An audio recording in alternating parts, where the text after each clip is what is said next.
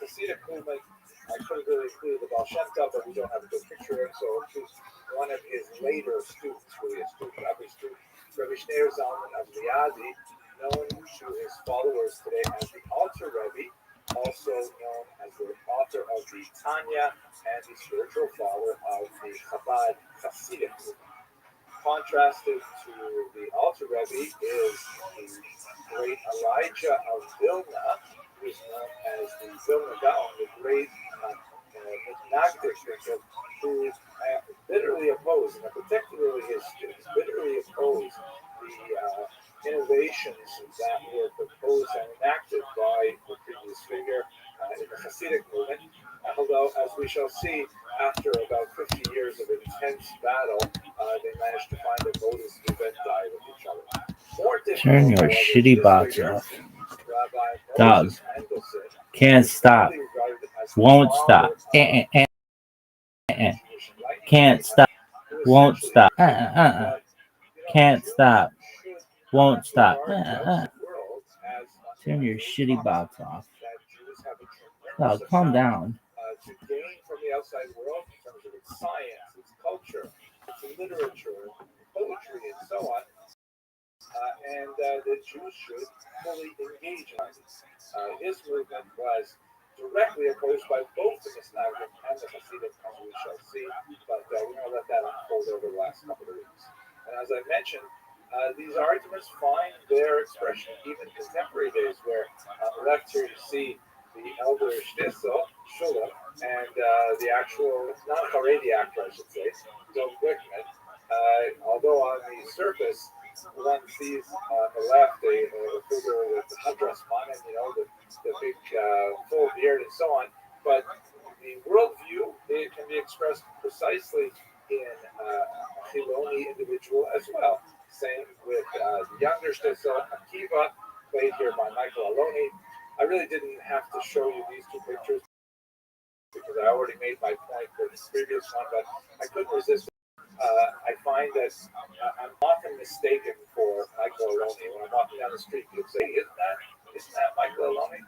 Now, if this were, an audience actually in a room, I would hear you laugh and I would hear you sing. How would you know that I was joking? But anyway, somehow we'll get used to Zoom.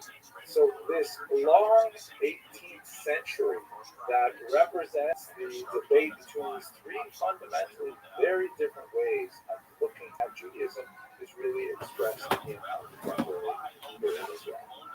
Let me now take you to a little bit more about the structural nature of their disputes, and then we're going to get into history.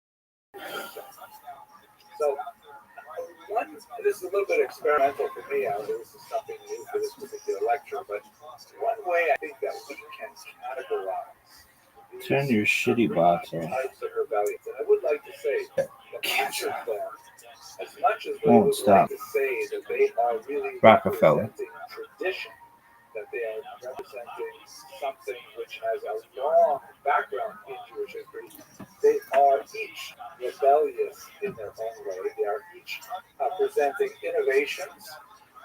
Even the Misnagdim, who are arguing that they are hewing to the well-trod path of Jewish practice, they are nevertheless reacting to the innovations of the Hasidic movement and absorbing some or transforming some themselves as well. So these really are three rebellious movements, but rebellious in different ways. Let me share with you what I think, one way I think we can understand this.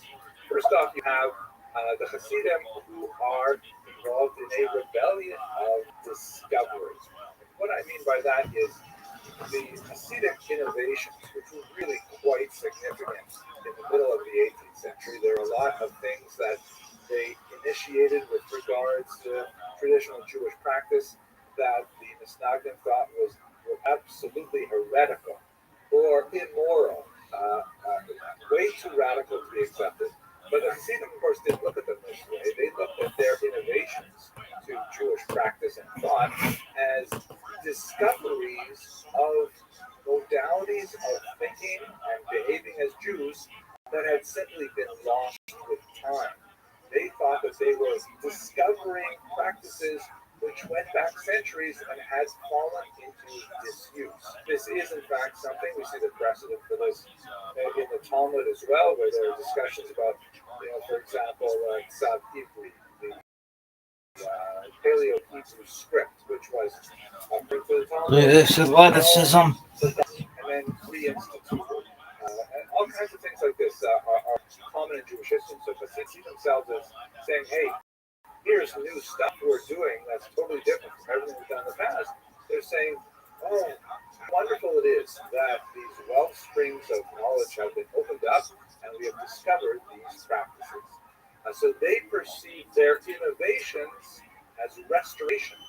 They're simply bringing harmony back to the universe. I'll give you one example.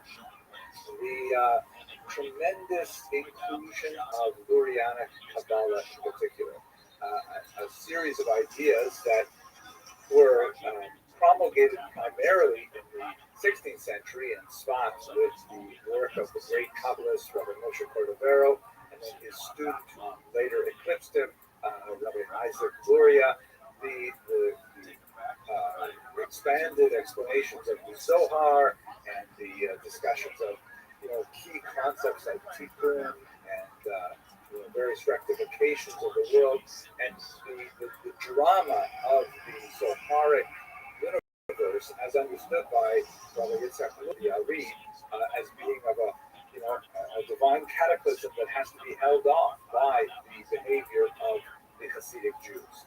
And so by going back and finding Kabbalah and bringing it into contemporary practice, both in terms of study and in terms of actual behavior, the Hasidim were like engaged in a rebellion of discovery, finding the old ideas, implementing them into the new world.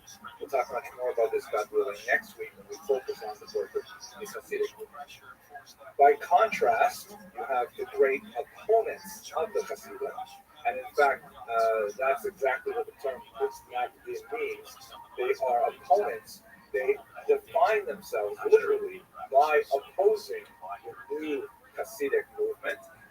They could have been called easily traditionalists or something like that, but really they found their identity most sharply defined in opposition to the merchant popularity.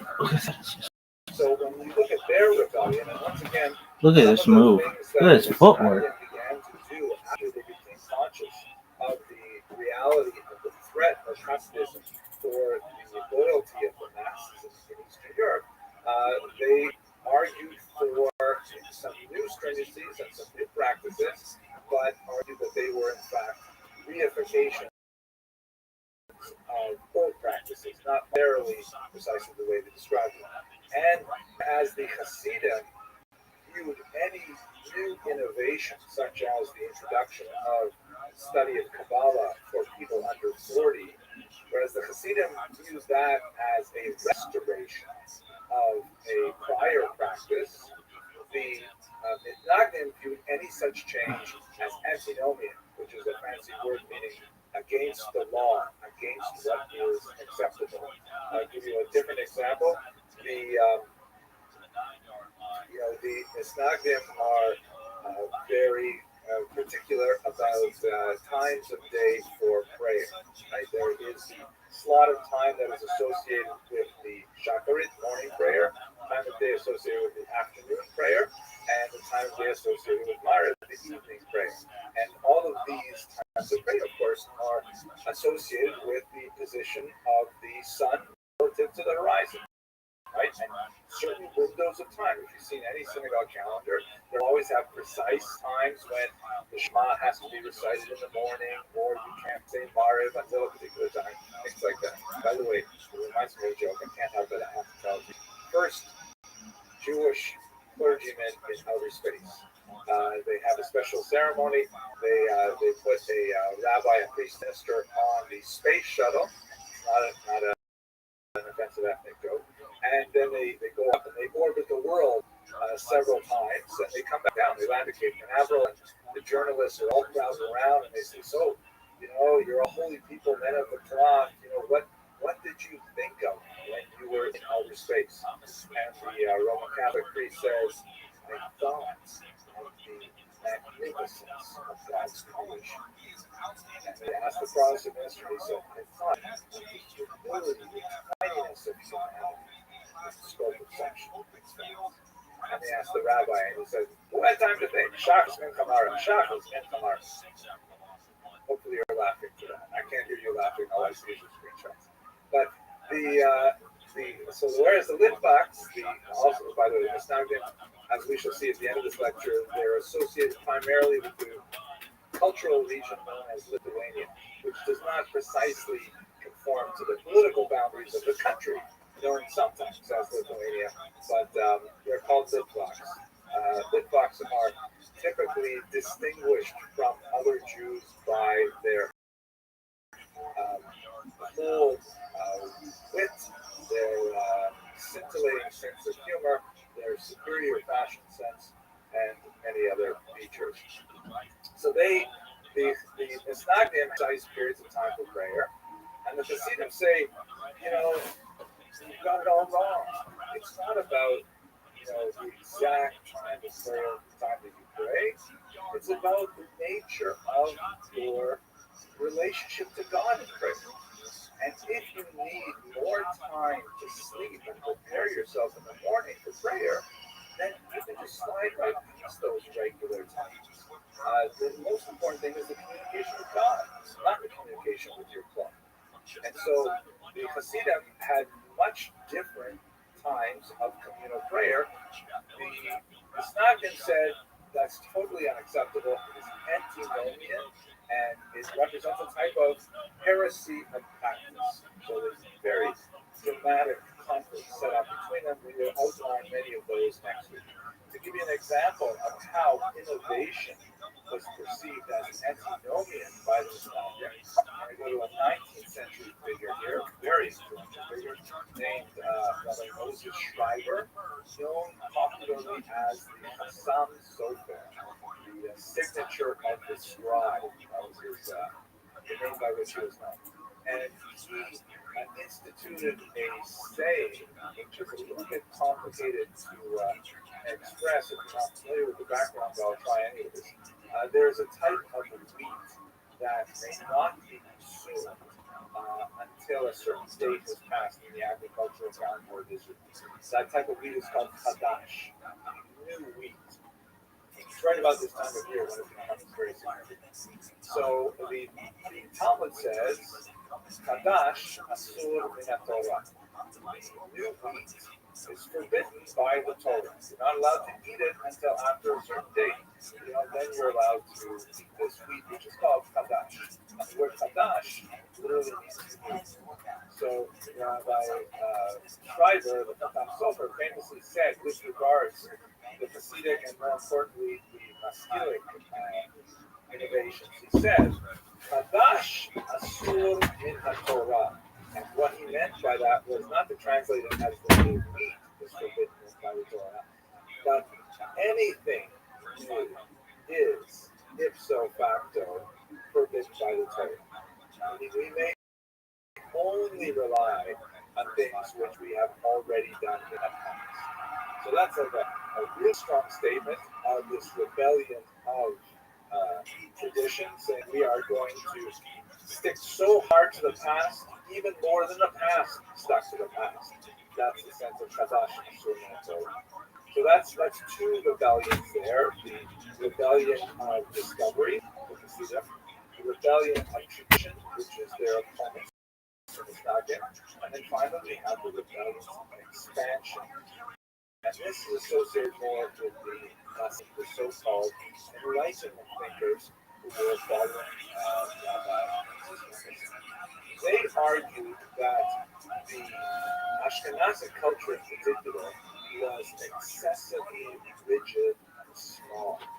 That for hundreds of years, perhaps since the Crusades in the late 11th century, Ashkenazi Jews have regarded the outside world as something very dangerous and to be avoided, and as a result, they have developed a very unhealthy insularity that Judaism, Jewish culture kind of folded within itself and became self-absorbed and ignored the scientific and cultural and literary advancements that happening all across Europe.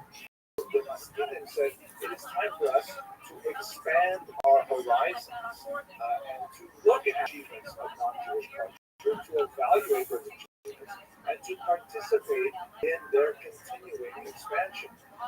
In order to justify this behavior, Maskilim in particular tended to look at certain golden ages, like the golden age of Spain in particular, shown here in this famous representation of a Jew on the left and a Muslim playing chess, which was kind of like the oft-repeated motif of what they call the La convivencia, living togetherness, the coexistence phase of the golden age of Spanish Jewry. Not necessarily quite so golden, but nevertheless it did represent a high thing.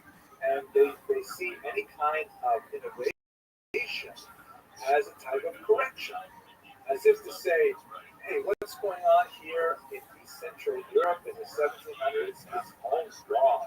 We have really messed this up by not engaging in the intellectual debates of the universities, by not engaging in culture, by not challenging the political status quo, by not getting involved in society in general. We have lost things. We've been stuck in our own historical rut and our own intellectual rut, and we lost a lot. So the Maskilim said we should expand ourselves. We should become more like the Golden Age. We should correct our flaws that have developed over the last centuries, and we should move in this modernizing direction. Their key example, or the person they look to the most, would be someone like Moses Maimonides, who was, of course, a brilliant scholar of Torah. He wrote the commentary on the Mishnah, he wrote the Guide to the Perplexed, the classic of medieval philosophy, and he wrote the massive and extremely influential Mishnah Torah, essentially a repetition of the entire Torah, written and oral. And at the same time as he was doing that, he was also a world-class treating the royal family and dealing with and publishing, by the way, in Arabic, tractates on allergies and on diet and on anxiety and depression. He was like a well-known, world-famous physician at the same time as he was a world-class scholar for the ages. And the Maskilim said, we have got to correct ourselves to be more like Maimonides. We have to go back to that kind of way of thinking, and only then, by jettisoning our obscurantism... their back, fucked up their back, had abortion. It was really sad because they fell down at TwitchCon because of the ball pit. So yeah, no, it's negligence. Exactly, it's negligence. If you want something to happen for us, you should reach out to senators and congressmen. Honestly, I bet Ted Cruz would probably do it. I bet he would. I don't know if he knows it. He's got to know something about this, right? Like, he's pretty plugged into this kind of stuff. I don't think I can Can I DM him? I don't think I can. Why the 18th century? So let's take it back a little bit to no, I can't DM him. 17th century. Yeah, I tweeted him. That led you to this unusual plan. One of the most important developments that took place over the course of the 15th, 16th, and especially the 17th century was the expansion of the Sephardic diaspora. I'm sure you're all familiar that... So I like this beam. I do want another though, because I'm going to extend my stuff, I think. Many of them made their way... And then we're going to do the yard at some point. The yard we're going to have to wait for a minute on. They too... We don't want any of this. Bare bones this shit. We don't need it. Although the experience of Portuguese Jews is rather different in one key area. And that is that most of the Jews who fled Portugal were, in fact, the majority, were in fact already baptized as Christians. And this very significant impact on the entire population of rural Jewry, not only yeah, that's going to be better. This is going to be the bathroom. This is going to be the laundry room. Basically, the story was like this. I'm going to say, I can't even really do anything until I have the ability to build my own walls and break my own walls down. Kind of sucks. Of forced conversion of Jews into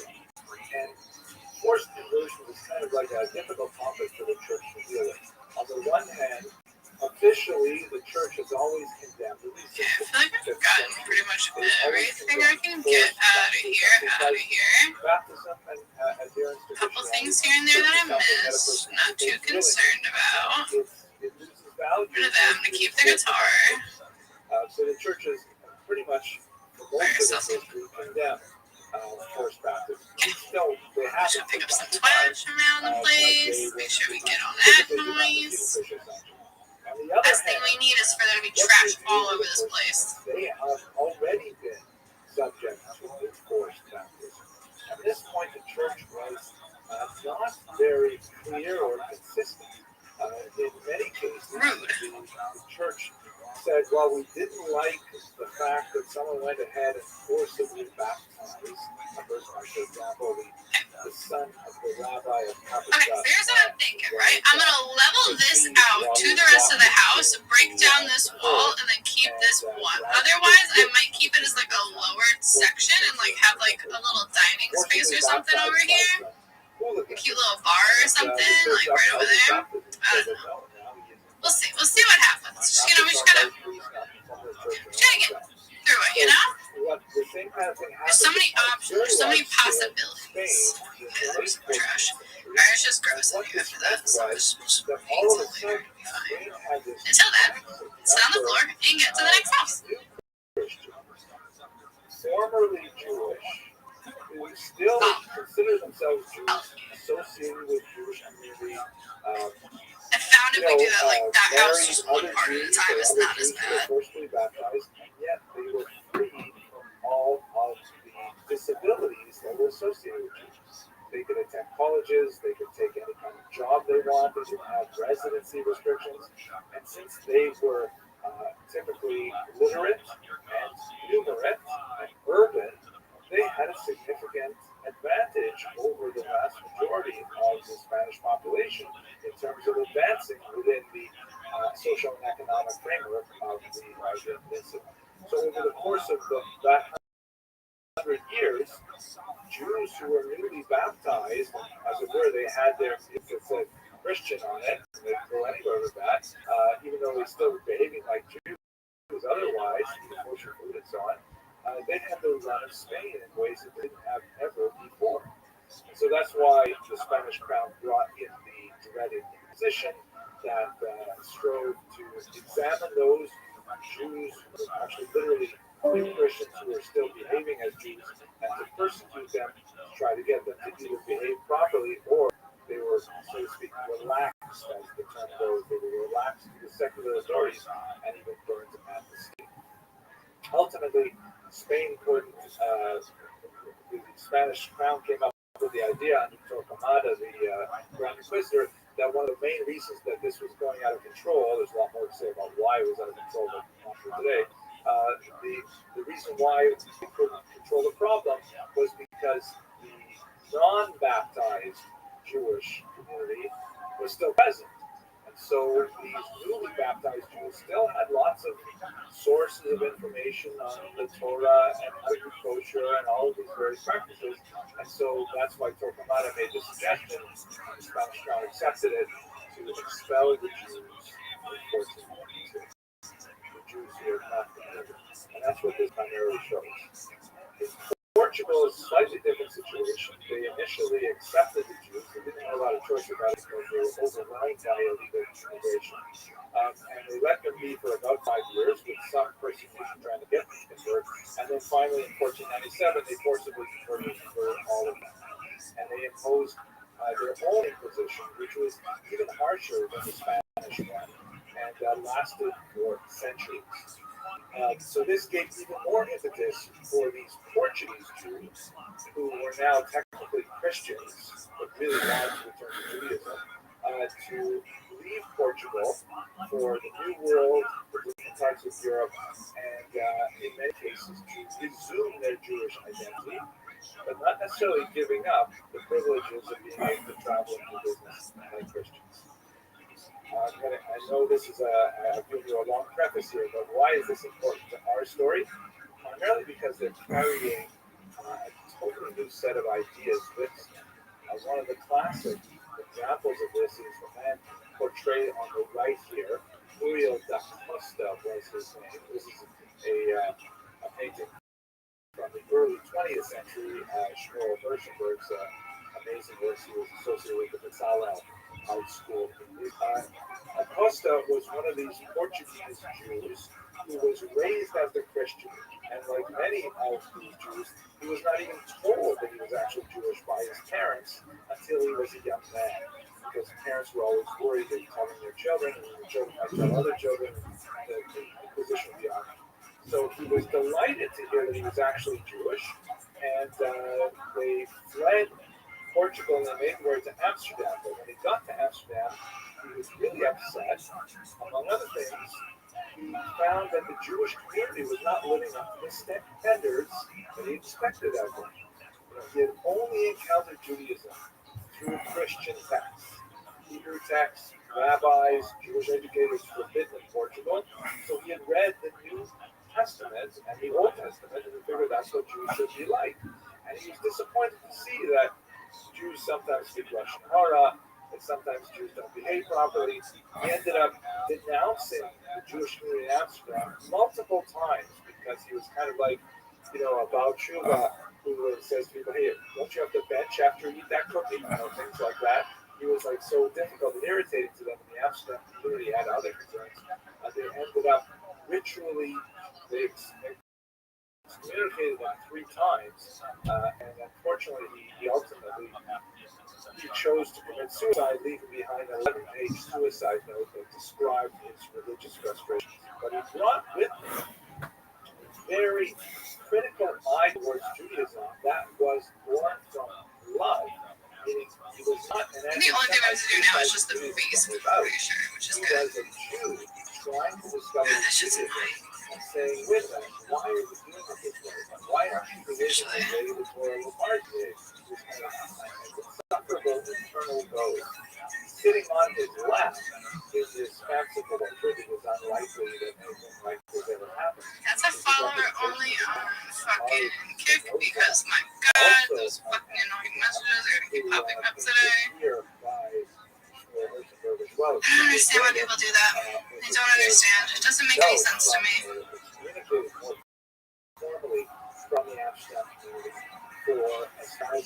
Are some nice sticks? Look at stick. A nice stick. Playing like modern academic study of the Bible and erode traditional Jewish beliefs. So the Portuguese diaspora, which is spread now throughout the Mediterranean basin, Northern Europe, in Brazil in particular, eventually it'll make its way up to New York, which is the Amsterdam time. They're carrying a whole different sense of what Judaism is, and they are open to new thoughts. They're not deeply rooted in the past, and so they expose populations they live upon with a broad new perspective on Judaism. You add to that the tremendous demographic upheaval that's happening in the eastern part of Europe, specifically in Ukraine, where you have a massive peasant uprising led by Bogdan Khmelnytsky, of Ukrainian Zaporizhian Cossacks. This is a famous painting of the Cossacks. They were kind of like outcasts of society. They were unhappy with the feudal status they were stuck within in Ukraine. They were satisfied with the Polish overlords, and they were deeply angry with the Jewish leaseholders called arrendators. So they rose up against the Poles and against the Jewish employees, and there were horrific massacres throughout Ukraine, Poland, and even reaching north toward Lithuania.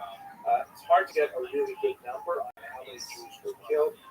Reasonable estimates put it at about 50,000, which is a massive number for the period of time. And this also caused a significant demographic shift of a lot of Jewish refugees who moved to the West. So you have incredible change going on in Europe in the 17th century. The intellectual challenge posed by the Sephardic diaspora, especially the Portuguese diaspora, and the uprising of the Khmelnytsky rebellion in the middle of the 17th century. One last detail that's so important. the hunt for heresy is really engaged in the 17th century. As a result of this match, Shabbatai was well regarded as a Jew. He was somewhat of a dreamy individual. He used to like to go off into the forest, meditate on his own. He had a beautiful singing voice. He was a sought-after groom, but he refused all offers of marriage until much later in life when he went through a series of rather strange marriages, including a marriage to a Torah scroll at one point. It's, the older historiography tends to portray Shabbatai Tzvi as some kind of villain, some kind of charlatan, but newer historiography in the later 20th century can suggest that perhaps he was suffering from a type of bipolar disorder or manic depressive kind of state. At any rate, as he became older, and again, it fits roughly with the age of the onset of schizophrenia common for young men, he began to experience what he called illuminations, which gradually increased to the point that he believed that he could levitate. He believed that he had grandiose powers invested in him, and specifically when he connected with one individual named Nathan of Gaza, he believed that he was in fact Mashiach, the Messiah.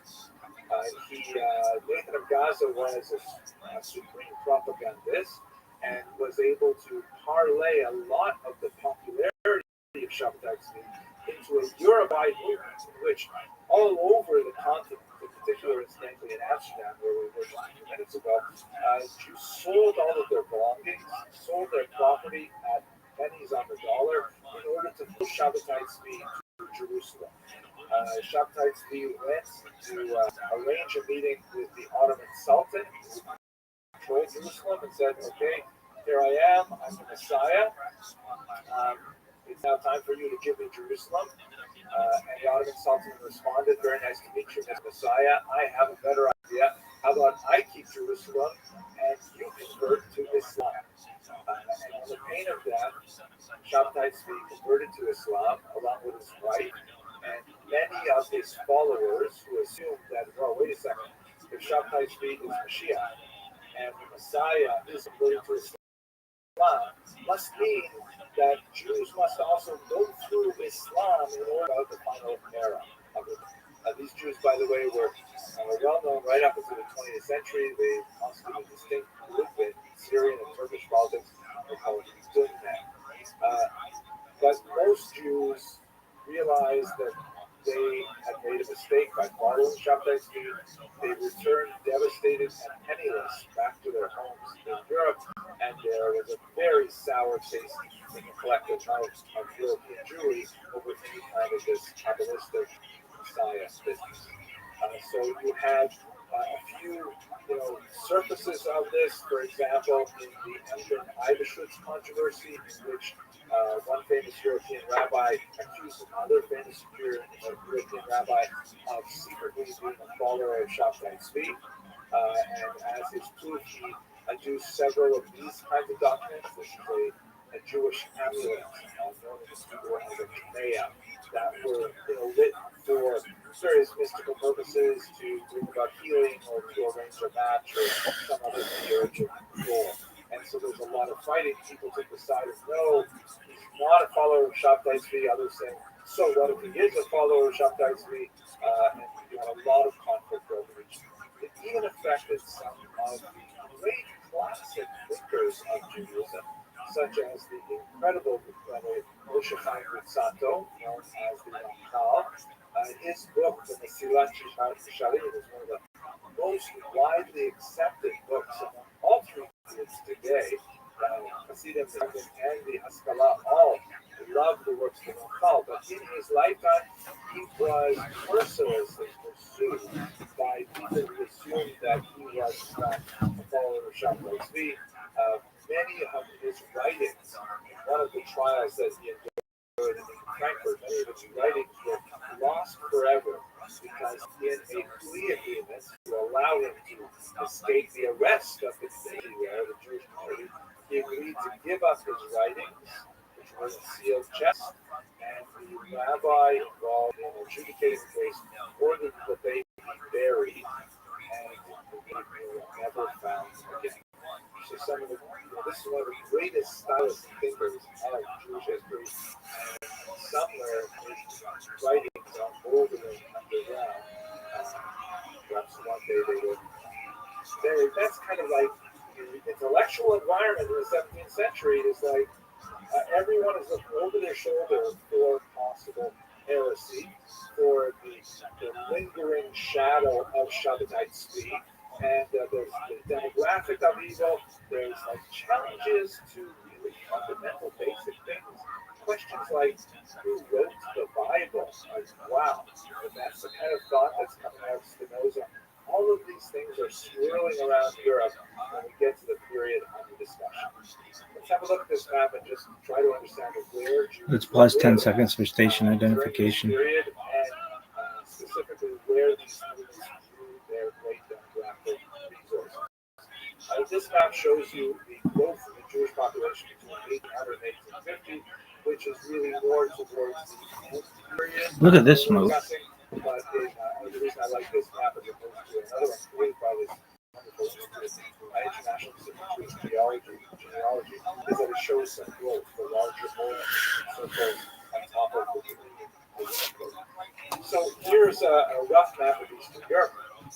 This large sort of beigeish color is the Russian Empire, and you've got the Austrian Empire here in green, German Empire here in the lighter beige, and in these areas, first we have the area that is associated with the growth of Hasidism.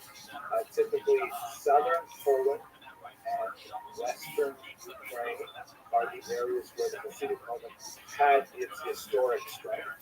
Although the influence extends far beyond that narrow area of the Linear Bulgaria.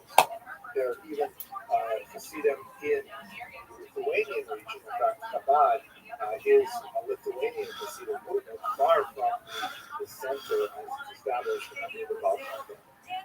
Then you have this overlapping region that is associated with the traditionalists, the opponents, the so-called ground zero of the Lithuanian, of course, is Vilnius, right? The great home of the Vilna Gaon. And but the idea is nevertheless were prevalent throughout the region, extending down the reasons for this split, as we should discuss next week, we focus more on the conflict between these groups, is that the strongest centers of learning were the reasons for the expansion. Jews there found disenfranchised. Great centers of learning, because no one was taking care of their spiritual well-being until the Hashem took them. And in the third group, the ground zero for them is actually Berlin. These are the masculine, the adherents of the Haskalah. They tend to have much more impact towards Western Europe, but nevertheless, huge overlaps in this kind of Venn diagram of Jewish thought and spirituality. Huge overlaps with the regions that are dominated by Mitnagdim and by Hasidim. So it is into this maelstrom into which the tectonic plates are all shifting with all kinds of brand new ideas, and in a threatening environment where there's great demographic upheaval, population movements, political change, that's when you have these three rebellions get underway, and that's where I hope we will turn. God willing, we'll meet again at 7:30 on Wednesday night. So with that, I'm going to do my presentation, and hopefully I'll be taking some of your questions.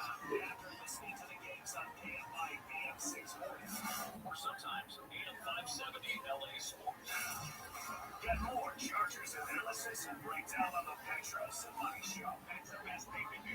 So open up the iHeartRadio app and make two presets. KFI AM 640 and AM 570. Where we left off last week, we looked at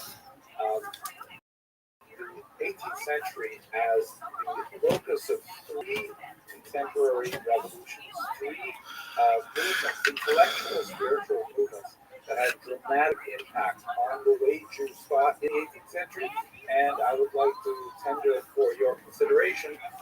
are still eating those ways right now, even in the 21st century.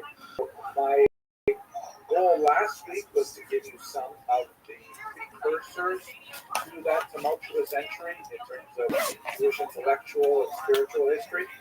Today, I'd like to go a little bit more deeply into the details of how the Hasidic movement was born and how the Misnagdim movement was also born in reaction to the creation of the Hasidic movement. Ironically, even though the Misnagdim, the traditionalists, if you will, known literally as the opponents to Hasidim, that's literally what the word Misnaged means, who opposes.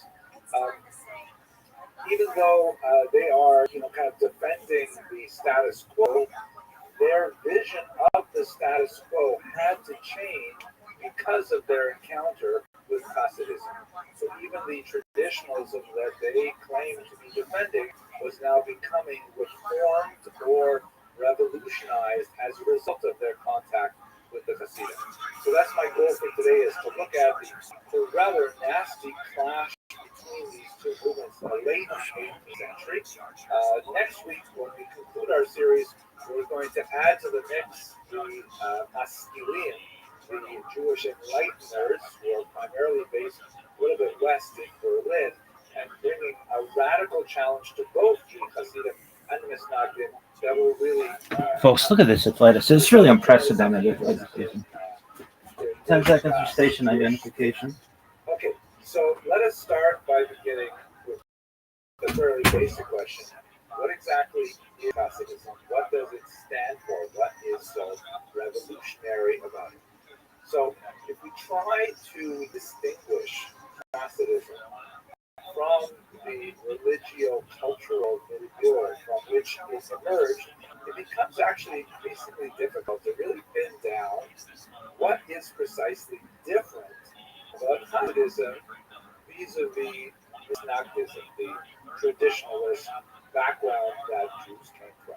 Just to give you a couple of examples, if we make a little chart here that has on the left practice or belief, and then we put in the next column what the Misnagdim believe, and then finally what the Hasidim believe, on the left.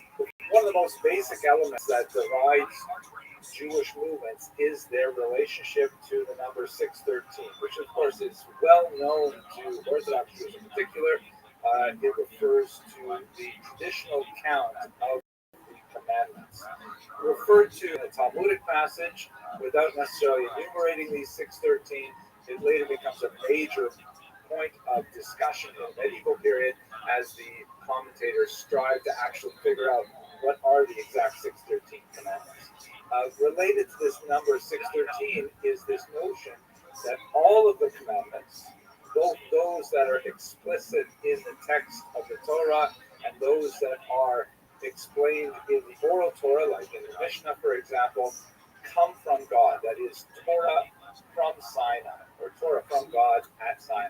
The concept of Torah Sinai, Torah coming from a divine source, the text of the Torah being perfect and accurate, and so on, that's pretty much a standard core belief for Orthodox Jews. How do the Misnagdim and the Hasidim feel about it? Well, identical, right? The Misnagdim certainly believe in this idea of 613 commandments coming from God to Moses, the time of the written oral Torah. The Hasidim believe it identically. Maybe we could argue about which customs were added on, but even the Hasidim who practice those customs do not recognize them as being a distinct commandment. So they're definitely right on par with this core theological belief.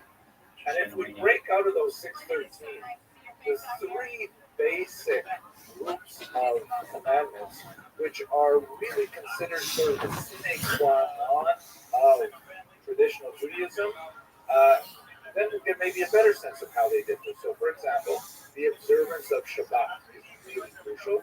Both the Misnagdim and the Hasidim adhere to the notion that Shabbat begins at sundown and ends at nightfall, and that there are 13 categories of prohibited activities and so on.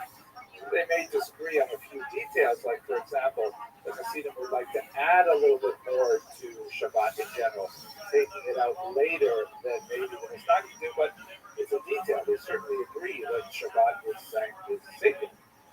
Kashrut, same kind of thing. Both of them agree that kashrut is mandatory, keeping kosher. They may disagree on the precise details of how one slaughters an animal according to ritual law. But they agree that one must slaughter an animal according to ritual law. And finally, the laws of intimacy, or taharat mishpacha, laws of family purity, which is euphemism for private family life. Both the Mistagdim and the Hasidim are completely on board with this group of halachas as well, as they are with all 610 other mitzvot.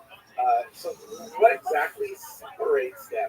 There's so much that they have in common, yet when we see them, we tend to be able to distinguish, well, that's a chassid, and that is a naged, like one can recognize art and lahavdil.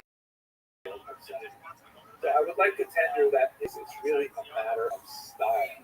That the Hasidim have a distinct vector that they follow with their style that expresses itself in so many different areas where there is room for interpretation in how one actualizes Jewish practice, but it is not a theological game-ending kind of controversy.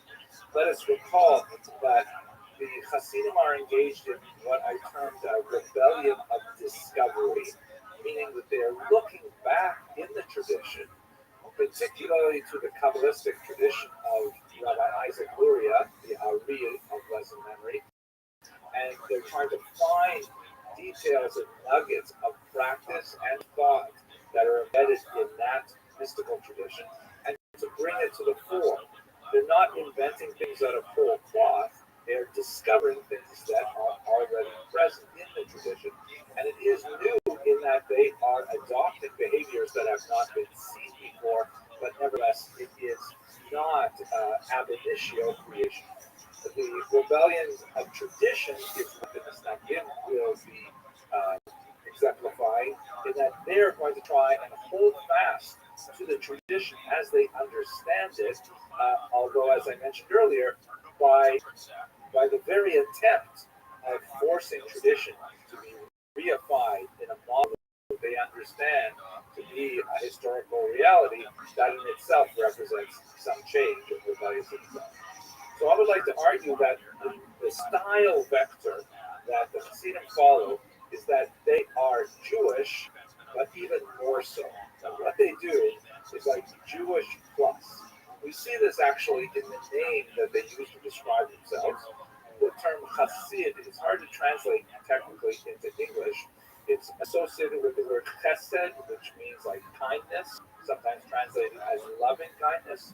But the root idea behind it is just like a kindness is different from something righteous, right? The word for tzedakah, for charity, is righteousness, because it's the right thing to do, right? If someone has a lot of money and someone else has very little money, then it is incumbent upon the person with a lot of money to help out the person with a little money with regards, the basic necessities of life. That's just called tzedek, or righteous. Chesed, however, is going beyond that, saying, okay, I have helped you out according to what the dictates of the law require. Let's say I gave my 10% in my maaser, my tithe, to the rabbi to distribute to the poor. I get it. I'm exempt.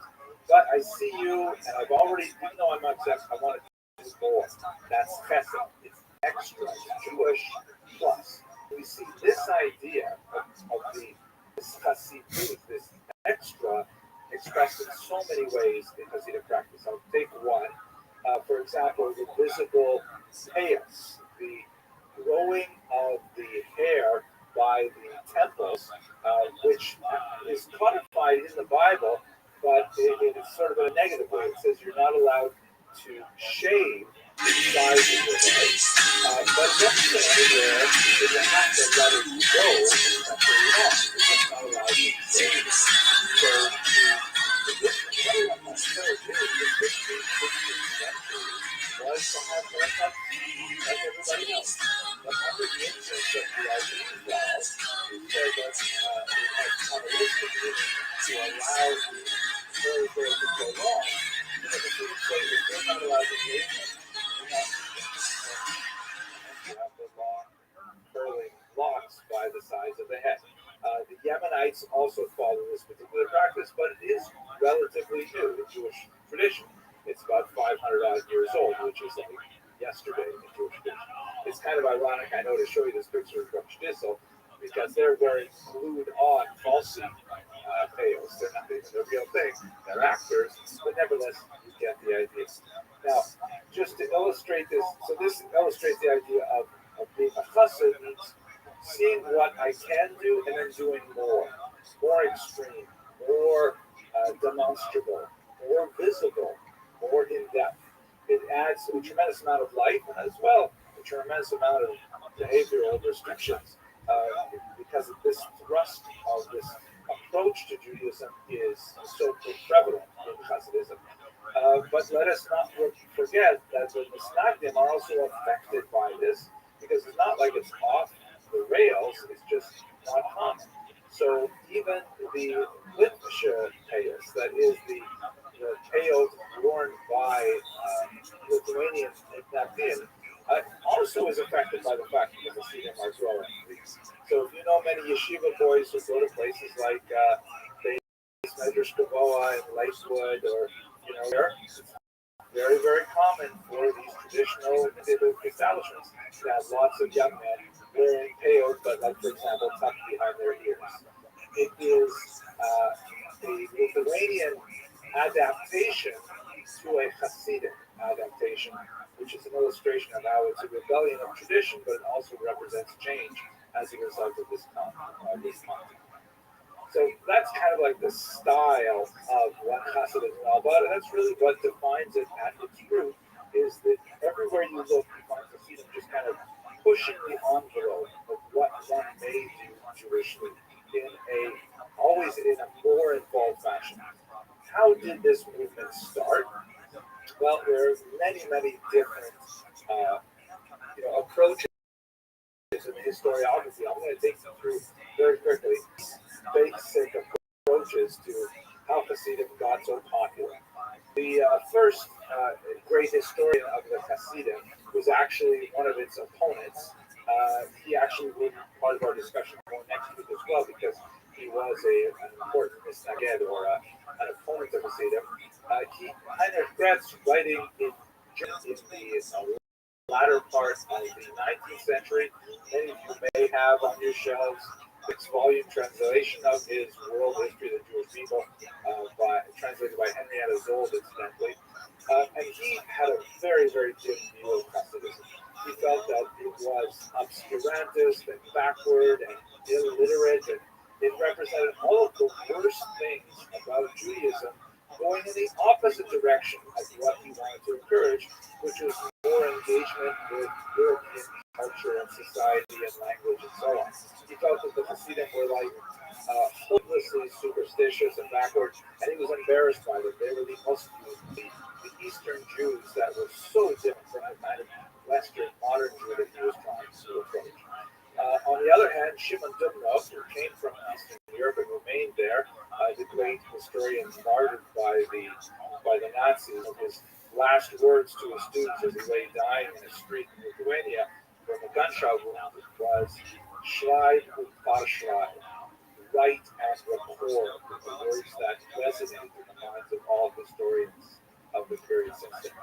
Dubnov felt that even though he could level some of those accusations of superstition and illiteracy at the Hasidim, he felt that it was actually a genuine expression of a Jewish Shva Devila, a joy of life, Simchas HaChayim, that was an honest and valuable expression of the Jewish life in Eastern Europe, and it was a rebellion against the oppressive conditions of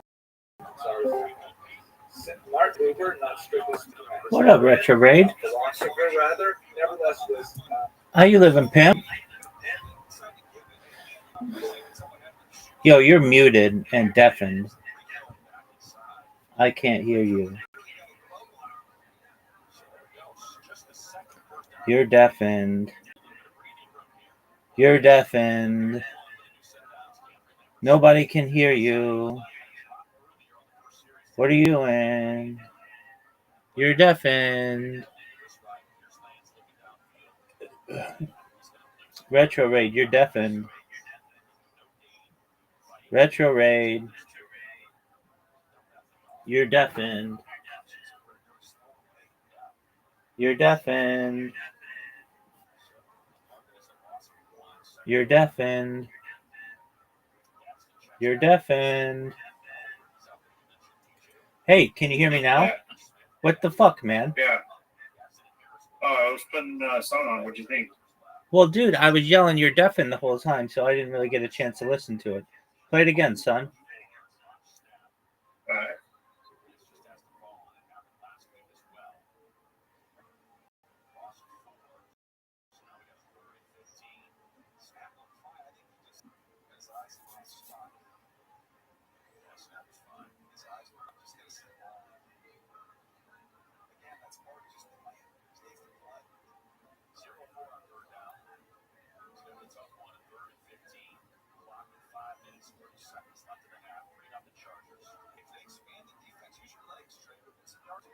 It's pretty. Did you make that? Yeah. Very good. Did you see that Reddit? So far. Did you see that Reddit thread I sent you? Yeah. Did you see what I DM'd you back? No. Let's see. Oh, you're on a different account. Yeah, why wouldn't you just send it to the account from which I sent it to you? I did. That's on that account, Captain of the MILF Ship account. I actually came up and actually withdrew it this time instead of going all in on fucking Limbo. Oh yeah, you did send it back to me. I can't believe I didn't see this. Apologies, my man. Okay, so what did you do? Do you see the withdrawal? Wow. So you pulled out all your money? The green. Yeah, it was like 1,100. How'd So you? to get it Monday. How did you? So you're done with it? Yeah, and it's gonna be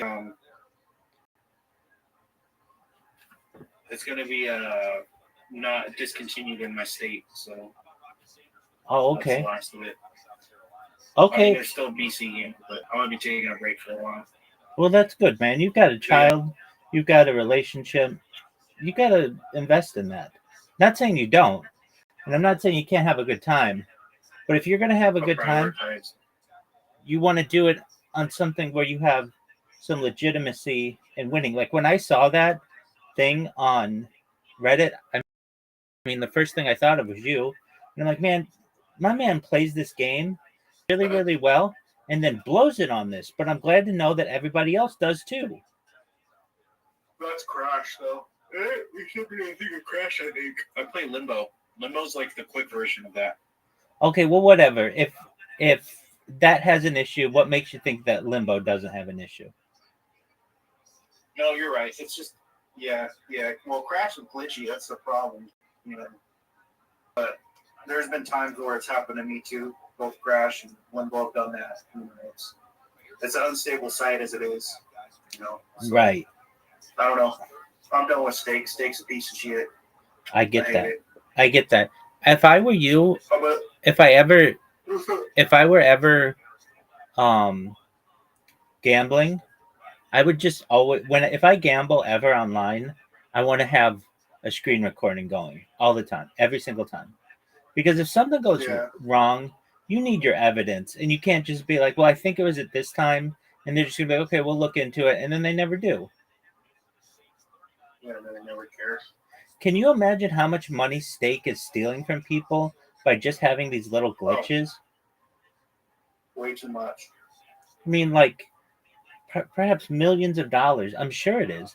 There was somebody on there who was like, I bet that I don't know if I wanted to take them seriously, but they're like, I've put millions of dollars through Steak, and this is a constant issue that I have.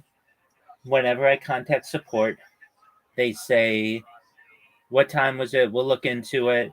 And I who puts millions of dollars through there, I don't always get my money back. And in fact, it's very rare to get your money back from them. And then they just can very easily say, well, it was on your end. It was a Wi-Fi issue or an internet issue. And then you're fucked. And you go from perhaps being up thousands of dollars to nothing. I mean, that in some cases is life-changing money to people to some extent. I mean, if you're going to make $16,000 on just one go of this game and it goes away, then I feel badly. So I'm apologies I did not see this message, or I would have responded, or told you, like, that's excellent. All right, so you had a net gain overall on stake of $1,235.10. Is that correct? Well, yeah, that was just in this week, but I'm actually curious. Let's see what I've made all of mine. Yeah, and you have Let's break this down. you have I'm sure you're curious too. Absolutely. You have 7 wins versus 799 losses. That's because of the bet size was like $1 or something like that.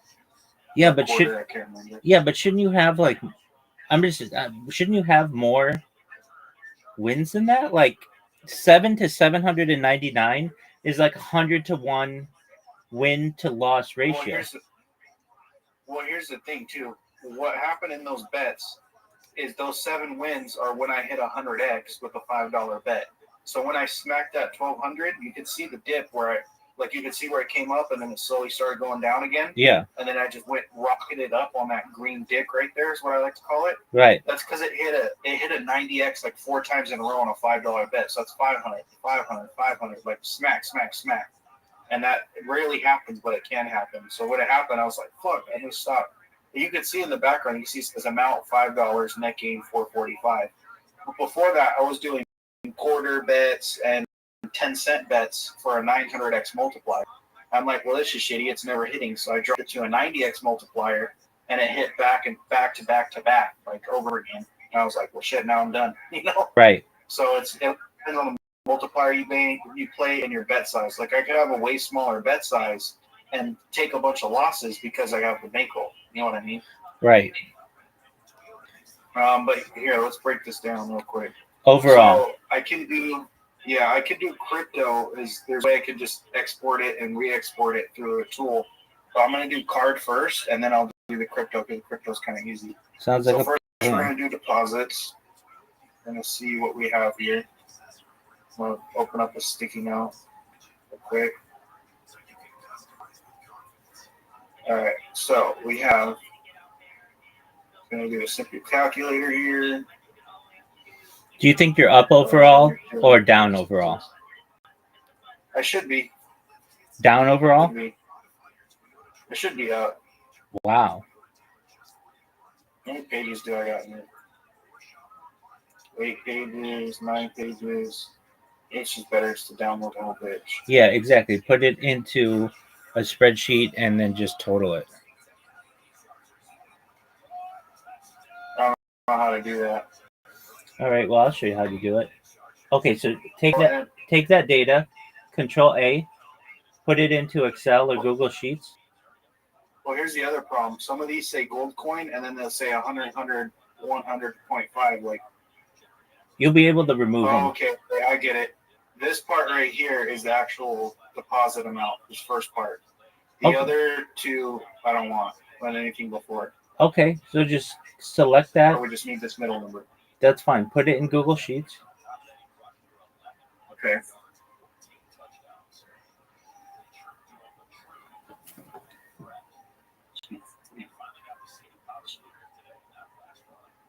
You already get some news.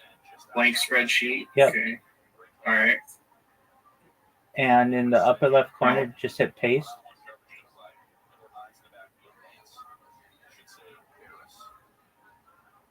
Where's the paste?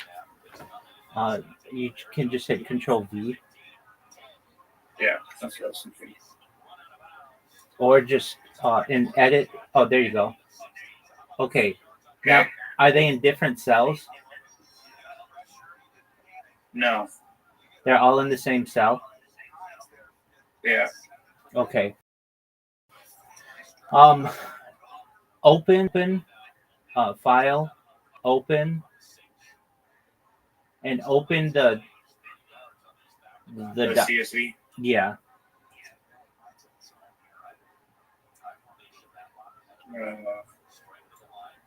Let's see, my drives, Greg, computers, upload. Here we go.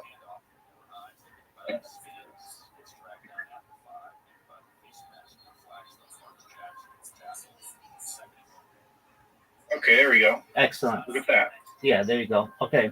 So like it's too small for me to be able to read, but wherever remove all of the put all the deposits in one part and all of the withdrawals in another part. Okay, here, hold on. So really, all I have to do is, where's the delete button? Delete column. So really, I don't need any of these. Delete column.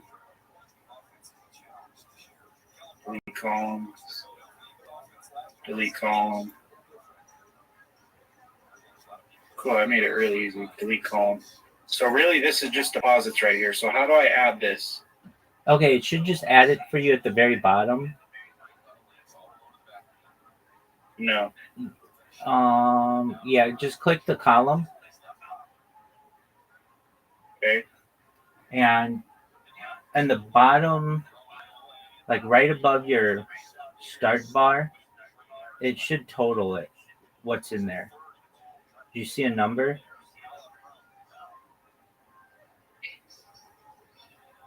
That's okay if you don't.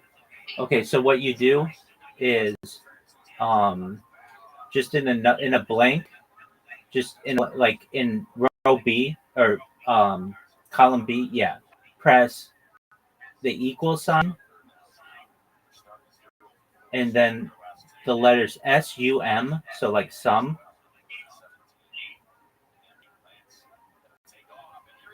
Yeah, and then just go from A1 down to whatever the last row is.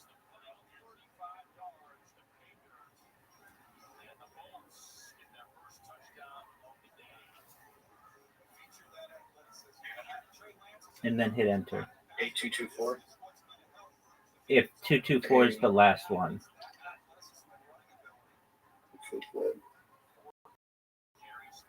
And now it should tell me. Yeah, it should be in there. Let me see if I can make it. Error. Yeah, okay. So the way you do it again. Delete what's in B. Press equals SUM, and then click from A1 and drag down to all the way to the bottom of the A's, whatever the entry is. Yeah, but just the A column, not the whole thing. Oh, the A column? Yeah, just the A column. No. Okay. Okay. So here's what I want you to do. Where A1 is, you're going to start there, and you're going to drag down all the way to the last A. What's the last entry in the A column?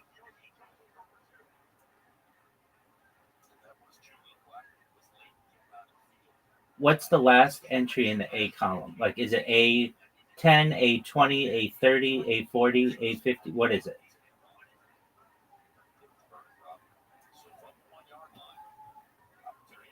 Do you hear me?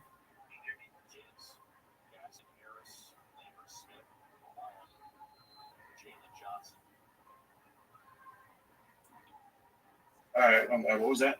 Okay, so what you want to do, what's the last column in the A column? What is the last row, I should say? 224. Okay, great. Exactly. So what you want to do is in B1, press equals SUM. Okay. And then what you want to do is click on A1 and drag to A224. No, just A1. Just A1. Not the whole row, just the cell. Right here. Yeah, but just the cell. No, just the one cell. Just the first cell. No, just left click on it Okay, left click on the. No. Okay, so A1 is a cell, not the column, not the row. It's Right. just the cell. Oh, okay. So this here. That one, yeah. Okay. Exactly. And then what you want to do is just pull down all the way to 220. Yeah, there you go. Just like that.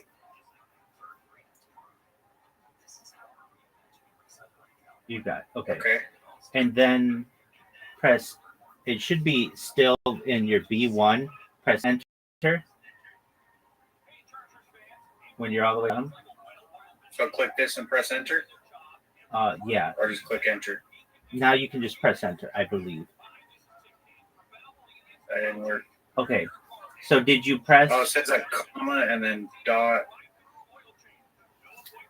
Okay. Let me try.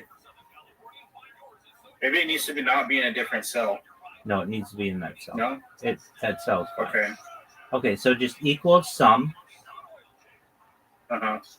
And then start up at the top at A1 and then just drag down to A220, whatever.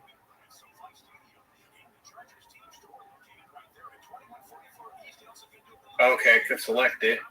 Yeah, and then just pull down. Oh, there we go. Cool. I had to select it first. Okay. Okay, and then click enter. Yeah, you should. Yeah, you click something else though, but you should just be able to click enter. There we go. What's it say the total? 19,499. Okay, so Man, that's a lot. that's the deposits or withdrawals. Deposits. Okay. So now get your withdrawals out. Damn, how's it that much? That don't make sense. Okay, we can double check your work. Do you see? Go up to A1 again. Uh-huh. Now click on A1. Now drag down to A2.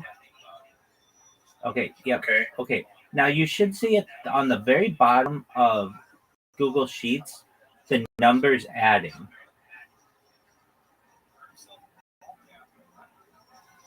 Like when you drag? Yeah, you should see a number changing, and that should be all of them adding. Another thing you can do in the bottom, I believe in the bottom right corner, depending, do you see a plus?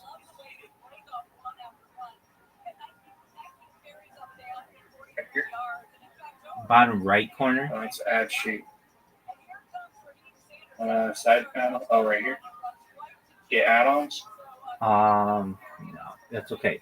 Just take column 1, copy it, Okay.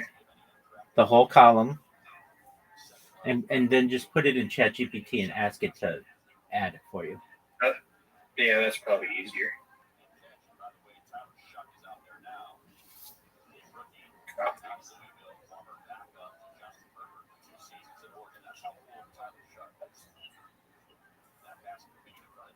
Put in add my money. You see here. Add this.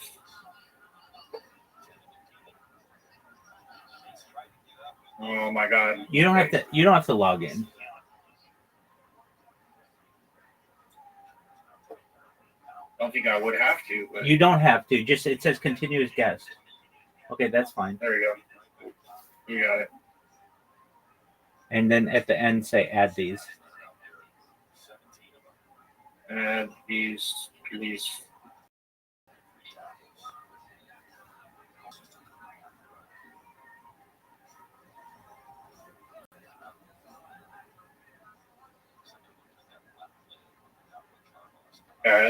That shouldn't equal 19. Ow. It did equal 19,000. So it equals. How's that possible? So let's make sure you have your numbers correct. Are you sure that's not putting in there your withdrawals and your deposits? Yeah, it's just purchases. Okay, then it's 19,000. Damn. I could easily see that. I've seen you put in at least 4. To me, that's just wild. I don't know why. That's a car, son. All right, let me try it. Yeah, I don't. I don't understand. Hopefully this number's bigger though. Yeah, let's hope. Open.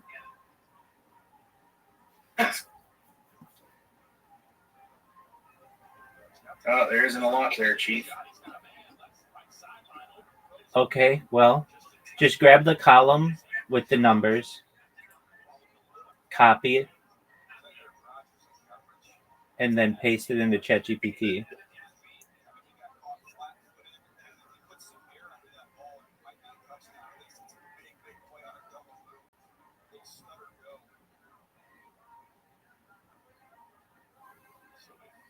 So I wonder if this is just one page.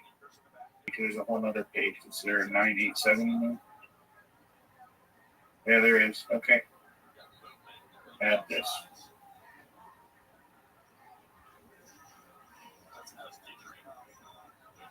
How much is it? Okay, clear. Okay. Hold on. But you also got to keep in mind some of these also were withdrawn with crypto too. So I'm going to put it together. So we have this much is withdrawn. How much is it? I can't read it. 10,794. Okay. Now do So the this is just, I'm going to add it collectively because they all came to the same place. This is depot, withdraw. The crypto one is where it's really at right here. You go to purchases and you click on crypto and you click download. Yeah, there's a lot of stuff there. Open, upload, crypto purchases.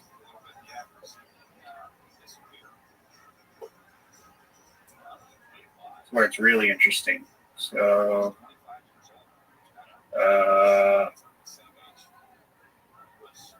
the problem is there's no USD thing here at all. It's just in, what's it called? Like these numbers. But the cool thing is there's actually a tool for this. Okay, so what you want to do is add up all those numbers and then put it in your tool. Yeah. Stake profit tools. Stake stats.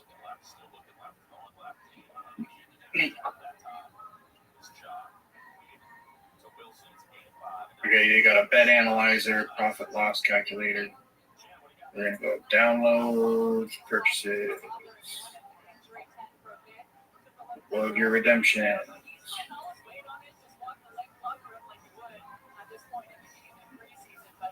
Import and analyze. Oh my god. Of course I have to be logged out. I have to fucking logged in for everything, it seems like. Go. Okay. I got a game data thing too, so you can see like where a lot of your stuff came from. Import and analyze.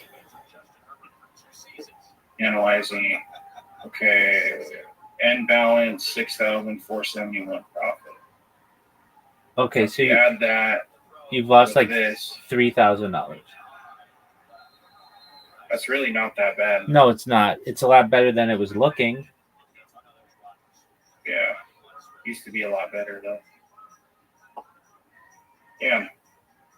You can see lowest balance 2,000, highest 7,000 profit, end balance 6,000, purchases 65K, redemption 71K. Jesus Christ. Isn't that crazy? Yeah. You also look at your game data and see where you pull out of your money at. Chaos Crew Scratch, huh? That's interesting. Want to, yeah. Game data. I'll look for limbo. See my limbo data here. 135% RTP. Total profit loss. Total wagered. Okay, this is total. Never mind.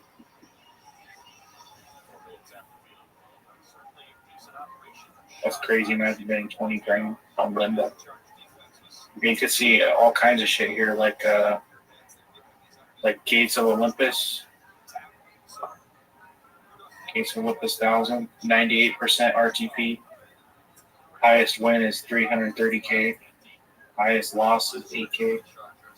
That's got to be ass. Imagine spending $8,000 or $10,000 on a bonus just to get a 0.19x. That's wild. That is wild. All right. So all in all, you were down $3,000 lifetime on stake. That's not bad, actually. It is not. Don't touch it again. They said I can't anymore. It's going to be gone in Yeah, that long. You can always use a VPN though. No, it's because you have to have a verified account. Like it has to be KYC. Oh, okay. So, I mean, that is what it is. My BC account, though. Check that one. The thing about BC, what's that? Do the same thing with that one. The thing with BC is this is like my 8th account. They keep deleting all my main accounts, so I really can't get a definitive answer on BC game. That's true. But I can get an answer on just this one account and see what this one account's on. This is my main. Why did they keep deleting your account? Something about like I wasn't registered, and then one time I put a shit ton of money in and lost it, so they just denied everything. So I had to make a new account, KYC it, and now this is my main account. So it shouldn't get deleted anymore because of that. I used to make a lot of multis too. I still do, but I'm more smart about it. Like for bonuses. Because they'll come out with a bonus code where it's like, get $5 if you sign up with a new account. So I'll make a new account and get $5 and I'll run it up on Limbo. And then boom, it's free bread, you know. So it's been a whole thing. Oh, I got some bonus bucks. Look at that. Actually, no, fuck this. We're at $10 bonus. We're going, what are we doing here? Maybe hand a blackjack? Fuck it. $10. Find out your totals first. Find out your totals on that account. Okay. Let's see here. I got a picture of Sasuke with the eye. Global settings. Nope, not here. Transactions. Okay, if I go to deposit, I've never deposited with fiat. Transaction. Deposit. That's 24. We're going to do all time.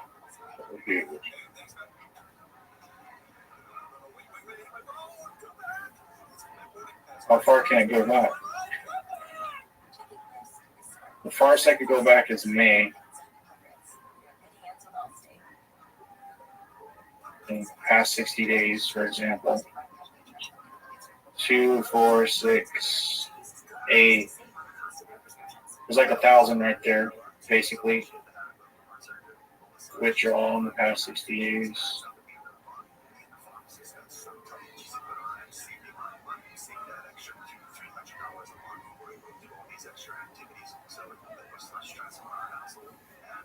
Yeah, it doesn't make any sense. Because I definitely withdrew from here.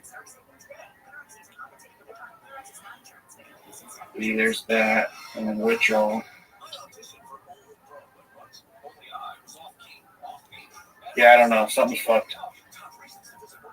BC game's kind of hard because they delete their logs every so often. Yeah, that should tell you everything you need to know about it. Yeah. No shit, huh? Yeah, they got their problems, that's for sure. I mean, let's think about it. Stake is the biggest company that does this.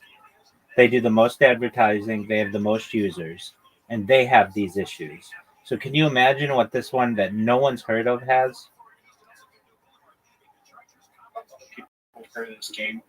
Not as much as we think.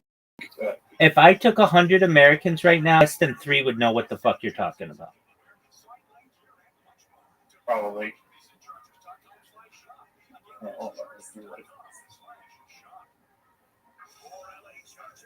What are we gonna do though with those bonus bucks? Do you think? Board 8 Yacht Club? Wild 8? Yeah, some. I would take it in roulette. Put it on. I can't play roulette. It won't let me. Why not? It's bonus bucks, so I can only play slots, and I think I could play originals, but it's not live. It's a little scammy, but super scammy.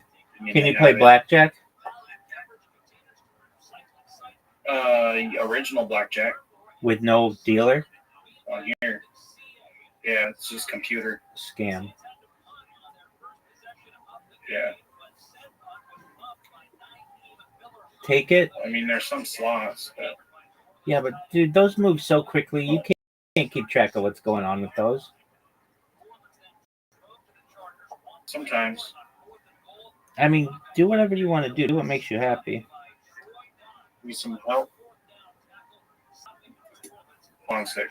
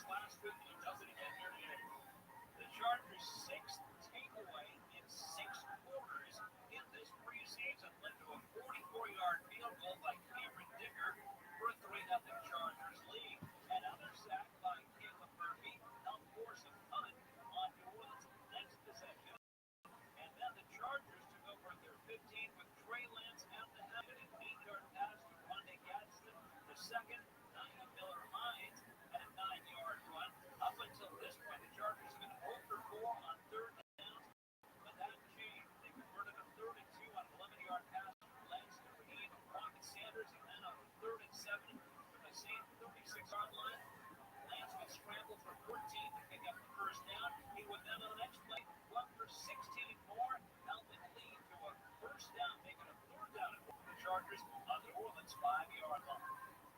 Empty lanes. They'll take off, and here he goes. Lands to the end zone. Touchdown, Chargers. 5 yards. Trey Lance covers the final 35 yards. The Patriots. Chargers went for 2 and failed, so they led 9-0. But then New Orleans brought Tyler Shutt in at quarterback, and he led New Orleans 52 yards in a minute and 33 seconds for a field goal. And the halftime score: the Chargers 9, the Saints 3, as they outgained New Orleans 81 yards to 29 yards in the second quarter.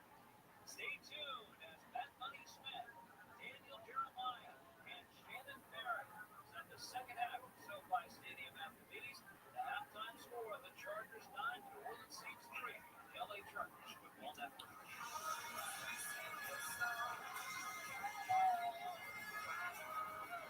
Los Angeles Chargers football has a new home. The Chargers podcast and moved to KFI AM 640. This is a new air out. And after listening to the games on KFI AM 640, or sometimes AM 570 LA Sports. Get all the Chargers analysis and breakdown on the Petros and Money Show. That's the best they can do. So open up the iHeartRadio app and make 2 presets. KFI AM 640 and AM 570 LA Sports. Hi, I'm Keegan Hernandez. Winning a world championship is incredible, but nothing beats me. That's my 4-year-old daughter's proud. Making sure she has a strong, healthy start means being present, playing, and staying patient, even when it feels challenging. First 5 helps me my go-to for tips and supporting her growth and well-being, so she can thrive no matter what challenges come her way. Learn more at first5health.com.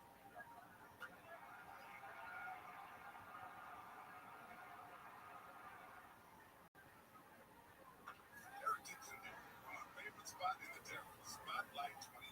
When you're in the Coachella Valley, nobody brings you fun and excitement like Spotlight 29 Casino. Play that in hundreds of new slots and find treasures locked exclusive to Spotlight 29. And the best lineup of go to spotlight29.com for details. Plus, the game is now 18, so get to the Coachella Valley. Big show, white lights, and big win Spotlight 29. Coachella's best bet. Popsicles, sprinklers, cool breeze. Talk about refreshing. You know what else is refreshing this summer? A brand new phone with Verizon. Yep, get a new phone on the new plan with select phone trim and My Plan. And locked on a low price for 3 years on any plan with My Plan. This is a deal for everyone, whether you're a new or existing customer. Slip Verizon today for our best phone deals. 3-year price guarantee applies to new current base monthly rate. Additional terms and conditions apply for all offers.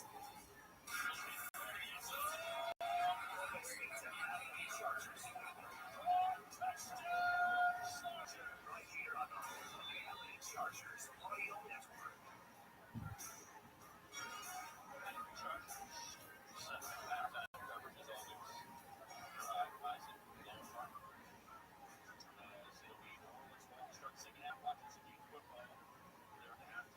SoFi Stadium. Shout out to a friend of mine, sort of an acquaintance, I should say, but 2-time back to that U.S. Open Surf champion, Brett Simpson. 09 and 10, backed off that was Slater Warriors. And his daughter Patriots out there. Nice. Fun to see that.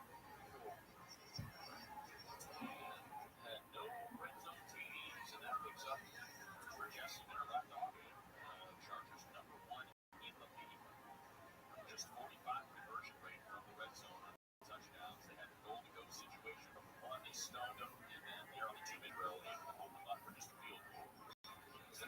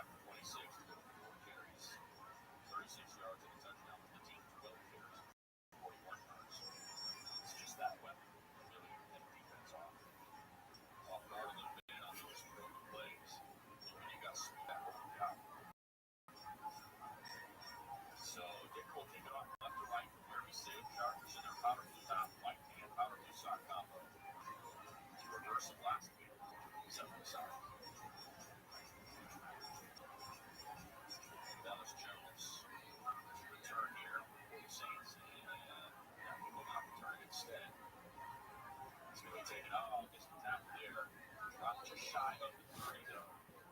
That was taken by James Price. Shannon, what do you got down there? Tackle David Sharp signed just yesterday. It was later after the season they wanted to bulk up the O-line room. I asked Mike Devlin, the O-line coach, what he liked about him. He said, well, he's played 9 years in the NFL. I like that. I also like his legs. He made stops in Houston, Washington, Baltimore, Carolina, and New York Jets after being drafted by the Raiders out of Florida in 2017. Mike Devlin with him there. Several stops, 17 along the way, guys. Yeah, I've seen some Slater. A lot of people looking at that free agent list to be there. Hard pressed to find some tackles. As they open the handoff to Akers on the lead. That was it. Yeah, right. All those out there. Mark Caldwell, no gain. Exactly. So Shuck stays in for the second half. Probably going to be his the rest of the way. And Spencer Rattler got the first half. 9-3 Chargers. And the backfield is Clyde Edwards in the air. Sharp to throw. Looking to his left, throwing to his left as his tight end. There's a beautiful tackle. And that's by Philadelphia. Outside seatbelt around there. Yeah, flat for that ball. Maybe not. It's a game just once, not very high. Caldwell got upfield on a few of those snaps. Slippery. I use the term slippery for a big man. Yeah, last week, 25 snaps, 2 rushes. All the wax correctly tracked this season on the line of scrimmage. They're going to rush by. Shuck walks, almost walked into a sack, and eventually is dragged down at the 27-yard line. It seemed like every Shuck was in the backfield. Taylor Murphy's the one who got him around his legs. They dropped him. So there was a lot of pressure. I could tell him his height. So Down 96, that's Jones. Jones there, Morris Brash was back there. Yeah, with that wax, I think. So there we go. 3 and out to get this thing started. Miller Hines return all punts and kicks today. Off one, led to a turnover, but the Chargers able to get up. Goal line and not yield any points. This is returnable. Miller Hines almost again. And this time he's able to retrieve it. That's 2 now. That is tough indeed. For someone we thought could bring some competition in Darius Davis, All Pro Bowl returner. 2-yard punt, no return. And the Chargers maintain possession on the left punt. 93 Bolts on the LA Chargers football network. Los Angeles Chargers football has a new home. the Chargers punt. The KFI AM 640. This is a new era. And after listening to the games on KFI AM 640, Or sometimes AM 570 LA Sports. get more Chargers analysis and breakdown on the Petros and Money Show. That's a banger. So open up the iHeartRadio app and make 2 presets. KFI AM 640 and AM 570 LA Sports. Jan from Toyota here. With live coverage of epic summer fun at Toyota's National Sales Event. With my special guest, Eli Manning. Thanks, Jan. Let's get it. Down by the lake for some fishing, we've got Eric in his Tundra. He throws his pop. And he's going live. Heck of a team effort there. That Thunder got him exactly where he needed to be. Next up, here's Kyle. Off-roading behind the wheel of a 4x4.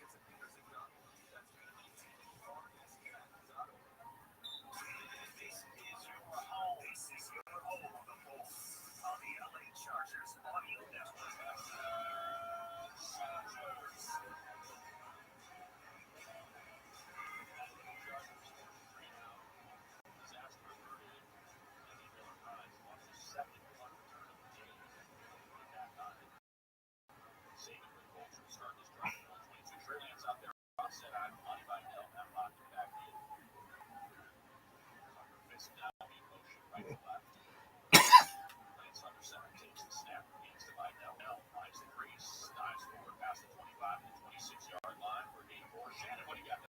coming in at halftime, Jim Harbaugh, the brother Jamie, works for PayPal. She asked him, what would you like to see? He's like, come on, Barack. Come on, Barack. We're like, what? He's like, come on, Barack. Watch the bodies. And that was his message to his own line. Come on, Barack, guys. Watch the bodies. Tucker Fisk took that to heart on that last play, right? That was blocked. Talking about Big Fangio, the game reference, Dave Fox on CBS. Doctor Saban. Oh, wow. That was unblocked. And unfortunately, Isaiah Stall found for money by 6 yards in the backfield, and he brought all in. Talk about timing it up perfectly. That one, I believe, was on call third. Just didn't see him. Third and 12 on third center. Got a barely undrafted free agent at 36 snaps last week, 0 pressures. That was unabated. Now, 3-7 on third downs. 3 of their last 3. See if Lance can keep that going. Shannon, what do you got down there? I got Toomey. How you doing, man? Good, how are you? Good. Every time with the family was good. It's weird seeing you out here and seeing you in the right face. Yeah, me too. I was kind of hoping to play this week, but whenever it goes to Boston, you got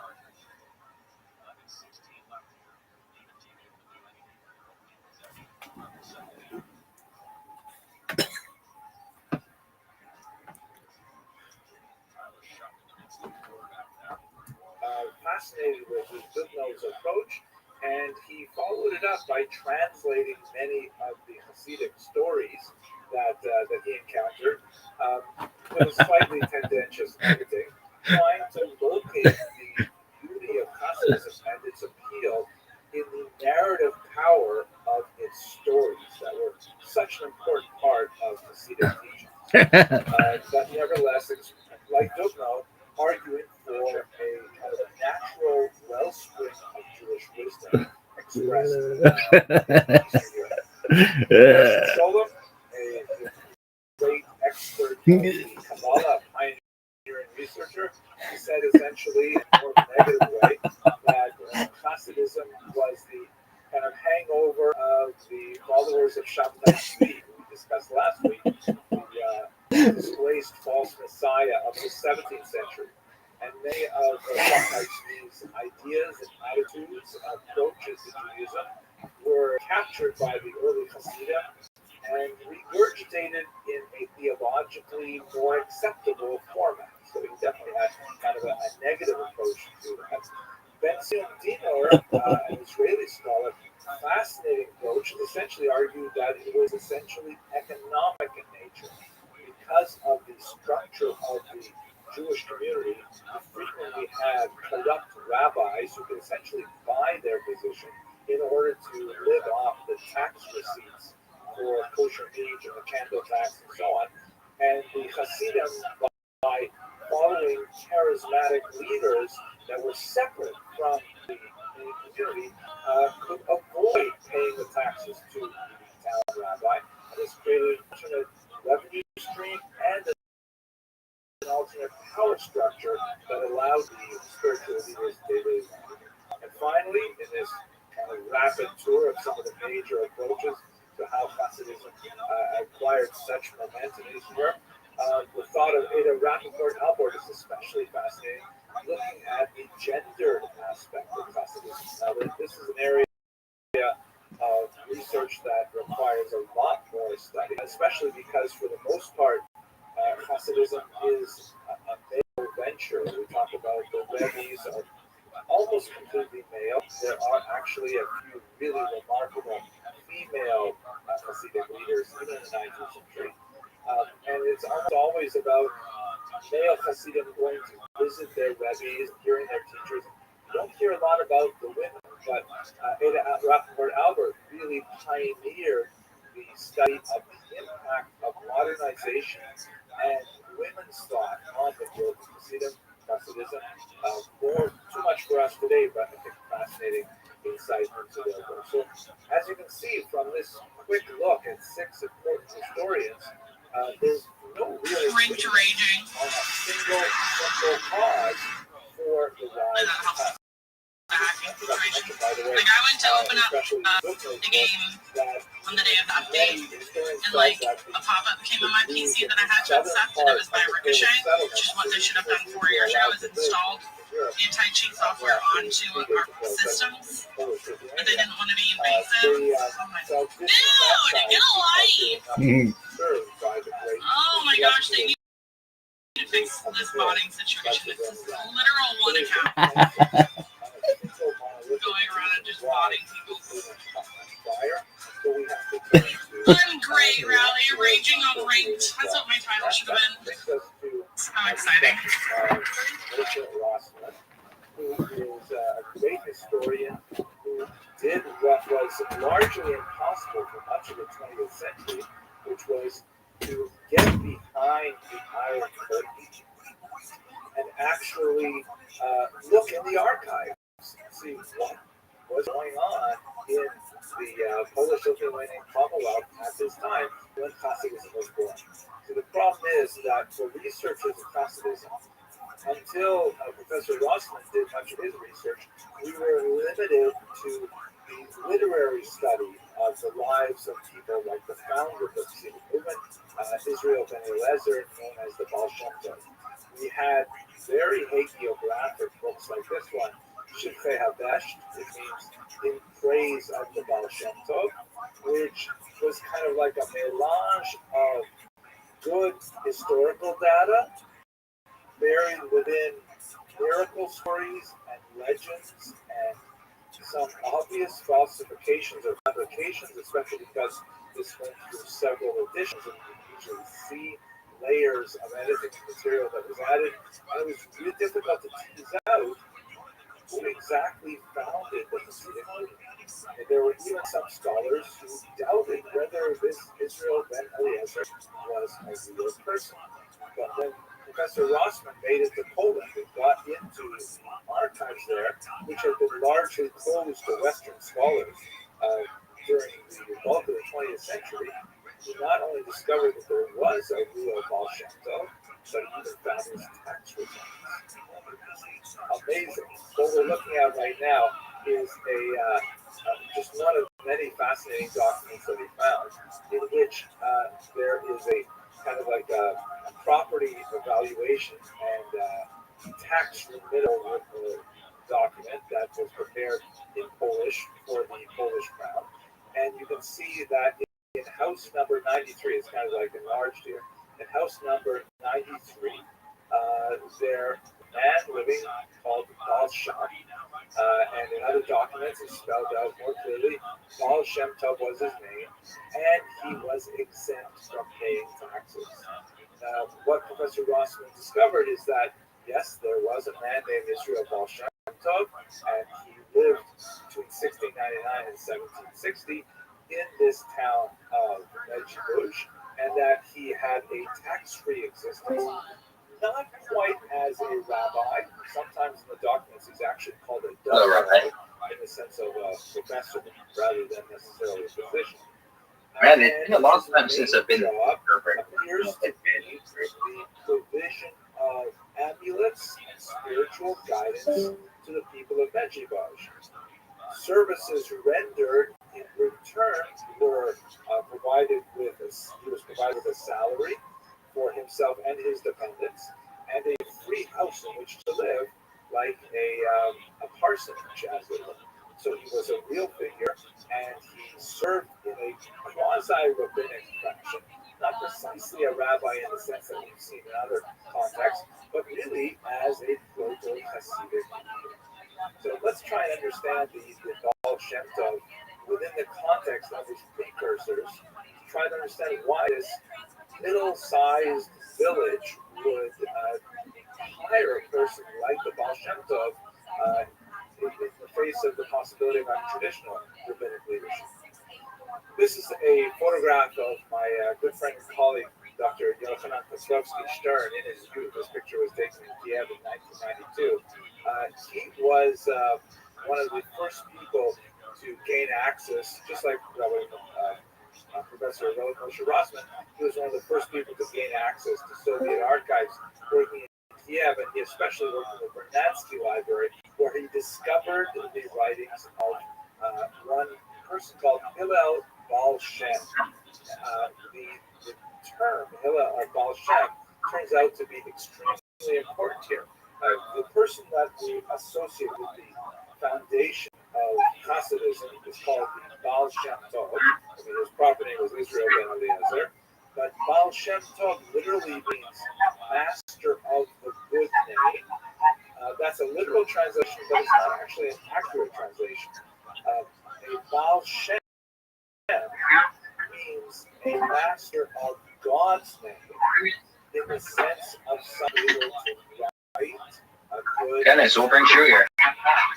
Amulets were incredibly widespread in 18th century Ukraine. These were kind of like written petitions for theurgic purposes, meaning asking that God affect some change in one's life, ensure a person a livelihood, ensure health, safe delivery, conception, marriage, all kinds of things.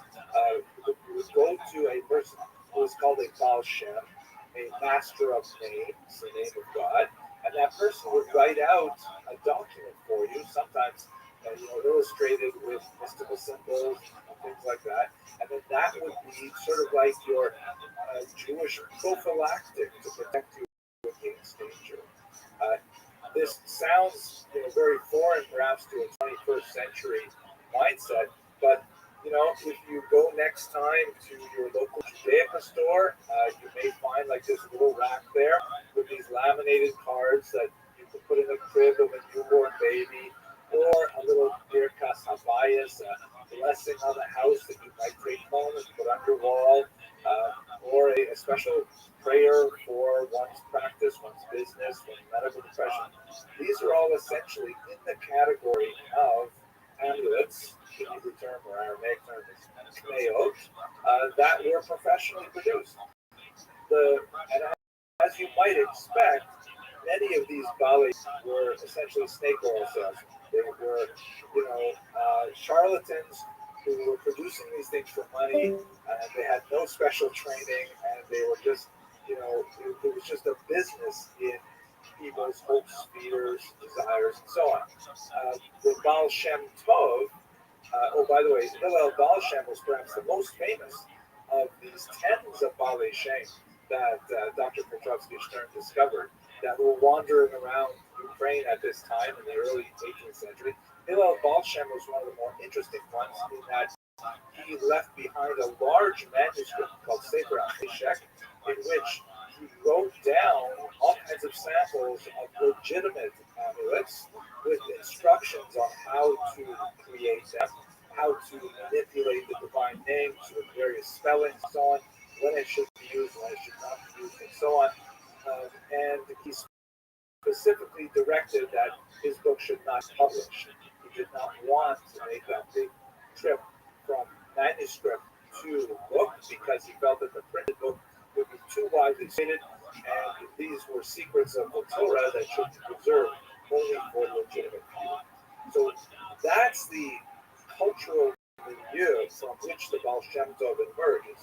Now he is known, however, as the Baal Shem Tov, the master of the good name, and there's a question about what is the Tov referring to? Is it referring to the name of God, meaning the Shem Tov, or is it referring to the good Baal Shem?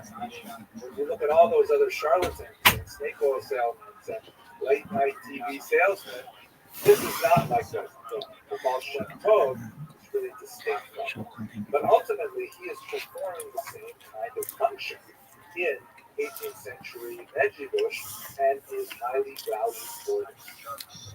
It is important to note that a lot of this comes to light only in the late 18th century as book culture really begins to take hold in Eastern Europe. Much of the wars that I'm going to describe now between the Misnagdim and the Hasidim circulate and are amplified by the states that appear in print, as opposed to the much more humble and much more localized manuscript culture that occur. And Hillel Baal Shem is an excellent example of someone who recognized the implications of book culture, which, if you want to put it in modern context, the controversies over books in the 18th century and turn of the 19th century are like the controversies we have today over Twitter. Right? Someone writes something on Twitter, and there's a huge explosion as a result of it, and it's like lots of heat, but very little light in a short period of time, and it dies down. So book culture was like that. That was the social media of the day, of dollars. So let's look at look a little bit about what Hasidism is, how we believe it started, and the fact that there was really an originator. Let's try to understand how this new burgeoning movement interacted with the traditionalist Lithuanians and how they imposed it. So much of the research that has been appearing in the last 20 years has been arguing that the Hasidim did not see themselves as a movement in the lifetime of the Baal Shem Tov. He died in 1760. He was just viewed as being part of a continuity in terms of those amulet makers who were popular leaders, very charismatic, and wonder workers, and so on. And in fact, even through the next generation, the Baal Shem Tov himself had two highly distinguished pupils, one of whom went on to have five more really highly distinguished pupils. They also didn't regard themselves as being part of a distinct tradition. It was only when they met the opposition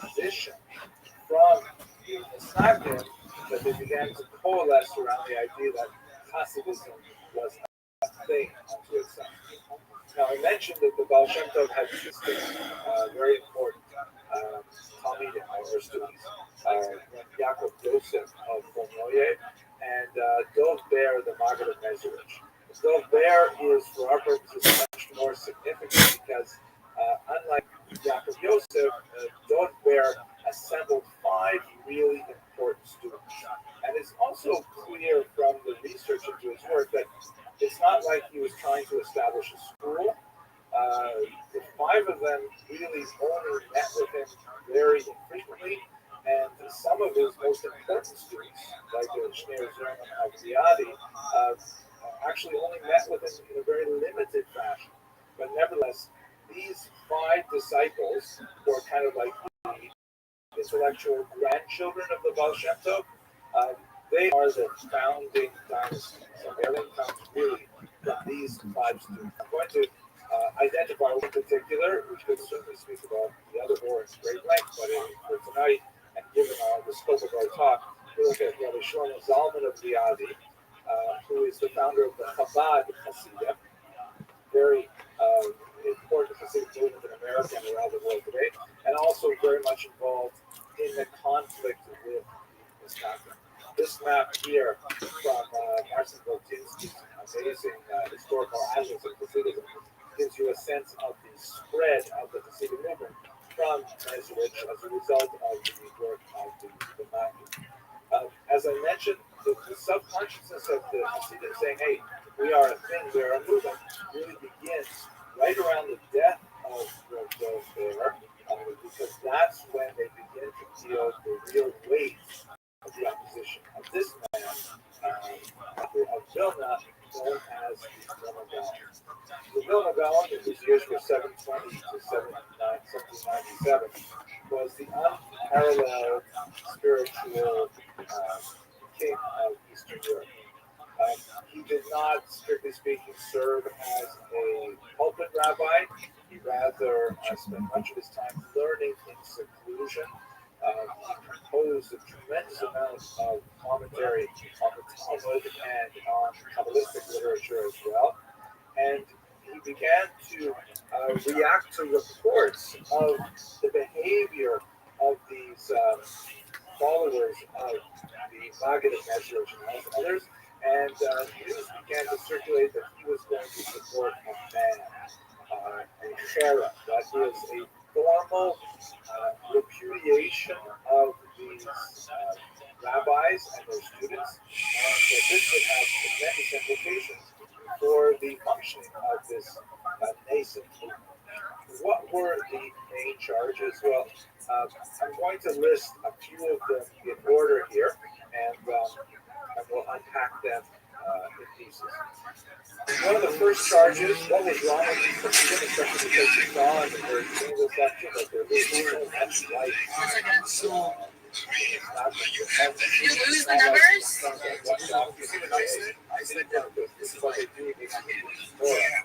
Not a really new thing. But one thing is for sure, they're organizing two separate phases. This has tremendous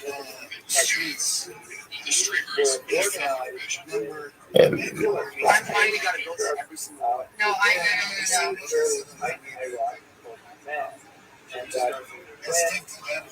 might have it. 1 second. Give me one. Let me cup. Synagogue in the town, this represents a fraction of, often not a large population. It is a transgressed the rabbinical commandments, but it's kind of an exhortation. I feel like that's too short though.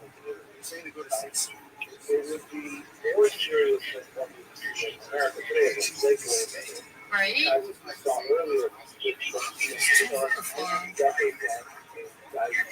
feel like that's too. Those shortest are too short. Unofficial spiritual Shows a 30 is an hour drive. and if those Hasidim find a way to economically support this charismatic leader and do it by not spending money Unless things tax revenue goes to the town rabbi, that economic challenges related to that, a little bit more halakhic in nature.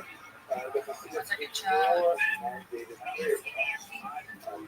And you know, earlier I talked about how the Hasidim are like Jewish only more so, and this appears to be more of a clear violation of halakha, but the reality is a little more complicated. Let's say, for example, the discussion in Talmud is it better to say a lot of prayers and have someone else, or is it better to say prayers and really concentrate on the mission? Oh my God. The answer, of course, is it's much better to say less prayers but really mean them. We got stomach. That's an operating concept. So the Hasidim would argue, what good is it to rush to shul early in the morning when you haven't had a chance to wake up properly, and you're not going to be able to focus. You're just going to rattle off the words, and it won't mean anything. Much better, much more important with this idea of Kavanah. Wake up on time, and moreover, although it's not being it's not more than pray because it's food to God that you should take care of your own stomach before you take care of pleasing the Creator. They would say, what kind of idea is that? You should like be able to settle yourself and focus and center. They would offer, for example, metaphor like you go to the forest and you chop down a tree. Doesn't make sense to shove it in the first, like that famous statement which is attributed to if I had 6 hours to cut down a tree, I would spend 1 hour cutting, but 5 hours sharpening the axe. Right, so this is the reason they would say that they would ignore the mandated prayer times, and they would daven chakras a little bit later in the morning. So what difference does it make? Well, we will daven chakras, so just did that. It's a clear break of it's kind of bending the rules in order to make this a more rich spiritual experience. He said they're separating. Notice that all three of these things refer to separate from community. They stopped saying the traditional Ashkenazic prayers in the Siddur that was used in Ashkenaz, and they started using a prayer book that was inspired by the Kabbalist, the Arizal, Isaac Luria. They also separated by maintaining separate kosher slaughter. And it's not that they're saying that the regular slaughter is not kosher. They would just like to be more careful. And they specifically had a dispute over whether the blade of a knife should be sharper or should be more perfectly whole. The reasons for this, I think, will take us a little bit beyond where I want to go. But basically, they argue that the knife should be handled a little bit differently than it used to be handled. But they all agreed on the laws of slaughter. But this also meant, of course, the revenue from the kosher meat would no longer go to the traditional town rabbi. Now it would go to the Hasidic slaughterer. The Vilna Gaon, of course, is a master of the Talmud. He says the Hasidim are just not studying. Not surprising, given that where they come from, there are no great yeshivot like there are in northern Europe and Lithuania. But nevertheless, he argues that they're valorizing prayer in particular over studying the Talmud, which is a slight difference in emphasis to the Litvaks. And instead of studying the Talmud, they're studying the Kabbalah, which is like something which is so outrageous because the Kabbalah should only be studied after you've already mastered the Talmud. The Talmud is considered the revealed Torah. The Kabbalah is considered the hidden Torah. So then you study the hidden things before you get the revealed things. And then there's a whole bunch of discussions about their raucous, unruly, drunken behavior, their emphasis on camaraderie, and then alcohol is an important part of the Hasidic upbringing and they argue that it's really not appropriate for us to have pure, sober relationship. The Hasidim have an expression, talk to the Alishma, hold as a relationship. people like the Villanelle, and his opposition has been accepted. And finally, there's a discussion to argue that there's not just authorizing behavior, there's a certain amount of discussion that they practice inappropriate sexual relations, which is probably a kind of split there from the Frankist movement, which definitely practiced these kinds of things. That was a highly visited movement that ended up converting to Christianity, and of course, Sabbateans. Now, as the draft text of this ban began to circulate, and ultimately it was going to be released in 1772, the Alter Rebbe, we mentioned earlier, and Rabbi Nachum Mendel of the text, tried to go to the Vilna Gaon to have a discussion with them. So the Vilna Gaon did not want to remove himself from Vilna in such a way that they did not want to have a conversation with him about that. This is something that lives on in I'm so not sure. I'm sure I got me a therapist to tell me there's other men I don't want none. I just want you. If I can't have you, no one will. I'm just finishing the list. I haven't seen any of the Phoenix versus Atlanta yet. I just got it open. I just got it open. Yeah, I might kill my own. I so rather be in jail than alone. Not only identify specific words but specifically forbade non-Hasidic Jews from associating with Hasidic Jews, not maintaining friendships with them, not doing business with them, not eating their kosher slaughter, and things like that. They didn't come back in 1781. Probably the darkest moment in this period when it got way out of control was in 1794 when a Islamic rabbi lost his job and You just have no coordination, bro. You're good. He went to the government. He argued that Hasidism was anti-Christian and anti-government. And I'm not making a mouth. Check and see it, bro. Because literally, fucking call me. You need to use your brain. You need to what else is one thing? Bro, you literally shit cut down and then you just way out of hand, and the battle was really set. Sorry guys, we don't have no active one right now. We're going slow. Where we are in terms of our story is that Just leave this. The concept's is terrible again. So what about that? Bitterly with Sorry guys, sorry. Can we just get a bunch of love outs in the stream? The picture, and that's what we're going to talk about next. Before we leave, I think I joined just before the game live broke on when you messaged me on that me when you get the towel. Fucking excited. I'll send you a piece of your DMs on them. It's not in many ways unconscious, but is viewed obviously by historians and specimens. This is a picture of the famous yeshiva of Volozhin, and it is the most important institution of learning establishment in Lithuania by the Vilna Gaon's student, the Chaim of Volozhin. And this represents in many ways the reaction to the Hasidim that was expressed in terms of a revolutionary tradition. First of all, the Hasidim were criticized for their textual study, so the Lithuanians doubled their attachment to textual study.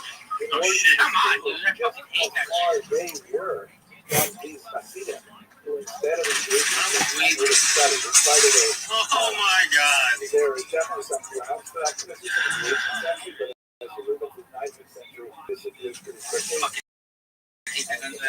Also, That's fucking DMR's weird. the Lithuanians, they redefined themselves by saying that we are. you don't need to slam that shit in there. Whereas before they had people like the Vilna Gaon, who was the pinnacle of it, and the representative of it, the Lithuanians and the Slavians began to internalize it far more. Studying the text with philosophy and intensity that was unrivaled in prior generations. Now another example of this revolution of tradition. The Talmud specifically became their bailiff, and they studied it more deeply than any other group. I wish I had more time to talk about the contrast between 15th and 16th century modalities of study in this part of the world, but by the time you get to the late 18th century, oh my gosh, the Litvaks are totally doubling down in the way they study the Talmud.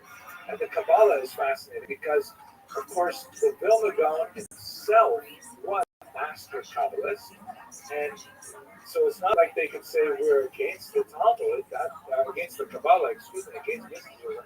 The heroic lead figure of the Stagnan was known for his deep Kabbalistic wisdom.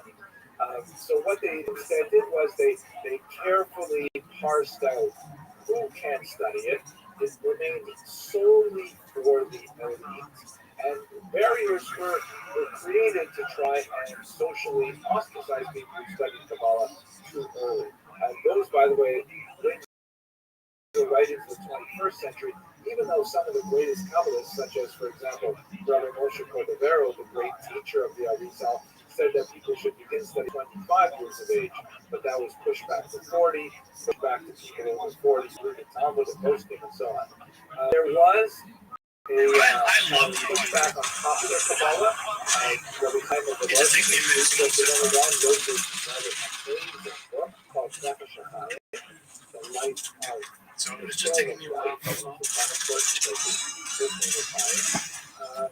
Which essentially is Kabbalah. See that guy's Cheeto dust? Kabbalah that regular disciples are allowed to learn. It is a remarkably powerful book. But fully 1/4 of it is devoted to discussing Kabbalah involved studying the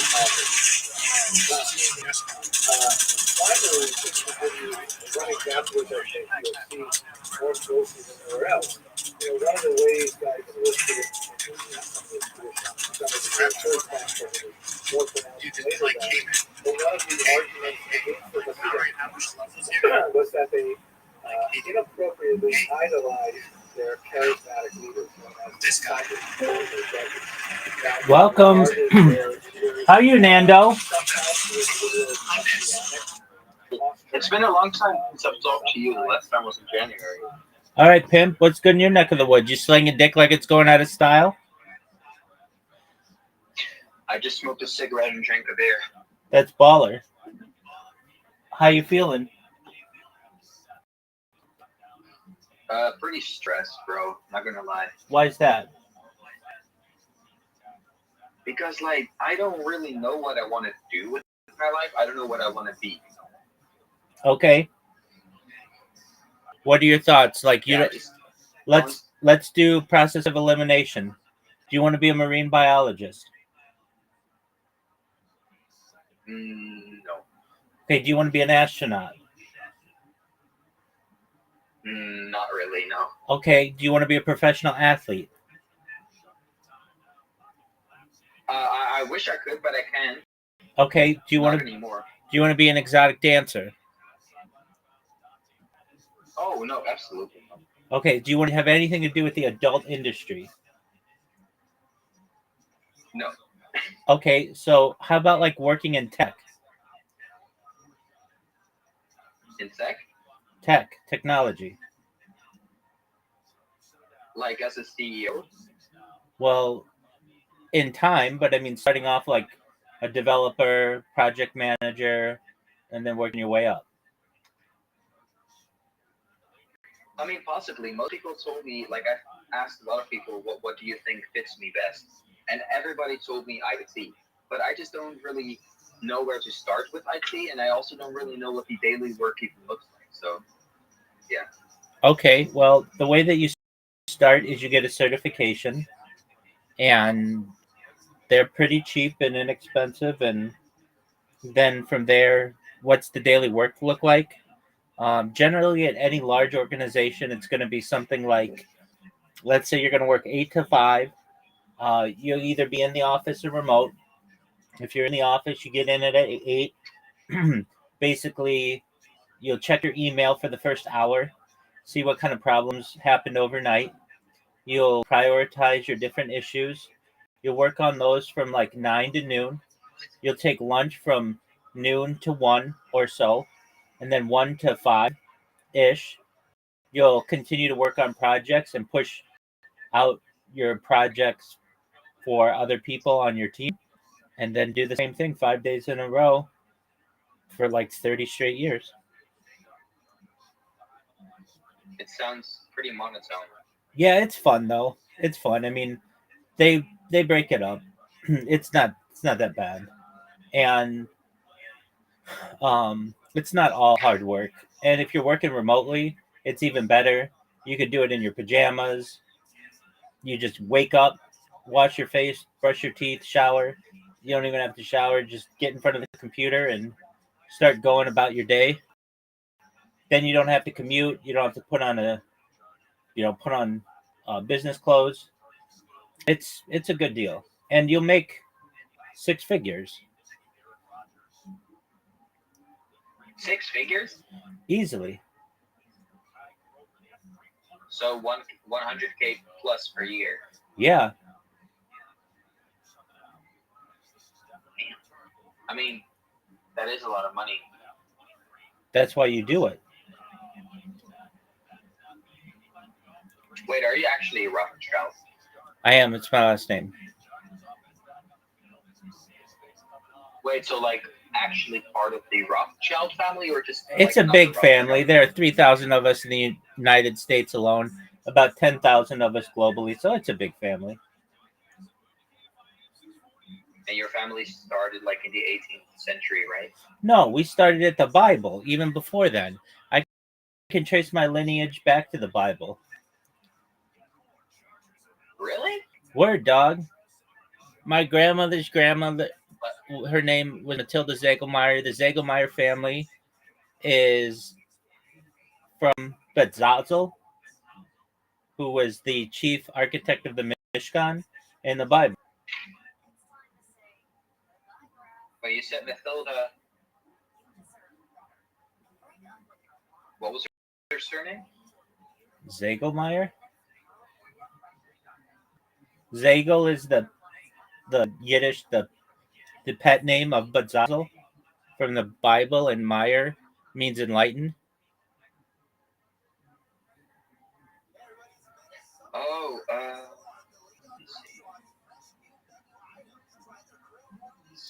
how do you write the first part? Dog, why are you looking up my grandmother's grandmother? Wait, Zettel?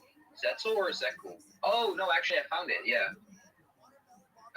It says, and correct me if I'm wrong, but it says Mathilda E. Zettelmeyer, when she was born on 11th of March 1857 in Rahway Union, New Jersey, United States, and her father was Louis Zettelmeyer. Yeah, I don't know who that person is. That's not it. My grandmother's grandmother was born in Germany. Oh. Wait, so where are you from? United States. Oh, okay.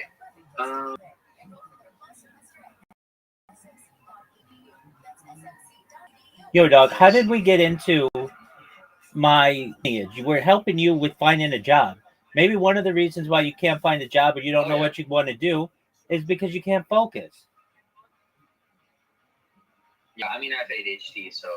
Okay, well, you need to overcome that, and you need to be able to focus on your priorities. You came in here with a problem, and we're coming up with a solution. So, the first thing that I would tell you is to get a certification. Do you have a college degree? Yeah, I actually have a university. Wait, what's your job then? Dog, what are these questions about me? I'm a rabbi, and I'm also a certified project management professional.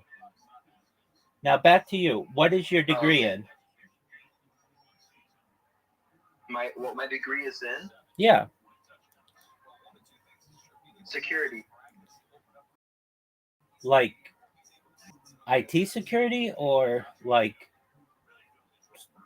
standing around making sure people don't get into a bank security? The second, yeah. They give degrees in security? Yeah. Well, I mean, my security isn't just. I mean, we have firearms on us, so yeah.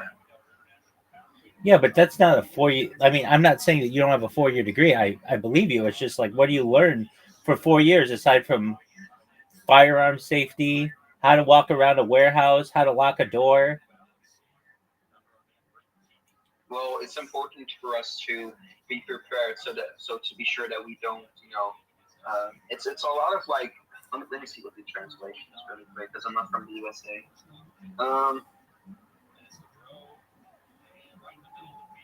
Like like using our fight, like our kind of like using our not violence, but like like using our force, I guess, in a way that we don't overdo it. So proportionate violence.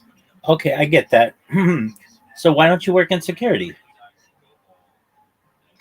I mean, I just don't. It's not like really stimulating for me anymore. Yeah, it's boring as I want to fuck. be bigger than that. All right, well then work in IT, dog.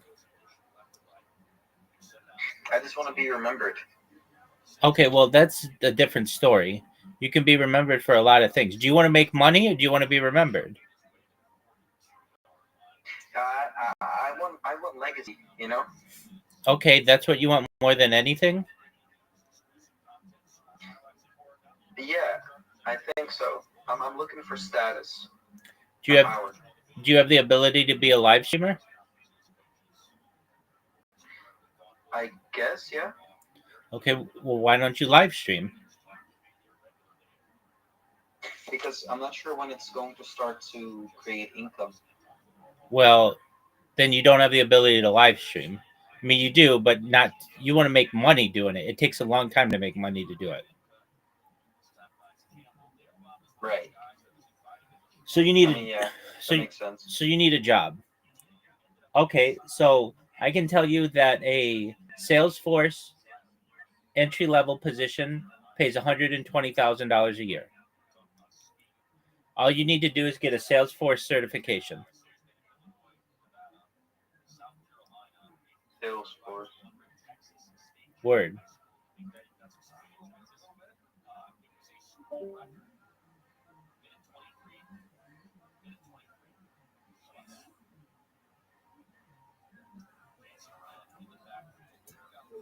Practice something which the Misnagdim decried.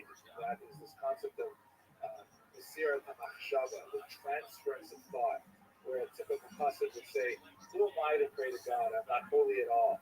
Let me pray that my prayers will be remembered by the Rebbe, I and the love Rebbe it when prays it to God, takes but his prayers will be accepted." I'll ask And Abel's so game to do it. Misnagdim said, that smacks of idolatry. Every Jew has the The first team right in to the go world, bro. directly toward the treatment of the Yeah, one real and deal. this idea of like praying that your prayers should be included in someone else's prayers A is real really deal, not true. man. So they criticize heavily the, what they thought was the excessive veneration of the tzaddik, but they also began to absorb that value, and the figure of the Rosh Yeshiva suddenly acquired, gradually acquired many of these characteristics. If you don't believe me, have a look at your local Judaica bookstore in the biography section, where you'll see these biographies of Rosh Yeshiva that are absolutely unbelievable, fit very well within the hagiographic tradition of Hasidic historiography.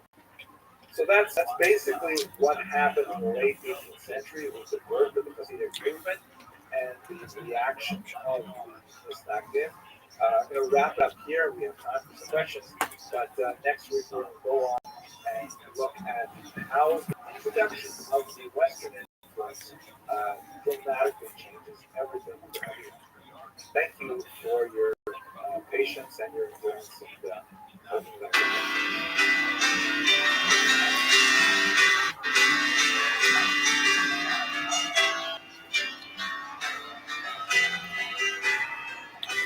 This is talent.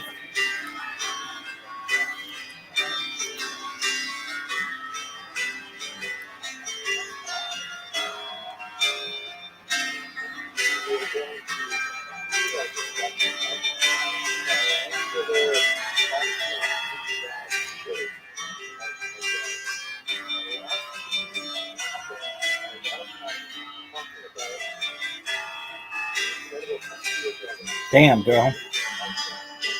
Like, why isn't this woman at the top of the charts? We spoke about She's wearing a rather bikini. harsh She would. reaction from the so-called opponents of the Hasidim. And even the name itself, Mitnaged, or Misnaged in Yiddish pronunciation, refers to how the traditionalists, led by the Vilna Gaon, define themselves by their opposition to the Hasidic movement. And so these two revolutions, so to speak, kind of Stroud. today we're going to speak about the entry of the third simultaneous intellectual spiritual revolution that affected the Jews of Eastern and Central Europe. We're gonna play And this the one. mix of these three groups really came together to form a broad swath of Jewish identities that are prevalent Yeah, even East. in today's Jewish politics. So let me start by going to the root of the Haskalah, which we only touched on briefly in the last two lectures. The term Haskalah is related to the word for intelligence, and it was used as a translation for Is it all caps? Okay, all caps, Reggie. I thought it was lowercase. The fucking code won't let me see it, bro. which was the popular term used to describe this kind of movement that illuminated much of It's not. Try it. You put lowercase. All right, but figures like I don't fucking know. for example, I don't know if it's political lowercase or. ideas of the soul But and there's seven and people others. in. It contributes to this idea of an increasing emphasis on humanism, on the power of being specifically a man, because they are not quite able to consider women in the same Guys, it's been 10 category, minutes. but nevertheless still strive forward in that regard. That men could somehow At 11 minutes, I'm starting. that they could be the locals of the truth, and they could translate that somehow into the political, social, even the personal sphere. I'll give you just one example. The Lockean concept of tabula rasa urges tabula rasa is a blank slate. The idea that human beings are I'm gonna have an aneurysm. devoid of any data, like a slate, like a blackboard is devoid of any Still data. doing it. And whatever you write on that, Yeah, just restart. child's Just soul, restart. All right, we're going Utopia. education, experiences, and so on, Just restart and see if that's that what works. will Jose got it. I'm just doing the same thing to him. this kind of idea of Go Utopia. the potential that it represented was at the beating heart of the Enlightenment and also of the scholar. And when it encountered the Hasidic movement and the Islamic movement, there was quite an eruption because not all three movements saw this tabula rasa in exactly the same way. Let us go back a little bit and explore some of the Jewish intellectual roots of the Haskalah. We could actually spend the entire lecture just exploring this theory. I think I would consider, for example, one of my favorite, very amazing figures was Rabbi Rothschild, who lived in northern Italy in the 15th century.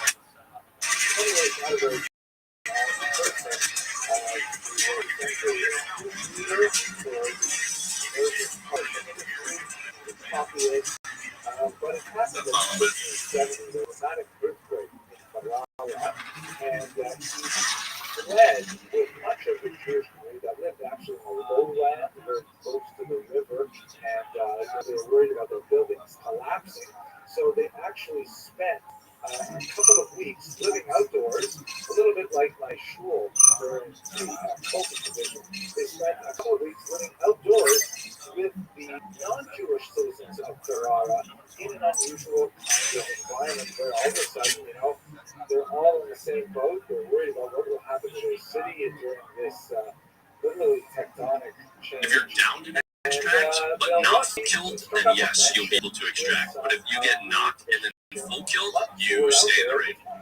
And they were exchanging all kinds of ideas, and this led to kind of an epiphany to borrow Christians and for Obviously, he ended up writing a very important work called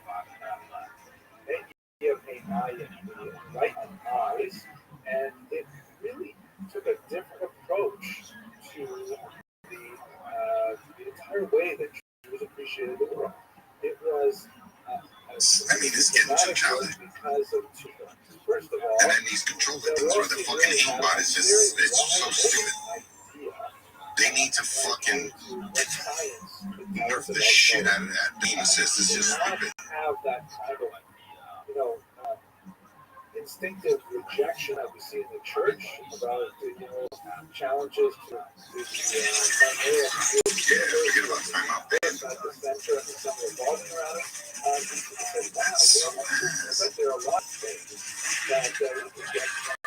It's the second game in a row. I couldn't even see the fucking guy. The specific connotation, by the way, was study of earthquakes in Jewish history, starting from Tanakh and the second thing that was really important about Del Rossi, perhaps even more important to our purposes, is that he was completely willing to engage in frank and open dialogue with Christians. And this was something that was not as common as one would think in the 16th century, even after the Renaissance. So, in many ways, we see this trend going back much further. We see it, for example, in Maimonides' famous comment that occurred in his introduction to the book called the 8 chapters. We should accept truth from whoever speaks it. Perhaps anticipating the huge challenge that his guide reflects on his Mishnah Torah when he speaks in the 8 chapters about how he compiled his commentary based on rabbinic sources, and scriptural sources, and even philosophers, and even Jewish and non-Jewish thinkers, because you have to accept truth from whoever speaks it. And these ideas, the implications of modern science, as understood within an enlightened kind of framework of the grand possibility of figuring out everything in the Newtonian model, where if we just get the laws of the universe right, we will be able to figure out everything that ever happens in history, in the future as well. And at the same time, this kind of community scholars, this ideal of the tolerant university in which Jews could exchange in the marketplace of ideas with the same facility as non-Jews. That's something that Del Rossi brought. And these are values that, again, we can trace these much further back in Jewish history, but they become especially important in the 18th century and are associated with this element. Let us not forget one other element, which I touched on in the first lecture, and I personally have been quite fascinated with lately, the impact of the Portuguese diaspora, which is shown in this map here. You will recall from that first lecture a couple of weeks ago that Portuguese Jews were typically Jews who had been forced to convert to Christianity, either in the first generation or for subsequent generations later, and they were artificially constrained by the Inquisition. That was especially fierce in Portugal. But once they got out of Portugal, they essentially used their Christian driver's licenses to get a full pass into secular culture. And even though when they got to more hospitable climes like Amsterdam, for example, or New Amsterdam as well, here in New York City, they shed their external Christian identity and resume their Jewish identity. By the time that happened, they may have been 2, 3, 4 generations deep in Christian education, having gone to university, having studied Christian thought, and having a somewhat attenuated idea of Jewish values, norms, history, and so on. So they're walking around with a totally different intellectual bag of tricks than your typical Jews in Europe. And they're spreading a lot of fascinating ideas, many of them deeply challenging to the Jewish status quo. People like Spinoza, who took about the first lecture. So these things are coming together, and in the 18th century, we see them expressed so well, so powerfully in this thing called definitely the hero, someone who's called the grandfather of the Haskalah, is Moses Mendelssohn, shown here. Moses of Dessau, as he was originally called. There's something of a child prodigy. He came to Berlin, where he made much of his fame, and he distinguished himself in so many areas of intellectual inquiry. First and foremost, because he was able to shed the Yiddish Yiddish tinged German that most Jews spoke. That is, their Yiddish was overwhelmed their German skills and were frequently or parodied as country bumpkins speaking some kind of bizarre, old historic form of German with a lot of strange words in it. But he learned, the Hochdeutsch, the really refined, contemporary German. And not only that, he was quite an able philosopher. He was able to actually enter the salons of the day and impress everyone for the sobriety of his thought, the expansiveness of his comprehension, and his fluency with materials. And I mean, it sounds strange to us now speaking of the 21st century, but in the late 19th century, this was like, some feral child wandering out of the woods and suddenly, getting a tenured full professorship as one of the greatest universities. It was like a cause célèbre, and for many, he was viewed as the possibility of Jews for full emancipation into Western society. He was kind of like the poster child for the very idea that Jews could have equal civil rights, that they could enter society, they could have full privileges as German citizens, which they were not. In fact, they would not achieve that until late in the 19th century. And in fact, here further east in Russia, they wouldn't get it until the early 20th century. So Moses Mendelssohn stood for a lot of these forward-thinking ideas. Amazingly, he did it without his Jewish identity. You will notice from the portrait here, he was clean-shaven, which was a little bit scandalous for the era. Jews, traditionalist Jews were usually bearded, that is, males, obviously.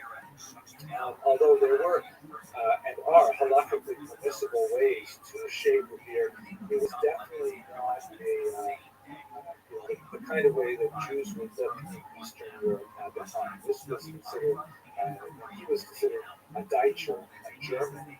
He was hopelessly assimilated to Western values, but he never let go of the core observances of Judaism, and he considered himself an Orthodox Jew, although that term was not coined at the time. It was coined until a half century after his death. He considered himself essentially an observant Jew in all ways.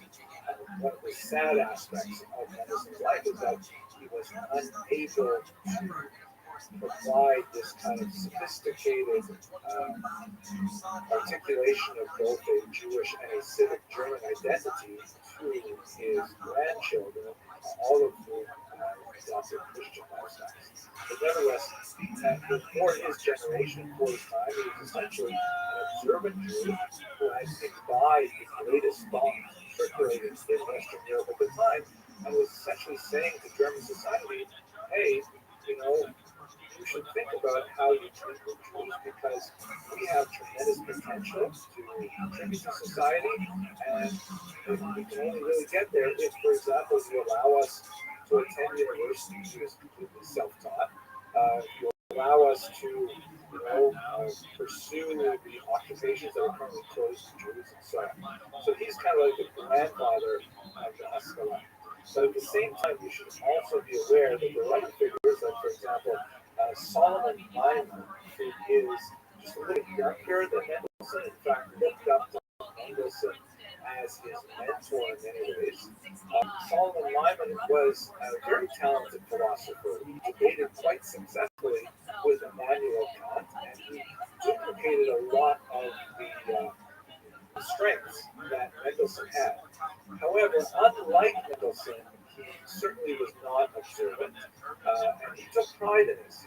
Lyman did write quite a few philosophical treatises that had some popularity and notoriety in his day, but his longest lasting contribution to Western thought is his rather salacious autobiography, which is it is not the first in this genre, but it is certainly one of the most important. The so-called OTD genre, the off the derech genre. Lyman himself came from a Misnagdic background in Lithuania. He was, like Mendelssohn, a child prodigy, very learned in the Talmud, and he achieved great status for his impoverished family because of his, rabbinic learning and skills. Married off at the age of 11, which was not that uncommon for especially talented rabbinic youth at that age. Very unhappy marriage, especially an unhappy relationship with his mother-in-law. And so on age 15, January actually from his own home, abandoned his wife and decided not to give her a get for a decade. Also abandoned his child as well, young David, who would only meet him years later in Berlin. So Solomon Lyman left Lithuania. He had actually a sort of a detour to Mezrich, where he met Bob Bear, the Maggid of Mezrich, and he has a fascinating chapter about his encounter with Hasidism. But ultimately, he felt that Hasidism was, albeit more inspired and more remarkable for its devotion and its enthusiasm. It was essentially what he regarded as the same kind of nonsense that he had imbibed as a Talmudist, and he just wanted to put that all behind him. He came to northern Germany, he was in Berlin, he was associated with medicine. He got up to all kinds of trouble, visited brothels, and so on, and his autobiography is very entertaining reading, but personally, I don't think of him as a very likable individual. But he's also the face of the Haskalah, because unlike Mendelssohn, who said that we can be Jews and be good Germans and be good modern citizens of Europe, we can have it all. Solomon Lyman said, chuck it over the side. Like there's so many of these books nowadays that CBCs and Netflix, unorthodox and things like that. It is a long tradition of entrepreneur and over the time walls like the first version of the hospital. But it's also acted as a very especially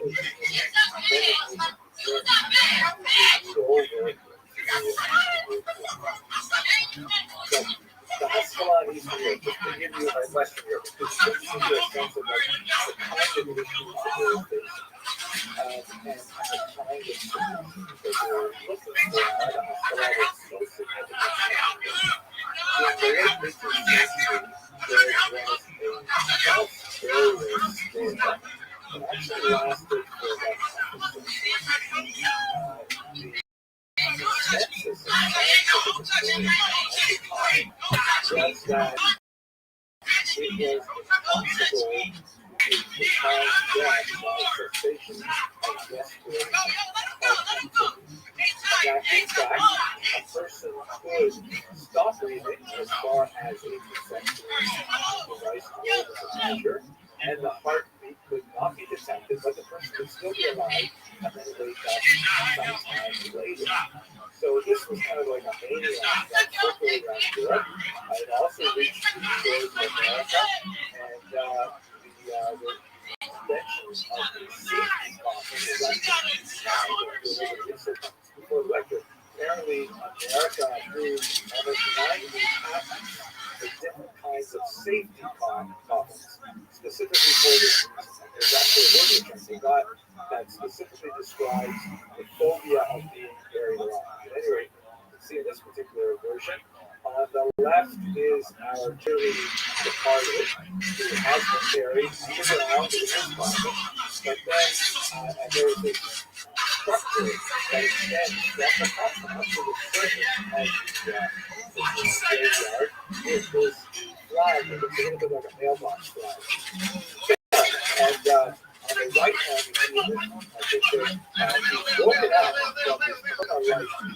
He's not actually dead, but he has been, falsely buried, and so he operates this little winch that frees the flag and will pop up in the air, hoping so that people walking by the graveyard will see that flag flying in the air, and they'll before they expire a second time. There are also versions of this that have like bells and strings attached to it. There is a widely held belief, probably not true, that the phrase "saved by the bell" refers to a ringing of such bells on safety buttons. Saved by the bell probably comes from the box. There are people around and they're about to knocked out, but the bell is around. At any rate, why is this relevant to that spell? So when people decided to go around and take the differential scientific position and say that in Germany,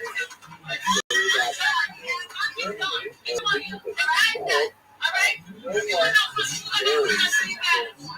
regions of the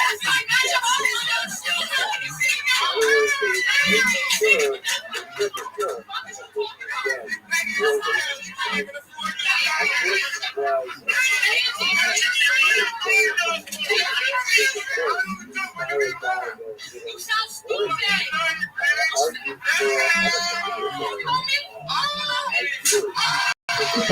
72 hours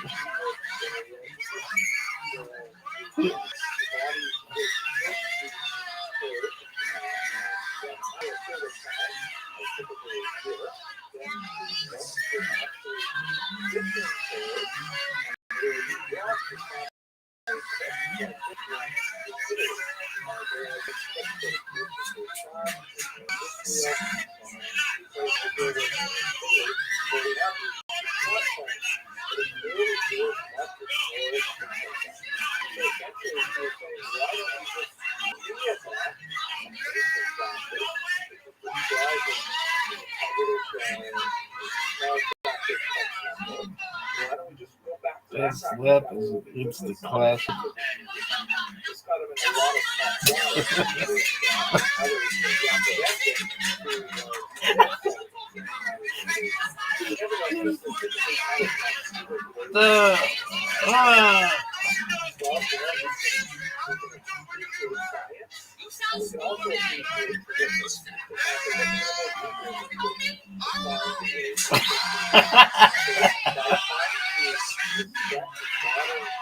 That's right.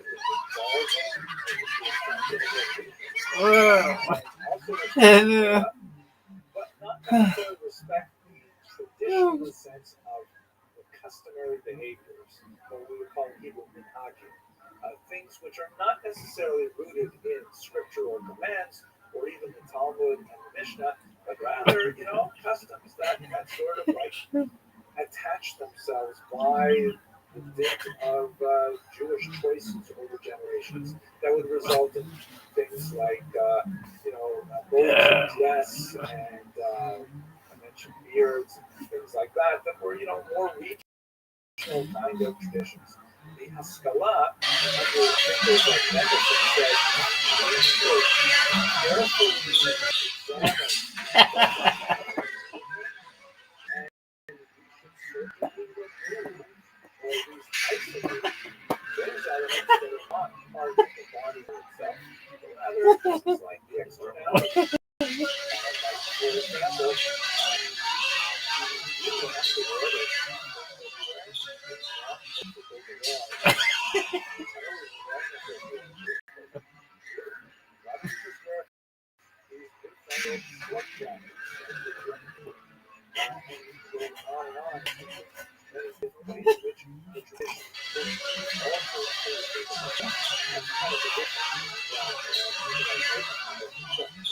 The second element, which is very important, is that Mendelssohn trusted and wanted to engage with civic leaders like the Mecklenburg Shredder.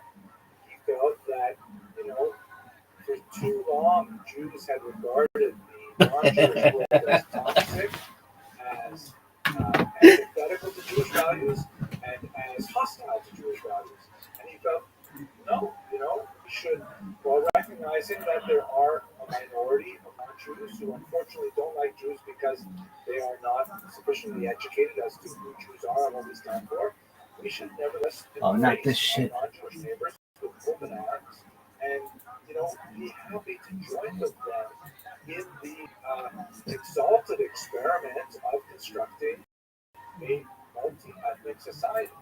And so the idea of openness to German population in particular was a distinguished feature of the Western Haskalah. But remember, we got a whole range. We had the Mendelssohn, who was kind of like the road person in many ways. We had the Akhdera Maimon, who was also in this camp. He was also saying, what are you even trying to keep the Torah here? Just get rid of it. And then we have people like Mendelssohn's, one of his prime students. Here is David Friedlander from years of 1750 to 1834. And we should realize that Mendelssohn's plan simply was not this idea of demonstrating the value of Jews to German society would naturally result in the conference of emancipation and equal rights to them. And in reality, as much as the Jews tried desperately to show that they deserved emancipation, it eluded them at every turn. And this drove the Jews to an almost ape-like, slavish imitation of German norms. For example, the reorganization of the synagogue layout to make it more church-like. And in fact, one movement in Germany argued that, hey, maybe one of the reasons why we're not like meshing with the Germans is because we observe the Sabbath on different days. So fine, let's move the Sabbath from Saturday to Sunday, which is like an absurd argument, but nevertheless, it was debated and discussed very seriously. In fact, even adopted, but the laity would not accept it. The introduction of organs into the synagogue, all kinds of things which are definitely contradictory to Jewish law, but nevertheless, he's like bending over backwards. Oh man, I gotta take a dizzy. That Jews were willing to Best backhand of all time. That's David Friedlander, for example, went rather far, and he argued for a so-called dry baptism.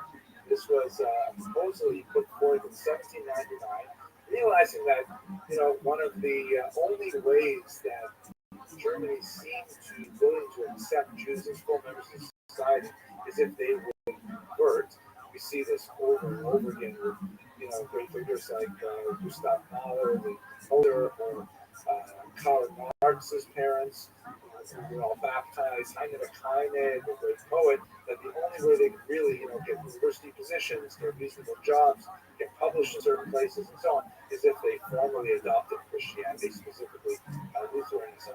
So Friedlander said, you know what? Okay, how about this? And he actually wrote an open letter saying, how about all of us Jews convert to Lutheranism? We just want to do it on our own terms. We don't really want to believe that Jesus is our Savior, but we will pro forma say, yeah, sure, we're Lutherans. Yeah. This was why it was a so-called tri-baptism, there was no water involved. Of course, it didn't work out, but you see the extent of the desire for the Haskalah to get that elusive German citizenship, that they would do anything for it, and Haskalah was like stretched out way beyond anything that Mendelssohn himself would have done. And just to put this in context, since this is the audience we're speaking to, there were genuinely Orthodox figures who found a way to kind of thread this needle. One of the most famous is Samson Raphael Hirsch, who in the middle of the 19th century articulated a very controversial strategy, which indicated that one of the things that was necessary was a cleavage of the Jewish population in Frankfurt am Main, the so-called Ostjud, where the Orthodox community formally separated from the general Jewish community in the context of Jewish communal structure. This is really quite a radical move. And at the same time, he argued for a full engagement with German society to the furthest extent that halakha would allow. And this is essentially the essential genesis of what would later be called modern Orthodoxy. A lot of things happened between Hirsch and the 21st century, but the idea of trying to find a safe middle ground between outright assimilation and an obscurantist, insular kind of Judaism that doesn't recognize the value of modern science, modern thought, or non-Jewish civilization. That's sort of where Samson Raphael Hirsch was trying to focus the efforts. And in case you think he wasn't sufficiently religious, this photo was often circulated with a little bit more rich beard. It's a little bit more thin, so to speak. That's a little bit of a show. Let's go on. That's what's going on in Western Europe, right? You have these Haskidim, the adherents of the Haskalah, who are trying very hard to achieve certain political goals, and they are willing, along a spectrum, they are willing to go so far as to even have a kind of a mock conversion, if that will get them what they want. They were unsuccessful. Eastern Europe, on the other hand, was rather different. One of the most important ways in which Eastern Europe was different, it was way more populated by Jews. Russia proper, that is Russia before the expansion under Catherine the Great, was actually closed to Jews from the 15th century onward.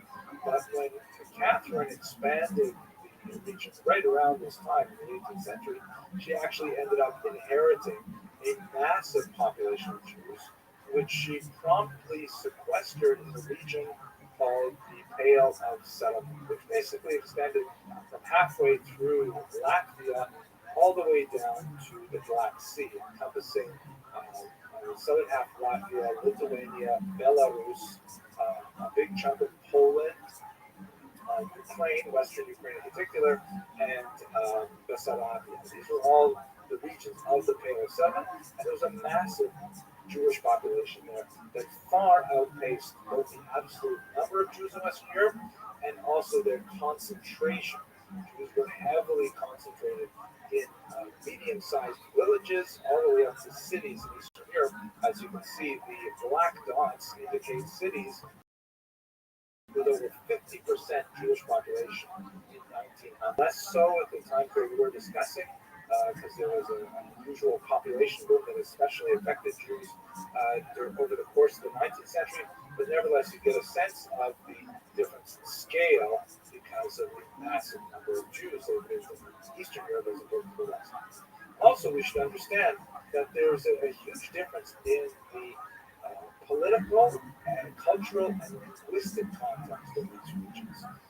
Germany was regarded by Jews as kind of like the most civilized country in the world. This was a country that had the best scientists, that had the most sophisticated poets, and they had the most wonderful composers, Beethoven, Bach. I mean, all these things are happening in Germany. Goethe and so on.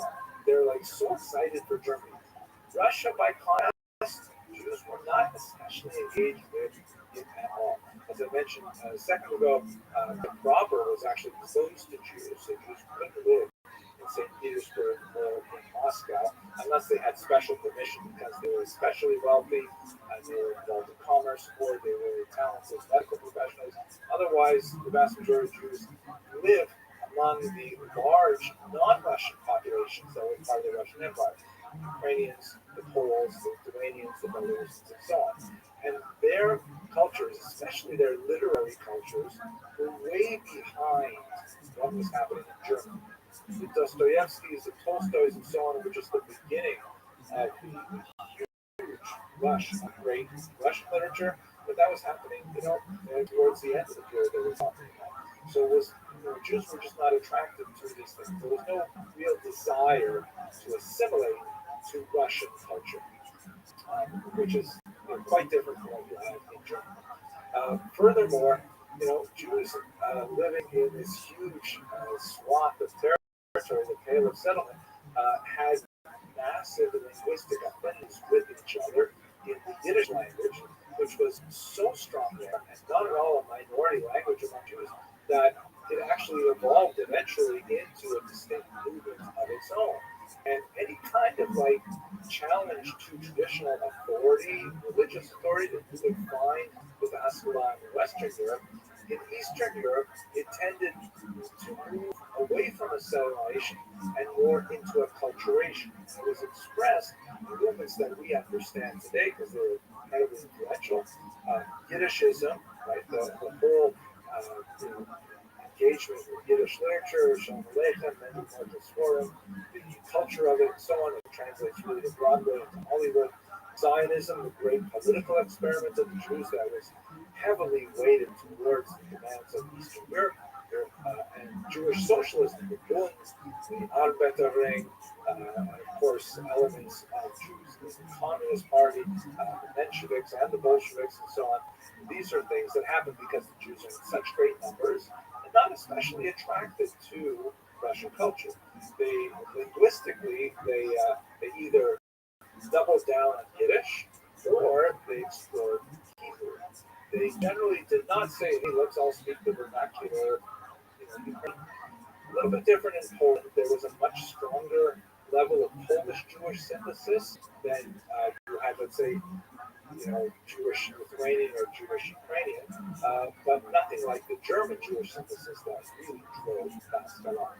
So as these ideas of the masculine started seeping over into Eastern Europe, Eastern Europeans, even those who are inclined towards these ideas, they're not deeply impressed. They say, no, we don't want to do it like that. Are you serious? Dry baptism? That's what you expect of us? No way. But they internalized it in other very different ways. For example, Joseph Pearl, one of the important misogyn of the era, one of the important masculine of the era, and you can see right away he's wearing a kippah, very large, larger than my own, in fact, but he embodies this view saying, okay, listen, there's a lot of great things going on in Western Europe with science, and maybe they'll get emancipated and things like that. He looks around at what's going on in Eastern Europe and says, what's holding us back? He says, oh, man, it's those Hasidim. They are the worst. The Misnagdim, okay, they're religious obscurantists and so on, but at least they're rationalists. At least they, have a logical system and they're very sober and they are punctual and they have all of these kinds of values. The Hasidim are wild men. They are drinking, they're dancing, they're singing, they're practicing all kinds of behaviors that we're not used to. All of those things that the Misnagdim we discussed last week were really offensive. They were offended by Hasidism. And so he took a really unusual tack.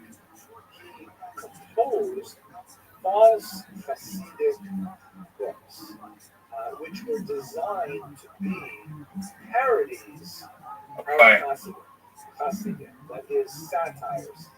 Yeah. The book called Megadat Mirim, which means the Oh my God, he's never in here when he wants to be which here. was meant I was always just gone. read Goes as if MIA. it were an actual Hasidic book. Oh my When God, you read dude. it, you would say, "Oh my gosh, these Hasidim are such fools, such idiots." All right, Rabbi. Ironically, he ended up By taking a shower. preserving a lot of tremendously interesting Hasidic ideas. Rabbi Nachman of Rothschild, who's one of his most, hated Rabbi Nachman more than most. A lot of the famous stories of Rabbi Nachman were recorded because Joseph Pearl put them in his book. So he, strangely enough, did a service for Hasidism by opposing them.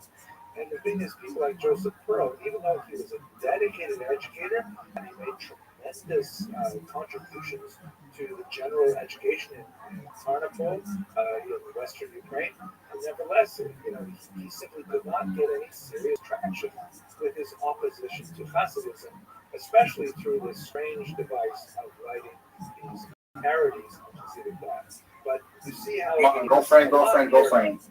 especially in the figure of Joseph Pearl, tries to That's the name, girlfriend. Rothschild. but it is a genuine Once I get up on it. popular folk movement that people enjoy. People want to be associated with Hasidim. We should note that Pearl was not the only mass, who dealt with the Hasidim, and there were some. I'll show you one in about 10 minutes that viewed the Hasidic movement with quite a bit more charity, but nevertheless, the basic attack of Haskalah on Eastern European Jews was primarily focused at the Hasidim, because they saw them as the most obscurantists, the most anti-national, most diametrically opposed to the values of Haskalah that they were trying to slowly bring into Eastern Europe. The fights over Hasidic literature really died down around the year 1815 for various reasons. For example, the Vilna had now been dead for almost 20 years, and there were also changes in the generations of Hasidic leaders and so on, and the placing of Hasidic rabbis in official positions in many cities calmed down a lot of that intense literary debate. But the Hasidim and the Misnagdim together faced a much more significant threat, the Russian government. And so another element of the Haskalah's attack on the traditionalist lifestyle in Eastern Europe was specifically through the government. And this, in many ways, poisoned relations between, on the one hand, Misnagdim and Hasidim, and on the other hand,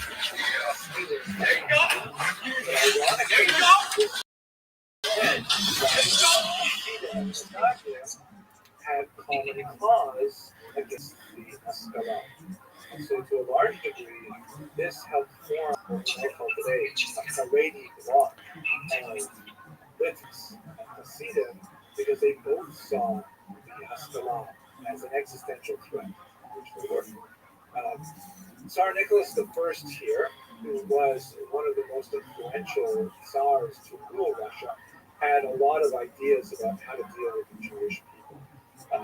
He was deeply disturbed that they should not conform to his threefold theory as a good government in Russia that emphasized,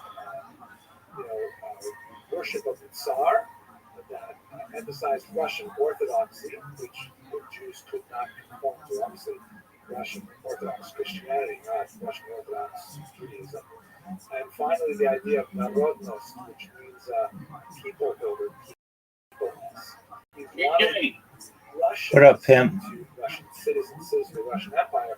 Yo, what's up? All right. So all in all, you were down $3,000 in stake. How about the other one? The other one, I don't want to talk about. No, we have to Like talk. of all time, We have to talk about it. like in the past 10 years, Yeah. negative 60,000. Holy fucking shit, dog. Yeah. But that's also from one point in time. Like you had a problem? No, I got a gift. Somebody gave you a bunch of money and you just blew it? Yeah. Was it an inheritance? His mom died. He was on drugs. Who's he? Some Norwegian guy. So some random Norwegian guy's mom died and he gave you a bunch of money? Yeah. I met him off of Discord. Why did he give you so much money? Because I told him I'm a good gambler. Oh, so you gambled on his behalf? Yeah. Okay. What makes you think you're a good gambler? Well, when I had the bankroll, I was pretty good. I was making anywhere from 5 to 10 grand a day. Yeah, but such a high bankroll. Yeah, but you don't keep track of your Now, losses that well. back then I was. Okay. Have you just Not considered so much anymore. quitting? Oh yeah. No, 100%. Well, you're already done on one site, and the other site is more corrupt than that site. Yeah. So why don't you just quit? I intend on that. If you like gambling so much, why don't you do sports gambling? I probably should. I've heard that it's good. Well, here's why I say that. You blow thousands of dollars in like 10 minutes, and you're not going to do that on sports gambling. Sports gambling, you put $100 on a game, the game takes 3 hours, you're really into it, and you could win. It's basically like 50-50. True. Yeah, I like sports bets. And it's harder to rig those. Like these websites that you're on, them and just be like, okay, we're gonna win 55% of the time, and you're gonna lose 45% of the time, or you're gonna lose 55% of the time. You're only gonna win 45% of the time, and basically every time you put money into it, there's no regulation, there's no gaming board, so they can just at one point say, you know what, let's just make it. He's gonna lose 90% of the time, and which is what happened with that movie. One day I got pissed off. I was upset at him, so I went in and I did $9,000 bets, and I lost like 10 bets in a row. And don't feel bad. Don't feel badly. Like, dude, when I used to gamble with this friend of mine, and do you remember what Bodog? Do you know what Bodog was? Okay, so Bodog was like the OG online gambling site. It was really big for online poker and sports betting. And my friend and I would get on there, and we'd get on these. We would use it for sports betting originally, but then we'd get an online poker because we had some friends of ours who did online poker and made a lot of money. And so it was like, okay, well, we'll do it. And every single time we got like an unbeatable hand, like a full house, really good hand, we'd lose to 4 in a row, 4 of a kind. And it'd be like every single time. Well, what we didn't know is we were playing against bots. So they always would make you think that you had a good hand, and then right at the end, they'd steal all your money. And then guess what happened to that website? It was some Cayman Islands website that went under, and we never saw anything from it. And we lost thousands of dollars doing that. This is registered at, like it says right here, operated by Two Sec Technology Limited, a limited liability company registered in Belize, with the registration number with an address E. Urchin Street, number 2 at San Pedro, Cayey, Belize. Okay. Licensed in the government of autonomous island of Union of Comoros, and operates under license delivery there. Yeah, so that's not legit at all. Like, what is the island of Arurian? Even a real thing? Is it near Belize? It's a volcanic island in the Comoro Islands. All right. It's like when situated in the northwest of Madagascar and east of Mozambique. So you're talking about like in the Indian Ocean. Like there's no getting these people. It's basically a scam. Yeah, what's the population?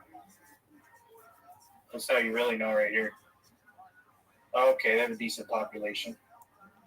That's not how you. So it's like That's not how you really know. How you really know is if it has a gaming board and audits. If you can't, we couldn't even pick out where that island is on a map. yeah, it's in here. Come up. The thing is, where it says 2 Cent Technology Limited, they actually sold the site. It's used to be owned by someone in Curacao, and it got switched out. Curacao. So Yeah, right, but I mean, you get what I'm saying. That it's not like MGM or Caesars or even one. I mean, I'm not saying no, those not are at all. legit, but they're more legit than that one. Right. Bet With with a little tool so you can validate stuff. why don't you bet? Yeah, but here's the thing. Let's say you got, I don't know, $100,000 in the bank there. No one knows that you can necessarily cash that out. Right. They could just be like, okay, whatever. I mean, let's close down at this point, and you're done. You're not going to the Indian Ocean to get your money, and no lawyer's gonna pony up to just be like, all right, let's sue these guys. You're done. You just this is cool. you just like the rush. Yeah. And you can get that rush in other ways. You can get that rush in other ways. I agree. And you have a child, and this money could be going to improving their life. Yeah. No, I agree with that 100%. That's why it's, and I just talked with my lady. It's something that, I can't be doing like I'm doing anymore, You have access to a bot system that people would dream about. Now I know it's not yours, but you're like the middleman for it. And you could basically take the money that you're using to gamble and invest it in your streams. You got to be doing something interesting, but it's like 290 days until Grand Theft Auto 6 comes out. Yeah. You plan on getting it. Okay. So you create a community that knows that you're good at Grand Theft Auto 5. And then when Grand Theft Auto 6 comes out, you increase the amount of bots that you have viewing your streams. And then all of a sudden you've got some subscribers. Then perhaps you might have a merch store and you grow from there.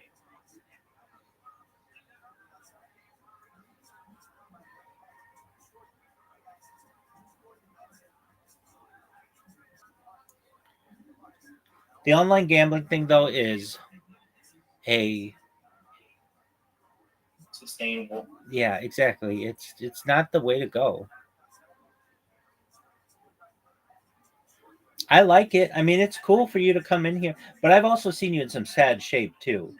Online gambling causes you a major alcohol problem, or the alcohol problem causes you a gambling problem. And you're a really nice guy, and when you're sober, you make good decisions. But when you're drunk, man, you'll like take your whole bank account and just pour it out.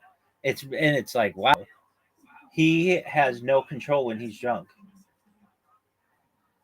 I don't. It's very irresponsible. Absolutely. And again, your dad, you have a lady, they love you. And have you thought about stopping drinking? Yeah, I don't anymore. Okay, you got to stay away from those. It's never been an issue.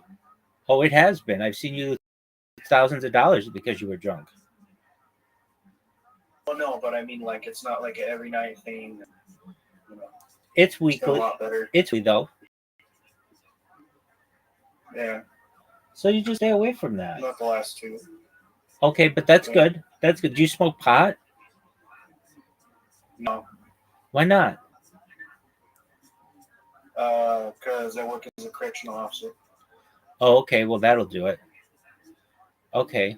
Yeah, So you've got a good job, and yeah. you just got to stay away from the bottle, stay away from the gambling, use your funds for your family, and then any extra that you have, put it into your streaming career. Yeah, I should. I Right. eventually will. Retro you know, Raid. but- I mean, I'm just asking, why don't you just live stream whenever you're at home? Why don't you just have the stream going? It doesn't cost you anything. Time. It doesn't It cost. doesn't. I have bad internet. And it's cost time that I don't have at the moment. Doug, you don't have bad internet. I might give to my family. You don't have bad internet, and you don't have to have the stream on you necessarily. You can show other stuff when you're not there. Yeah, But basically, what I'm saying is, I know. it becomes an advertisement for you, and people will just randomly join your stream. And then whenever you go live, you'll have a ton of people who just check you out to see when you are on camera, to check out what you're doing. Well, the problem is I'm also not on the computer. I'm only on the computer 5-6 hours a week. Because all the other rest of the time I'm either at work or spending time with my family. You know, so I big dent in just streaming like I would like to, but it takes away from time from other things. You know, for my girl and for my kid. So, Absolutely. And they don't want to be on stream. you know, no. Okay. Well, then you just got to respect that. But I intend on it soon at some point, you know, like dedicating like a weekend night every night where I have at least one stream and start there. Right. You know, or something like that, and then start slow. And if I ever get KCIP, which I know people I probably could, then maybe transition to that and have it as like a side thing, you know. Absolutely. Or something. And that's the way to go. They changed the name of KCIP. If you weren't aware, it's now just Kick Partner. But you're exactly right. Yeah. Two things though. It's definitely been an option. Two things But though. You stay away from the gambling. Man, I understand. You stay away from the gambling. You stay away from the bottle, and your life is going to be a lot better. And your money's going to go up, and your happiness with your significant other and your child is going to go up, and then you've got that world by the ass.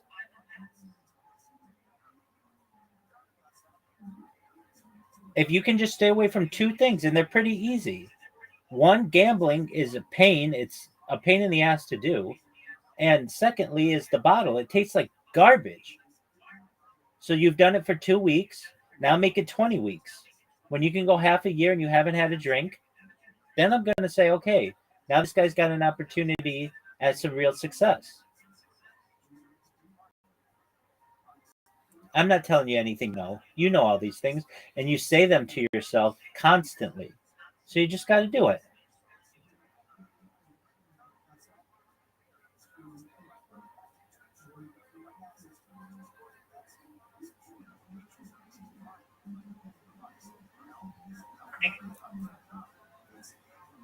Hello? Yeah, what'd you say, Big Dog? I said, I'll work on it, man, but I gotta go. I appreciate you and I appreciate your advice. Absolutely. You take care. I'm here at some point. I'm always here for you, You Retro too, Raid. Take care, buddy.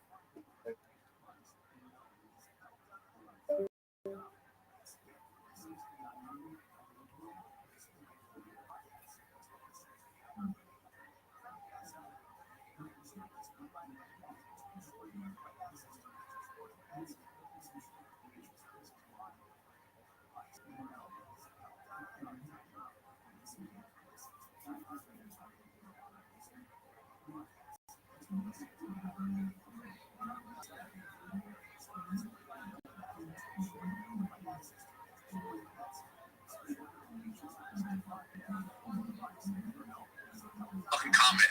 Like, you're making a Pornhub X videos. I can't believe she's really out there getting fucked like that.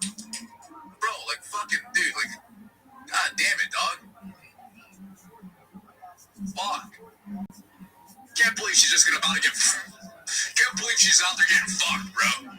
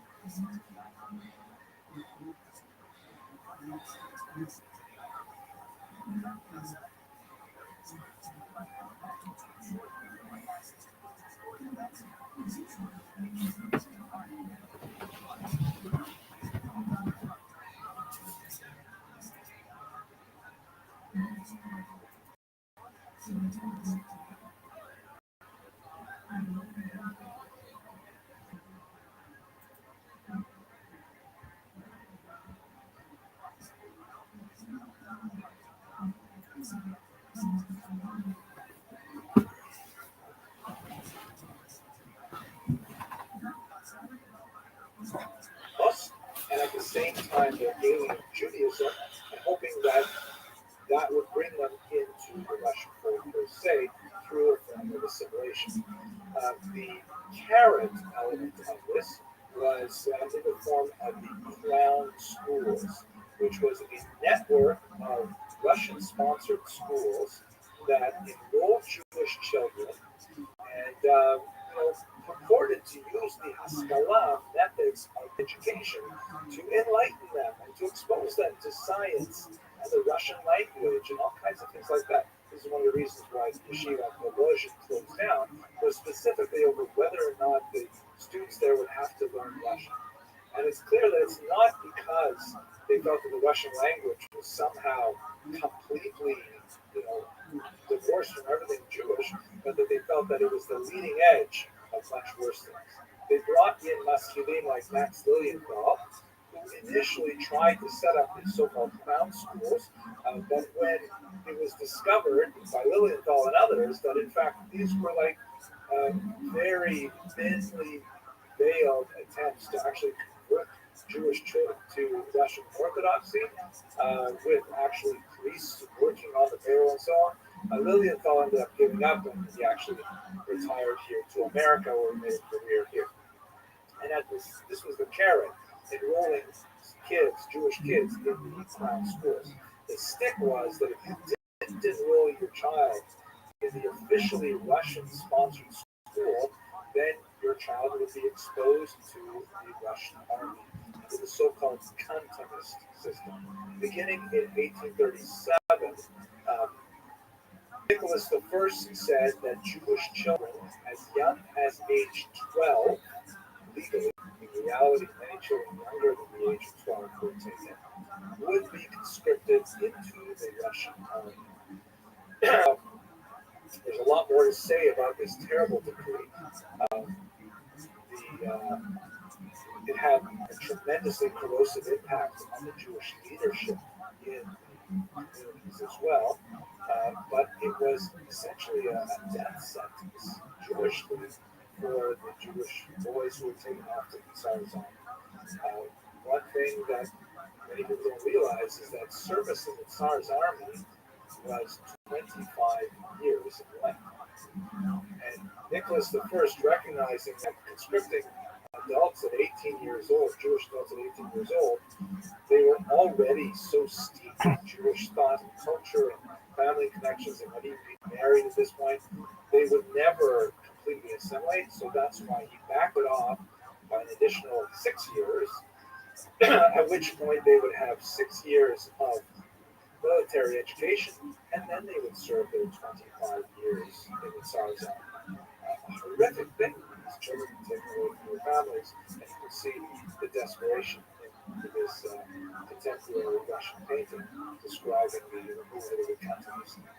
So the Jews of Russia had this terrible choice: either put their kids in these Russian-sponsored, basically conversionist Scala schools, or they can expose them to the risks of being sent off to the Tsar's army and not really seen again for decades.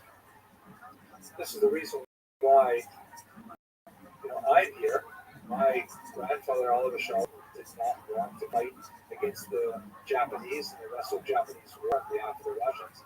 So he made his way to Canada, and about 70% of Ashkenazi Jews in America trace their origins back to this particular period in history as well. You have a lot of shenanigans with Jews mutilating themselves by shooting off toes, children being adopted by other families, so they would be considered as only sons, mixing up ages of birth and all kinds of things that occur during this period. But under these circumstances, the Misnagdim and the Hasidim realized that they had to be much greater enemies in the Russian government itself and in the Maskilim, who were penetrating into the Russian government and using their position to try to, in their own way, their own misguided way, to enlighten the Jews and using state power to do so. So this coalesced in kind of tooth run. But not everyone agreed with this general assessment. There were some exceptional figures, like Eliezer Tzviko here, who was a Maskil, who, unlike Joseph Pearl, did not agree with the excoriation of the Hasidim. And in reality, he took kind of an elevated approach to the three-way conflict that was developing.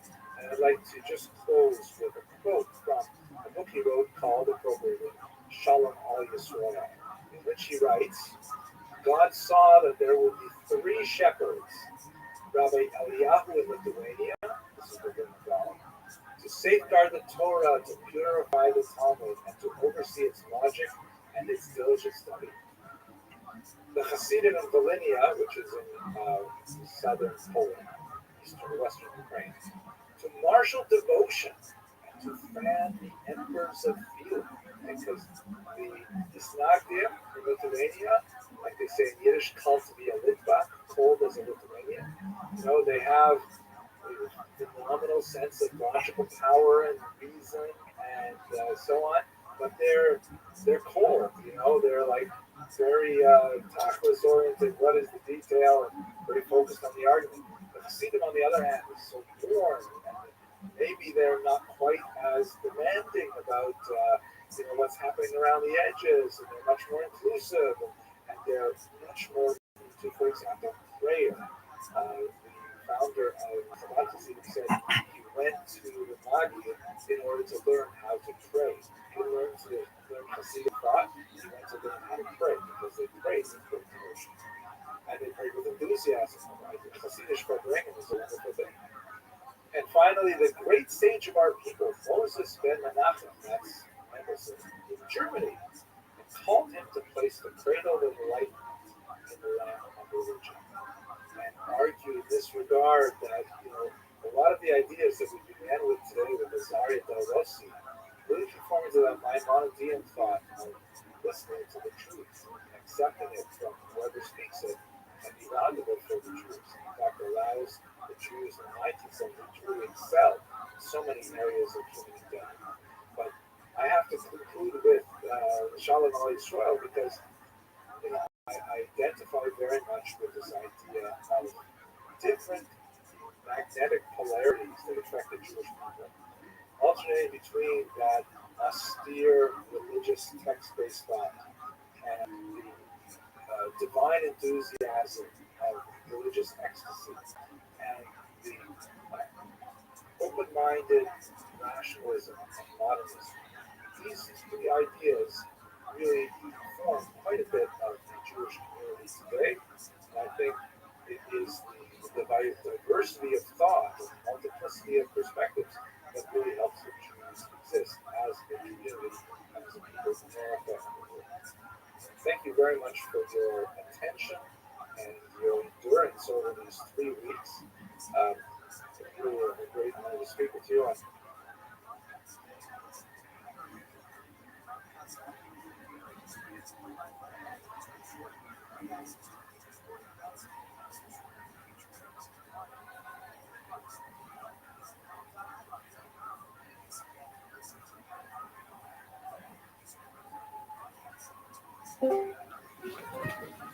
Welcome. How are you? One of the things that I find so exciting about the early Jewish community in Amsterdam, What's up, particularly Ivan? 16th, 17th, 18th centuries, is the fact that it was a place that drew in people from Ivan, diverse backgrounds, surprisingly diverse backgrounds. can you hear me? Ivan.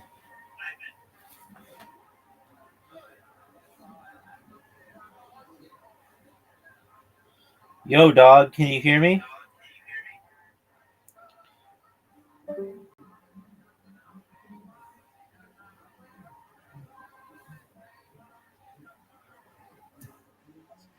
they came together to produce some tremendous artifacts of Jewish culture that later went on to have very illustrious careers.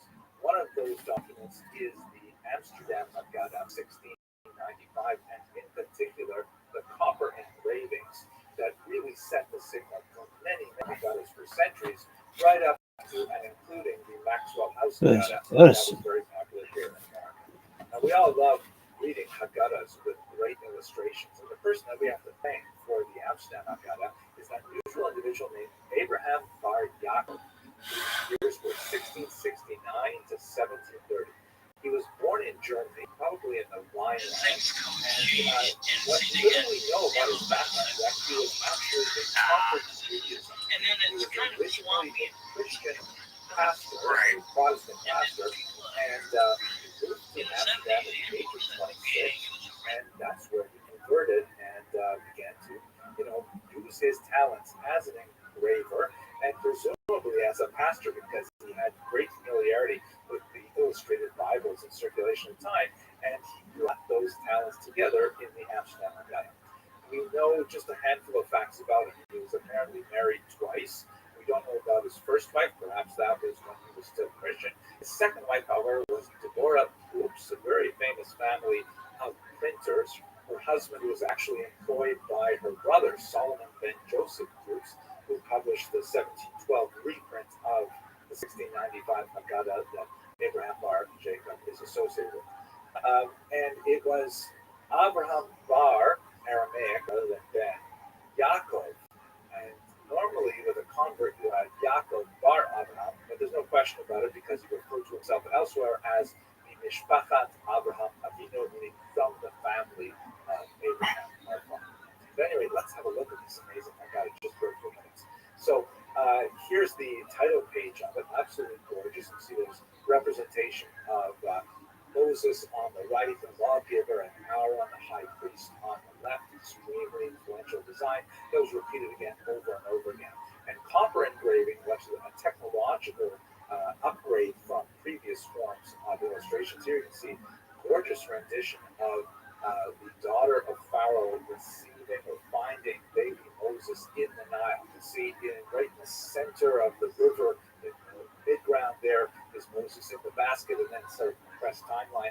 In the back, you can see it looks like the maidservant, not the daughter of Pharaoh herself, as we might have in the Midrashim tradition, reaches out to receive Moses. And then on the left side of the foreground, you see apparently the maidservant presenting the baby Moses to daughter of Pharaoh herself, who was so designated by a crown. Fascinating, very detailed, gorgeous illustration. You can imagine people sitting around the Seder table in Amsterdam enjoying this, and it really all over Europe.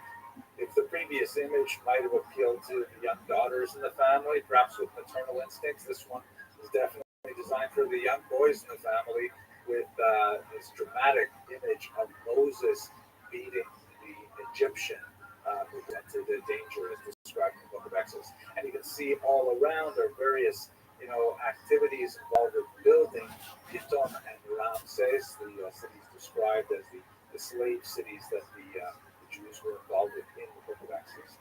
So really gorgeous, detailed illustrations, very evocative and so on. It's also famous for being the site of a very early Hebrew map. You can see it's laid out east to west. Here's a colorized version of it, also very interesting looking. But I think what is most fascinating about this is in this type of era, the whole idea of plagiarism was like not very well defined. And so here is a classic image from the Haggadah that shows the pictures of the four sons. Right, we've got on the right the wise son, and then the second from the right is the wicked son. The third from the right is the simple son, and then at the very left is the one who does not know how to ask. You can see they're actually different in size as well. But when you look a little bit more deeply, you see that actually these four sons were clearly taken from early models. And in fact, many of the images in the Amsterdam Haggadah were simply taken from earlier biblical illustrations that came from Christian sources, which is perhaps something that our artist might have become familiar with through his earlier Christian study. Here, for example, you see the four sons in the Amsterdam Haggadah, the top left image. And by the way, ironically, it says underneath here in the German, reproduction is forbidden, which it's ironic because, of course, this is exactly what he was doing. But this is also from 1931. It's a reprint from then, so it's already work in public domain. At any rate, three of the four sons are simply flipped in mirror image and taken from entirely different illustrations drawn from the Iconis Biblical of Matthäus Marian of Basel, a mid-17th century print of the Bible with illustrations. So you can see, for example, the Chacham, the wise son, is actually from a picture of Hannibal, who's offering a sacrifice in the top right. The Rasha, the wicked son, is actually a Roman soldier in the bottom right, fleeing a battle. And then on the left, the simple son is ironically based on a model of the prophet Samuel in the lower left, and then he's just flipped as well, and a hat is added to reinforce the image. So the whole idea of what could be borrowed, what could be built upon, what could be augmented was really very fluid in the 17th century. I'll just wrap it up with one quick look at his own signature, which is really beautiful and evocative anyways. That if you can see that right there in the bottom of this image, it says Abraham Bar Yaakov. And I find it interesting that he chose to specifically illustrate his name underneath a depiction of a story from the book of Jonah, in which the stormy sea throws Jonah overboard, he's swallowed up by some kind of aquatic creature, and then spit out safely on dry land. And I just wonder, it's very tempting to think, is this what Abraham Bar Yaakov thought of himself? That he too came from a very tumultuous era. He landed in Amsterdam and he found his wife, found a family, he found his métier as a copper engraver, and finally as a Jew. Fascinating, don't you think? I hope you enjoyed this video, and I hope you'll have a chance to explore Amsterdam together this fall with Kosher River Cruises. Thanks very much for watching.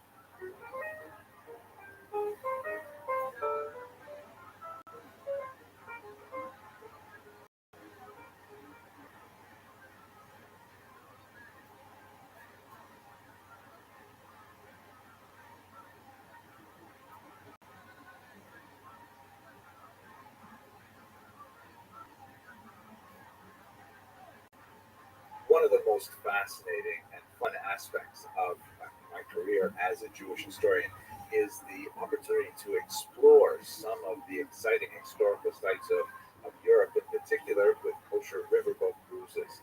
We've been doing this for a few years now, and I really love taking these voyages of discovery as we explore the rich Jewish heritage, particularly of of the Jewish waterways of Europe, and I'm especially looking forward to visiting Amsterdam this fall.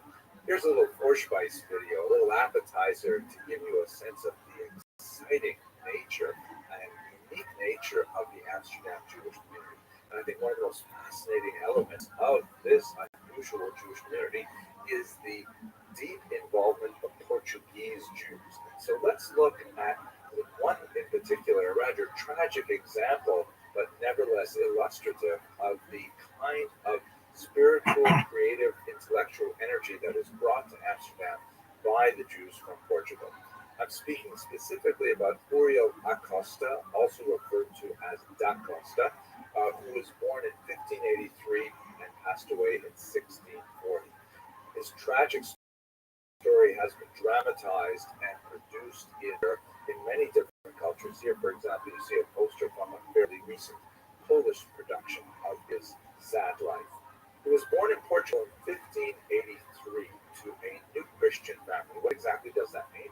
Many people speak about the Spanish Inquisition, but in reality, the Portuguese Inquisition, which followed shortly after the expulsion of Jews from Spain in 1492, was an absolutely horrific experience and had, in many ways, just as powerful, if not more powerful, an impact on Jewish history.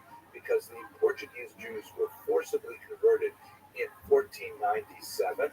There was kind of like a status quo agreement that the crown in Portugal would simply turn a blind eye to whatever they did behind closed doors. And so there was this tolerance for about 3 decades of Jews being outwardly Christian, and yet, nevertheless, as an open secret, they were still practicing Jewish practices. In 1530, the Inquisition came down hard in Portugal and created tremendous havoc for many Jews living there. And so many Jews went deep underground, but they had had several decades of experience living as crypto Jews, and so they tried literally for centuries to make their way out of Portugal afterwards. These families who were technically Christian because they had received baptism, willingly or not, were called New Christians, which made a distinction between the so-called Old Christians, who had never had any experience with Judaism, and the New Christians who were of Jewish background. There's a lot more to say about that, but I don't want to take up too much time in this video. At any rate, like many Jews of his generation, Acosta was not informed of his Jewish background until he was really a teenager. And he had understood that he was a good Christian like everyone else. He studied theology. It's quite possible he may even have received a clerical degree himself. And then when he found out that he was Jewish, he was fascinated with it. He was obsessed with it, and he wanted to really explore his Jewish background. This was only possible, however, once the family did make their way out of Portugal to Amsterdam, which was a much more liberal and tolerant environment, at least in some senses, where these Portuguese Jews could once again re-engage with their Jewish identity. Unfortunately for people like Acosta, his Jewish identity was an imagined identity because this is 1583. The Inquisition has been in place for 15 years. The Jews have been forcibly converted for almost a century. His real contact with Jewish teachings is highly limited. Almost everything he's learning about Judaism is from Christian sources reflecting upon Judaism and him trying to decode them to understand what Judaism must really be like after you take away the Christian filter. He came to Amsterdam in 1614. He spent a little bit of time after that in Hamburg. He was circumcised and he formally converted, but he found himself in conflict with the core community in 1618. And the crux of the problem was that he did not believe that Jews were living up to the ideal that he had set for them. Right? Imagine the kind of environment he must have been active in. He was an intellectual, brilliant individual, very well read, and he's coming to adopt this new Jewish identity after almost a century of persecution. And he finds that Jews are people too, and Jews are not necessarily behaving at the standards he expected of them after reading, the Hebrew Bible hoping to find models of human behavior in the patriarchs and the matriarchs, King David and King Solomon. And he sees around them there are regular people who are going about as Jews, occasionally perhaps not speaking well of each other, perhaps not necessarily treating each other appropriately in business and so on. And he is angry about this. He ends up getting into conflict with the local community that in an attempt to try and quell his anger and his public expectations, he is actually excommunicated. Now, there's a lot more to say about what exactly is excommunication in a Jewish context. It essentially means a form of ostracism, and there are different levels of it, as we shall see. So, he was first excommunicated in the year 1618. He goes back and he lives in Amsterdam, and the excommunication is lifted, and but he doesn't stop. He's still so bothered by the fact that how is it possible that Jews do not behave to the standards that he expects they should adopt? It's possible that Uriel Costa suffered from some level of mental illness. When I get to the end of this story, perhaps you'll see why this is especially poignant. But nevertheless, he ended up publishing a book, The Examination of Pharisaic Traditions, which was in many ways an attack on exactly the problem that we're describing here. The Jewish community, which at this time was trying to negotiate a safe level of tolerance with the outside community, and certainly did not want these kind of intellectual rabble-rousers active in Amsterdam. They ended up excommunicating him again. This is the second excommunication. He was fined, the book was seized and burned, and he ended up fleeing to Utrecht. Nevertheless, in Utrecht, he found himself extremely depressed. In 1628, his mother passed away, and he found that he simply could not live. He didn't have a community anymore. He wasn't a Christian. He didn't have community among Jews either. So he moved back to Amsterdam, hoping to absorb himself within the Jewish community again. And he said, I'm going to set aside all of my intellectual and spiritual disagreements with the community. He said later on, a very sad phrase, he said, I shall become an ape among apes. Very derogatory statement in the sense that he wanted to fit in with the Jews, even though he felt that it really wasn't for him. He thought a lot about some of the philosophical areas of Judaism and just could not help himself. He ended up getting involved in controversial behavior again. He ended up preventing two conversion to Judaism at this time, and this to the attention of the Jewish community once again. And so in 1640, he formally says to the community, okay, look, I'm really, really sorry. I know I'm having trouble controlling myself, but I will completely subject myself to the Jewish community. I will not, engage in any of these activities anymore. And the Beit Din of Amsterdam, the Jewish court, imposed an extremely harsh sanction upon him. They accepted him back, but they ordered him to go through a ritual humiliation, which was surprisingly not as uncommon as one might think in the 17th century, where he was taken into the synagogue, he was tied to a post and symbolically lashed with a little lash, but the idea was to symbolically accept his Jewish practice. And then he was required to lie down at the entrance to the synagogue and have the entire synagogue membership walk with him. This is a sign of abject humiliation. He was incredibly depressed by this. He went home. He wrote a 12-page suicide note called Black of New York. Example of a human a terrifying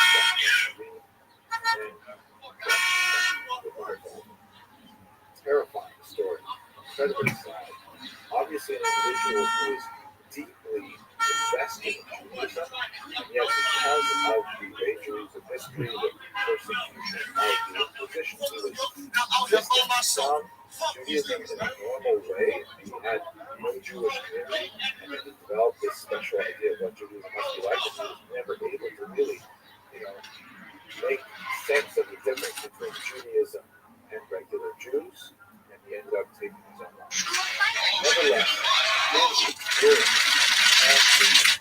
dramatic way, Amsterdam Damn, bro. This nigga got this shit wrong, bro. What the fuck? This nigga slump this shit. Fuck. for the difficulty of navigating the day when it becomes more and more possible to adopt various Damn, bro. This nigga got towards this shit. religious identity. In other words, the Amsterdam Bacon was really trying to enforce that most concept of Judaism, where everyone has a unique set of rules as understood by the Shulchan Aruch, whereas the possibility of mutual identities are rapidly evident in society. One of the most profound links, you may have already anticipated it, is the not that much later, after our cluster's experience, went through a similar experience with the Amsterdam Bacon, but many have drawn the direct connection between cluster's experience and Spinoza himself. This painting by Samuel Rothschild is a remarkable representation of Spinoza's life and his life in general in the 19th century.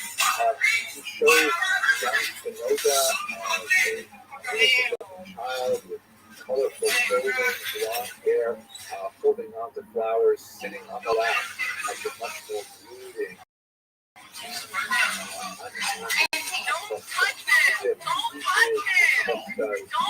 student, as if he is the bearer of his legacy. It is a tragic story to be sure, but it also gives us some insight into the complexity of the Amsterdam community and in particular the Portuguese element of its most important both economic vitality to Amsterdam, but also intellectual strength that was produced intellectual scholars like Spinoza. Okay, I hope you found this sad video nevertheless meaningful, and I really hope to see you on this tour because it's going to be fantastic. Thank you very much for watching.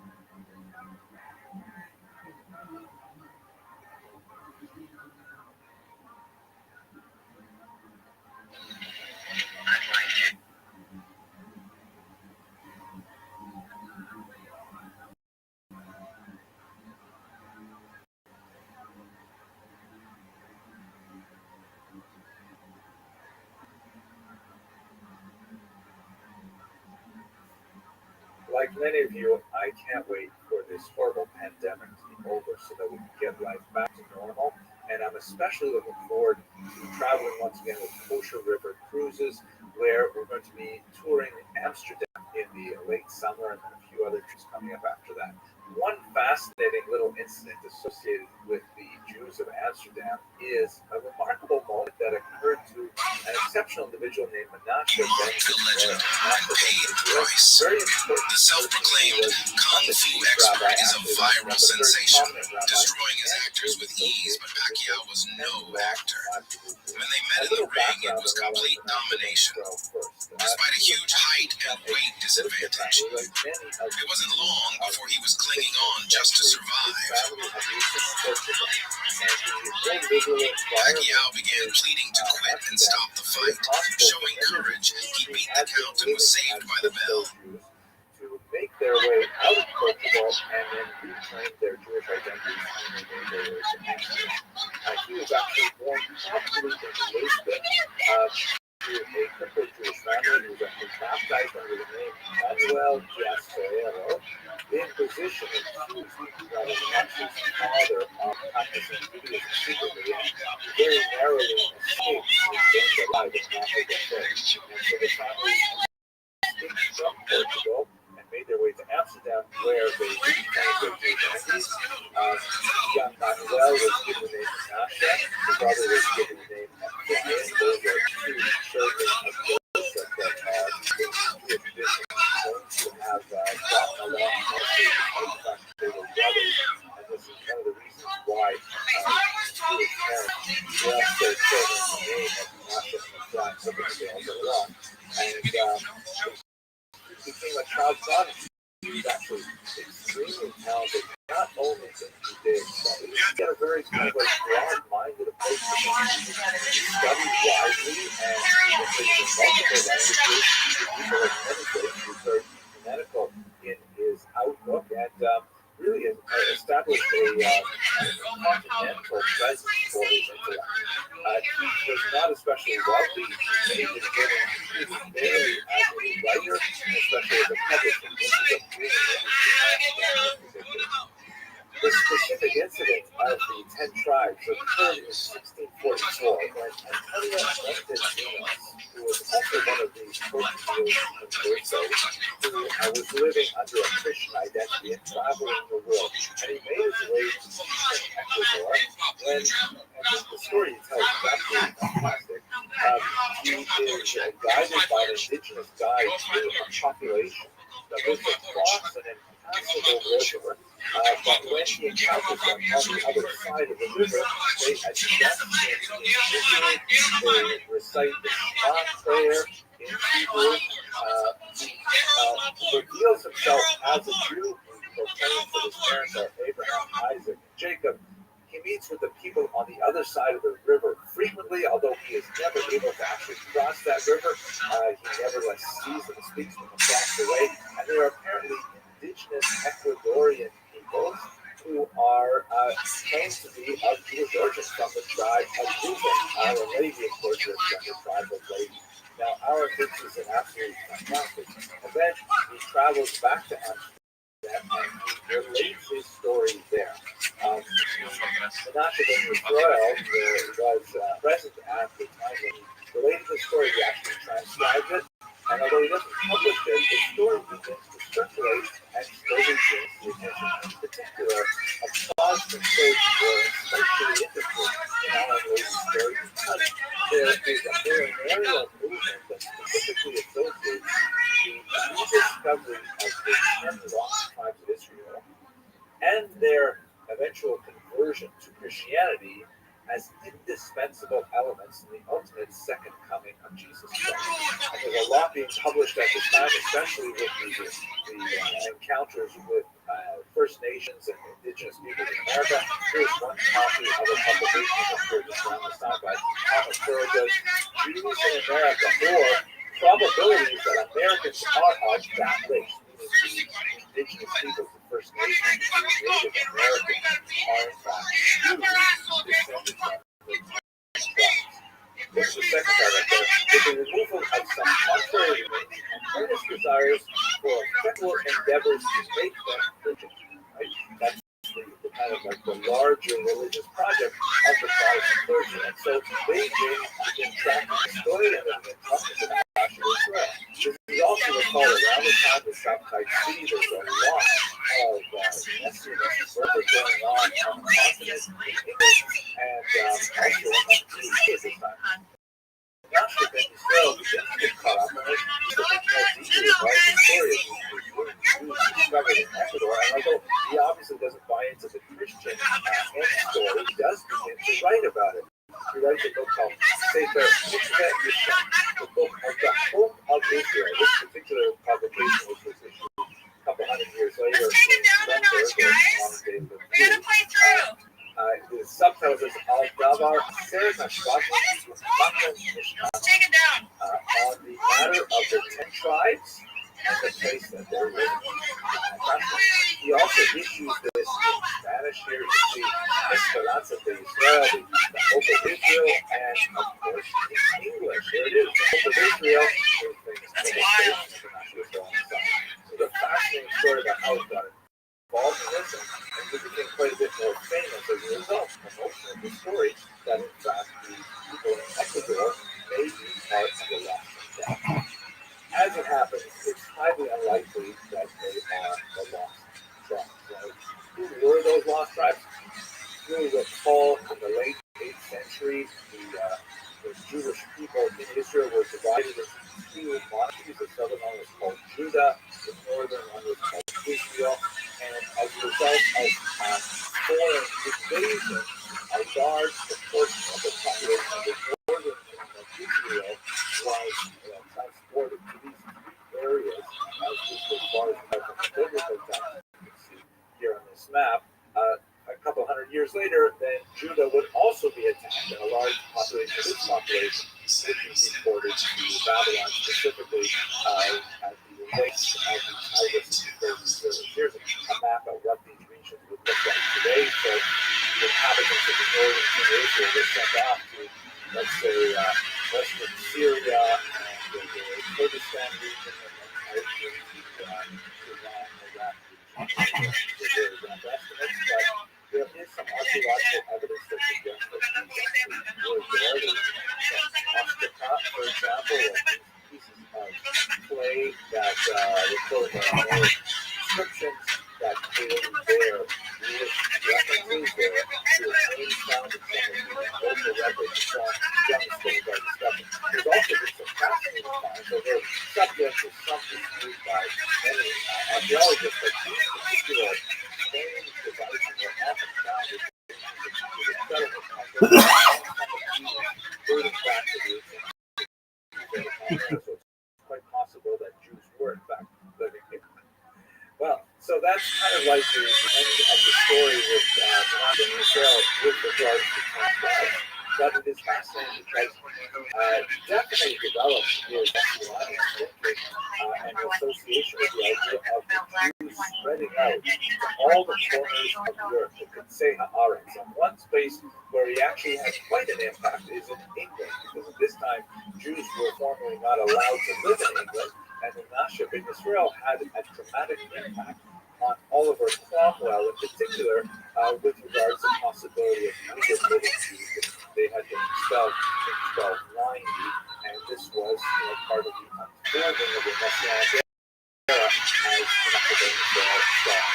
And that's just a very glimpse at some of the intellectual, spiritual, and political forms that were going on in Amsterdam. If you are able to travel, hopefully we'll all be able to travel after this pandemic is over. Please join me with Kosher River Cruises as we have a look at a lot of some sites of Jewish Amsterdam and the Netherlands late this summer. I hope I'll be able to see you on the cruise. Thanks very much for watching.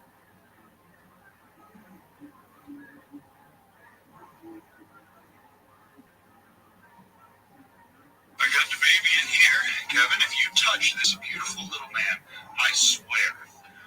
Okay. That's it.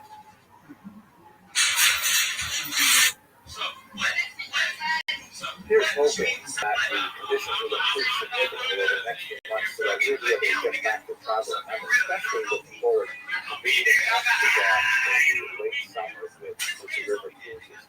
Amsterdam is such a fascinating city.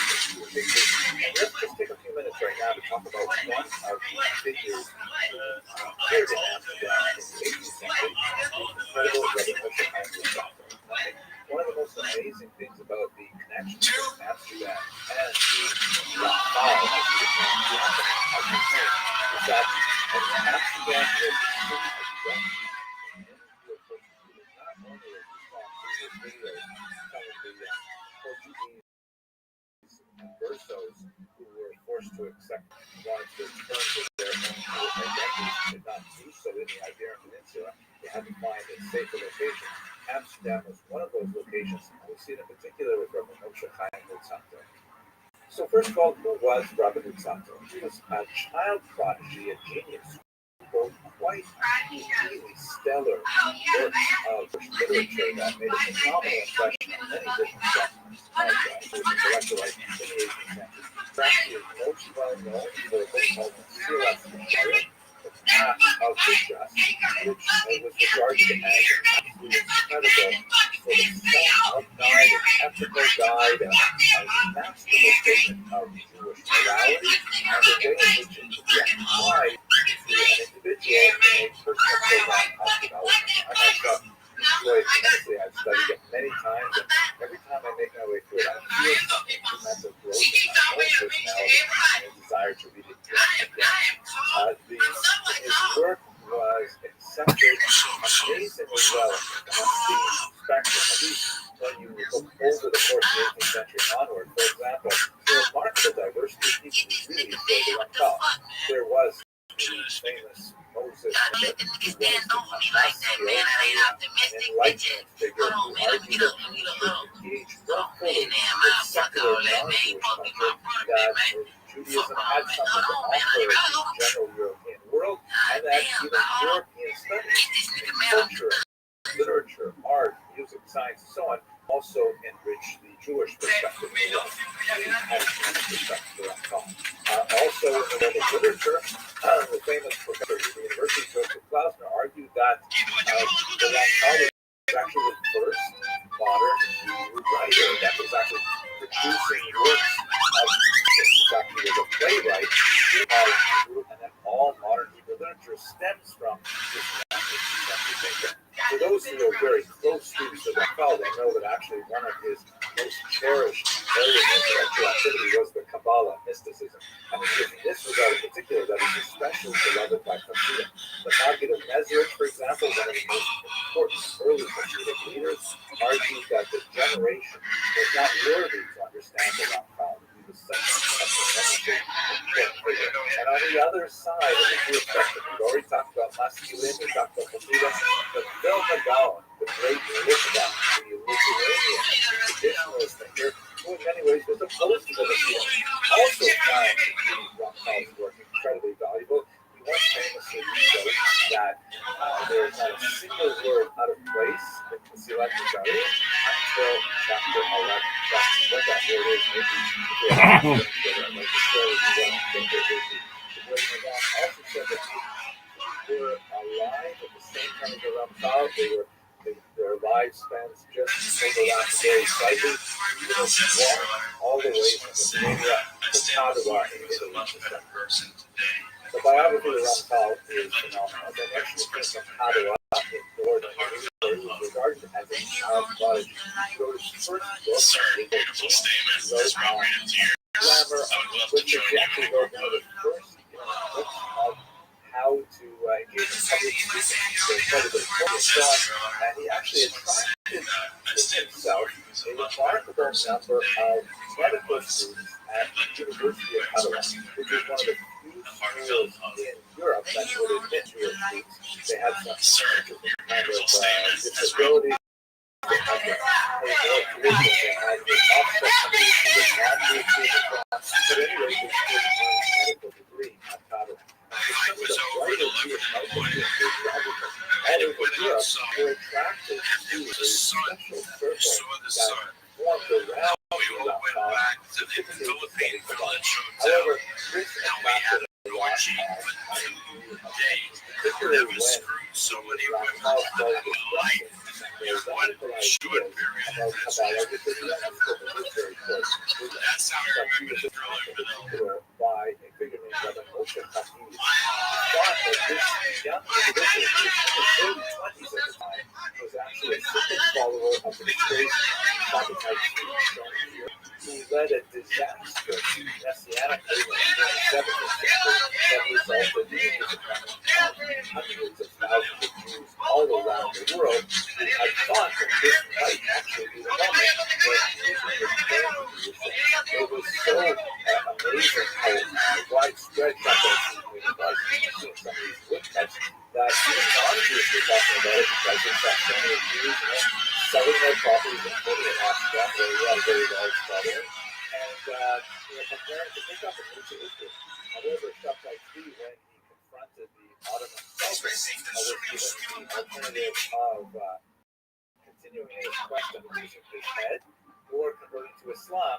Shabbatai Tzvi decided to convert to Islam, disappointing so many of his followers, although a small number of them actually continued believing that if their purported Messiah had converted to Islam, then perhaps that meant they should do so as well. They became a sect known as the Dunya, who were active right up to the 20th century in politics and Turkey, for example. But back to the Ramchal. The Rothschild had felt that the Ramchal was actually a secret follower of Shabbatai Tzvi, and he raised the issue with the Jewish court that actually looked at them. They were somewhat troubled by what they saw because he was remarkably young. Kabbalah is usually studied by people at least at the age of 40. He was still unmarried, and in fact, he did not grow a beard. He was totally things that bothered him. So they insisted on interviewing him, and they made him promise that he would restrict his Kabbalistic teachings. And when he got married, that actually assuaged some of their concerns, so they let it be. After some time, however, this young Ramchal felt that he really wanted there were also some family reversals in business, and so he decided to leave Padua and travel north in Europe to more secure Frankfurt. But Rabbi Moshe Chagiz, who was unhappy with the fact that the Ramchal was let off without too many consequences in Padua, he sent letters ahead to Frankfurt telling the authorities there that they should arrest the Ramchal on suspicion of following Shabbat, and they had a second trial there in Frankfurt. He was once again forced to submit to a humiliating oath indicating he would not teach Kabbalah and so on, and most tragically, the Frankfurt Beacon seized all of his unpublished manuscripts in order to examine them for possible heresy, and finding none but still uncertain of their content, they decided to bury them as if to hide them away, and then they lost the sight of their burial. So many of the phenomenal works are lost to history, and so they're not even the teacher of the Ramchal, Rabbi Isaiah Bassan, marshaled a tremendously heroic defense of his faith, arguing that there was no reason for him to be persecuted on any suspicions. He was incredibly upright and especially talented young man. And so, in the end, after he took the second oath, they allowed him to travel on. He was finally in Amsterdam, where he found some rest. As we've spoken about in a couple previous videos, the Portuguese Jews in Amsterdam in particular had a predominant influence on admitting the Ramchal, giving him the respect he needed, a place to teach. He had an honest position and so on, and he enjoyed some of the best years of his life, of his short life, were in Amsterdam because they saw, among other things, not only his brilliance, but also they recalled some of the negative repercussions of the situation with Uriel Acosta that we spoke about previously, and also, not too far in the distance, was the excommunication of Spinoza, which engendered some controversy as well. So Ramchal was allowed to teach and study and write in Amsterdam, and he was there to do this remarkable work in the Silat Mishabim. One thing I'm especially excited about, if you haven't studied the Ramchal in a while, perhaps when you were in yeshiva, you had an opportunity to study the Ramchal, in the 1990s came a new version, an autographed version of it in the Ramchal's own hand, was discovered archives in the former Soviet Union. And this version is not like the one that has been studied for the last 200 years. It was a dialogue version in which the entire theme and plot of the certain kind of expressed one of the old friends who reunite after many years apart. One of them has kind of gone on like an exact comparison, but has kind of become like a modern Orthodox. He is still very observant, but at the same time quite engaged in secular culture. And on the other hand, his old high school friend has become like a super hustler. Plays the rhythm all day, recites psalms all day, very, very pious, very, very particular about their observance of the halacha. And the two of them get together and they start talking about their comparative experiences, and it is brilliant. It's so insightful. In many ways, I prefer the dialogue version, which the Ramchal decided not to publish, to the version that has been available. So much fascinating stuff. At any rate, I hope that you'll be able to join me on this cruise. We're definitely going to look at the Mesilat Yesharim because of its connection to Amsterdam, and I try to understand a little bit more of his thought and what he had to offer the world. Thank you very much for watching, and hope to see you on a cruise one day.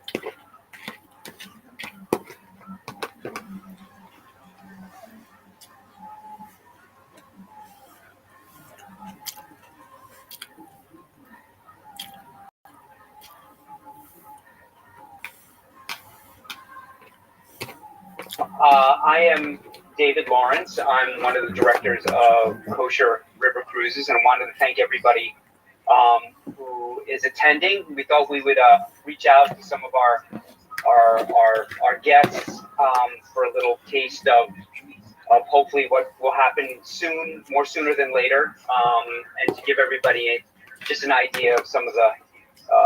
I know we're all missing out on our opportunity to travel and all that other good stuff, and just to keep connected with you. I know the biggest question that everybody has right now is what's going on with the cruises. At this time, as Henry liked to say, we are in a state of ambiguity, meaning that everything depends on what the cruise lines do, what the governments will allow us. On rivers, it's very interesting because you're going across multiple territories and multiple countries and multiple borders.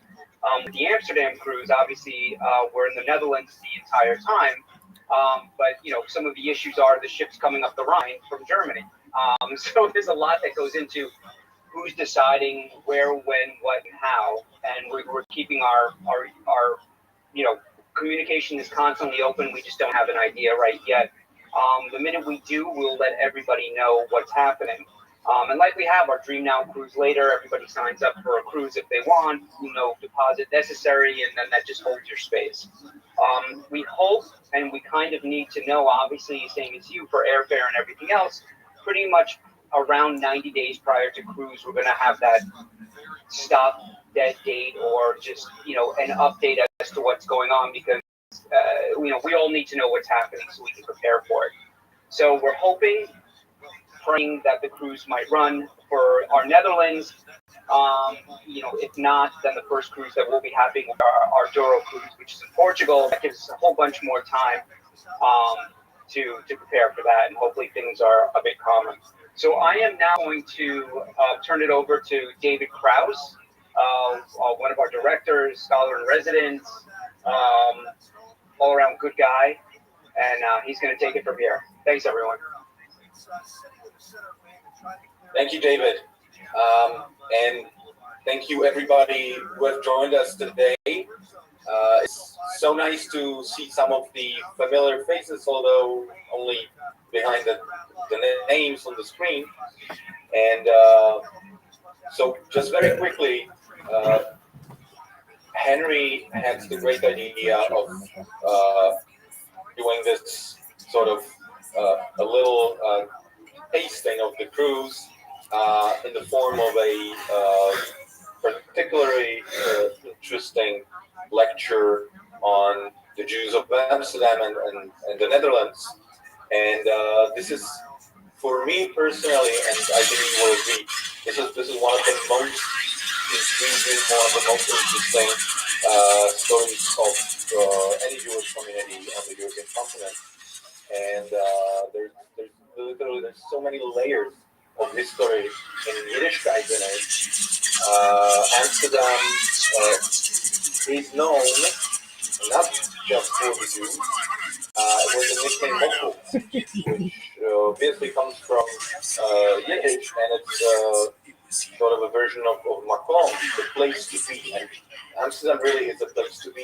It has incredibly rich history, and so does the Dutch Jewry in general. And so this is what we're going to hear about today. Before I hand it over to Henry, I just want to give you a technical information. I am here to moderate the questions today.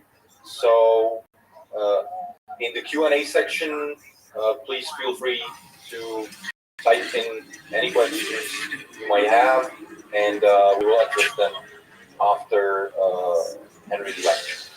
So without further ado, Henry, is yours. Wow, thank you so much. Everyone can hear me all right?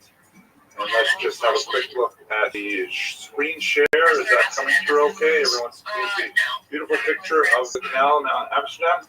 Excellent.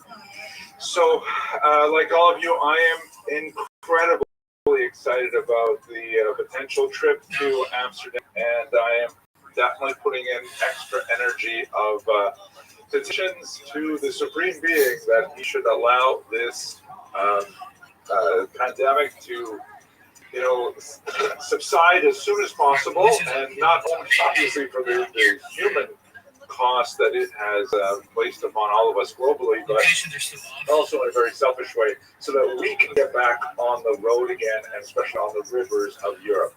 And like David said, the truth is, Amsterdam is so incredibly fascinating. It is an unusual paradigm of the entire story of the Jewish experience of modernity, specifically how we cross the chasm from the pre-modern or medieval environment into the Judaism and the Jewish practice that we see around us today: Jewish sociology, Jewish society, Jewish achievements in the secular world. All of these really can be seen in a very tiny form as being birthed from Amsterdam, specifically in the first half of the 17th century. So in this brief lecture, that's really what I'd like to do is just to give us a sense of why was Amsterdam so incredibly important? Why was it such a mix of phenomenal influences, and why did Jews coming from Amsterdam really impact the entire European Jewish and beyond because of the strange confluence of factors that came together in the early 1600s. That's the overall plan for this lecture. It's really a short lecture.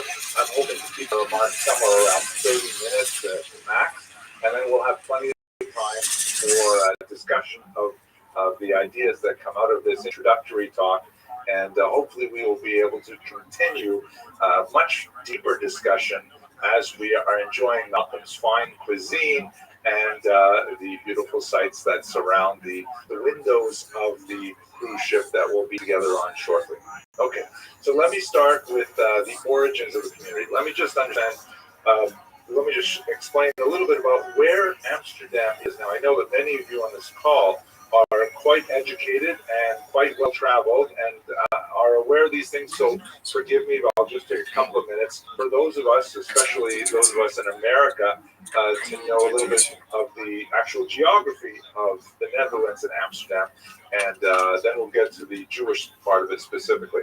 So this is a little detail map that shows you where Amsterdam is in the country known as the Netherlands. It's sometimes colloquially known as Holland, although strictly speaking, Holland is only two of the multiple provinces that are located within the Netherlands. The Netherlands means the Low Countries, and in fact, sometimes the nation will refer to the Netherlands as the Low Countries because they are quite literally low. The vast majority of the country is only about 1 meter or 3 feet above sea level. Think of it as kind of like New Orleans for the entire region, and in fact, New Orleans is an interesting comparison because there's a lot of similarities in culture. Maybe when you get that close to sea level, weird things happen. You want to have parties, Mardi Gras, Carnival, things like that. But at any rate, that's why it's called the Low Countries. The predominant language is Dutch, although there are 4 official languages of the Netherlands, one of which is, believe it or not, Yiddish. It is actually one of the official languages of the Netherlands. It's not associated with a particular province because Jews are settled in many of the regions, but nevertheless, it's a small tidbit. As you can see here, it is very close to England. Just on the outside of this, towards the left of this map is England. There's the British Channel that separates them.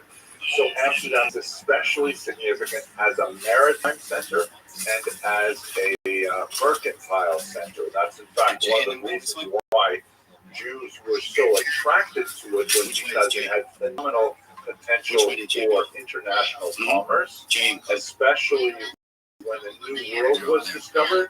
New York, of course, where I'm speaking to you from right now, was originally known, at least under European influence, as New Amsterdam, because it was settled originally by the Dutch. The local Dutch person in charge, a man named Stuyvesant, actually sent the first Jews into New York. It's hard to imagine New York without Jews, but in fact, he wanted to block them. There were handful of families that were arriving from Recife in South America, but his Dutch masters actually overruled them and said, no, let those Jews in, and boy, there goes the neighborhood. Anyways, this is a map of where the Netherlands and Amsterdam is. Looking at Jewish origins in the region, big go back quite far, although rather spotty, for about the 11th century. From the 11th century onward, you begin to see an increasing number of Jews in Ashkenaz proper, and Amsterdam is one of the most significant cities of Ashkenaz, particularly, as I mentioned, in the early 17th century onwards. This is a great map.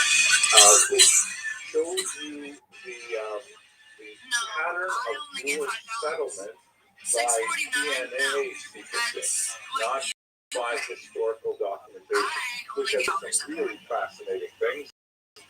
This is a study specifically looking at the Y chromosome of Jews who are from the tribe of Levi, which would mean they call themselves either Kohen or Levi today. And since it all descends through the male, only men serve as Levium or Kohanim, so we usually trace it on the Y chromosome. And then you see from this map, 40%, this is 100%. Of or a statistically very large number of Kohanim and Levium have genetic history which can be traced. You see the lower right, the number one, from Israel proper, which stands to reason because of the Hebrew origins of an ancestor born 3,000 years ago, Aaron the Kohen, who is, by the way, consistent with the DNA patterns we have today. And although many historians, myself included, often felt that Jews migrated across the coast of North Africa through Spain and then into Ashkenaz, it has become abundantly clear that the alternate route, which was through Italy, was far more significant. We know that there were early Jewish communities set up in the 1st century of the Common Era, some even prior to that, and there was a significant expansion with the tens of thousands of Jewish slaves that were taken from Israel and brought to Rome after the First Roman-Jewish War. Those are numbers that Josephus, an ancient historian, provides us with.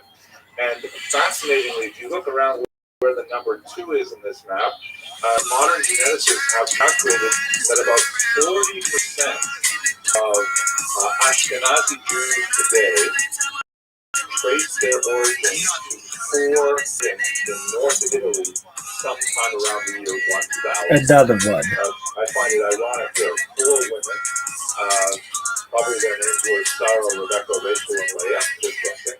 But at any rate, another one. The genetic origins of a large chunk of Ashkenazi another Jews one. are specifically associated with these 4 another one. Likely converts to Judaism who lived around the same time in northern Italy. Anyway, another that one.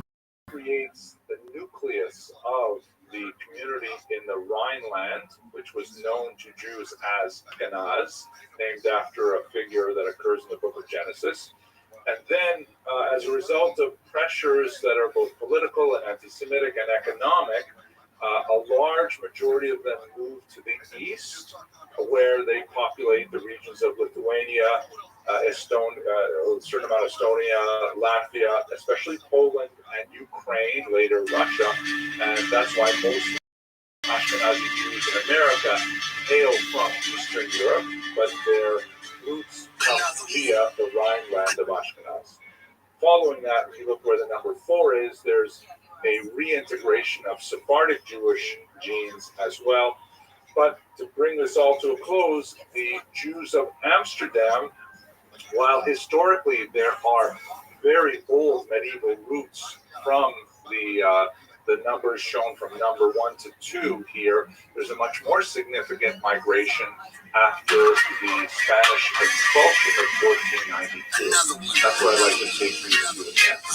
This is extremely important for the background of Amsterdam Jewry in particular, and also very helpful for us because the cruise that God willing will be going on after we enjoy Amsterdam will be on the Douro River into Portugal, which will be a fascinating opportunity to see some of the legacy of Sephardic Jews. So this map here, migration of Spanish and especially Portuguese Jews in the 16th century and beyond. Understand this migration, let me just take you back about a century to the year 1391, when a wave of pogroms swept through the Iberian Peninsula, and one of the unusual aspects of these pogroms was that they were accompanied by forced conversions to Christianity, forced baptism. This was, technically speaking, upon prevention of canon law. The church did not authorize these forced baptisms, but as a result of Catholic dogma that was essentially not changed until the 1960s, once these Jews were forcibly baptized against their will, they were nevertheless Christians. And so you had this large, rather indigestible mass of people who continued to regard themselves as Jews, continued to live as Jews in Jewish communities, observing Judaism, and yet they had the status of being endowed Christians with all of the rights and privileges that go along with that, and with none of the disabilities that had been laid on the Jewish population. They could attend universities, they could advance in virtually any field that they chose, and even in the church hierarchy. And they had a distinct advantage over the large mass of the Spanish population because they were literate, they were numerate, and they were urbanized. And those three things meant that all of these Jews / Christians against their will had, all the doors suddenly thrown open to them to advance in Sephardic society. So over the course of that 15th century, the 1400s, you had this situation developing where, there was a mockery of Christian theology because these obvious Jews were nevertheless allowed to ignore all of these barriers, and they advanced very far into society. By the time you get to the last quarter of that century, there is a serious backlash against the situation, which motivates the Spanish crown to invoke the Inquisition. The Spanish Inquisition was specifically directed at the so-called new Christians, that is, people who were practicing Judaism but were baptized, and that includes their descendants, who were taking advantage of their legal status and still practicing Jewish rites. The Inquisition was, technically speaking, not directed at Jews who were never baptized. They were, restricted into certain living areas and all kinds of disabilities based on their economic advancement and trade activity and so on. But they were, strictly speaking, not part of the problem because they were not pushing up against the Spanish establishment.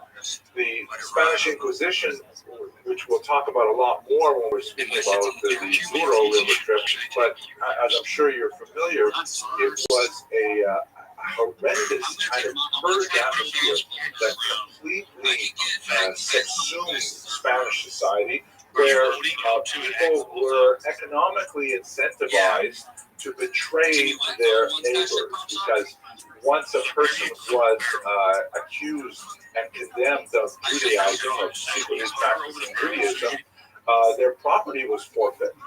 And that property was now shared by the church, the crown, and the people who betrayed them. So there was like an incentive to rat on your neighbor. Once a neighbor was accused of Judaism, it could be anything small, like, for example, they never seem to eat pork at their house, or I've seen that they don't do work on Saturdays. Those people were arrested, tortured horribly, and forced to confess and to give up names of everybody else they know who were also Judaizers. And this created a massive ripple effect where the Inquisition literally took over society, and people at high levels of authority were accused of the Inquisition, by the Inquisition, and were forced to undergo this terrible situation. The culmination of Inquisition trials was the auto da fe, in which the church would, technically speaking, release the accused to secular authorities. The church, strictly speaking, never put anyone to death in the Inquisition, but they used the term relax. They relaxed their hold over these people to the secular authorities, who would have these public burnings that were absolutely horrific. And they lasted right up until the 18th century. The Inquisition did not die in the 15th century. Is it just me? Just me? Oh, this shit's so good, I shouldn't have to fuck for free. It's not working. The Spanish Inquisition has gone way out of control. He's upside down. And so the Grand Inquisitor, a man named Torquemada, goes to the Spanish crown, Queen Isabella, and King Ferdinand, and says, we think we know what went wrong here. We left the original Jews in place. The reason why generations of these baptized new Christians are not converting is because they still have the Jews to go to. They still have a place where they can learn Torah, where they can get kosher food, where they can hang out with other Jews. So what we need to do is get rid of those Jews, and then we'll be able to put an end to all of this. The crown agrees, and in 1492, on the horrible day of Tisha B'Av, of course, the decree is implemented, and the Jews are forced shortly thereafter to flee the peninsula. And this map shows the direction of their flight. Quite a few of them made their way across the Mediterranean basin to Constantinople, to Israel, to Tzfat in particular, and many to North Africa. And there were two major areas that we have to look at. One of which we're going to spend more time on in the next slide, is of course Amsterdam. You can see that they made their way, especially through Portugal and then to the north to Amsterdam. You also have that massive wave of illegal Jewish migration into Portugal. Lock in. So let's look at Portugal for a second now. Portugal was, for a very brief period of time, quite literally 5 years, a place of refuge for Jews. Even though they tried to hold back the wave of migration, the Portuguese allowed the Jews to practice Judaism until 1497. At that point, as a result of some geopolitical changes, the desire to unite with Spain, for example, and a desire to not expel the Jews because they really provided lots of economic advantage to the western part of the peninsula. In 1497, the Jews of Portugal were forcibly converted en masse. They were all made Christians. There were incredible negative incentives placed to force them to convert. Among other things, the Portuguese deported about 2,500 Jewish children, literally separating them from their parents, to an island off the coast of Africa, where many of them were literally consumed by the wildlife on that island of Sao Tome. And so the Jews were completely broken, forcibly baptized, and then shortly thereafter they imposed the Inquisition again. This is one of the reasons why you have the term Spanish and Portuguese that is typically applied to synagogues in the New World, the Spanish and Portuguese synagogue in New York, another one in London, and so on, because there were two different populations. There were those Jews who were expelled from Spain in 1492, who technically speaking never had to pretend they were Christian.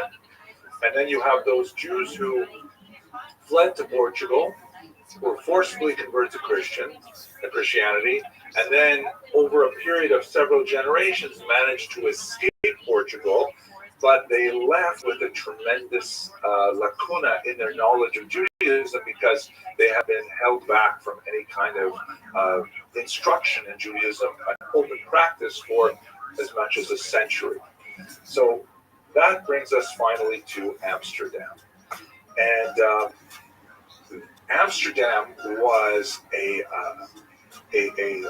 place of refuge for these Jews in particular. Those Spanish Jews who had fled to Portugal and then sometimes waited as much as 100 years before they could finally leave the horrible Portuguese Inquisition and escaped to Amsterdam. Many of them failed over the course of that century, and we know a lot about it because we have the Inquisition records. Trials were held in Lisbon in particular, also in Coimbra, which God willing we'll visit on the Douro tour again. And we know a lot about what these Jews had to say for themselves as they were attempting to leave Portugal. But one of the most tragic examples of their background when they got to Amsterdam, which was at the time a very liberal kind of environment, much like it is today. They're open to the idea of multiple populations living there, and they're open to possibilities.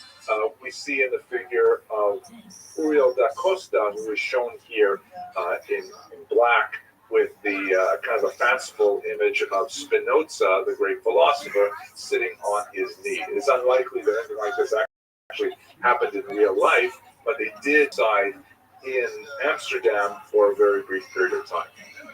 But let me just return for a second to the origins of this migration, which begins really in the 1580s. That's when we begin to see some Portuguese Jews beginning to organize themselves in a synagogue in Amsterdam. Now, the story that we have of the origins of the Portuguese community in Amsterdam are shrouded in legend, but we do have a history that was written in the 1600s, 1660s, that records an amazing story of the secret gathering of Portuguese Jews in Amsterdam on Yom Kippur. Suddenly there's a knock at the door, this is I think 1582, there's a knock at the door, and the sheriff's office breaks in, and the Jews there are accused of being of secretly practicing Judaism in that place.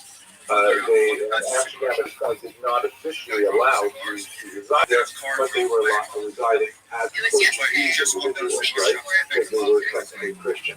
The rabbi and his son were arrested, were brought before the magistrate on Yom Kippur, and they explained that in fact they weren't doing anything. I forgot one small detail. They were accused, actually, they had no idea, according to the original story, they had no idea that they were Jews. They accused them of being Catholics, which was, for the Dutch at this time, quite a bit worse because they were warring with Catholics. And so they were brought before the king, the magistrate, and the magistrate asked for the report from the sheriff. And in fact, they amazingly found no Catholic paraphernalia in the house. There's no crucifixes, no chalices, nothing like that. And so the rabbi explained the truth is we're not Catholics, we're Jews. And so the magistrate said, Jews? Well, okay then, no problem. And he let them go. And this is the fanciful version of the story of the beginnings of the official community. About a dozen years later, they were granted official permission to exist. But at that time, the Dutch simply turned a blind eye to them. Now, fascinatingly, the story is basically true, but there's some key details. The reason we know there's because we also have the police report. And the police report said a few different things. The first thing is, it was Yom Kippur, it was about 10 years later than reported. And the police broke in not because they suspected them of being Catholics, but because they suspected them of white-collar crimes. They suspected there's some kind of conspiracy going on to subvert the tariffs and taxes of the state. And they arrested the rabbi, and they pleaded before the magistrate that they had nothing to do with any of this, kind of white-collar crime, and all they were doing is praying according to the rites and rituals of Yom Kippur.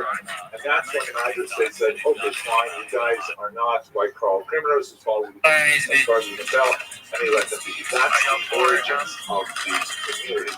Now, later on, as I mentioned, they would eventually gain official recognition, but not in all parts of the Netherlands. In fact, there are many parts of the Netherlands where Jews were forbidden to reside.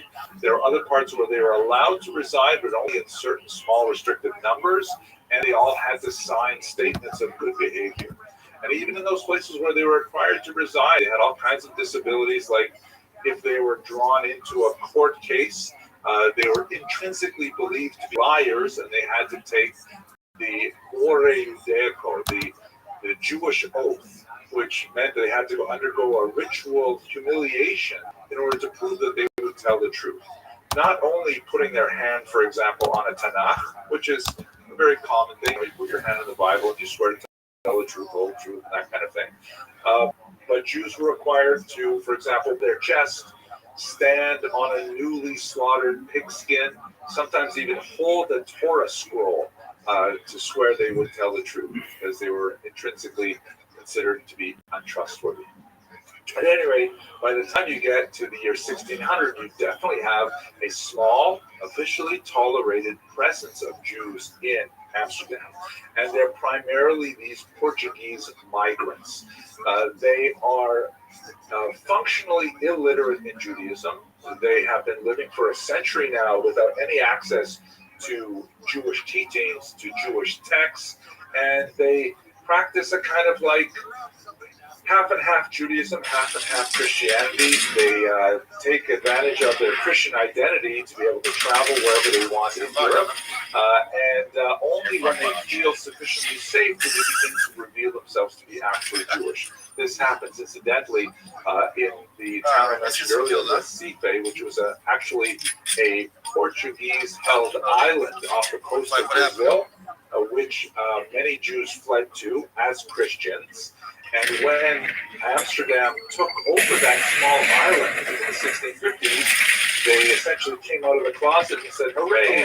The Dutch now control us. We can be Jewish." And they revealed their identity. Stop talking. They're in the back. Discovered that in 1654, as a result of the treaty, the Portuguese took the island over again, and now they are in trouble with the Inquisition, and so they fled northward to land in Manhattan and establish the Jewish community.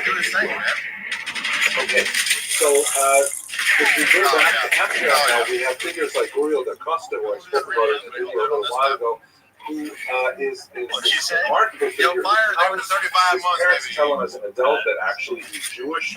Typically, Portuguese children are not told of their Jewish identity because fear they would reveal their identities to their friends. Because children talk and don't understand the significance of it. So when he learned that he was Jewish and that they were going to leave Portugal and make their way to Amsterdam, he was like overwhelmed. He was delighted. It was fantastic. But he was sorely disappointed when he got to Amsterdam and he saw that Jews don't always behave as wonderfully as the characters that he read about in the Old Testament when he was living in Portugal. And he became quite a gadfly to the Portuguese Jewish community in Amsterdam, so much so that they actually excommunicated him 3 times.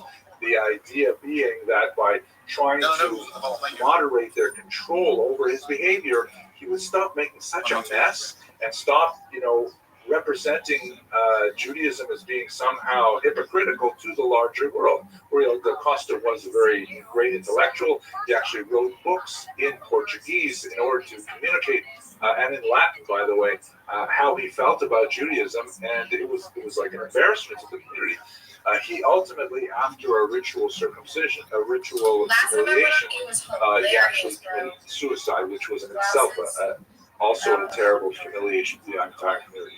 But he served as a role model, not necessarily a positive one, for Baruch Spinoza, shown here, who is perhaps the most famous Jew to emerge from Amsterdam of all time. Spinoza, who was about 25 years the junior of Acosta, was a lens grinder, in fact died from lung ailment, from inhaling the dust of lenses that he was grinding all the time. But he developed, partially from his Portuguese roots of skepticism, a very different approach to Judaism, which directly challenged the authority of the rabbis, among other things. The rabbis, wishing to control this kind of heretical behavior, not only heretical vis-a-vis traditional Judaism, but even more seriously, heretical vis-a-vis Christianity. We should not forget that the Portuguese Jewish community was still quite tenuous in the beginning of the 17th century, and although Amsterdam was a comparatively liberal place, the Jews were quite worried that they would lose their privileged position there and they would be expelled. This was something that was happening all over the continent. And so they especially wanted to make sure that all members of the community kept their heads down, did not make waves, didn't make a fuss, and didn't draw unnecessary attention to them, particularly by promoting heretical approaches to the Bible, which reminds me of a joke I can't help. I gotta tell you this big joke. Two Jews are being led out to a firing squad. As they're being led out, they placed in front of the wall, and they're putting the blindfolds on them. One of them starts saying, "Wait, don't do this. It's a mistake. I'm totally innocent. I can prove it. Please don't shoot me. Please don't kill me." And the other one says to him, "Shut. Don't make trouble." Because the idea was that the Jewish community was trying to self-police themselves, trying to control their heterogeneous elements, which were only bound to grow in Amsterdam, given the nature of the Portuguese population. And they failed to do so with Spinoza. They placed him, like Acosta, under a cherem, under a ban. No one is allowed to stand within 4 feet of him. No one was allowed to do business with him. No one was allowed to speak to him. And you get this picture of Spinoza here from this brilliant picture by Shmuel Herschenberg from 1907, one of the early artists of Israel, originally from Poland, who composed this image. You can see that he's like lost in a book. He's dressed in Portuguese, Dutch fashion, and he has no idea of the impact he's making on these traditionalist Jews in the background, who are alternately afraid of him. One of them is literally blocking the door to the synagogue. Another looks like he's coming down to pick up a rock to throw at him. Obviously, it's a very pro-Spinoza kind of image, but it carries some of the meaning of this. Now, there's a lot more to say about the second half of the 17th century, especially the influence of Shabbos, the false messiah, who actually found an increasingly large following in Amsterdam, one of these major centers in Western Europe as a whole.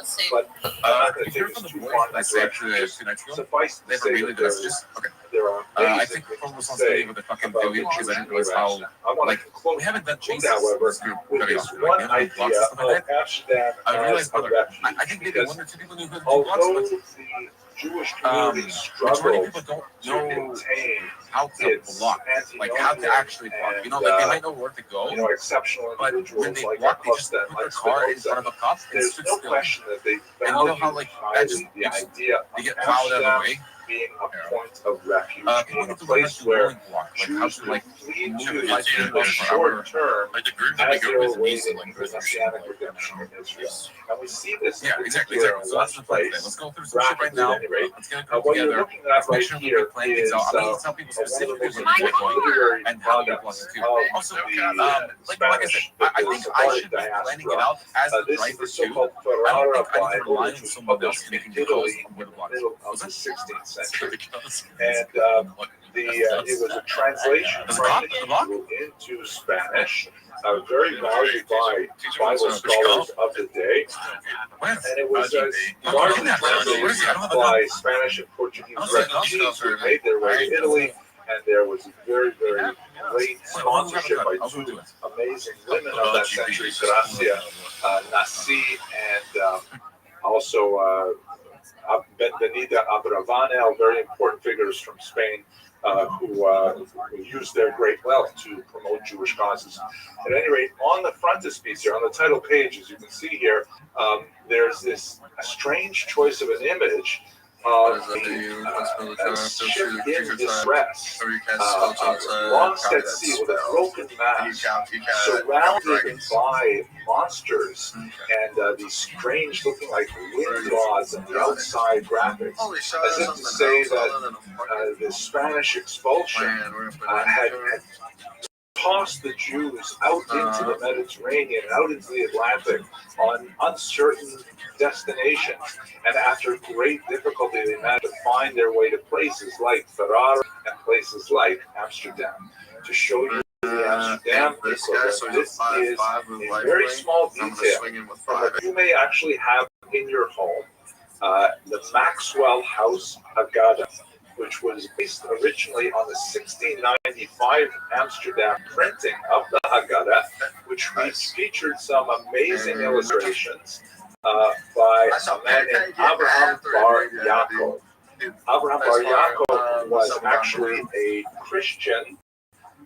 He served as a Protestant minister before leaving Germany and migrating to Amsterdam so he could study Judaism. He ended up converting to Judaism and displayed great talent as an engraver. He created these illustrations for one of the most popular Haggadahs in all history, which has graced tens of thousands of Jewish tables in America alone. It is largely a result of this one unusual individual's conversion to Judaism and his interpretation of the stories in the Haggadah. And this little detail is on the title page. It's his signature. You can see at the bottom there, Avraham Bar Yaakov, but he's portraying something which has no occurrence in the Haggadah whatsoever, but it's his own personal view of his life connected inextricably with Amsterdam. As you can see in the top left, there is again that motif, like in the Ferrara Bible, of the ship at sea in distress, people falling overboard, the terrible sea monsters about to swallow them, but he transvalues that by putting in the lower right corner the figure of Jonah, disgorged by the great whale or great fish onto dry land to safety. And as he looks over his shoulder at the horrible danger that he has survived, that's when he reflects on the tremendous kindness that Amsterdam showed him by being that place of refuge, intellectually and spiritually.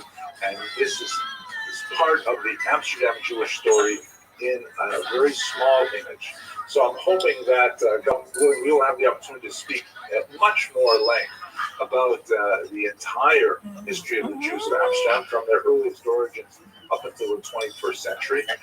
But for now, I will conclude, and I'm going to hand this back to David. And I look forward to hearing your questions in the Q&A box. Thank you for your attention.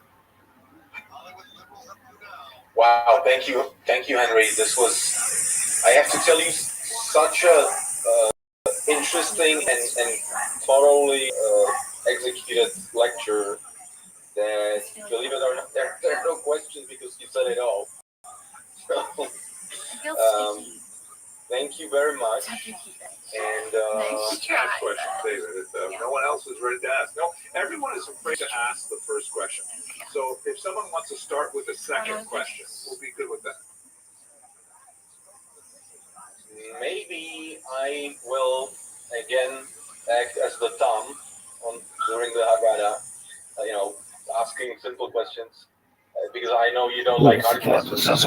I will leave that for the vote. I will think of something very, very difficult and then I will pop it. Maybe just very briefly, if you can talk a bit on the role of the Hebrew print in Amsterdam, because Amsterdam obviously was very important printing center in the Jewish world. Yeah, sure. That is a fascinating question. Thank you for asking it. We have to place this in context of the time, right? The printing press comes out in the middle of the 15th century. Jews are early adopters. They're loving it. This is a great way because, the Jews are al-Kitab, as the Arabs call us, the people of the book. And they really meant the people of the script. But manuscripts are like hugely expensive, prone to error, very easily damaged, fragile, hard to replace. With the printing press, and especially movable type, all of a sudden, you have the opportunity for a tremendous new industry. And Jews are big consumers of written material. So there are a few big centers that develop. The Spaniards try to get into it early on, but of course they're expelled 72-hour first water Talmuds, for protection with example, only 9 come ingredients isn't a myth. from Spain in the 1480s, and then the Venetians in particular, in the beginning of the 16th century, they start printing big time. Amsterdam is kind of like the third wave of publishing for Jews. And you have a few major printing houses that are established there, largely because of very favorable tax policies and the absence of church oversight. In Catholic countries, the church begins to say, wait a second, what exactly are you Jews writing here? Because it's all in Hebrew, we don't know what you're saying, and they have to impose lots of censors and things like that. In Amsterdam, you don't have that church oversight, and you have the mercantile connection where they're shipping books out everywhere across the ocean as well. So there is this effervescence of Jewish printing. Also, bear in mind that these Portuguese Jews, they're essentially Baalei Tshuva. They're essentially to Judaism with a Christian background, a secular background, if you will, for that time and place. And they're willing to entertain new ideas. It doesn't have to be Orthodox, small O Orthodox. You can give us nuance. You know, one of the most important Amsterdam Jews of the time was Manasseh ben Israel, who published the theory that some of the 10 tribes that were lost in the 8th century before the Common Era were actually alive and well and living in Colombia, in South America. And that was a hugely popular book, very influential across the ocean, translated into English as well. It's available under the title The Hope of Israel. So that there's some fascinating, beautiful things with printing in Amsterdam. Thank you very much. We have another question, which is from an anonymous Andy. Any idea why Dutch Jews, alone among all other Jews, wait only 1 hour between meat and milk? Yeah, I think the one answer to that is probably the proximity of Swiss chocolate, Toblerone, right? Like once you've got such a great chocolate like that, you really want to eat it as soon as possible. Okay, that's a joke. I hope you laughed at that. It's an excellent question. I've never actually thought about how that particular minhag or custom developed. From a halakhic perspective, I'm not a rabbi, but from a halakhic perspective, when you look at the passage in the Talmud that talks about meat and milk, it doesn't specify a specific amount of time.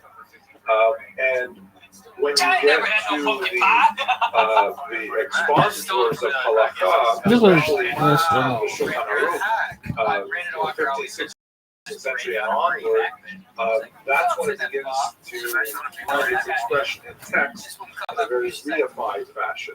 So most of the Talmudic commentators of the early medieval period do the process of digestion. How long does it actually take to digest meat so that you're not really consuming meat and milk together? And then especially the sense of taste, so you don't taste meat and milk together. That's why you have the development of a more strict opinion, perhaps in Eastern Europe, of 6 hours. In Germany, per se, it's 3 hour time limit. And in Amsterdam, only, in Holland, only 1 hour. I'll have to look further into it to see if there is a justification on a historic basis. But excellent question, anyways. I'm going to be thinking about that once I have lunch today. Thank you. I think there are no more questions, so I would like to conclude the lecture part. Thank you so much, Henry. This is as always just pure pleasure to listen to you and learn from you. And I really hope that we will continue on the boat, and we will. We all know that, and I'm looking forward to that. So thank you, and now I will hand over to David Lawrence, who has a few concluding remarks. Thank you so much, Henry. What we do on our cruises, I mean, Henry is an integral part of the team, and makes it, a really special experience. When we do our cruises, we're going all over the world, but we always try to have that Jewish aspect of it. We are a community of Jews traveling together, learning together, and that's all part of our process. When we our cruises are meant to be education in both secular, exactly what we're seeing, but to understand and the Jewish part of it, and to understand the secular part and the Jewish part, you got to understand both sides of the coin, and that's what makes it really special. What we do is, and when we create this community, people, Henry is always around, whether they're impromptu talks over dinner or whenever people can ask questions, people can have their time. There's so much going on. As you know, and people have been on our cruises before, they start at 8 in the morning and finish at 11 at night. So there's always something scheduled, and there's always something happening. Do as much as you want, or do as little as you want. And again, this is something that we've tried for the last, I guess, cruising has been doing this for about 25 years. Malcolm is one of the experts in cruising from large ships. We've moved over to small ships because we enjoy being just a community of Jews traveling together, and we think that's what makes this a really special experience. People who came in a little bit later, we are waiting to hear what's happening in Europe, what is the governments, how they're allowing the rivers to flow, who's allowed on the river, when, what are the protocols. Once we know what's happening, we'll let you know exactly what's happening. We have, like I said, our free now cruise later, which is just sign up, no deposit necessary when the cruise is confirmed.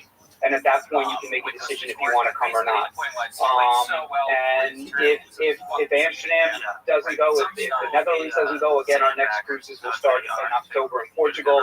And then for next year, we have everything from, as you see on our website, updated all the time. I'd like to thank everybody once again for coming. Please contact us if you have any questions whatsoever. I'm happy to answer them, and spread the word. We're here, and we're looking to travel all together soon. Once again, thank you, everybody. Because you're being honest, but just to make yourself you're playing more. You go to the tips because you want to be honest, make my handicap worse, but you're actually better than that. So it's really not honest, but within the rule set, I think handicaps are just really interesting because there's the vanity aspect where you don't want to tell people that your handicap is higher, but that helps you win money. But It's like an honest lie. Yeah. I would think that you would like. Hello, fellow students of Jewish history. I'm really excited to share with you today the results of a study I wish I could have that in all things. I just played my buddy talking about the genetic history of early my buddy Tom, his Ashkenazi girlfriend, Jews. tennis. I'm just beginning my research now to prepare for the less than once a week, season and with they Kosher play once or Riverboat twice. Cruises. Looking And I forward to played for visiting the years, I played Netherlands for years in and high school, Belgium, and I then wish a we little could later have going handicapped to ourselves. the Although Rhone it was River great. again to the south of France. 25, So 21. let's start with We played this new study, which is absolutely fascinating.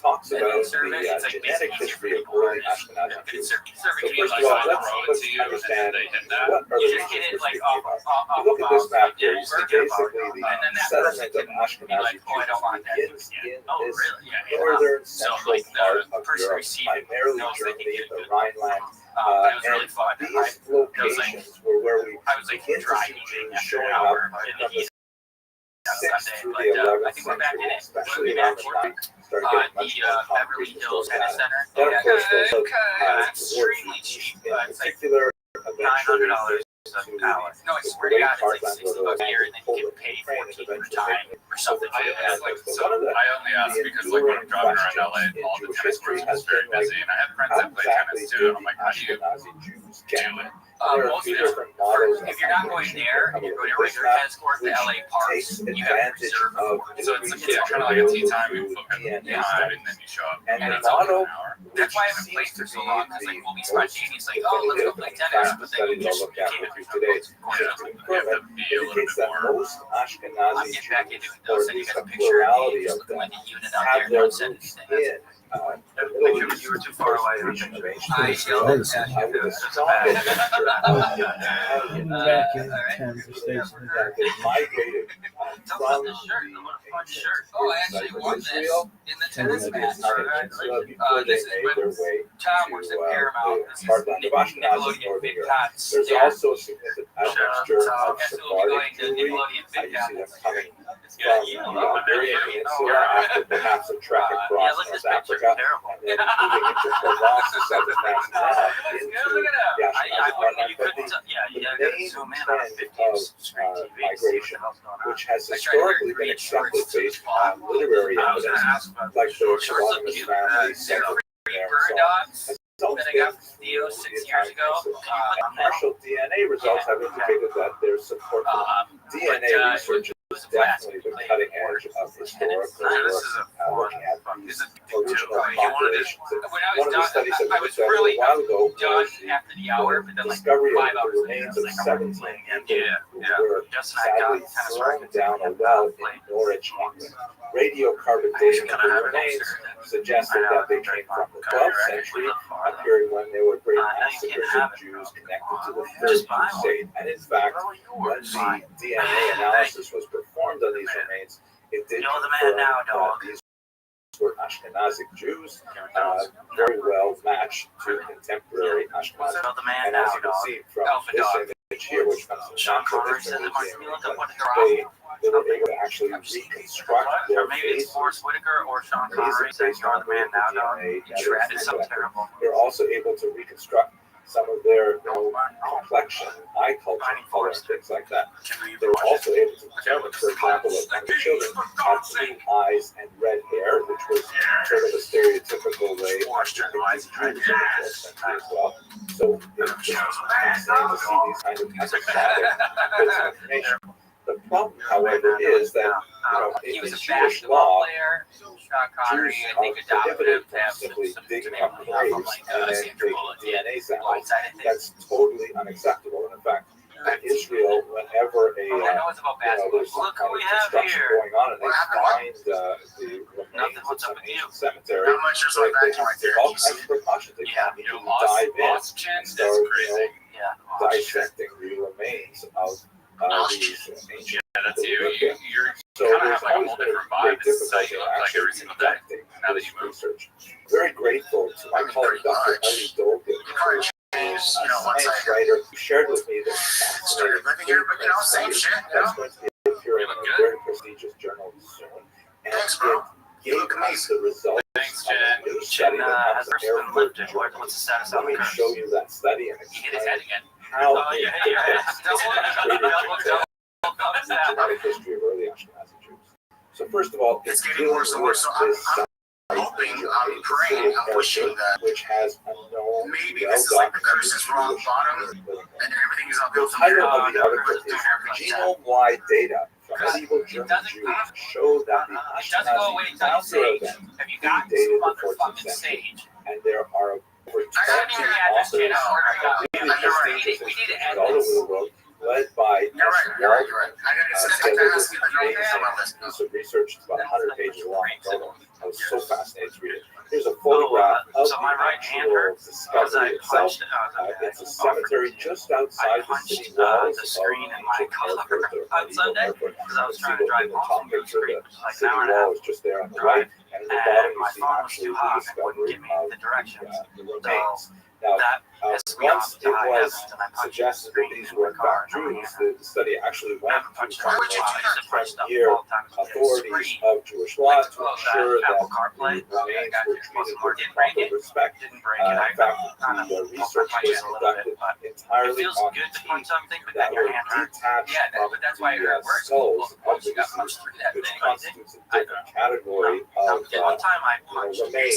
And it was much more lenient with regard to you assessment have like of that DNA. thing where in the moment when you're Also really fascinating, upset, they looked you'll at just differences in the enamel. do something like that. Just I remember something. I don't know what it was about, but at the studio, something happened, Absolutely fascinating. and then you just slammed the door because you were pissed off, and it was like the loudest I've ever heard. Founder event and something called the genetic bottleneck, which together gives us a much That clearer was a joke, picture right? That was a of joke how that Jews the impetus of Casey's Please have a look at this shit. I do diagram, remember which that I time. painstakingly created I for was you mad at the person that no longer illustrates works with us. how I see the idea of a Oh, giant shit. ball. You've got these curving lines, Yeah, and they move upwards. I'm not immune to an On the outburst. bottom I'm not of immune this to an bottleneck, you outburst. have I'm not immune Jews to in outbursts. ancient Israel. I, At the top, you have modern Ashkenazi Jews. We're speaking specifically about Ashkenazi Jews because that's the results of the Air Force research. So the Jews nation of Israel, you know, there's really no category of race within traditional Judaism. There is a category of religion, there's a category of tribal affiliation. don't be up and down. And you Always see like this. in That's not. lots of literary sources that there are tons of people from outside the Jewish world coming into the Jewish genetic population. So, for example, in the Bible, there's descriptions of the place, but you can rent the a demo for Moabite $6, woman Ruth, and if who you break it, first probably comes in and $400 marries Boaz, for this and later racket. And one of her I offspring would just like is mess and just descendants hit of it on the David, ground, but King just David, barely straight, like pulling back. Pater, who was Just the to father like, of I put a little Herod. He was Idumean. but You have it's just like Helena of Adia I Bene, can't who in that converts to moment. I Judaism. fuck up, hit a bad shot. I can't pull back. Oh my god! You've got Damn it! lots and lots of examples I'm much better than I used to be as a youth. I had terrible anger issues. I broke my hand twice. Then there is a significant historical displacement and I had to go to anger management, etc. Jewish wars, starting with the Great War of 66 to 74 of the Common Era. A massive number of Jews are displaced from ancient Israel and taken as slaves to Rome. That number is expanded with the Shakopsu rebellion 70 odd years later, and there's already an existing Jewish diaspora community living in the Italian Peninsula, so that's when you have a significant population of Jews moving to that part of the world. So, beginning in the first, second century in particular, you have Jews who are also marrying South Italian, and then later North Italian, and the genetic base of those Jews who are displaced to Italy is naturally expanded by their connections with other people. Of course, we're not getting here into a discussion of the various types of relationships. Certainly some of them involve conversion of one form or another. Some of them might involve forced relations, of course, rapes, but at any rate, you definitely have an admixture of DNA during the early part of late antiquity. Then you get to something which we call the bounds. This is the period when Italian Jews migrate to the Ashkenazic heartland in central Germany, around the Rhine. And that is genetically calculated to be about 5 generations ago. You work with a number of 25 years per generation. The authors statistically suggest that founder event dates to somewhere around the year 800, and that corresponds with a lot of the data that we have from other sources, including literary sources. Welcome. When you calculate that based on the airborne remains, What's up? it's very clear that the people who were buried in airborne What did you say, Pimp? descendants of people who have this combination. Are you ready for it? Middle Eastern and Italian DNA. What's your first joke? You say. You're gonna record it? I think you're gonna fuck up the recording. I think you might do well, but you're not gonna record it correctly.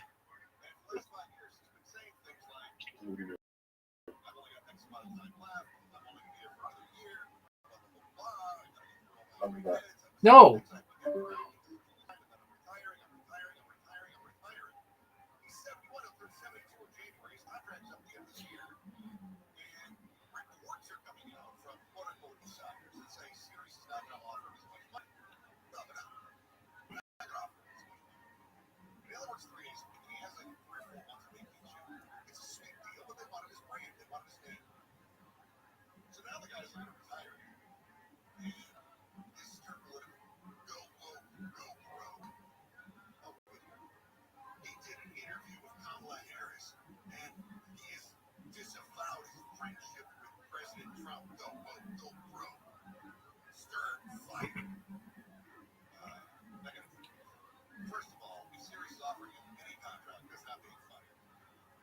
Second, he has said for years he's not signing another contract. And third, there's a lot of like, where could he land? I'm telling you, I could be way off on this. I don't think we hear much about him again. Maybe he does some other projects where he's like an executive producer or something, but I think he wants to enjoy his retirement. He's got a wife that's 20 years younger than him. He's got a house in the Hamptons. He's got one in Florida. I don't think he's going, oh man, I really got to end up somewhere. Maybe Ironheart will hire me. I don't think so. I think we'd love to have him. But I don't think he cares. At some point, this whole my politics are better than your politics, and my company survives because of my politics, yours fails because of your politics, that stuff's got to stop. Just the dumbest thing. We all make debate. The great Dr. Wendy Wollstone in After Dark starts at 7 o'clock. We'll talk with Dr. Wendy about something she said this week that I thought really show which gender is superior. That is next. Chris Merrill, KFI, AM 640, live everywhere. The iHeartRadio app, Virginia Davis, live. KFI 24 hours. Here's the latest. A major water fix in the valley hits a critical stage, but residents are being told not to turn on the tap yet. California joins nearly 20 states in a fight over Medicaid privacy, and pressure mounts on Israel's prime minister to pull back from a planned takeover of Gaza City. We're going to check the 10 freeway next. Live radio, trusted DJs, breaking news, live play-by-play.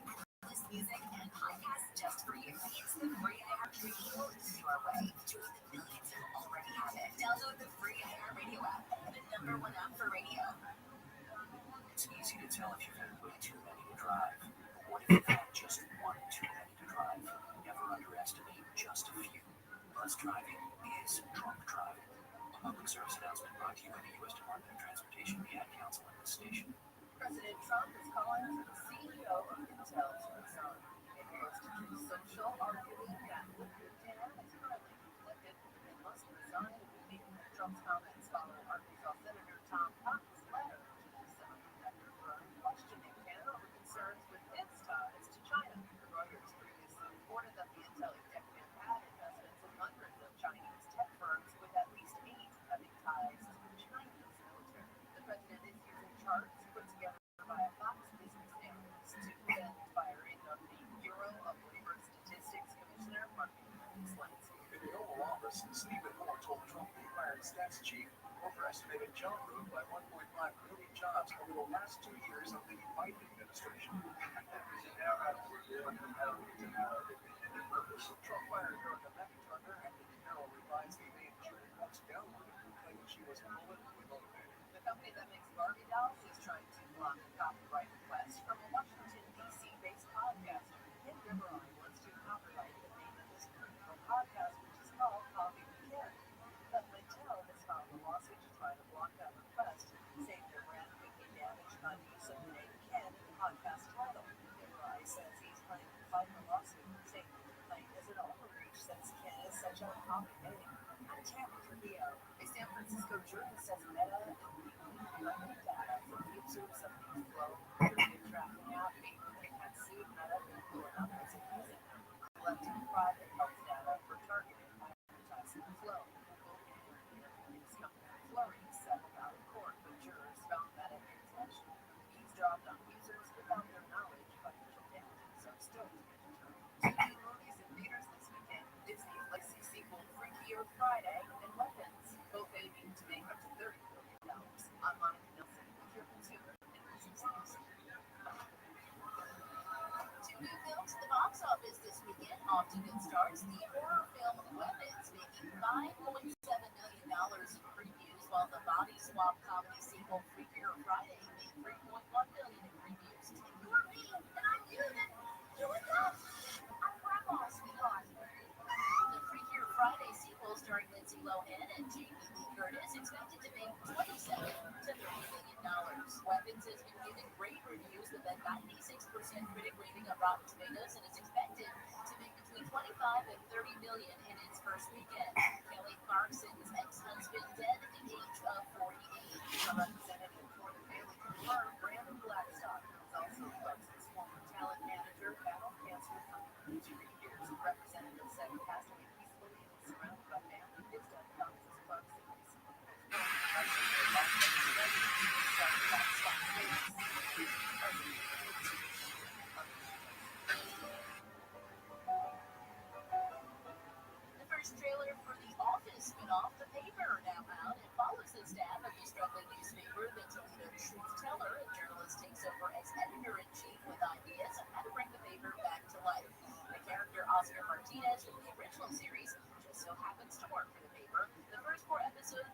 documentary series hits Peacock September 4th.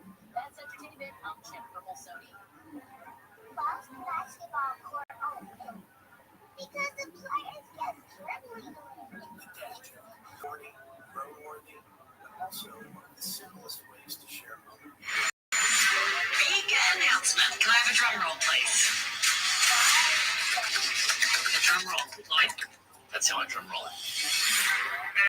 People ask me, how can I become a great boss? And the answer is having a happy.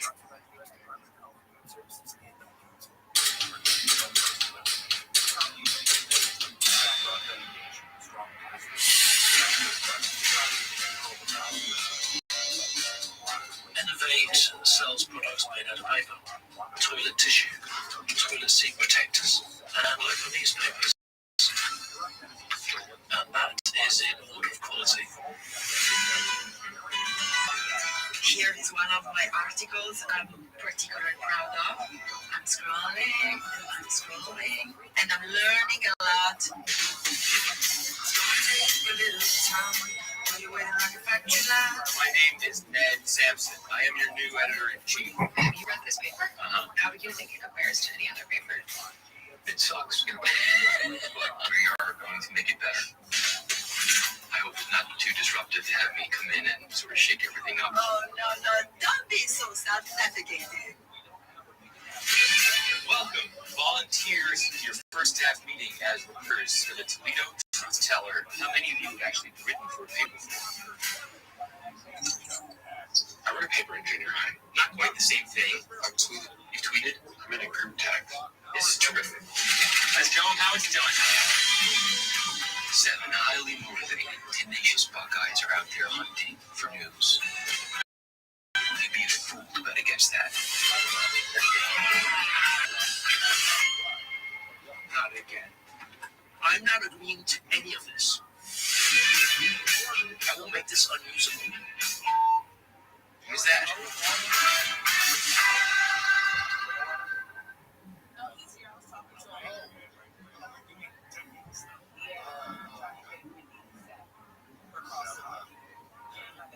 So anyway, Bush is the hospital because he was in that car accident this week on his way to work, and it showed work. So we got his pay, we penalized him, and we got him down.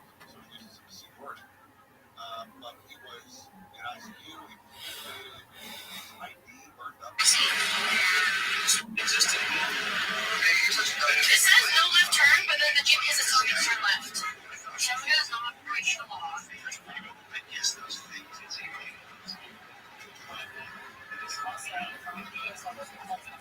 I don't like kick. I can't see my shot. I knew we were going the wrong way. I know. I'm sorry.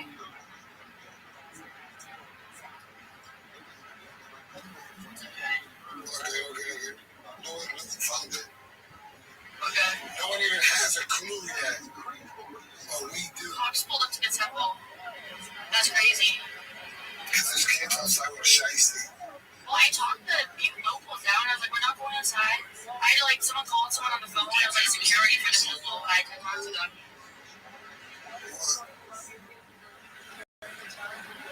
I'm stressed. I don't like that gas and then pause. Oh, okay. Shut the fuck up. I'm on toss. Yeah, we gotta. That's our fun. Actually,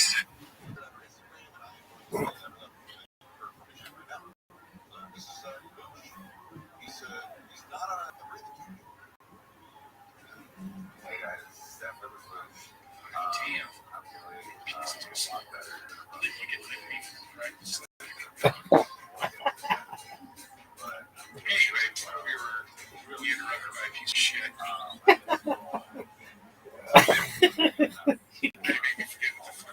You can like just for practice. 6, 8, 100, 120, 130.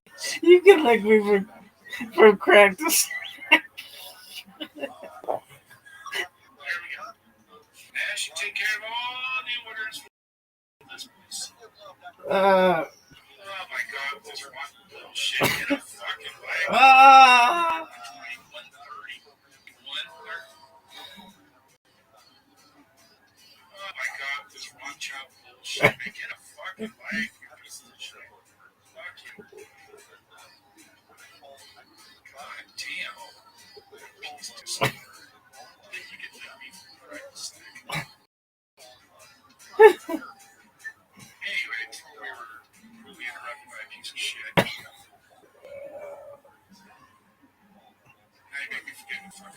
From the west side. 2468 100.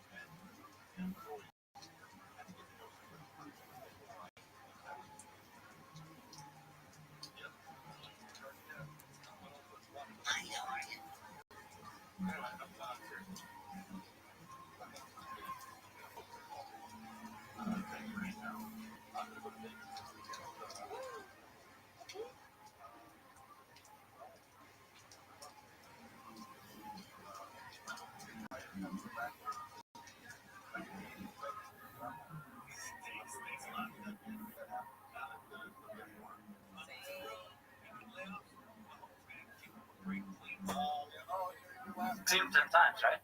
15. Wow. Hell yeah. You've seen? That's a lie. It's the character I made. He loves Hootie. You like his solo stuff more, or because I do?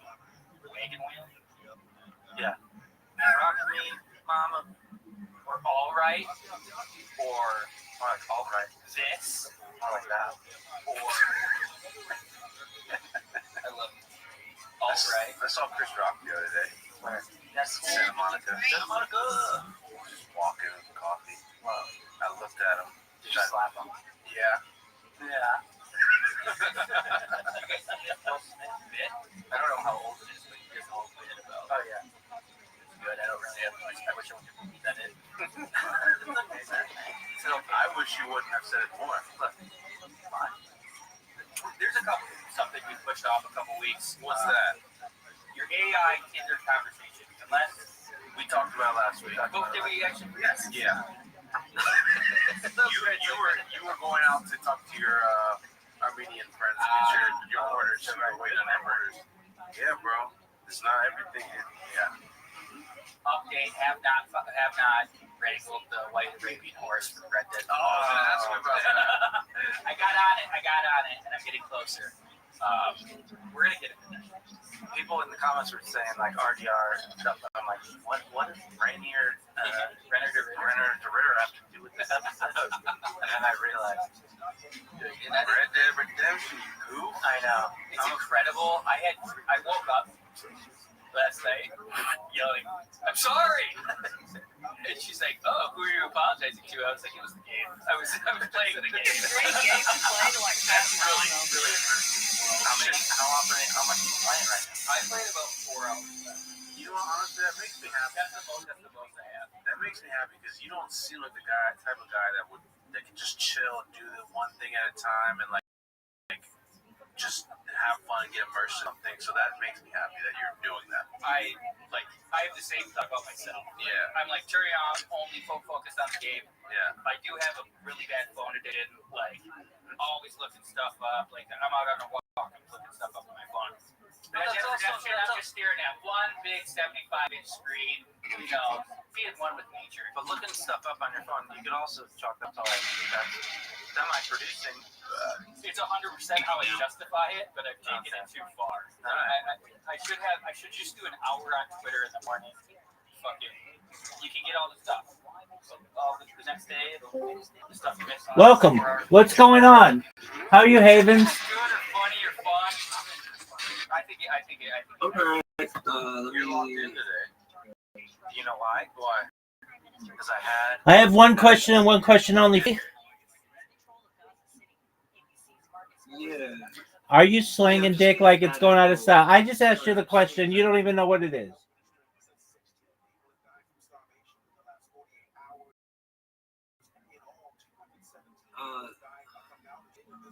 Oh, the Are You Ready part? So I was just getting a bad echo. I'm still getting the. I thought it was the. Hold on, let me see. Just mute the other account that I have there. Yeah, that's what I thought I did. Yeah, I thought I did. Let me see. No, it's alright, whatever. Yeah, how's it going, man? Are you alright? Yeah, I'm kicking ass, taking names. How are you, pimp? I'm good. Are you slanging dick like it's going out of style?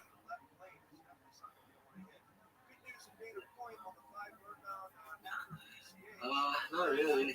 Why not?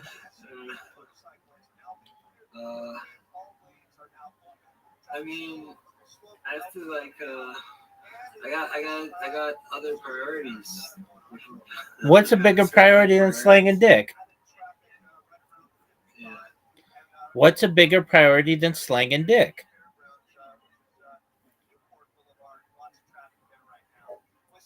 Yeah, man. This echo's wild. Yo, dog, just mute the other one. I did. It's like it's in this mute. The mute buttons. Oh, mute soundboard. Yeah, I turned off the. Well, let me. I'm gonna mute the. I'm gonna mute the one with like you in it, and I'm gonna. That's not gonna work. You know what? I think it's me. Protect his family from disaster. Steve used his camera phone. By taking pictures of important documents, Steve can always have them stored online. Learn more simple disaster prep tips at ready.gov. A message from Female the Echo. Oh man, This is like the part of the movie when you find out that that you're like you're the serial killer. What in the fuck are you saying? But meanwhile, it was actually you the whole time. Yeah, maybe you are, dog. Are you gonna try to kill me? I'm saying like.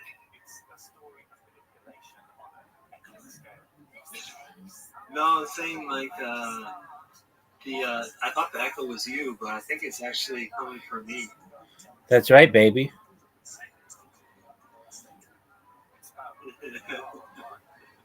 Yeah. So what's good? What's new?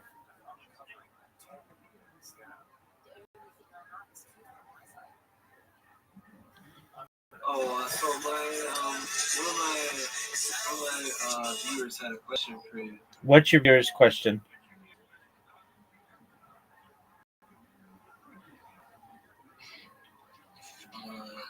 Let me see. I'm just double checking. I think she had a.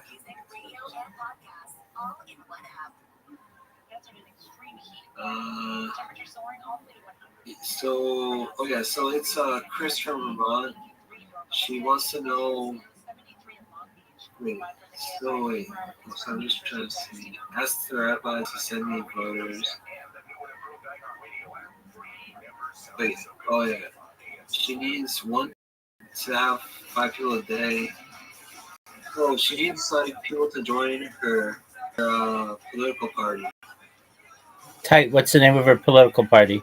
So she wants to know if you have any advice on.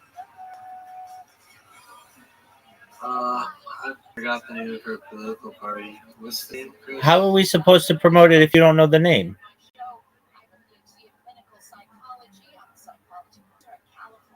No, we don't need to promote it. She just wants to know, like, what's it called? Like how to attract more people to it. And I was saying maybe because you're good with like attracting people to your channel and stuff. Yeah, she could use bots to be able to promote it. What was that? Yeah. Shout out to Chris in Vermont. So yeah, so then she asked, yeah, Chris from Vermont.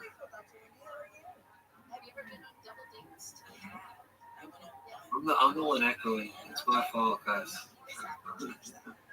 It's all my fault. I could deafen myself, maybe. I'm actually going to talk to one of the founders of this app a little later. Noise suppression. No. First, are you as enamored? Are you sure you have that other account muted? Anyway. Yo, I just asked you a question. Are you sure you have that other account muted? Yeah.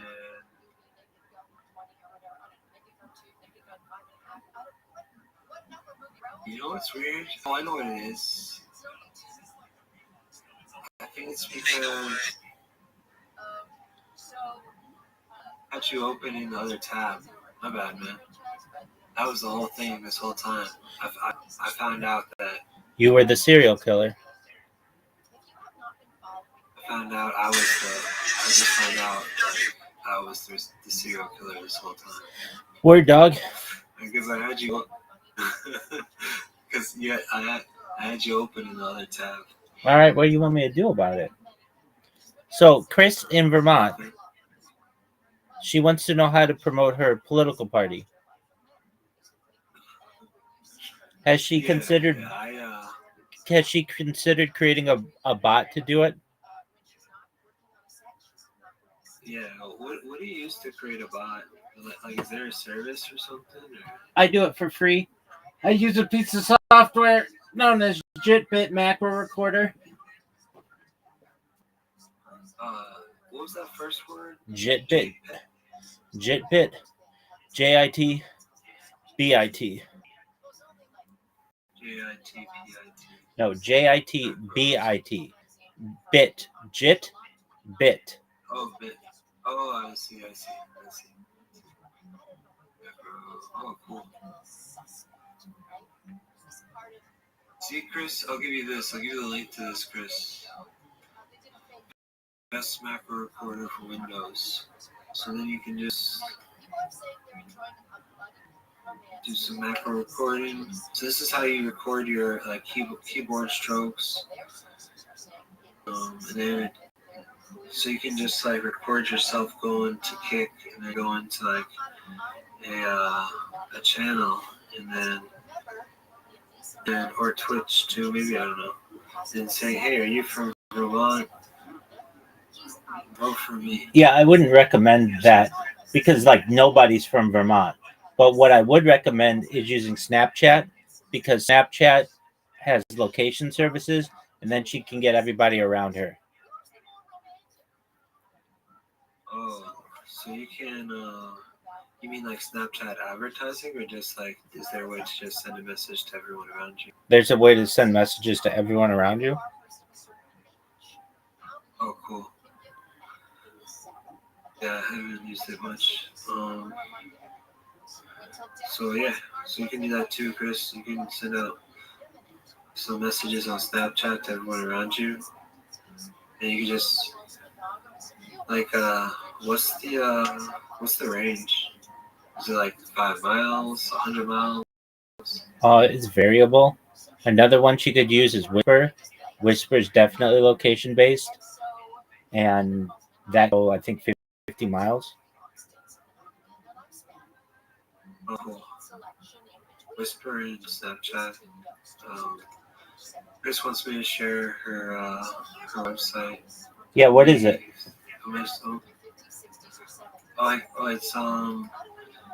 It's Chris Erickson, CRIS Erickson, ERICSON.com.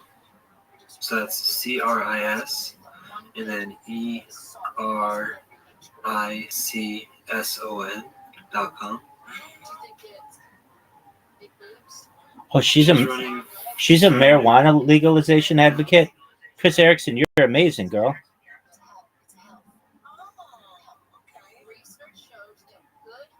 Good on you. Hey, if you're watching me right now or in the future, everybody go to chriserickson.com. Check her out. She's an American marijuana legalization activist and perennial candidate for public office in Vermont. She's amazing. Everyone should love her and love what she stands for. Thank you. Oh, she said thank you. Absolutely. Thank you, Rabbi. You're welcome, Adam. There's no name of the party yet. Oh yeah, she said there's no name of the party. It's just being formed. That's okay.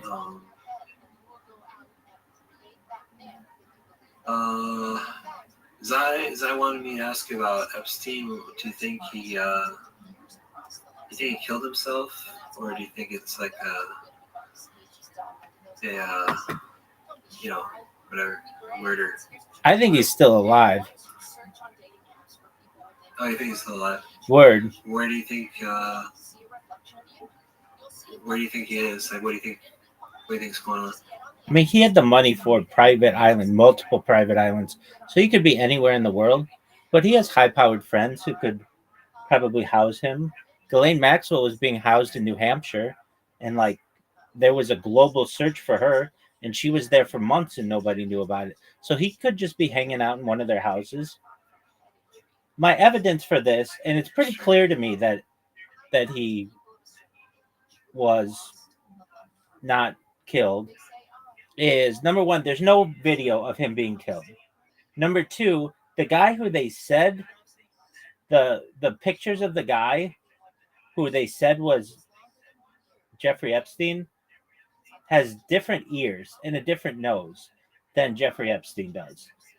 So it's like they used a body double, basically someone who was like on ice, so to speak, ready to just be put on a stretcher, have some pictures taken of them, and Jeffrey Epstein left. And then I can tell you as well, days after he quote unquote died, there were pictures taken of Little St. James Island, and it showed some gray-haired man who looked just like Jeffrey Epstein pointing the workers there. He was like on an ATV, and somebody, there was a YouTuber who took a drone and was flying a drone over it, and so there's a lot of evidence to me that he's still alive. You'll never hear that in the mainstream, but unless I see a video of him literally killing himself, I'm gonna have doubts.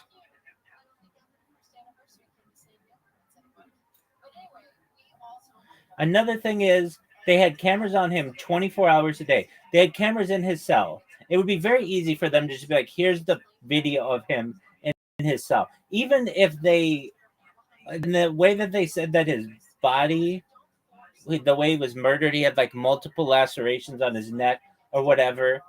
Look, it's very easy. If he's some intelligence asset, he just needs to have basically a body that looks like him, which is just basically a 50-year-old gray-haired male, which is what they got.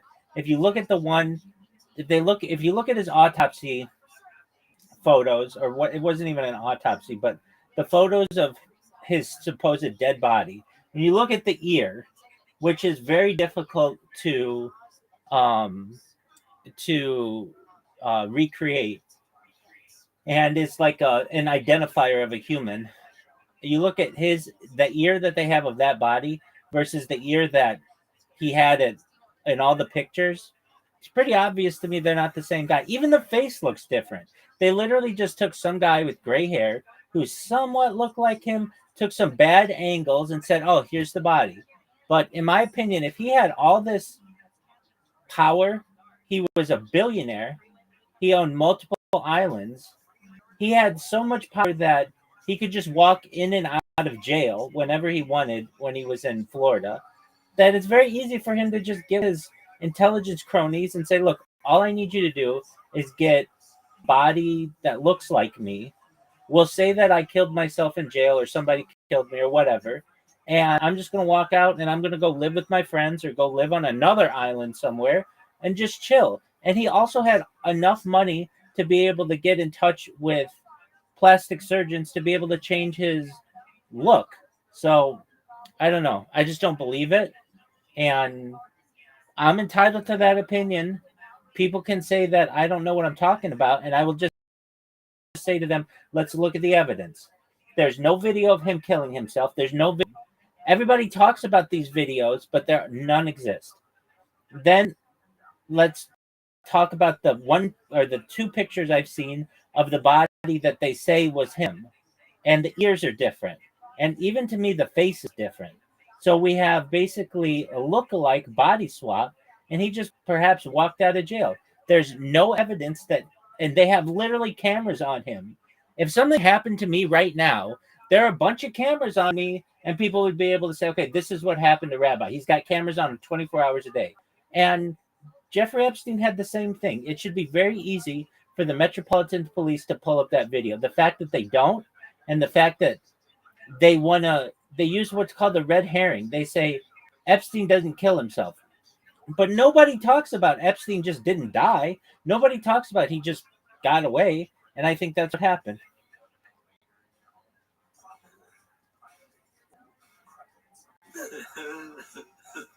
Clockwork doesn't want to click on Chris's link. There's nothing wrong with Chris's link, Clockwork. It's funny. But yeah, man, I don't know. I think your points make sense, man. This guy was really rich. He was really connected. It makes sense that he was able to just like escape or whatever. If anyone was able to. Plus, he was Trump's best friend for like 15 years. And I think Trump was the guy in charge at the time he was in jail or whatever. So all valid points as well. I mean, if you want to see for yourself, I think I'll probably be able to look.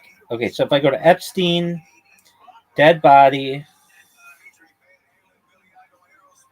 and if I just look that up, okay, so I'm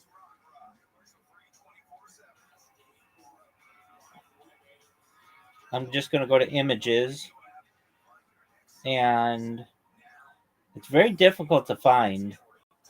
It should show up right away, but it's very difficult to find, and they want it to be difficult to find. They don't want people digging into this. And okay, Epstein dead body photo. Oh wait, I think I saw it.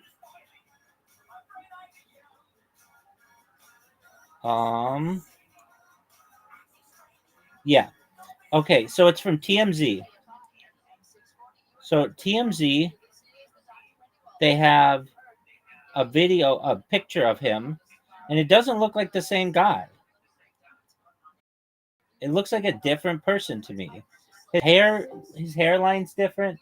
Welcome. How are you? What up, baby William artist? What's good? How old are you? How old are you?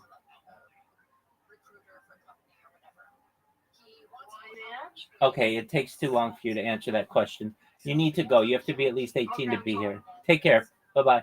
No, I don't. Yeah, you do. Can I read you? Can I read you what Clockwork was saying to Chris and back and forth? Absolutely. So Chris said Clockwork. Chris Erickson. By the way, William, if you live in Vermont, Chris needs Vermont borders. So Chris says Clockwork. ChrisErickson.com. And then Clockwork says, yeah, not going to click some random link. And then Chris says, Clockwork, I am Chris Erickson, ChrisErickson.com. And then Clockwork says, and who is that? Chris says,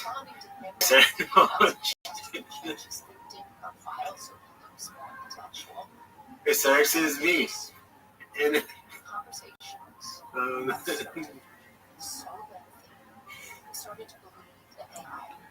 an old woman in Vermont. I'm a poor senior citizen trying to start a new party. Walker says, I'm fine with weed. It's already legal here. Something tells me we are not politically aligned. Maybe you guys are politically aligned. Let's see. You don't have to click a link, Clockwork. Just Google me, Chris Erickson. Nothing personal. Just don't click random links. I hate to say it, but this guy has to be a Reddit mod. Oh, that was a different subject. I don't know what a Reddit mod is. Let's see. Wait. Look, Rick. It's just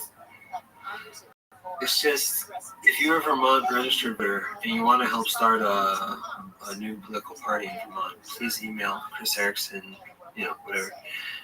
Do you believe it is time to stop the Jewish state of Israel from committing ongoing genocide against Palestinians?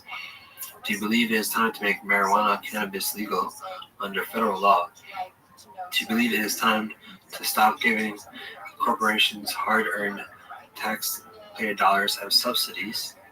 Do you believe that when our hard-earned taxpayer dollars are used for medical research, that we the people should have ownership rights in the resulting prescription drugs and medical devices? Yeah, not only medical research, like anything, because if we give the public universities money to do all this research, then we should have the patents. We should own the patents. But do you believe that when our hard-earned taxpayer dollars are used for military research, then we should have the ownership? Yeah, and we can stop the rich from getting richer using our hard-earned tax dollars and giving us no shares of the profit. People like Bernie Sanders will simply simplify our problems by telling you that we need to tax the rich. Then he goes and takes political campaign donations from PACs, political action committees. We take donations from nonprofits created by corporations, so that the money trail is not clear and transparent. The corporations are giving money to the nonprofits, who give it to the PACs, who give it to the Bernie Sanders, who then claim he doesn't take money from corporations. And he says the rich corporations should not be taxed more. But he does not think about it. Nothing has changed in the years Bernie Sanders has been in political office. Property taxes in Vermont are higher than ever, and there are more homeless people in Vermont. People call two parties the most political power: Democrats and Republicans, the Union Party. Because politicians on both sides are taking money from these corporations, different PACs. I think that's a good summary. Which means excessive flattery or praise, like we all use with our boss, right? Often given insincerely in order to gain favor or advantage. So the robots are programmed to go, "That was amazing, Dr. Wendy. What a great idea." I almost gave myself a heart attack. Take care, man. We are wired to seek affirmation from others. It's actually linked to our self-esteem and our feelings. Well, anyway, that motherfucker. The TMZ pictures don't look like that motherfucker. Flattery, even it's sincere, it boosts our roots and want more of it, right? When someone praises us, we tend to feel valued, and we also feel a subtle obligation to return the favor. So, the more positive things the robot says to us, we also have a cognitive bias called the halo effect. That means that when people are really positive, we trust them more. That is how swindlers work, right? We trust people who are nice. So here's the thing. That dude that I was talking about that really lost his mind. Oh, by the way, guess how he came out of his delusion? He tried to verify his mathematical theorem with another robot, with Google's Gemini. He said, "Is this possibly true?" And Gemini was like, "No, that's not true at all." And then he spent a lot of time to be sure.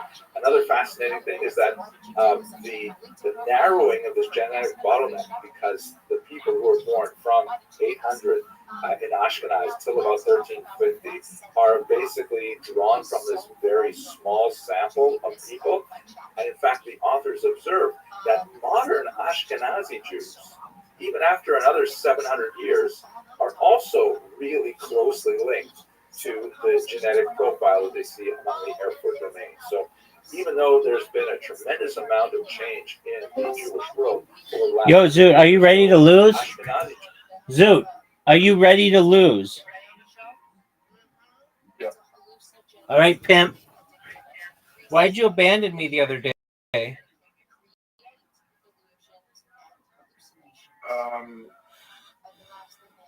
We still haven't finished the Olympics. No, we finished. We finished because you were a jerk off. No, we haven't finished. We're at basketball. Nope, it's over, baby. You lost. No, we're doing the Olympics. We gotta finish. Nope. I told you don't leave. No, we're gonna finish. And you left. You have an invitation. Everybody's waiting on you to accept the invitation. We gotta finish. Zoot, the world does not stop and start at your behest. The dog. How many hours until you do your stand-up? Also, no matter what you think you've come up with, verify everything. I'm actually going to think about my plum crisp recipe. 7. I'm going to verify. All right, you remember you said that you're a prodigy at stand-up? Savant. Savant? Do you think you're a savant at stand-up? Yeah. Okay.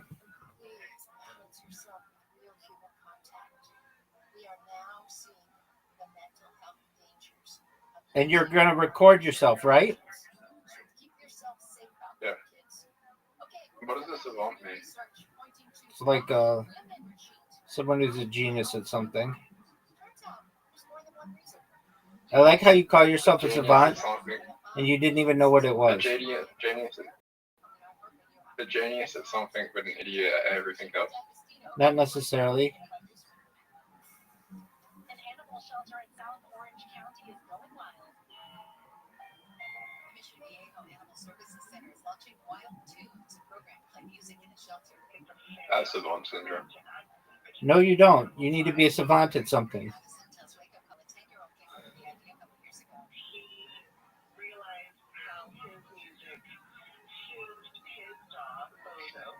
You know, I've realized something. What's that, pimp? Intelligence really comes from interest, and to be a savant, you need to be interested in the thing you're doing more than anyone else, and you'll be the best at it. Not necessarily, but generally. No, I've been watching. Yeah, I went to school with this kid, and he was in this special unit, right? Special unit for people with intellectual disabilities. Right? Right. So there were two parts of the school. There was mainstream school and then there was the intellectual disability part. I was in the mainstream school. You were in the what? I was in the mainstream school. In the normal part? Yeah. And they showed us this kid could not. He was sort of nonverbal. He could say stuff, but when he talked, it was absolute mutter. It was just mumbling mess. The words didn't even make any sense when he talked. He could draw I've never seen anyone draw. He drew this eagle this artwork of this eagle on a tree, and it was honestly fucking Da Vinci in Picasso level. It was one of the most insane artworks I've ever seen. Okay, well that guy could have been a savant. You, on the other hand, you've yet to show that you can, do your eagle. Why were you in the normal class when you think you have all these disabilities? Because some of people with intellectual disabilities, I don't have an intellectual disability. Doug, you say you got 4 of them. Neurodivergency is not an intellectual disability. How is it not? How is neurodivergency not an intellectual disability? Right. Doesn't affect intelligence.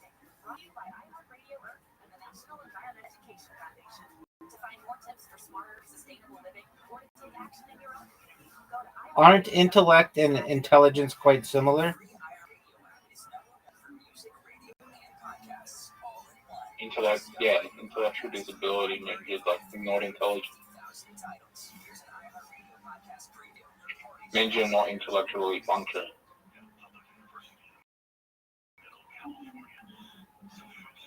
So then, How do you have an intellectual disability?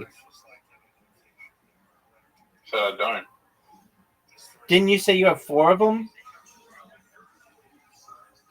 What? Neurodivergencies? Yeah.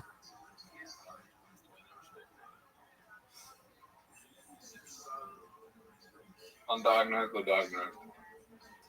Dog, whatever they told you at that fucking place. They said you had Tourette's, which I believe. They said you have autism. I don't really think that. They said that you have ADHD, whatever that is. And they said that you have something else too. And then you were upset. And I am in agreement with you that you were like, they just need to make money. So they'll tell you whatever you want to be told that you have. Yep.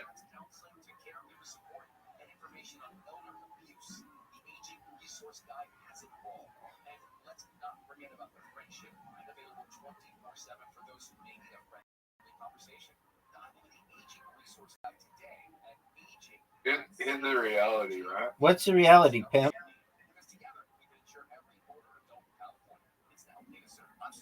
You're not autistic until either you're diagnosed autistic or you want to be autistic.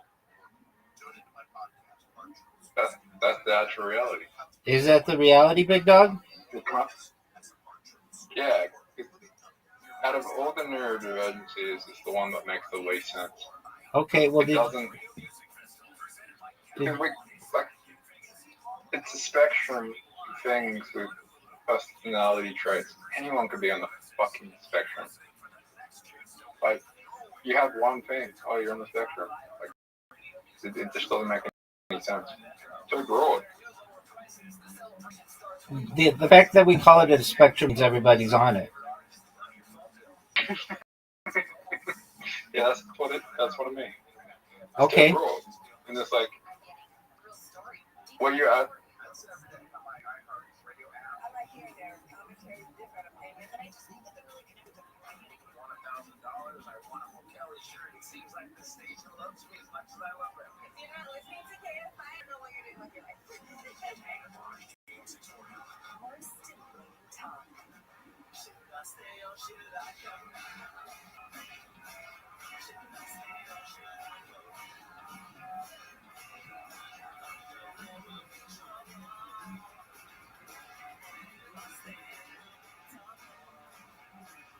All right, Zoot. Get it, big dog. Maybe you're a savant at archery. Definitely not.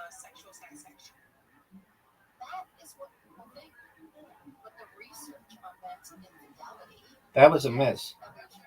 Savant syndrome can go away, though. Okay. It often does. Okay. So maybe your savant syndrome for being a stand-up comedian is going away. Dog, why don't you just work? Like, we could seriously come up with a minute of comedy for you that's really funny, and then you have something to say tonight. I do have something to say. But it's not funny. It's fun. All right, big dog, then what are you going to say? You say.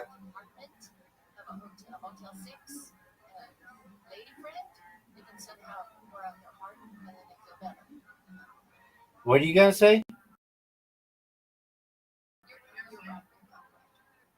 I want to be a super person. I can't write any jokes. I have to do it in my head. That's not true, though.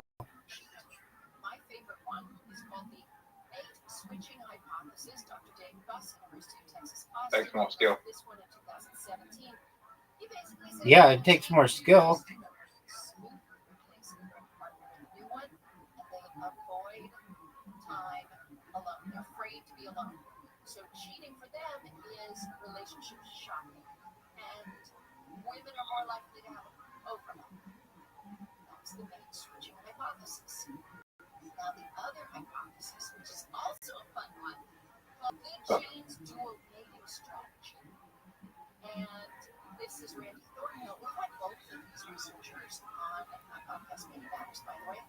He came up with this back in 1998, saying that women may cheat to get better genetic traits from an affair partner while keeping financial support and parenting support of a male partner. It goes like this. She's got sugar daddy dad at home who may not have the best genes in the world, but boy, the house is nice. Or maybe he's just a good dad. But then she goes out to the nightclub with her single girlfriends, or she hangs out outside the Laker locker room. Anyway, she sees better genes. You have 0 wins. Make sure that the one she's living with thinks it's his. Well, that cuckold. Laying an egg in another bird's nest to make them to the work of parenting. It happens all over the animal kingdom. This is one reason I heard this study once. Oh my god, I thought it was so funny. Where they did The rabbi. intrusive studies. Yo, pimp. Being studied. Did you know that they were being studied on women who had just Yo, big dog, I'm waiting. What? and they found out. Guys have never freaked out. What does a lack of eye contact actually mean? It could show disinterest. It could show creation of a barrier. It could show fear. It could show lack of awareness. It could show lack of attention. It could be a disability. That's symptoms of ADHD, right? Not necessarily.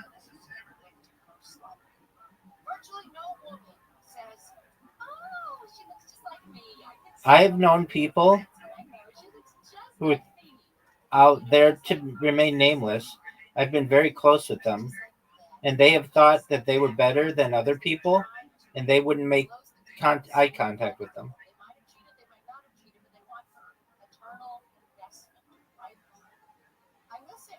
If you're ever on a Hollywood movie set, a lot of times they'll tell you don't make eye contact with the big star because they don't want to make eye contact with you. Why is that? They just feel that they're better than you are. They don't have to look you in the eye. It creates a barrier.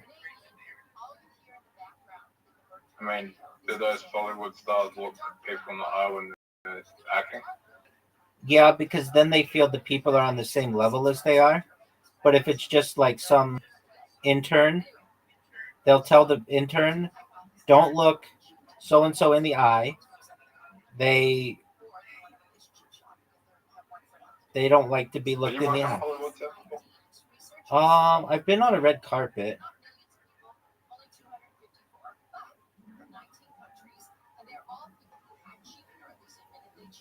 Red carpet for what? I was in a series of commercials, and there was like it wasn't just commercials, it was like a television show in LA.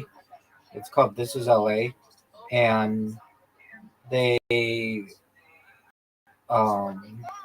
had red carpet thing at Mount Yoshimoto, which is in Hollywood.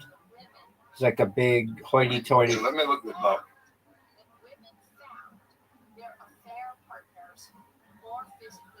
So this is LA? Yeah. Who's going to step out of their marriage and go with that uglier person? And after they're married with somebody for a long time, they never look as great to you. And maybe they got a little couch potato-ish. I don't know. 2017? Around then.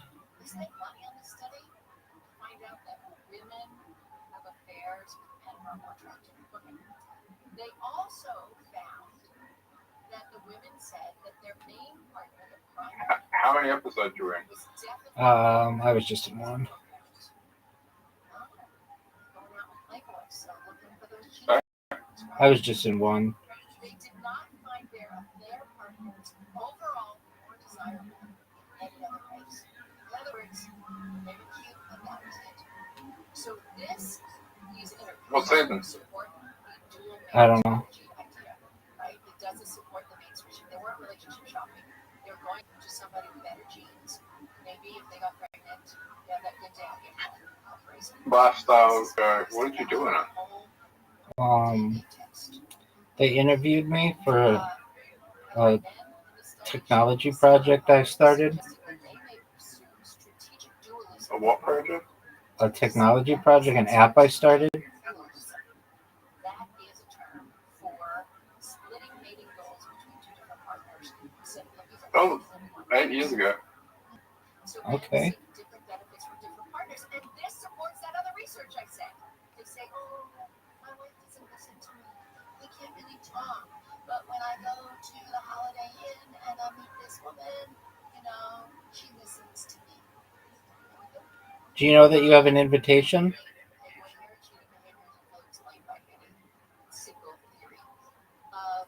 Did you know that I'm going to go look for kangaroos there? And you're going to do stand-up comedy?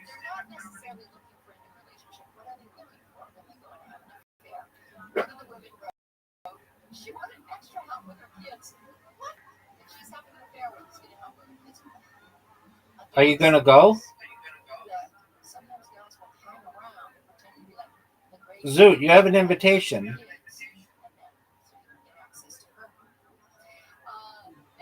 Zoot. Zoot, are you going to go? Yeah. Hey, Rabbi. Then go. What up, pimp? Repeat these numbers. I'm focused on the game. 4581. 4581. What is that backwards?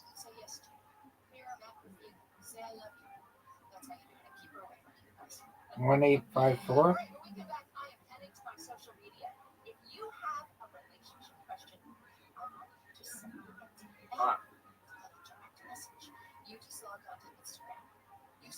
Testing your short-term memory. Cool, dog. Are you going to go? You're listening to the Dr. Michael Show on KFI AM 640 live and everywhere on the iHeartRadio app. Here we go. I don't know if that was a good move or not.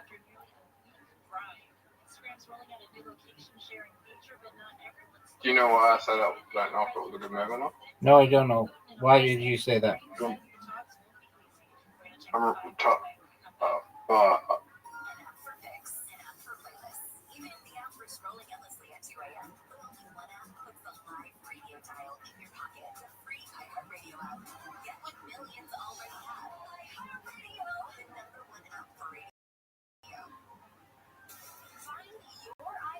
Retard.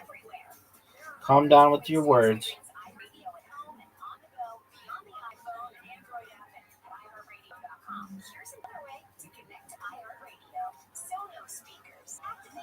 Zoot, WTF, dog.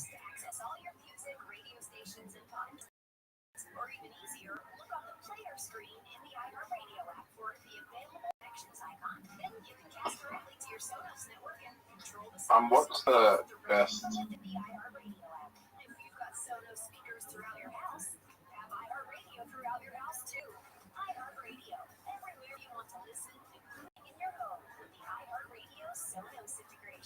Check it out for free now. iHeartRadio. Anywhere you can listen. iHeartRadio is there.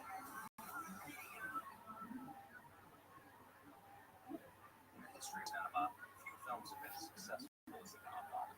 Francis Ford Coppola's gangster epics set a new standard, not just for movies about the mafia. Rabbi, one. I don't. Godfather's prospects for success were far from short. In fact, before its release, they were pretty bleak. That was a good move. My co-host Mark Steele and I strip back the march of movie history and talk to never before heard from sources to get at what really made the process so arduous. Leave the Gun, Take the Penalty is based on my co-host Mark's best-selling book of the same title. And on this show, we call upon his years of research to help unpack the story behind Godfather's birth from start to finish. We sift through innumerable accounts, many of them conflicting, and try to get to the truth of what really happened. We're tied, Zoot.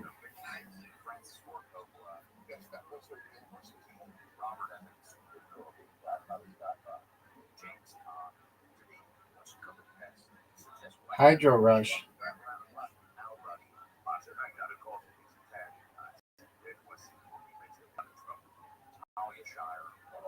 Everything was very arduous chess game. Many others.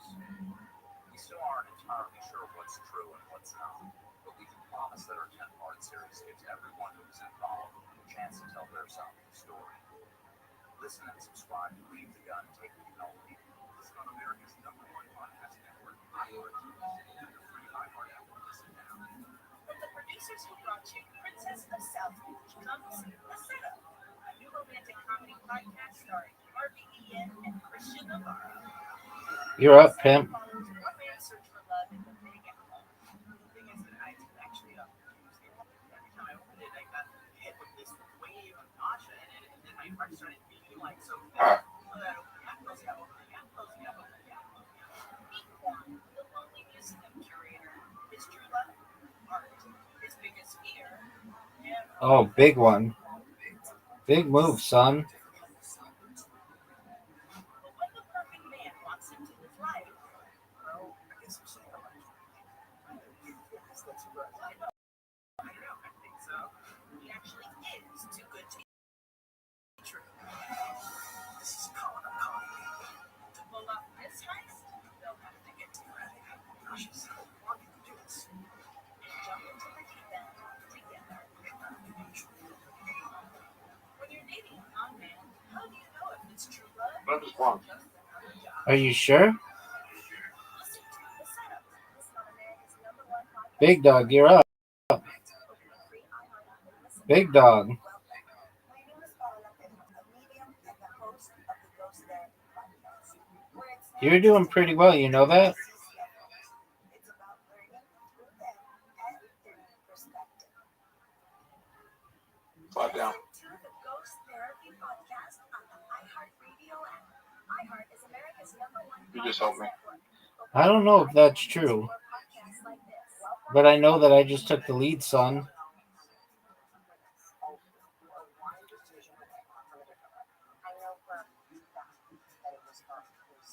I'm going to too. Calm down, dude. You don't need to say you're going to kill anybody. Oh, here we go. Dude, how did you get so many turns? That was garbage. Because I took an extra move. Yeah, I see that, dog. Oh, don't do that.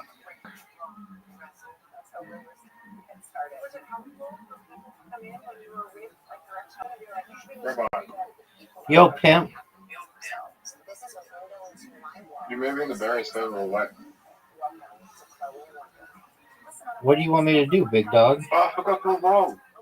Oh, I forgot to evolve. you didn't evolve, son.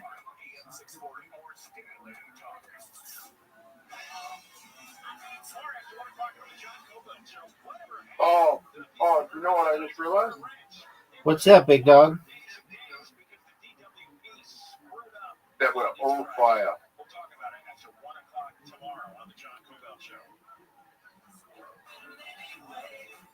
That we can both win from just going for fire. Word, dog. Are you going to go? Evolving.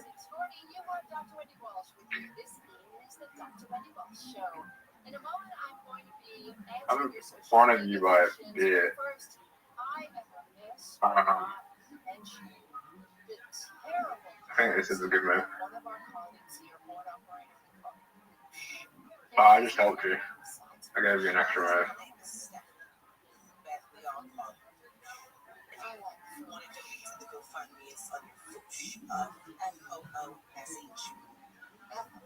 FOOSH on GoFundMe. Do you want to tell us what happened on Thursday?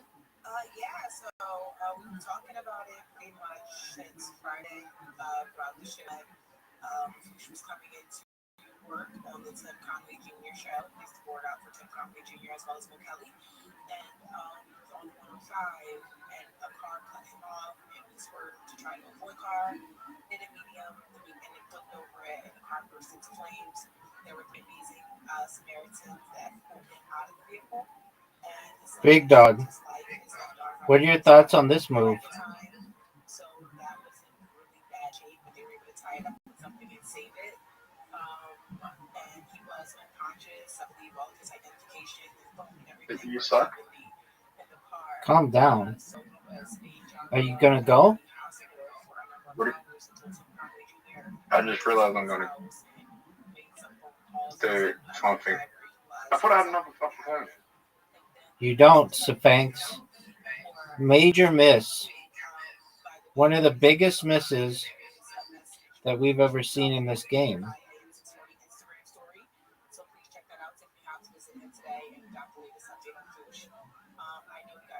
That was bad. That's bad for me. That is really bad for me. I lose 2 mana. Oh, the worst part is I lose 2 mana. The worst part for you is I just hit you here.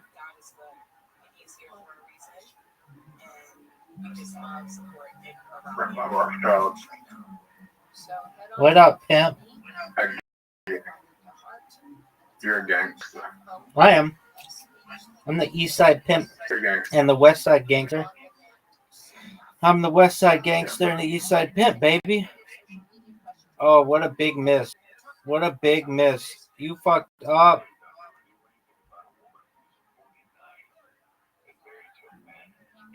Why are you going for an extra move?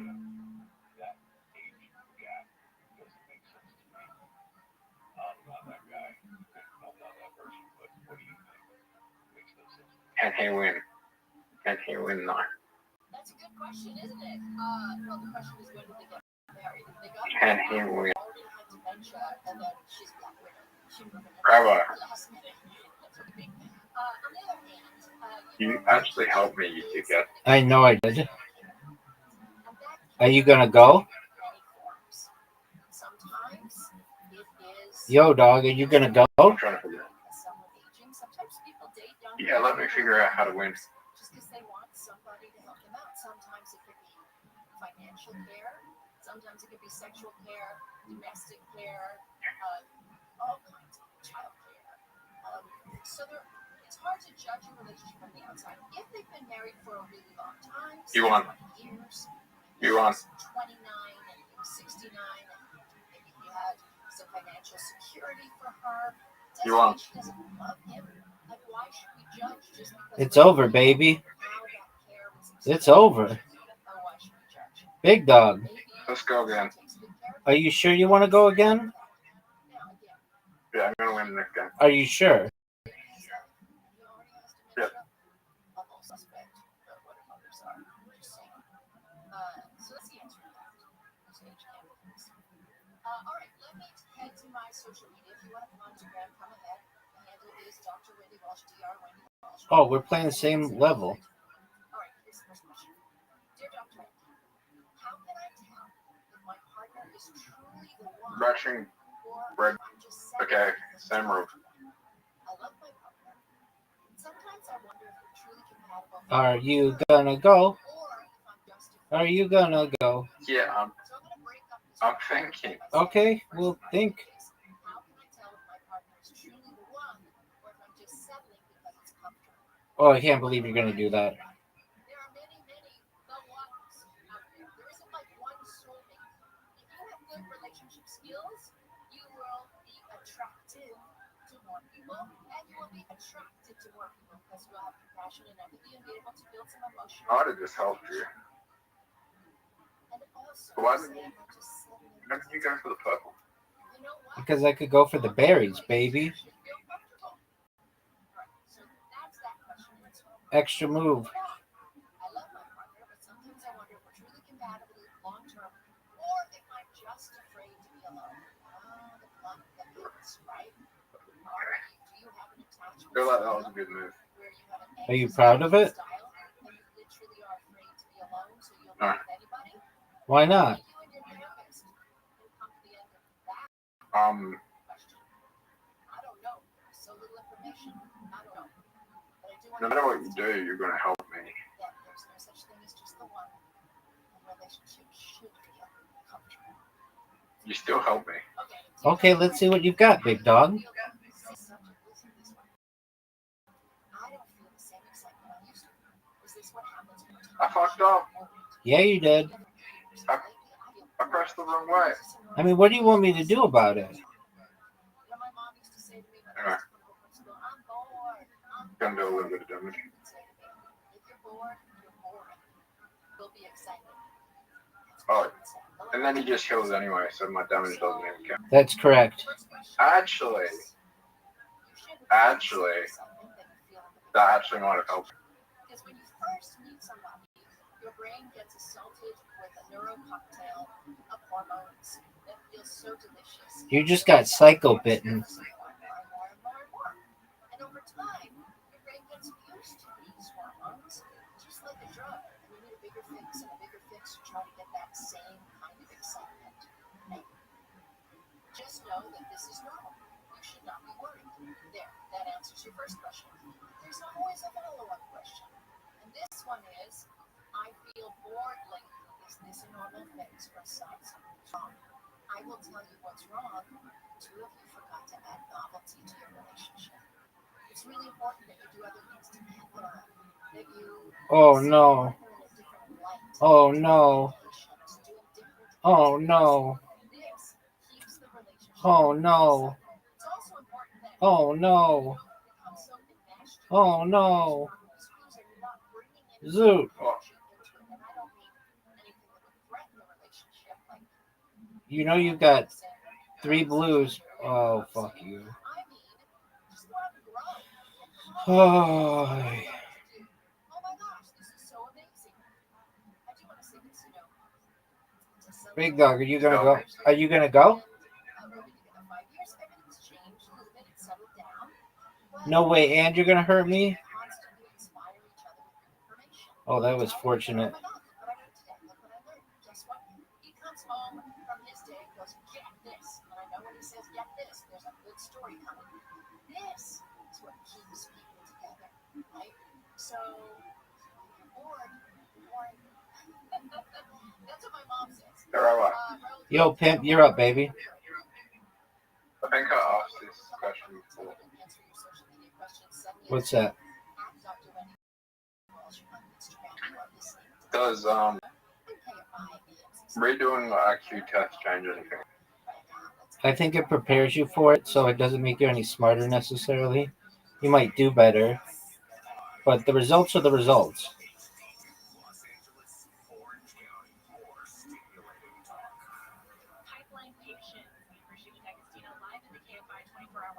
Okay, what if you score like fucking insanely low, and then you prepare, and then you score like fucking insanely high? Well, I mean, you're just kind of prepared for the test. I mean, isn't that like every test in school though? Yeah, but those tests in school test how well you know the material. So that's basically what you would be doing, is how well you know the material, not how intelligent you are. Well, there's things in an IQ test that you can't really prepare, that you can't help. Like doing digit span, for example. If you do digit span, that digit span is your short-term memory. You can't improve short-term memory.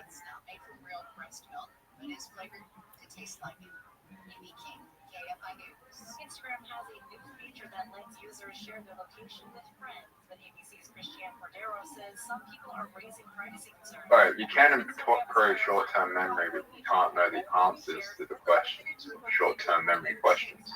Okay. Because they always change.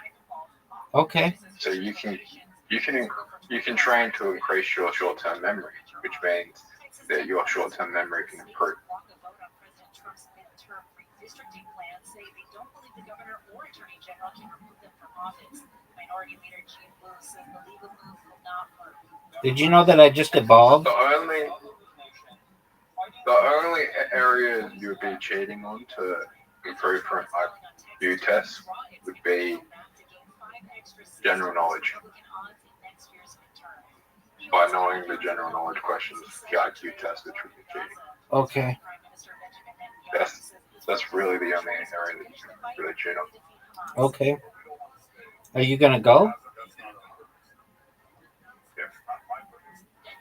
Dude, that was good. Welcome, Mr. Aquarius. I'm a guy right now. So are we. So we'll be patient with you. No. Oh, yeah, but we'll be done in a second. We'll be done in a second. Hey, Bill. European leaders say it's important to pressure Moscow while protecting Ukrainian and European security interests. Let's go to a work zone on the 605 in Whittier.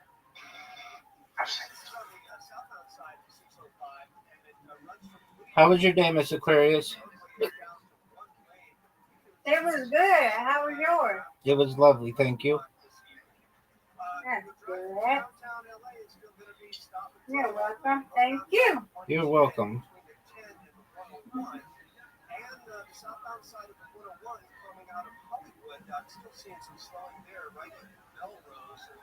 Zoot, what are your thoughts on this move?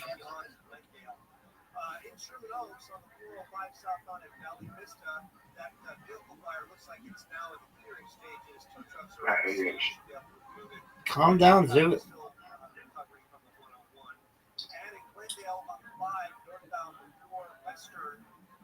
That was good. That was a good move. Not good. It was a very good move. It was an excellent move. There you go, big dog. That's what I'm talking about, big man.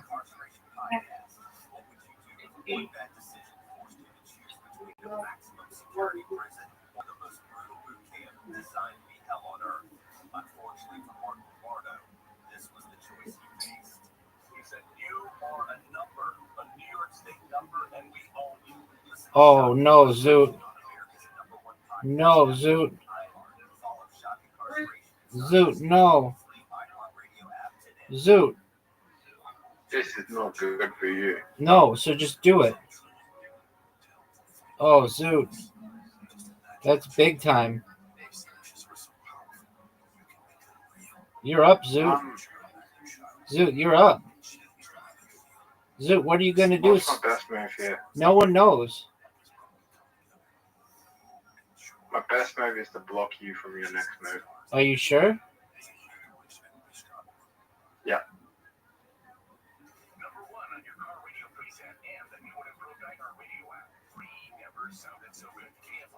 You know what your best move is, Robert? Yep.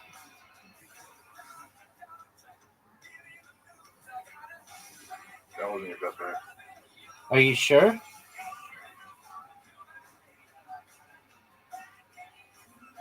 Yep. Let's see what you know what my best move is? Let's see it.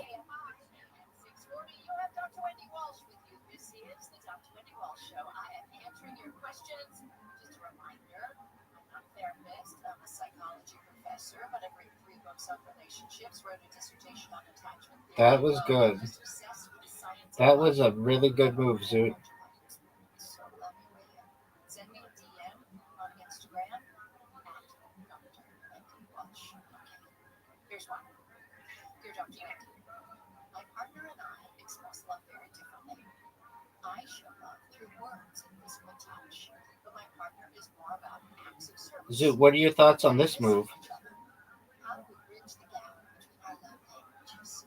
We need to stop this love language nonsense, everybody. It's not a proven psychological theory. It's not adaptive across relationships. You can't generalize it, blah, blah, blah, blah. But if we're going to speak that language, let me just say this. You understand this language. Zoot, are you ready for this? Zoot. Zoot, are you ready for this? Zoot, are you ready for this? It doesn't really hurt you.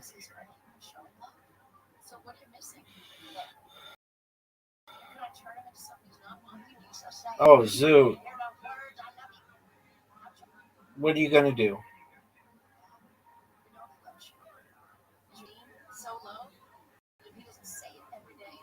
Rest of my teeth if y'all thought it might make a do one day. Take your time.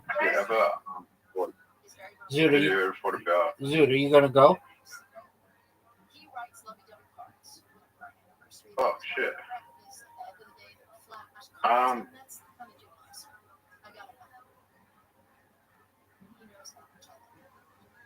Now I would have gone with the other one. However, it just makes more sense to do this because I can do this. I ran out of time. No. You evolved. Wait, does evolving take a move? Yeah. Oh really? Yeah, dog. I didn't know that. Oh, baby. Zoot, you're on the rope, son.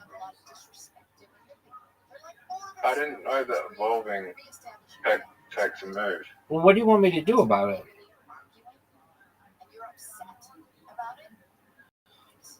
You just got an extra move right there, son.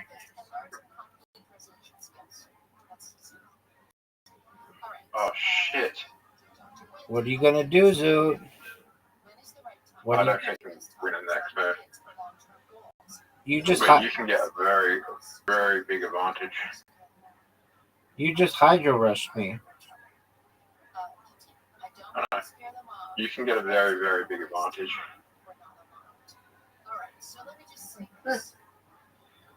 That big advantage.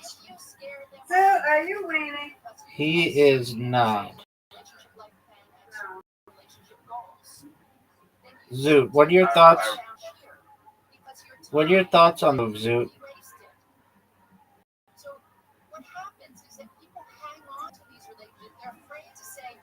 I'm terrible. Zoot. Zoot, you could win.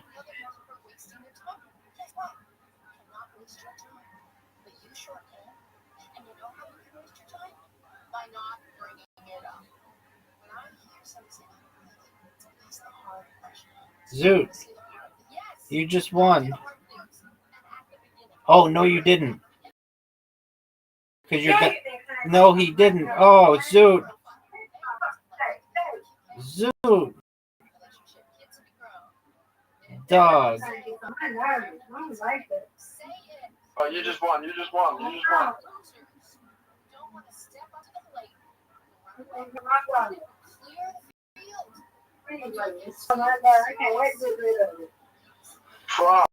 What a close game. All right, Miss Aquarius. I could have won. Yes, you could have. All right, Miss Aquarius, are you ready? Zoot, you ready? When's the 15th of August? It is in 5 days. All right, okay. Come on, So Friday? all right. Something like that.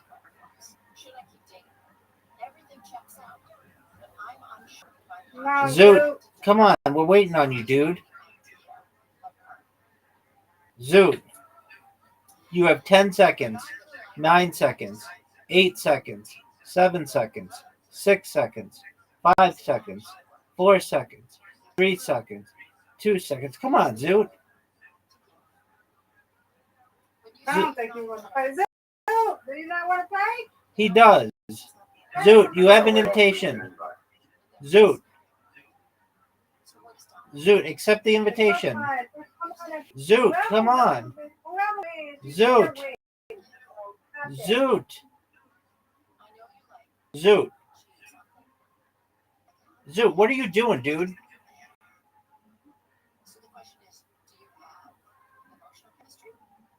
Zoot. There he goes. Get it, Miss Aquarius. What a perfect strike. Thank you.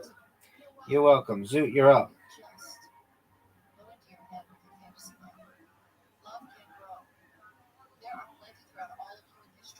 Zoot got 4. Get it, Zoot. That's all right. You got 8. I ain't mad at you. Come on, Rabbi. Get it. That's what I'm talking about. That's what I'm talking about. High five. High five. Zoot, you're up, baby.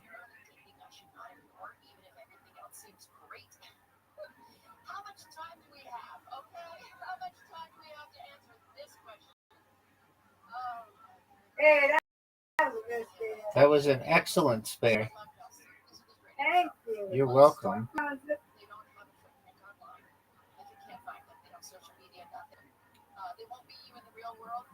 Get it, Zoot. There you go. Ooh, that's a tough split. Hey.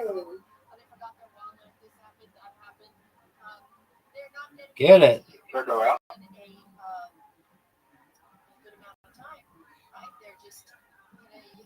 Get it.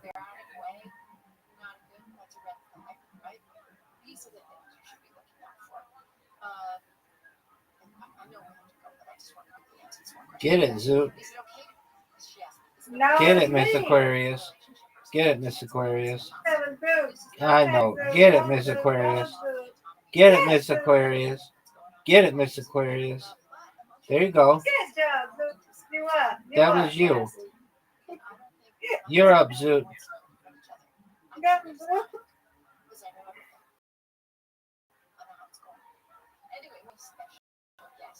No, you didn't.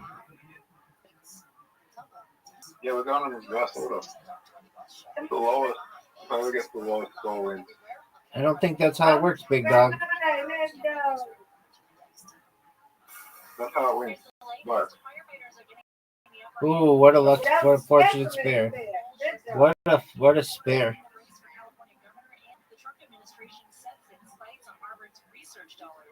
Oh, Miss Aquarius. This is an important shot. And she got it. Beautifully. Thank you. Thank you. Zoot. Come on, Zoot. Nice strike. There you go. Yeah. Good job, Zoot. High five. Oh, what a terrible shot. Rabbi's favorite movie is Idiotic. Let's go. No, it's not.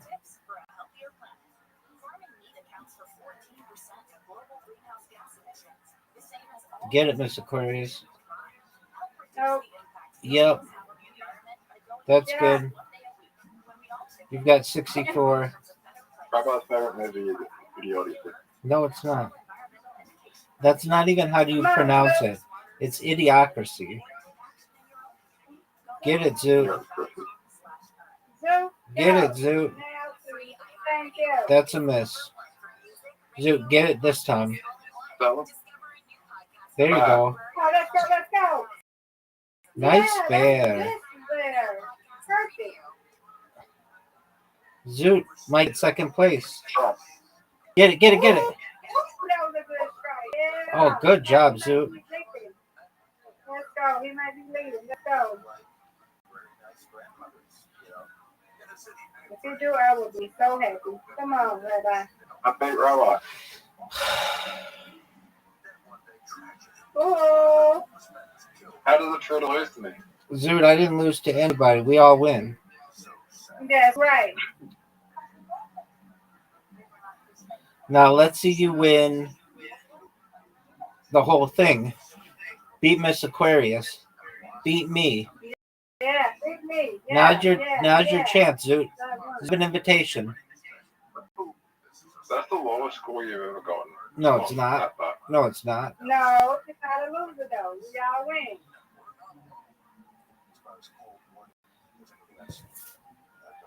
No losers in the game. Okay? Word. Rabbi's gonna win. Oh, for sure. Zoot's gonna win. No doubt. No And doubt. I want y'all. I had one of mine. Come on, Zoot. Get it, Zoot. Oh no. Alright, I'm still gonna be in front of Aquarius. It's Miss Aquarius. Retire. Retire. As long as Rabbi doesn't get a bear, yeah, we... I'm so sick of hearing them talk about women's basketball. I'm happy with that.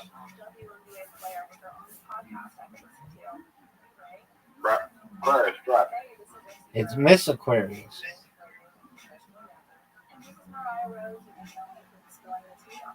It's Ms. Aquarius. It's Miss You made me Aquarius. miss. No, you get a strike. Strike. Get it. Well, that was clearly going to be a strike. Oh, good. Come on, come on. Rabbi's going to do a better job than me. He's going to get a strike, yeah. Strike, brother. Yay! Good job. Word, dog. Aquarius is good. Miss Aquarius is going to get a strike, yeah. Maybe. That looks good. Now this is a tough split. Get it, girl. All right. Let's go, Zoo. I gotta go. Zoot, finish the I game. got a phone call. Then call him back.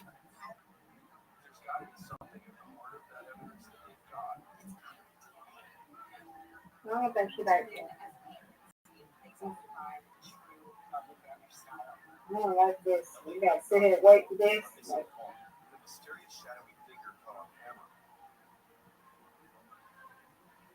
Let's go.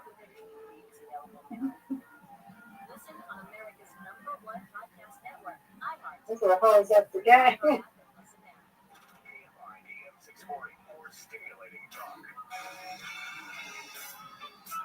All right, bye. No doubt. Yay, good job. No doubt. No doubt, no doubt. Get it, Miss Aquarius. Perfect. Ooh, it shouldn't have down there. Yeah, you should have. That's... You get this one.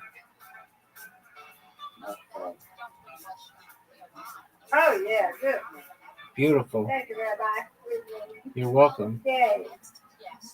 Oh, yes, yes, yes, yes, yes.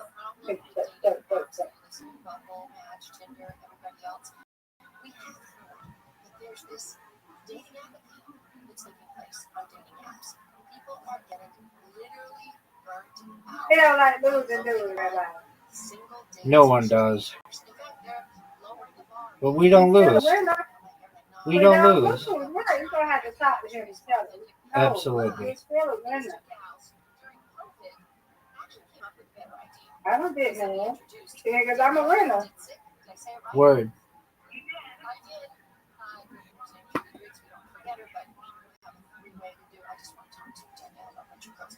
First of all, tell me what your day jobs were when you came up with this new dating. Nice job. Thank you. I am a nurse practitioner, and Julie is a physician assistant. And at the time, we were actually both working in healthcare in COVID. And I was working in the field of maternity, although my training is primary care. And Julie was working. Good job. All right, Miss Aquarius. You win, I win. Yes, I win, you win, you win, I win. Yay. Good job, Miss Aquarius. You too, Rabbi. Good job. I'll see you tomorrow. Sweet dreams. You too. Thank you, ma'am. You're welcome. Thank you. You're welcome. See you later, God's willing. God willing. Take care. You too. Thank you. The problem that we've encountered as single women is that dating apps have completely changed dating culture and what it means to be single. And it has taken Look at this athleticism, though. Are you all seeing this? You seeing this athleticism?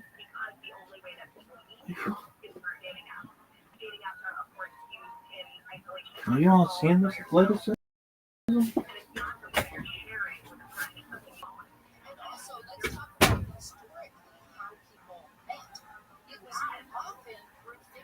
Through friends or family, right?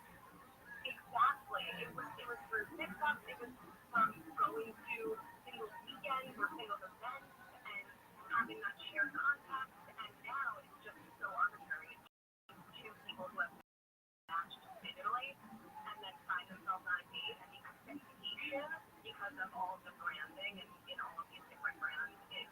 there will be chemistry on that date.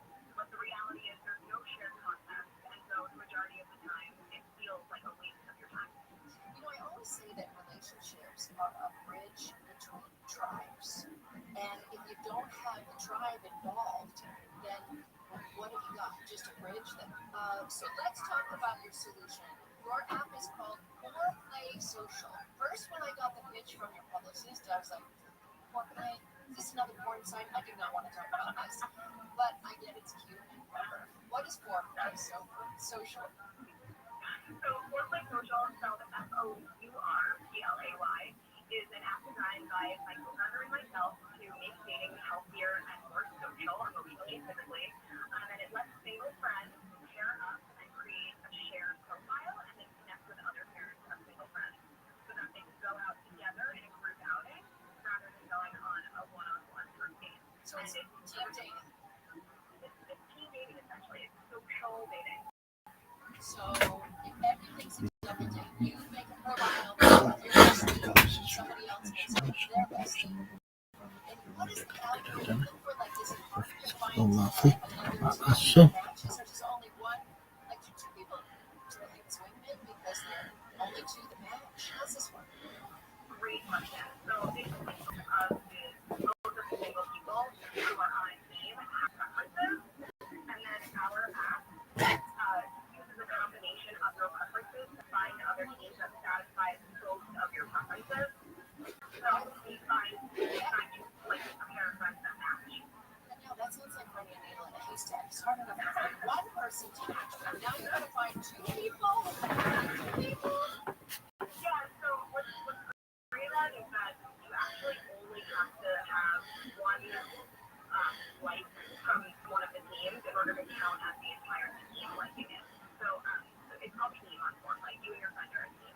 And if either you or your friend sends a like to another team, then that registers as a like. And if either that person on another team or their teammate likes you back, that's a match. And so what we're really trying to do is get people away from thinking that they're going to be able to figure out their perfect person from an app. Did you still seem to have a very similar profile? In a setting where we have not given them any expectations. Yeah. It's a way to get people together. Now, I just want to play devil's Last week I had a very small dinner. As we all know, I'm on the path to not fat by Labor Day. Kev said I look slim today. Texted Jess that Kev said I look slimmer today. She said, let's go. So last week I had a very small dinner before the day being here, and I just had a protein shake. So I was a little bit irritable. I was a little bit short. And maybe the temper was starting to flare up a little bit here and there. A little pepper of temper here and there. But today I learned from my mistake, and I said, Case, you're just a hungry boy. So bring something to eat. So I brought some buffalo. And I ate those, and that's probably why I'm firing on every single cylinder known to man. I agree. I concur. No notes. I yield my time. What's your guys' favorite chick flick? Does this count? Because easy answer if this counts. Meek. Mine too. I don't think that counts. Why does that count? Because it's too Universal good. to universal. Chick flicks have to suck. And it's like, and then chick flicks have to be about like this counts. Meek. Mine too. I don't think that counts. Why does that count? Because it's too Universal good. to universal. Chick flicks have to suck. And it's like, and then chick flicks have to be about like romance. That my answer that is definitely a chick flick, and I feel like it's most people's answer. Crazy Stupid Love with Steve Carell and Ryan Gosling. That's good. Hilarious, great movie. I've honestly never talked to someone who's seen it and doesn't like it. There you go. Chin, what's your favorite chick flick? What's that holiday movie? Hugh Grant's in it. What's that? In 4 Weddings and a Funeral? No, it honestly has holiday in it. Oh my gosh, it's always something when you watch on here Christmas time because it's a Christmas movie. Damn it! Love Actually. Absolute or something. Love Actually. There you go. That's. I thought that was amazing. There's a Christmas rom-com called The Holiday, but that does not star Grant. You're thinking of Love But Actually. I think it's Love Actually. Have you guys ever seen something called Untamed Heart? No. It was with Christian Slater versus Tomei. Is that funny? No, it's just a. Yep, You guys are saying like chick. Romantic, whatever. But so it's not funny, but it was such a great romantic movie. But it's so stupid as well, so it's worth watching. White Man Can't Jump. Oh, that's her. Rosie Perez. Yeah. Rosie Perez. And that features Double D. Oh, she was there too, yeah. She was by Butcher, but it was Kanye. Graduation. Guys, Mark's trying to figure some stuff out. Favorite rom-com? Mean Girls isn't one of them, is it? Oh, you hilarious! That's exactly how I started. That's my wife's favorite movie. I said it's the best movie. It is good. It's really good. It's literally one of the. I don't think it's a. I know mine. It's not a rom-com. It's not. No, it's not. I know. My original question was chick flick because rom-com can take us to a whole different. Oh, my bad. I changed your question. You did. No, because you have to. What is a chick flick? Mean Girls isn't a chick flick. It's just a movie starring what? Or girls. Yeah. What's like just a? I think a rom-com. No. I don't know, because rom-com is like, we're kind of making it like. Then the opposite of a chick flick would just be any movie that has men. No, because it could just be a romantic movie. Like, romantic but not funny. Notebook. That's the lane I was going. Yeah, so take out the comedy, just romantic. That's what I'm going for. Because rom-coms is too easy. Like, everybody has, like. But I feel like it's a Hitch, and like there's a bunch of movies. I feel like rom-com are mostly like Crazy Stupid Love. I would say is actually. Wait, you might be right because I can think of movies that are rom-coms that aren't chick flicks. Exactly. Like my favorite rom-com is When Harry Met Sally. That's not chick flick. It's not chick flick. Okay, so you're right. So you're kind of changing my whole perspective here. And hey, man, that's what it is. Me for being open, wildly open-minded. Yeah. Okay, so the question was chick flick. So what are chick flicks? I don't really know what a good. Yeah, it's just like movies that girls love that guys are not into. I guess the opposite of a chick flick would be like an action movie, right? Yes. I feel like we're getting close. Yeah, we're getting close. I feel like when it came out, it might have qualified this, but it's become such a blockbuster. It is such Titanic. Is that a chick flick?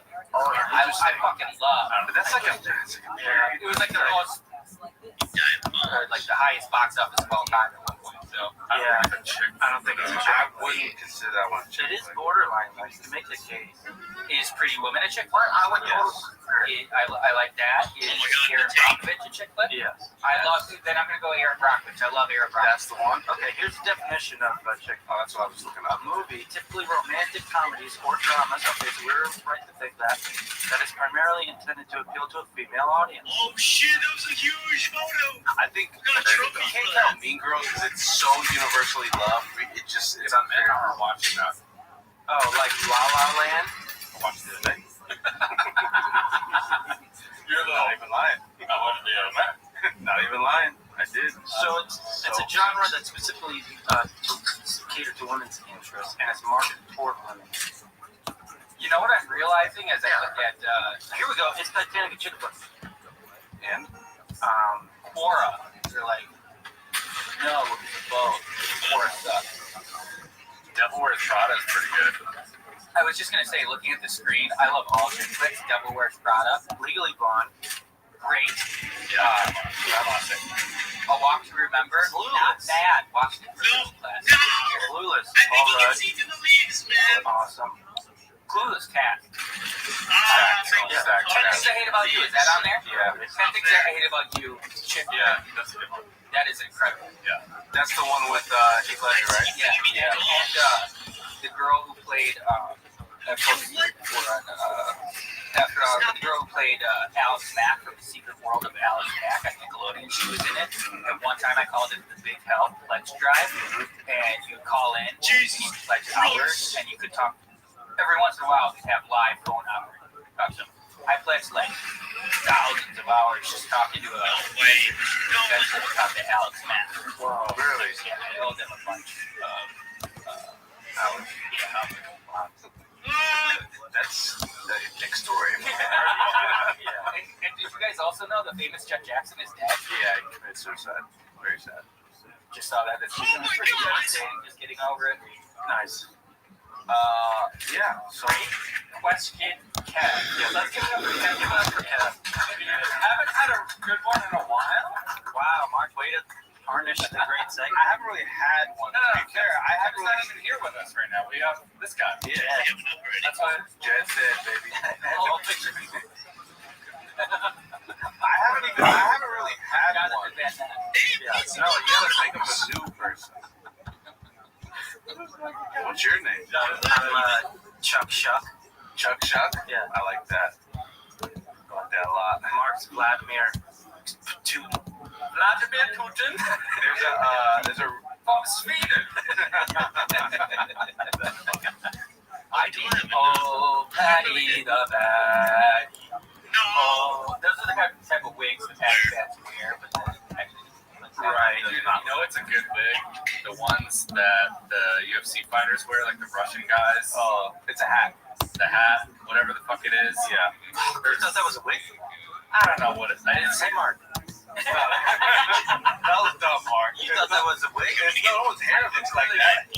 Oh, my hair is coming out. Uh-oh. Oh, no. Look, I'm a Buffon haircut.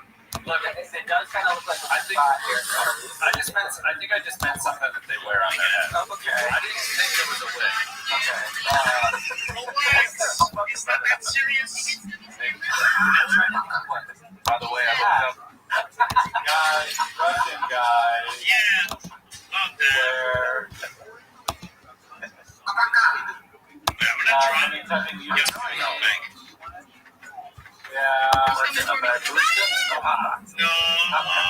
that. Okay, I take it back. Skinner Lampert. And also, what does Alright, that looks more like a wig than that. Yeah, but no, there's a different one. what does Shavkat, Shavkat, what hat does he wear? Is he another hat? Yeah. Maybe that's what I was thinking. That's what I was thinking. That's fur, baby. That's fur. That's like a beaver fur. There it is. I know my hair. I love this name. This guy, this it's Shavkat Rachmanov. Yeah. Incredible. You said it. Yeah. Incredible. And he's a great character. Like, so, someone put out like they interview fighters and like favorite movie, favorite this. For a lot of them, he had none. But then it was like favorite animal, horse. Favorite thing to do, ride a horse. Favorite food, horse. Favorite movie, horse.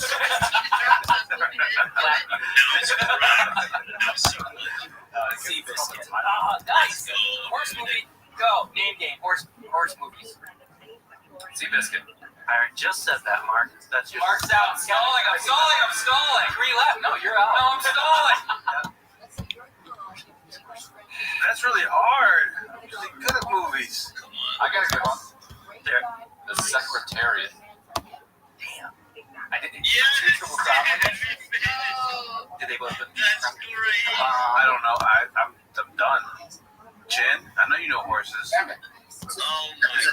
movie with a horse and his daughter. I need to get the best can't remember the name. That was insane. Wait, does it have to be like the name of a horse or something? Or it just has to be about horses? So, not horses. 8 seconds. Nice. It's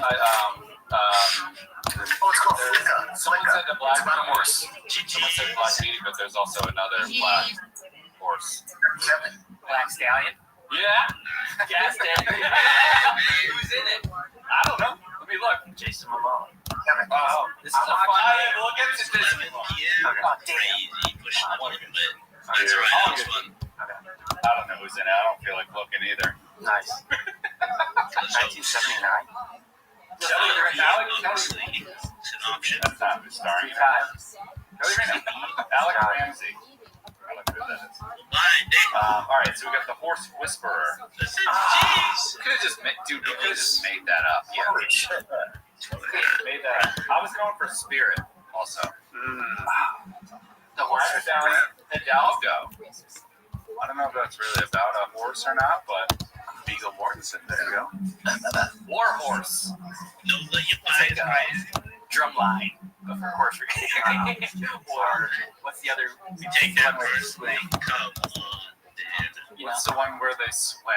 There's always like the civil rights sports movies. There's varsity or Remember the Titans, Drumline. You guys know what I'm There was one with Sandra Bullock and the football player. Just watch that on Players. Blindside? Blindside. Not exactly civil rights. Yeah. It's usually the team joining a sport that they're not accepted into. Now, how do I go ahead and Google this one movie? You know, just take it off the screen. Black Swift. We knew. There's a lot there. Title Black Swift movie. My God. One of the most creepiest critters in the world. You are like a little bit off today. Mr. Shady freaking HD, my Nebraska twin. What's up? Yo, Shady. Pritzky's your rehearsal last night. A fucking idiot. Pritzky was just... Feel the So if you end up seeing any of that playlist, If you look shout out Pritzky and then shout out Shady. You'll see Shady a lot. Tells me Black Swift movie 2007 film. Shady is our resident what he made. He be I was cooking. like, oh, that's what it's called. Right. That man cooked. I don't know. I'm tired. Maybe it is called Black Swim Team movie and Let's go, dude. What if that was like the first draft? that'd be insane. Wait, you have a joke going? Man, I'm good games today, Shady, but dude, rank service. Good job. I know they're getting DDoS or some shit, dude. Is it good? I never had no Your purpose to good, sir.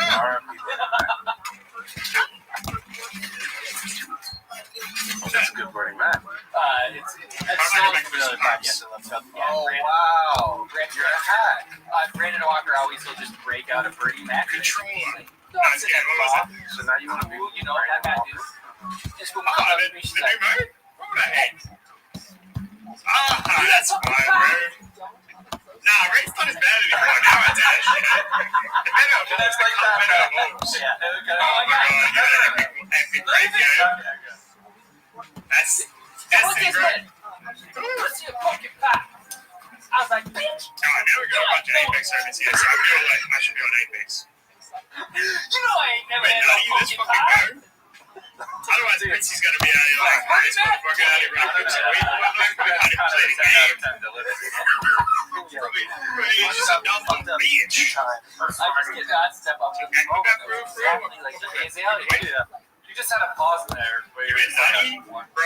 two, and it was like, felt just like 1 second too long. I'm like, I'm ready to explode. I think Shady. I also like how you control your hair right now. It feels like it's a part of your head. You're kind of just like, so sexual with it. Anyway, I established what's the classic fucking the Razer USB shit. The Razer's software was fucking everything, right? So my audio was like teeny and like ugh. You know why this? Anyway, I sorted it out today. You know, your podcast looks really I good. hear For the folks at everything. home, you can't see this. He's My wearing first jeans. ring game, which we won, Yeah. I legitimately would have died The camo. 3 separate times. But I heard the motherfuckers. Yeah. But you're like, I swear you can watch it. We need the full fit. So I heard that's 3 why separate he's times where I wearing definitely would have died. Booty in the blow. So I'm using the sound. I'll show you how I fixed it, dude, because it's very unintuitive. Camo hat, So cheeks this up is the how I back, fixed it. jean I went into, so I disabled spatial audio in the Razer software, right? And then I exited Synapse, and I was still having the issues. So I went to volume, no, not that one. I went to sound settings. Again, I went into this. Audio enhancements was device default, and it still had THX spatial audio. So I turned that off. Okay, and I turned on spatial sound from Windows. Posted your swing on your story. It fixed it. It fixed it And you all. looked skinnier and you looked fit, and the So, swing was pretty good. even if we have I figured out something in my swing that I used to do that THX audio I off to the in wayside, and I Synapse brought it back. and Synapse closed, it's still fucking on. I was talking here inches. I know. So anyway, I disabled it here, It landed and right that's on what fixed it for me. And then I turned this on because I was like, oh, I wonder if it's like, it's just the same. It's the same with having the THX shit. perfect Like, I drive can hear right all at the my footsteps target. and There's a shit. tree right in the middle of the fairway, right So, is dead. yeah. Left of the tree is kind of You a wanna safe play play. I said, caustic? don't go on the aggressive play. A little bit of caustic my for the target. homie. Alright, I got you, I got you. And then I had Spatial audio? Yes, mate. Space audio. And you would think, Mark had just you know, hit the false all front these and rolled back. scientists With that intent, tell you that in space there's no fucking audio, bro. And there's a backstop on the green. Play the backstop. spin it back. Next story is okay. What the fuck were you trying to show me that yesterday, cunt? No, it's not the spatial audio fixed it. Rolled it back down the back slope. It's the THX audio is breaking and it. it was 2 feet from the pin. So even without spatial audio I on, love a hole like it that. was They say like fixed. you hit one good shot and it'll bring you back. For me, like having a perfect hole. GTA cuts Nintendo audio to turn on spatial audio. That's fucking stupid. I remember all these good holes that I have. Like Shady, it's not thank you just so one much for shot. It's the Post collective of the Britsky, holes. yes, Battlefield 6 is sick. Are you a Battlefield player as well? Oh my god. And if you could do that for 18 holes, then you have the best. This was the Where you pitching have met one. and your best friend goes, He was talking about my let's fucking go. iron Oh, what am I The feeling you take, you're talking about Council. just the Fuck area. off. I just had a point where I lobbed The it, council didn't take my hit beat. the So big I fly, got it. he sprints back, gets it over, and then I sat it down and dropped it. It was like impossible to get to. It was like, that's why I want to play tennis, just for a So point. I'm really Let's check out this looking amazing for, golf ball whacker guy. upgrades, and I think we have the ultimate thing. It will Sasso. Channel is always coming in on Discover Weekly. Yeah, alright. It's on shuffle too, so I don't know where to go back on it. Because we haven't gotten a hole in one as a gang. Your code flip, you dabble in No one has or not. Britsky, I don't think you know one of I these code call yourself motherfuckers I know, dude. who eats the Our friend clip Dave. and goddamn Dobres are you? Look up No, you would do Dave that, I can Lang, tell you. WRS 92nd. Goddamn, this Dave fucking Lang, Nate another is just an former influx of pro cool player, players who find out how to fucking play has golf. the butt bad. He's sending us like Yeah, I fucked this stuff good. pictures of him at the range at like 5 a.m. like playing 9 holes Oh, I after thought playing you all had around. No, and just I playing like believe you. I saw playing you all the playing time. yesterday, Yeah, he and already broke 100. I could see you were playing team for a month. I believe. He's not playing He never played. Just started playing. Britsky, you cursed Obsessed me. with it. And yeah, I got a this is fucking Dave game on Lang. this He's server so 3 hours sick ago. at skating, and now he almost got a hole in one the other day. So I was like, if he gets a hole in one after playing a month, that's why. I was a little bit like sick of playing that out in my head. Like, I think I would be jealous. Like, out of all the people, he would do the No, we were saying we were gonna. Oh wait, because I'm on fucking Sydney. Yeah. This guy's an athletic. Southeast one. Dude, I was like, sorry, yeah, that's why. No. I was on the fucking Sydney line. AP Southeast one is the second. Skating is so compartmentalized. Yeah, make it stronger, man. Mega ramp stuff. Maybe put like 250 bullets in the bag, dude. Hit it, Mark. The And this stuff extender is clip. crazy. We went to this place. It's at Woodward West. I'm pretty sure Extender was saying they should do it. At the edge of the court. Yeah. The shit he does. Look at this.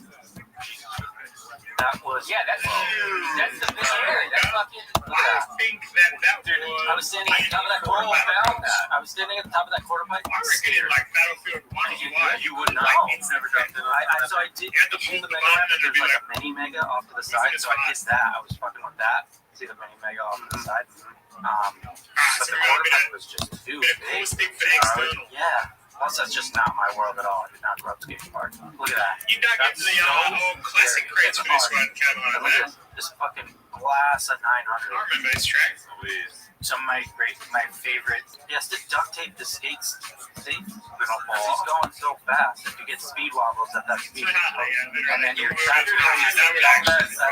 you guys. I would put him,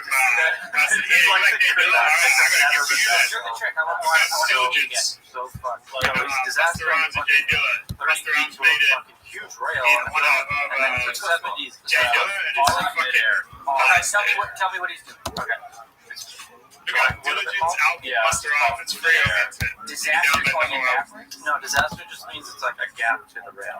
Like the rail doesn't start. Yeah.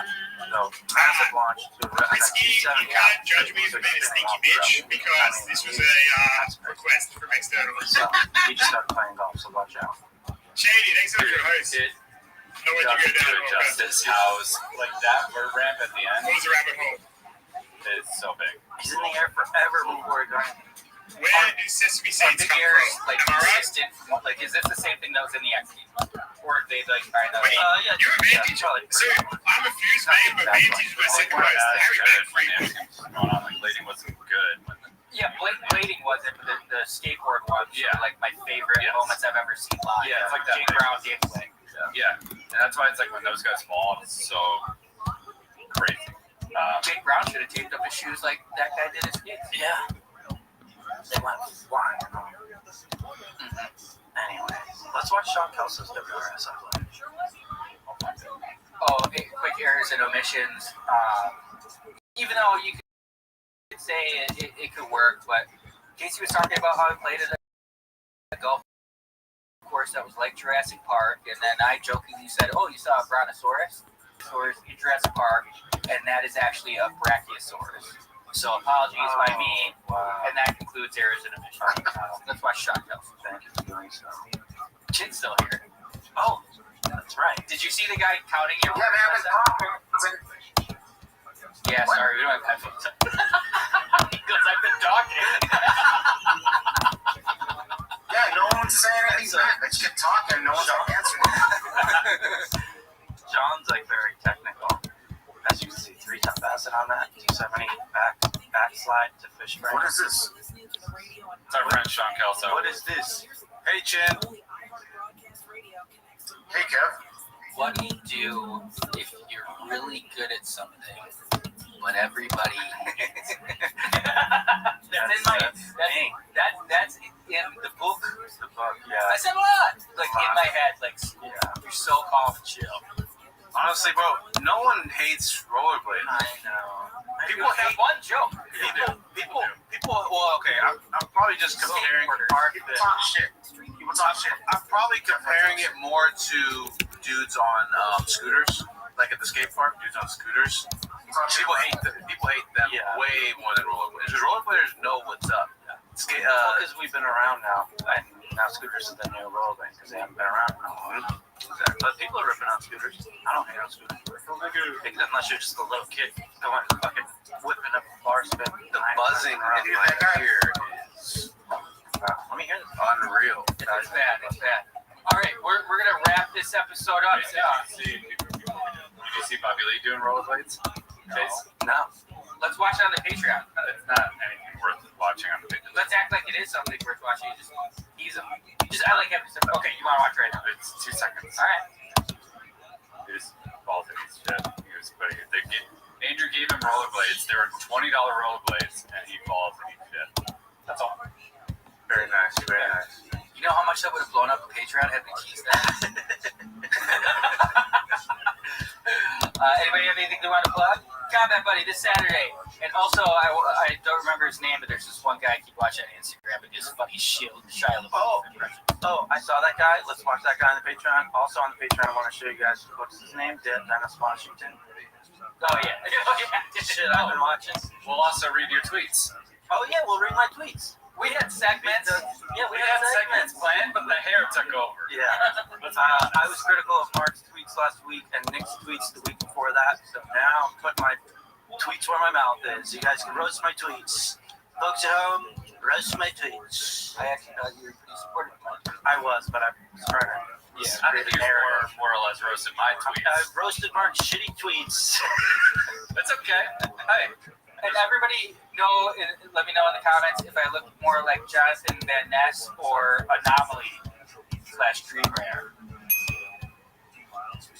He's a guy. Okay, thanks for watching. Love you. Bye. Welcome to the After Hours Podcast. Welcome to the After Hours Podcast.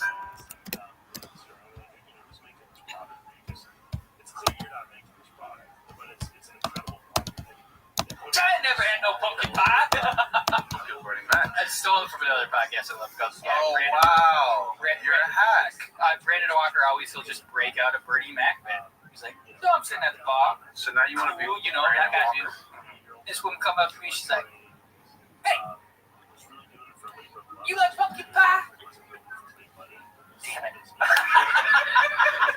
Welcome to the After Hours Podcast. Welcome to the After Hours Podcast. Welcome to the After Hours Podcast. Welcome to the After Hours Podcast. Welcome to the after hour. Welcome to the motherfucking after hour. Welcome to the After Hour. Please swear in the first 7 seconds of YouTube videos. You can now. Oh, what? Yeah. Is that true? Yes. According to Colby. On a new segment, according to Colby. According to Colby. Yeah, you can swear in the beginning and they don't care. Cool, Jack. We played golf on Sunday, me and Mark and Bill and Mike. And on the 18th hole, it's at Goose Creek. It's got dog leg right, and it's got water all on the right side. Mark it's in the air forever, and we're like, go, go, go. And it's splashed in the water. He's like, all right, that happens, especially if you play a fade like Mark does. And then, so he dropped, and then the second shot, it's like, a 9-iron or something. That one just yeah. Pretty much every dude. I was fine all day. Yeah. Just that hole. I checked the scorecard. You were only 2 over on the back until that hole. Yeah. And then he just couldn't get the ball on the earth. It just kept going in the water. No, I had two tee shots. Oh, that's right. Both of them when walked. No, one of them I just dumped a foot 20 yards ahead of me. Yeah. Because I topped it, hit behind the ball. The second one didn't carry in the water, like you said. Third shot in the water. I'm like, dude, come on. I want to end on a good note here. And it was even exemplified by the fact that I hit a beautiful high 260-yard draw right over the water. Yeah. And then took my second shot right on the green. When you're keeping score, can you just sacrifice a hole? Is there a limit? I like to play a triple as a max. That'd be great for me. Yeah, I mean, I'd say I hit about then a 128. Yeah. Yeah, good joke. Good fast math joke. Yep.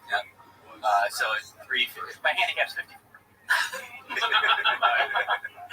So that's 18 times 3? No. 72. No, 8, whatever it is. You got it. Right. 18 times 3. 50. So 54 plus 71 or 72? Yeah. My favorite podcast, Boy Dad, they talk about golf quite a bit on there too. Francis is going to be in the Invitational, which is all Paige Sporanic, anybody from the golf world is in it. Andrew Santino is actually in it. But right before he played, he shot the best round of his life twice in a row, 69 and a 71. No. And so he dropped his handicap 1.8. He shot under par. Yeah, Francis did. He's a freak athlete. He's not that good. Andrew Santino. No, Francis. Oh. I said Andrew Santino isn't. He was a D1 lacrosse player. He's really good at it. I've seen him play. Okay.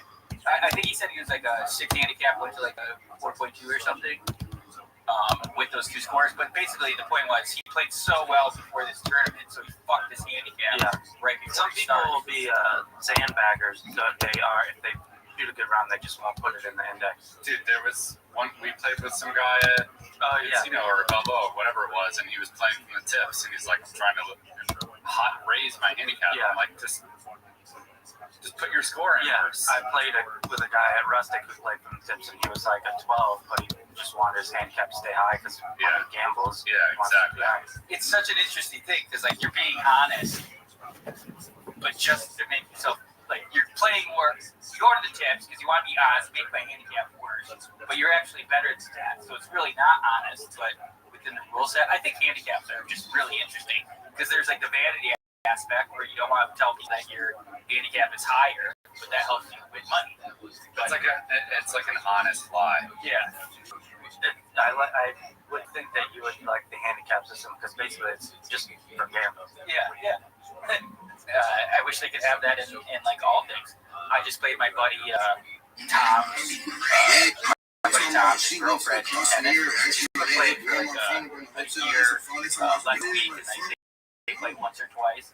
And I haven't played for years, but I played in school, and I wish we could play together. Although it was pretty easy. I won 25-21. We played a game where you serve it, you just beat it to someone. And then serve it, it's makes it easier for people who are serving you I'll throw it to you, and then they hit that.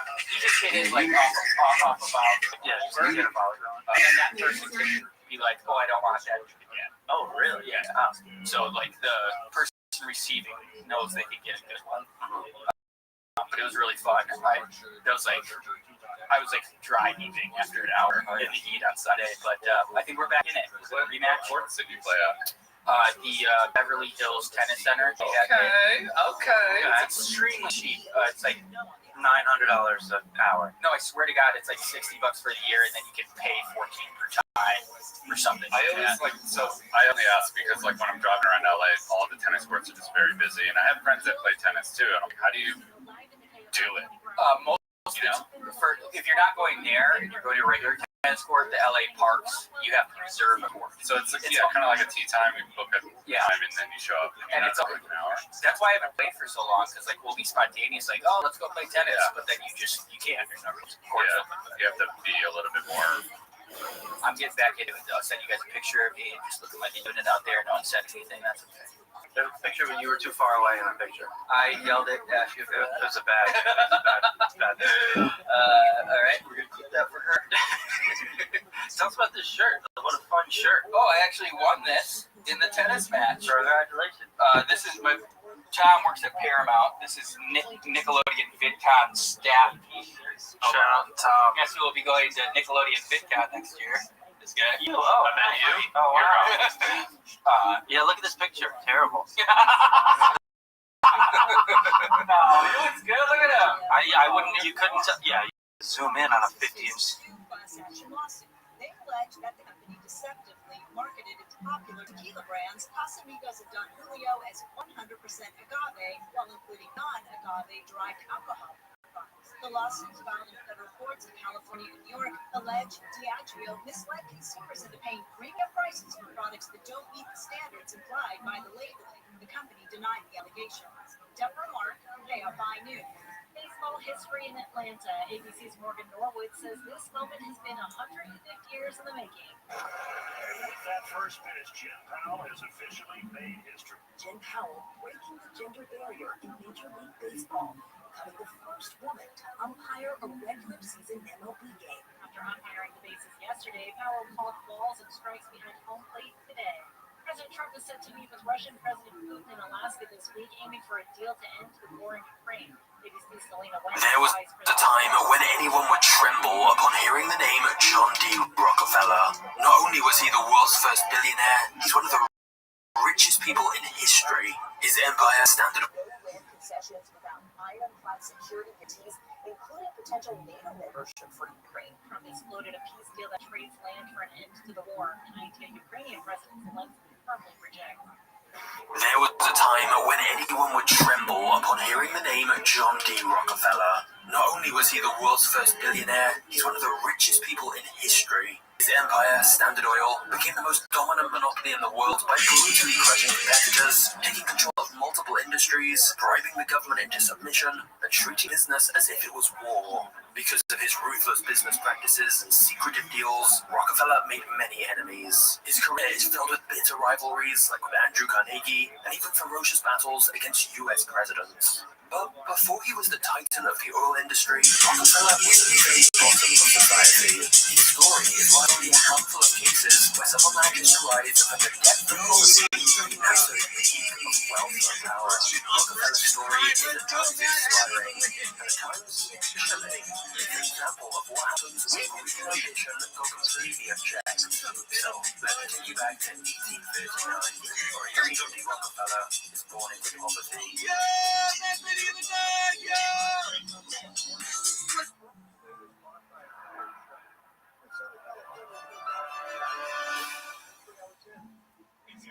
In 1839, John D. Rockefeller was the first child born into a family of peasant farmers with no cash to spare. In his small town of less than 1,000, the most mysterious character to be found was undoubtedly John's father, who was known as Devil Bill.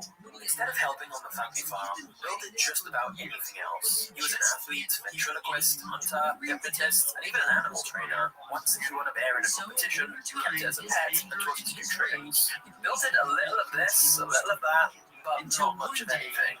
Bill would also spontaneously skip out in the middle of the night, leaving John and his siblings to fend for themselves for weeks or even months, only to reappear in a luxurious carriage and shower John and his siblings with toys and gifts. And this confused John, because his family lived in a crumbling old house, wore tattered clothes, and they were hungry and cold every night. They lived a pitiful life, with occasional bouts of luxury when his father returned. And the reason for that was because Bill lived a secret double life as a con artist. Whenever he disappeared, Bill changed his name from William Rockefeller to Dr. William Levingston, and traveled from town to town selling useless herbal teas and potions to the sick and desperate. Because Bill was usually far away running scams, John's mother enlisted John's help working at the farm, where she instilled a strong religious faith and sense of duty in him while they plowed the fields. For a boy younger than 10, balancing school and farming was backbreaking, but it taught him the value of discipline and hard work. John was proud to be helping his family out.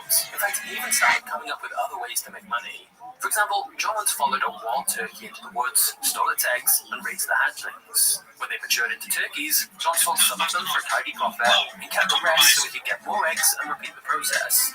Despite his young age, John was now pitching in a few dollars every week and was making a serious impact on the family's finances. It looked like the Rockefellers would finally have a decent and stable life. However, when John was 10, his father Bill was accused of sexually assaulting a young woman.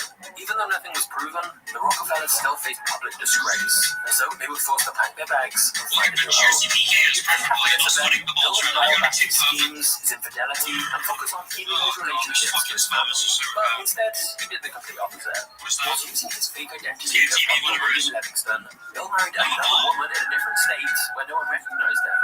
Of course, he kept this a secret, and neither John's mother nor the other woman ever knew he had 2 wives. But the effect was evident. Bill was almost never around.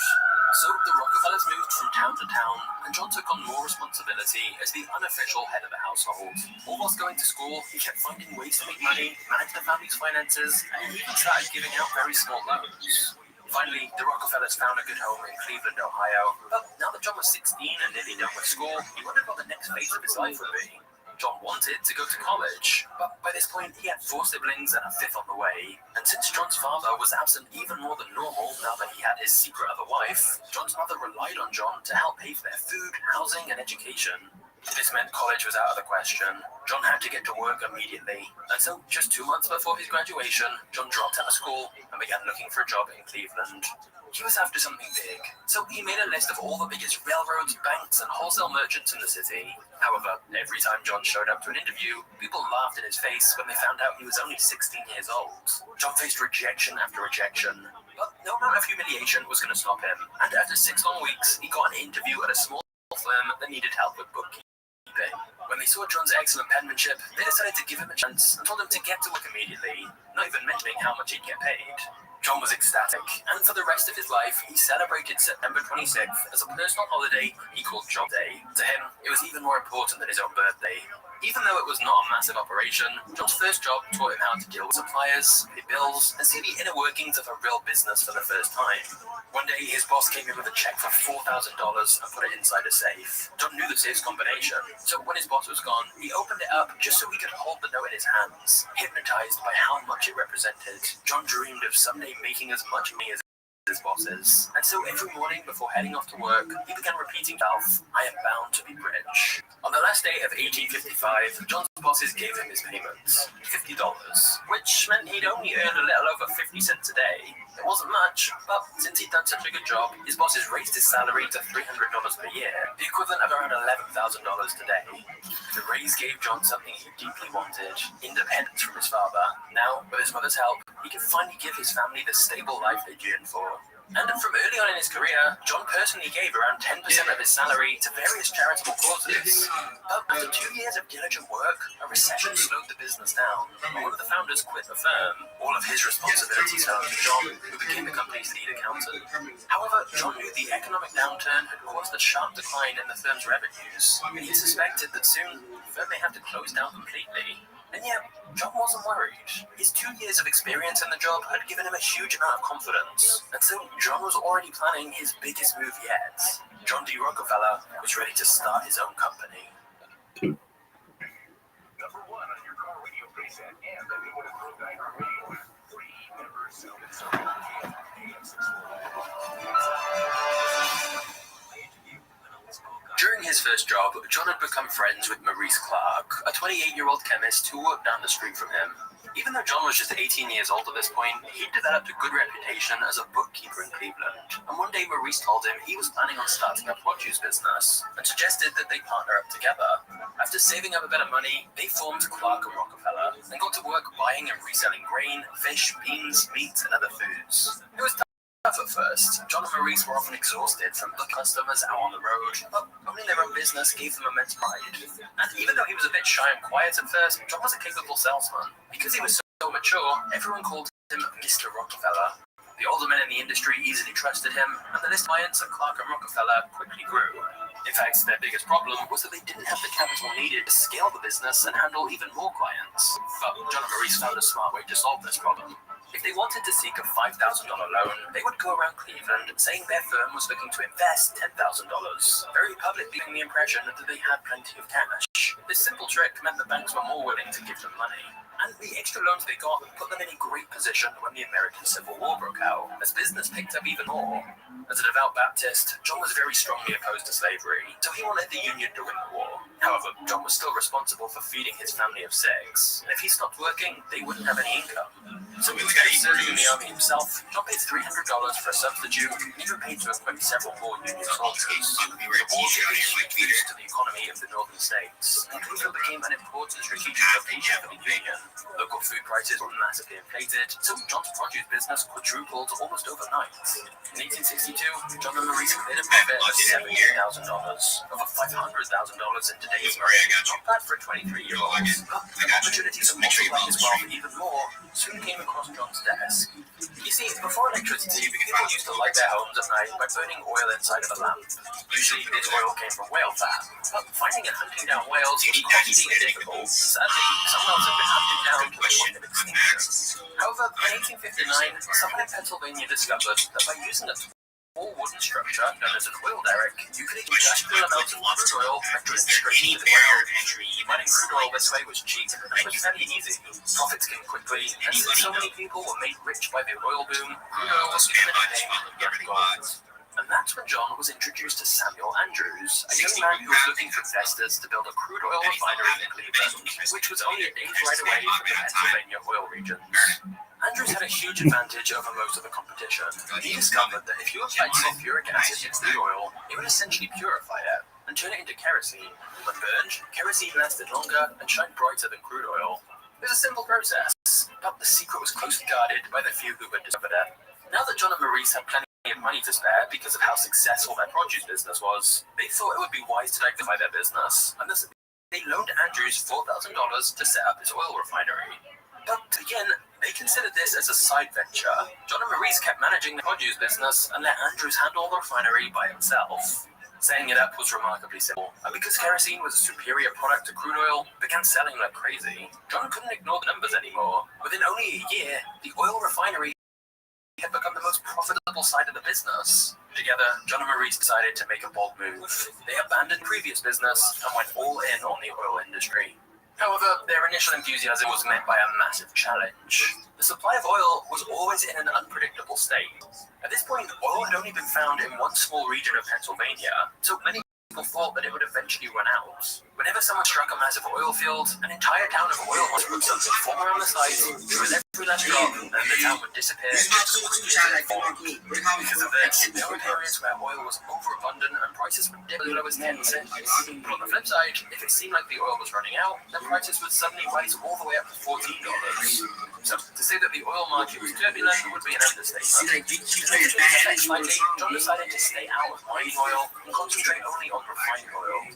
For John and Maurice, the situation was still extremely stressful. When oil was easy to find, they weren't as profitable as prices were low. When the wells were running dry, they feared that the last drop would finally be found and they would have to sell. The uncertainty was too much to handle for Maurice, and in 1865, he agreed to sell his share of the business to John. His career, scared to his bones, but with a calm exterior, John agreed to buy Maurice's share of the company for $72,500, or $1.35 billion in today's money. Maurice was cashing out, whilst John was doubling down and going all in on the seemingly risky oil business. However, it seemed like John's daily affirmation that he was bound to be rich was quickly becoming a reality, because just as the deal was going down, a gigantic new oil field was found in the Pennsylvania oil regions, finally undoing any doubts he had about oil running out. Of course, the market was still very competitive, so if John truly wanted to become as wealthy as he desired, he would have to brutally crush his competition. Its president was the legendary William Taylor. Much of the opposite. William S. Bailey owns CPM. The whole world series. The year before buying Bill Peller's across the table like he said, I I find it not to come on these shows and tell me what the answer. Mike Leaney, the agent, looks over, buddy. You tell him. I don't know what to say. I'll have him tell you about it. It's fucking good. The new Pokemon will be my thing, dude. Come on. Are you a fan of the Arpa Bros? Of who? Arpa Bros? No. That's gonna tell you about my shoes that I got on right now. Oh. So they're like shit. Blossom's versions. There's 3 different cups.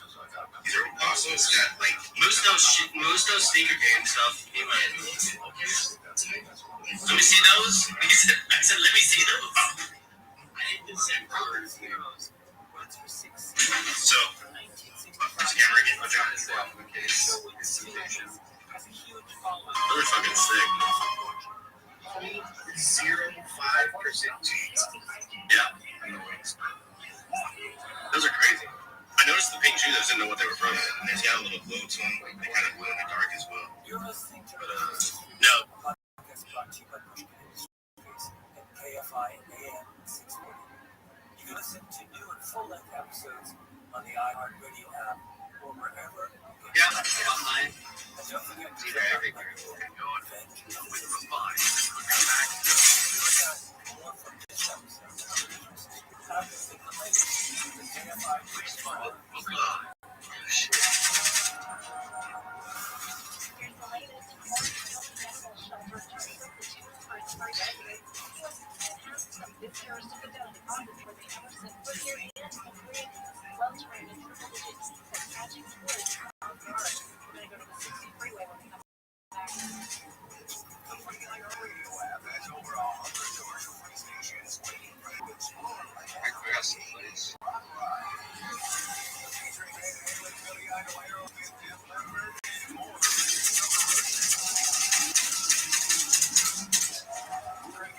Yeah, I watched that.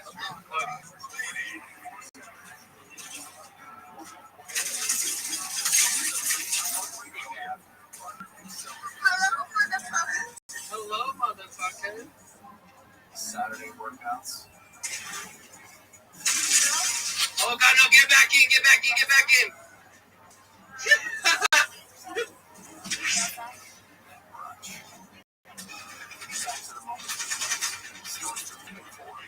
They're fucking everywhere.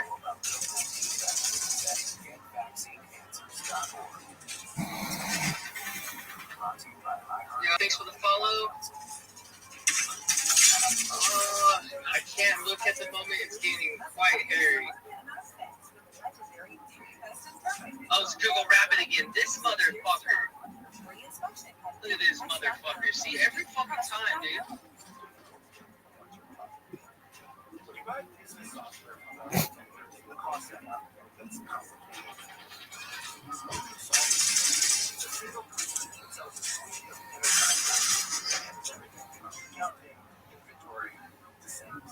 Voodoo is all connected on a single platform, simple and affordable.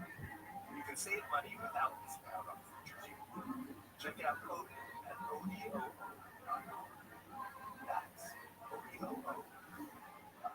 By now, you know I'm a huge fan of Selman's. Matter of fact, we have a special event coming up. Neil Sinatra and I are Yeah, let's try it. Selman's at the Anaheim White House restaurant. It's going to be a garlic onion night.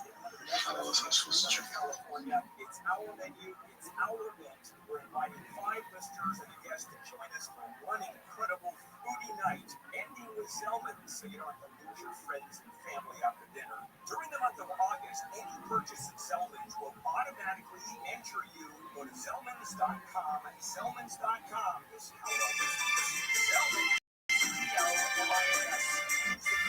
Get that line for exclusive offer. By the way, just watching Neil and I stuff our faces is an afternoon.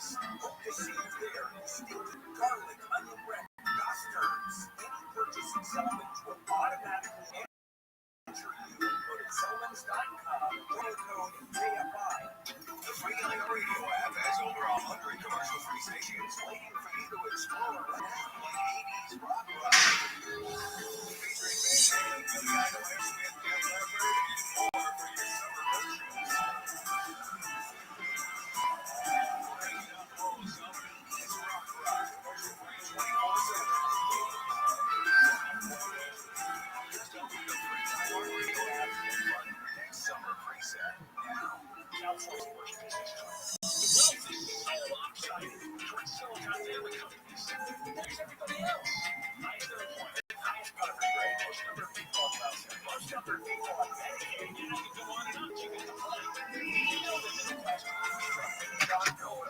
I just fucking.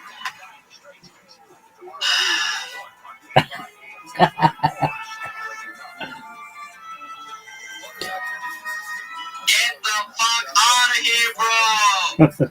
Disgusting fucking broadcast loser. Bro, please fucking found something valuable with your life.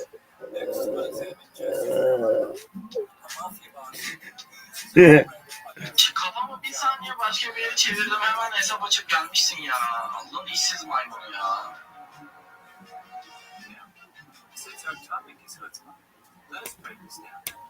Bro, I just turned my head, I just turned my head for like 2 seconds, bro. And you already created a new account. Oh my god, insane. I mean, do these people actually scam? I mean, can they even scam someone? No. This is bullshit. The word chutzpah refers to audacity. This is audacious. Freddie would go on to write The Longest Yard, starring Burt Reynolds, and Walker, Texas Ranger, starring Chuck Norris. He was one of the producers of the $2 Million Baby, which won a handful of Oscars. I could go on. I realized what Al Ruddy is. He is chutzpah. But this is a very specific kind of Take a break from my Mac. Remember, this show is being made only 20 years after the Nazis stopped terrorizing Europe. Haley admired Ruddy. I'm seeing majority people say 3 and 4. Depending on how the next one goes, it's going to determine if I do. Yo, welcome. What's going on, TJ Boomin? What's good in the hood, son? How you living, pimp? Yo, can you hear me? Yo, TJ Boomin. How you living, son? Can you hear me, baby? Do you talk? Yeah, I didn't want to fucking talk with you anyway. She was asking me where he was because he turned his phone on silent to avoid calls, but didn't turn the location off, which was very stupid, and wouldn't answer her calls or texts. Mind you, he was cheating. He was in a car with another girl, which is his second baby mama. So tell me why his first baby mama ended up pulling up to the alley that's in the back of my house, and him and the girl in the car in the back seat. She pulled around to the back. Their clothes was halfway off. And she said, so what's up? This what we doing now? Trying to fight the second baby. But she wouldn't get out the car. My brother trying to hold her back from fighting her. Mind you, the girl didn't even get out the car. Tell me why the girl go holler out the window, I'm pregnant, I can't fight, just bragging. I was like, that's dirty. Mind you, it was 8, 9 in the morning when I said ghetto. And here my messy, I told my brother, so you out here being a hoe? Why you ain't break up with us? Then do what you did. He said, because I didn't want to break up with her. Pissed me off. Oh, it's ghetto over there. It is ghetto over there. Anything I can do, I live in honestly. G-A-T-T-T-O. I hope so. Cousin in Flores. I own a piece of a cut roll in New York that we cut with their dresses. Check.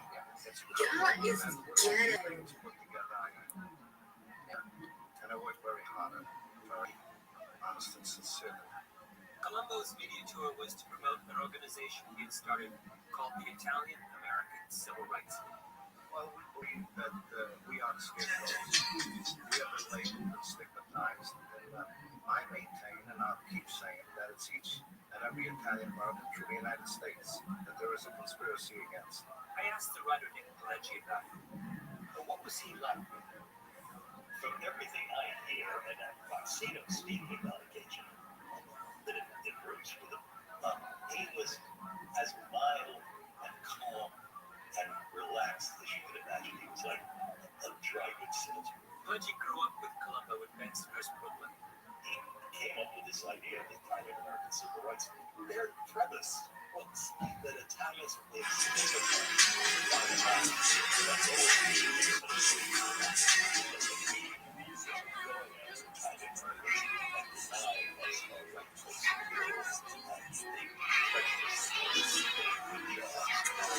What? How did you drop that? Bro. What was Joe Colombo's real job, aside from running a funeral home, a gun shop, and selling real estate? He was a big-time mafia known as the Rabbi family. Old man Giuseppe Rabbi dies in 1960. That's a touchdown, bro. How does that work?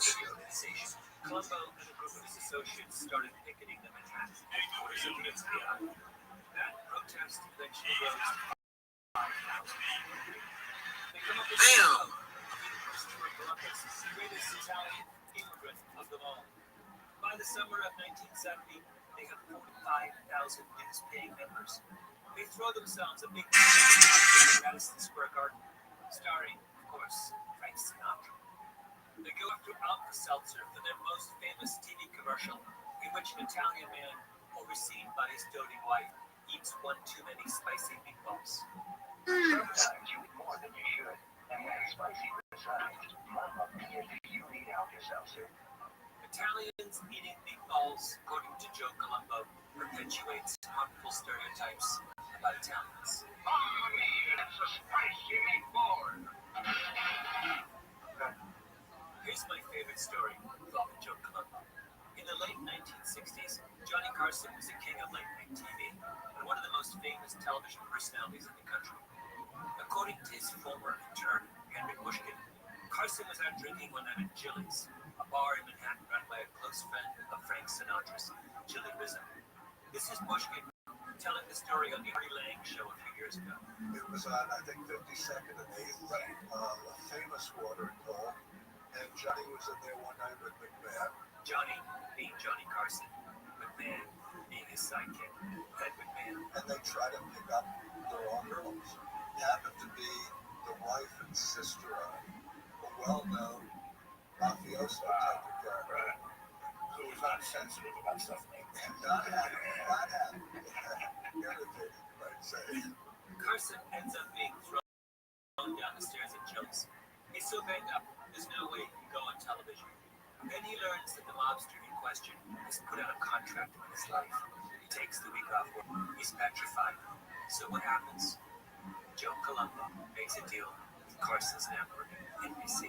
The Colossus Day Parade was about to come up. It was like 3 weeks away. Right. And no network would agree to cover it then because they knew it was the 5 families in New York that were sponsoring this parade. So 8 Italian Americans look, so Carson's hiding out, and the deal was struck. If NBC covers the parade, but like Carson got. So that year, NBC is the only network that covered the parade.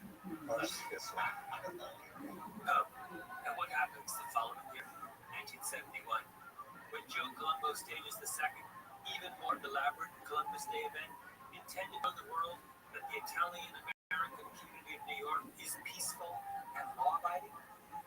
Someone shoots him. You're listening to Religious History, a podcast about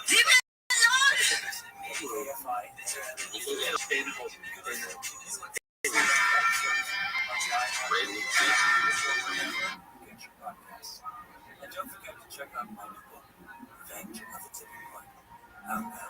We'll be right back with more from this episode of Revisionist History after we get the latest in the KFI 24-hour newsroom. An animal shelter in South Orange County is going wild. Mission Viejo Animal Services Center is launching.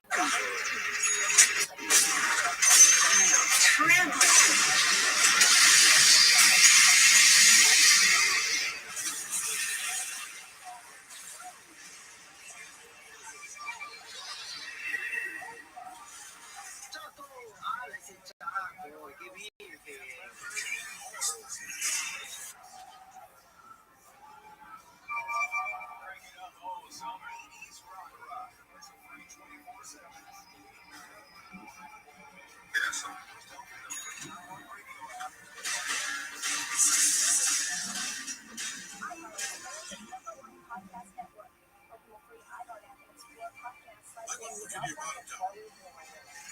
I'm using the term loosely here. I know you're probably a giant pink bat or a robot business.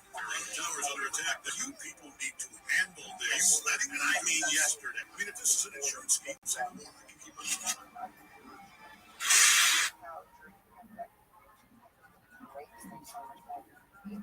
Every week, I'll sit down with fascinating guests. It wasn't nearly as bad as what I went through emotionally. The pregnancy, I had with my daughter. I'm straight up crazy. Let's hope we're getting started. Was it helpful for people to come in when you were with your ex-husband and be like, usually with somebody that people are broken down themselves? This is a window into my world. Stories that make it. Welcome to Color Wonderland. Listen on America's number one podcast network, iHeart. Open your free iHeart app and listen now. What? So sick of hearing men talk about women's basketball. If only there were a professional WNBA player with their own podcast I could listen to. You ready? Hey, this is Lindsey Brown. Listen, I'm chilling out. I'm just having my girl with me. So what?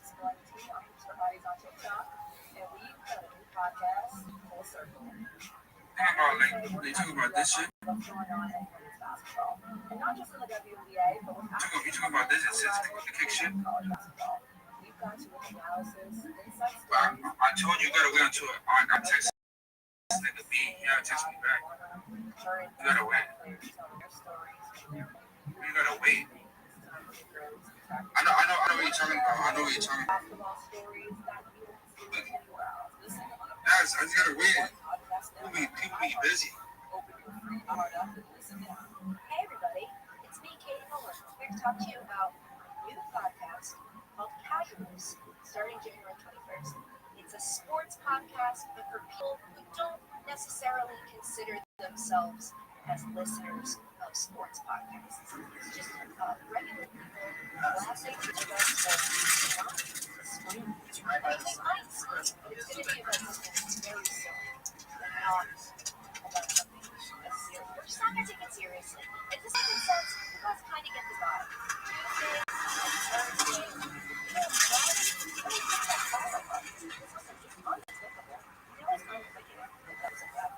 No points left. But if you click it now, you'll never miss an episode. And that's ideal.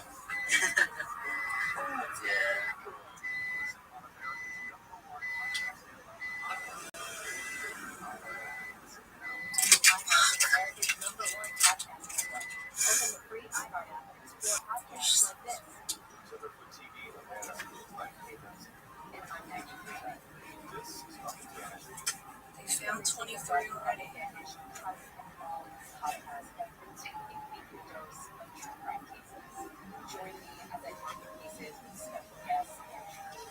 Yes, as Fiore, people could.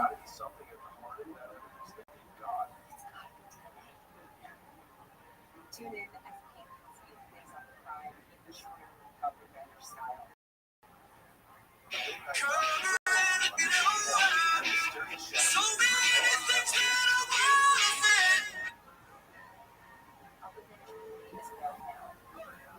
Listen on America's number one podcast network, iHeart. Open your free iHeart app and listen now. Just take any business owner that calls us at 800-500-8320. Just call the email address. And we'll email it. It's phenomenal.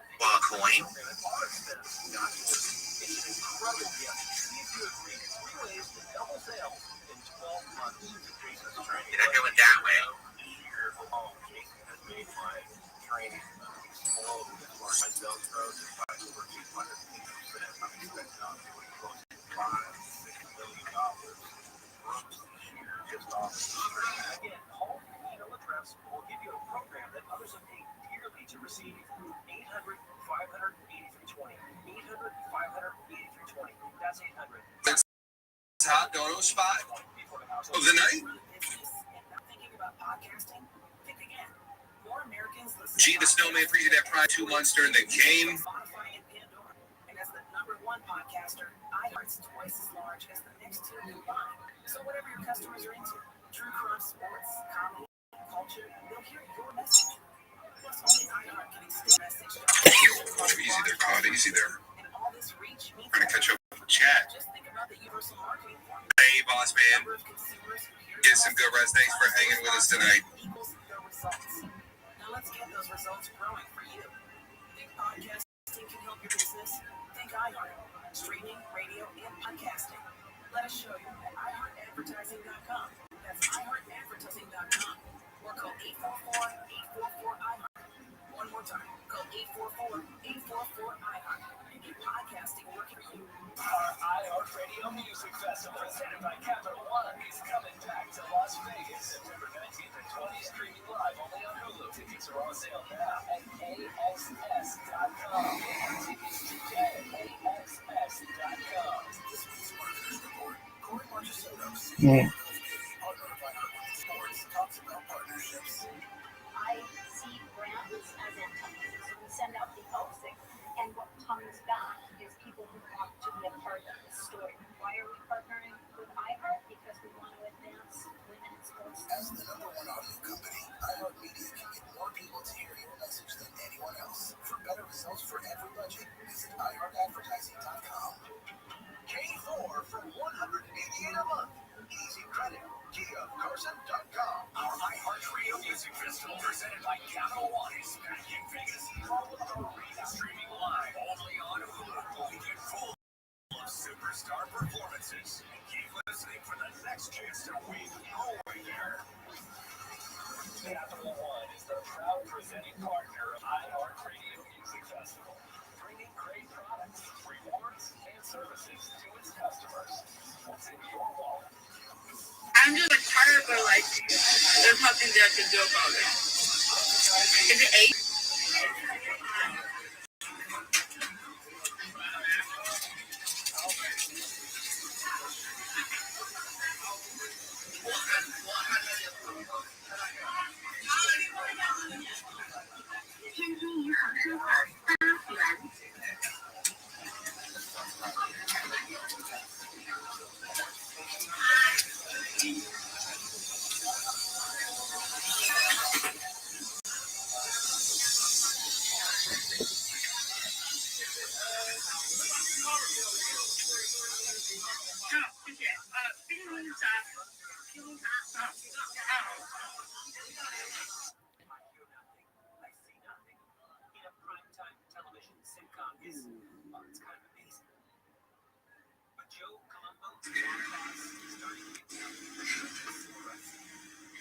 Should I give people help? Because some people are messaging me for help. They wouldn't do the same for you, right? I don't know. Well, They're too, like, behind us. Let them find it. We had to find out stuff from our races. well, Unless we were there on the scene. oh, well, that's true, I guess. Enough spare them for the sake of those 50 righteous people. So the Lord says, okay, if you can find 50 righteous, I will spare the cities. Abraham then says, what if there are only 45 righteous men? You wouldn't want to kill 45 perfectly innocent men for the sake of 5 in the margin. God says, you're right, let's make it 45. To which Abraham responds, why not 30? I mean, same logic. God says, okay, then keep going. In the end, Abraham gets him down to 10. Abraham is being very Israeli. Israel is what is called a low power distance culture, meaning that it's a place where there is very little respect for hierarchy or formality in social interaction. France is the opposite kind of place, high power distance culture. Nobody just calls up God directly in France. In France, Abraham would have to file an application in the Department of Divine Communication, wait 3 months for an appointment, then present some kind of formal legal writ on behalf of the righteous of Gomorrah. Not in Israel.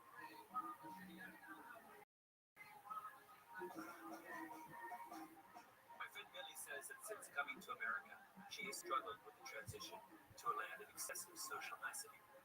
Like this past winter, when she was dealing with her children's school. Like if I say, for example, you can we have less snow days? Like, even if it's a snow day, like, can't you just leave the school open? I'm just asking. My husband says that's fine. Like, you don't think about what their point of view is. You don't think about what the teachers have to do to get to school. You don't think about their safety. You don't think about the other kids. And that's true. But I just want to know like, why can't I just ask questions? So that's it. Yes. Let's say you were in Israel, and the same scenario. I mean, I realize it's not as visual, but suppose you're making the same request of the school, and I'm the principal of the school, and I would like you to ask me as an Israeli, ask me why the school can't stay open. Excuse me. You know, my kids at home, I don't have the time to take care of them. They need to be sent to school. You need to keep the school open so I can leave my kids there. And everybody else agrees with me. You want me to ask? I'm going to get 20 people who agree with me. You want it? Would be like not spot. This would be very nice. And what the principal in Israel would respond to that? Excuse me, I'm not working for you. I'm running a school. I have a long way to come from home. Driving in the snow is no easy. So please, and also there's also insurance and all things that you don't think about. So please, you know what? Call me later after I put my own kids down and we talk on the phone, okay? This is a big conversation. She wouldn't hate me. She would just like continue arguing with me and then she would tell me to shut up. But she wouldn't like here they don't even like answer my email. It's embarrassing. Not long after I spoke with Millie Avital, there was a hearing in front of 3 federal judges at a courthouse in San Francisco. It was about the treatment of migrant children detained at the border. An issue was whether the conditions under which the children were being held violated a previous legal commitment made by the government to provide safe and sanitary conditions in detention centers. The Department of Justice sent an attorney, Sarah Pena, to make the case that the government was in compliance with the safe and sanitary standard. Her principal argument was that the term safe and sanitary didn't have an explicit definition. And that's any number of things like those categories. That's Pena. And this is one of the judges, Marcia Berzon. But sleep surely means, right? You can't be safe and sanitary or safe as a human being if you can't sleep. Well, and you said in your briefs it doesn't say anything about sleeping, so therefore there's nothing in here about being able to sleep. The children, it turned out, didn't have beds or blankets, or in some cases, even room to lie down. So Berzon wonders, how is that not a violation of the agreement to provide decent living conditions? And Fabian answers. I think the concern there is, Your Honor, the court, finding that sleep, for example, is relevant to a finding of no safe and sanitary conditions is one thing, but the ultimate conclusion is safe and sanitary is a singular category in the agreement. You probably need to be a lawyer to understand what Fabian is saying, and I'm not a lawyer. So I'm going to have to guess the government's argument. It goes like this. Sleep is one thing, safe and sanitary are another. If the agreement had meant for sleep to fall under the requirement of safe and sanitary, it would have said so. Then Judge William Fletcher chimes in. Maybe sleep wasn't explicitly part of the safe and sanitary definition because it's too obvious.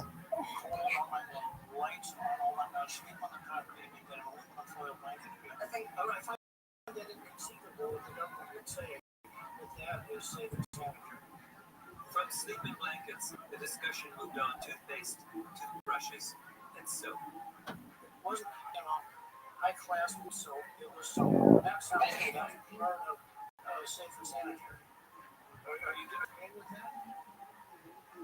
What I'm disagreeing with is that the court ultimately concluded these things. Yes, she was disagreeing.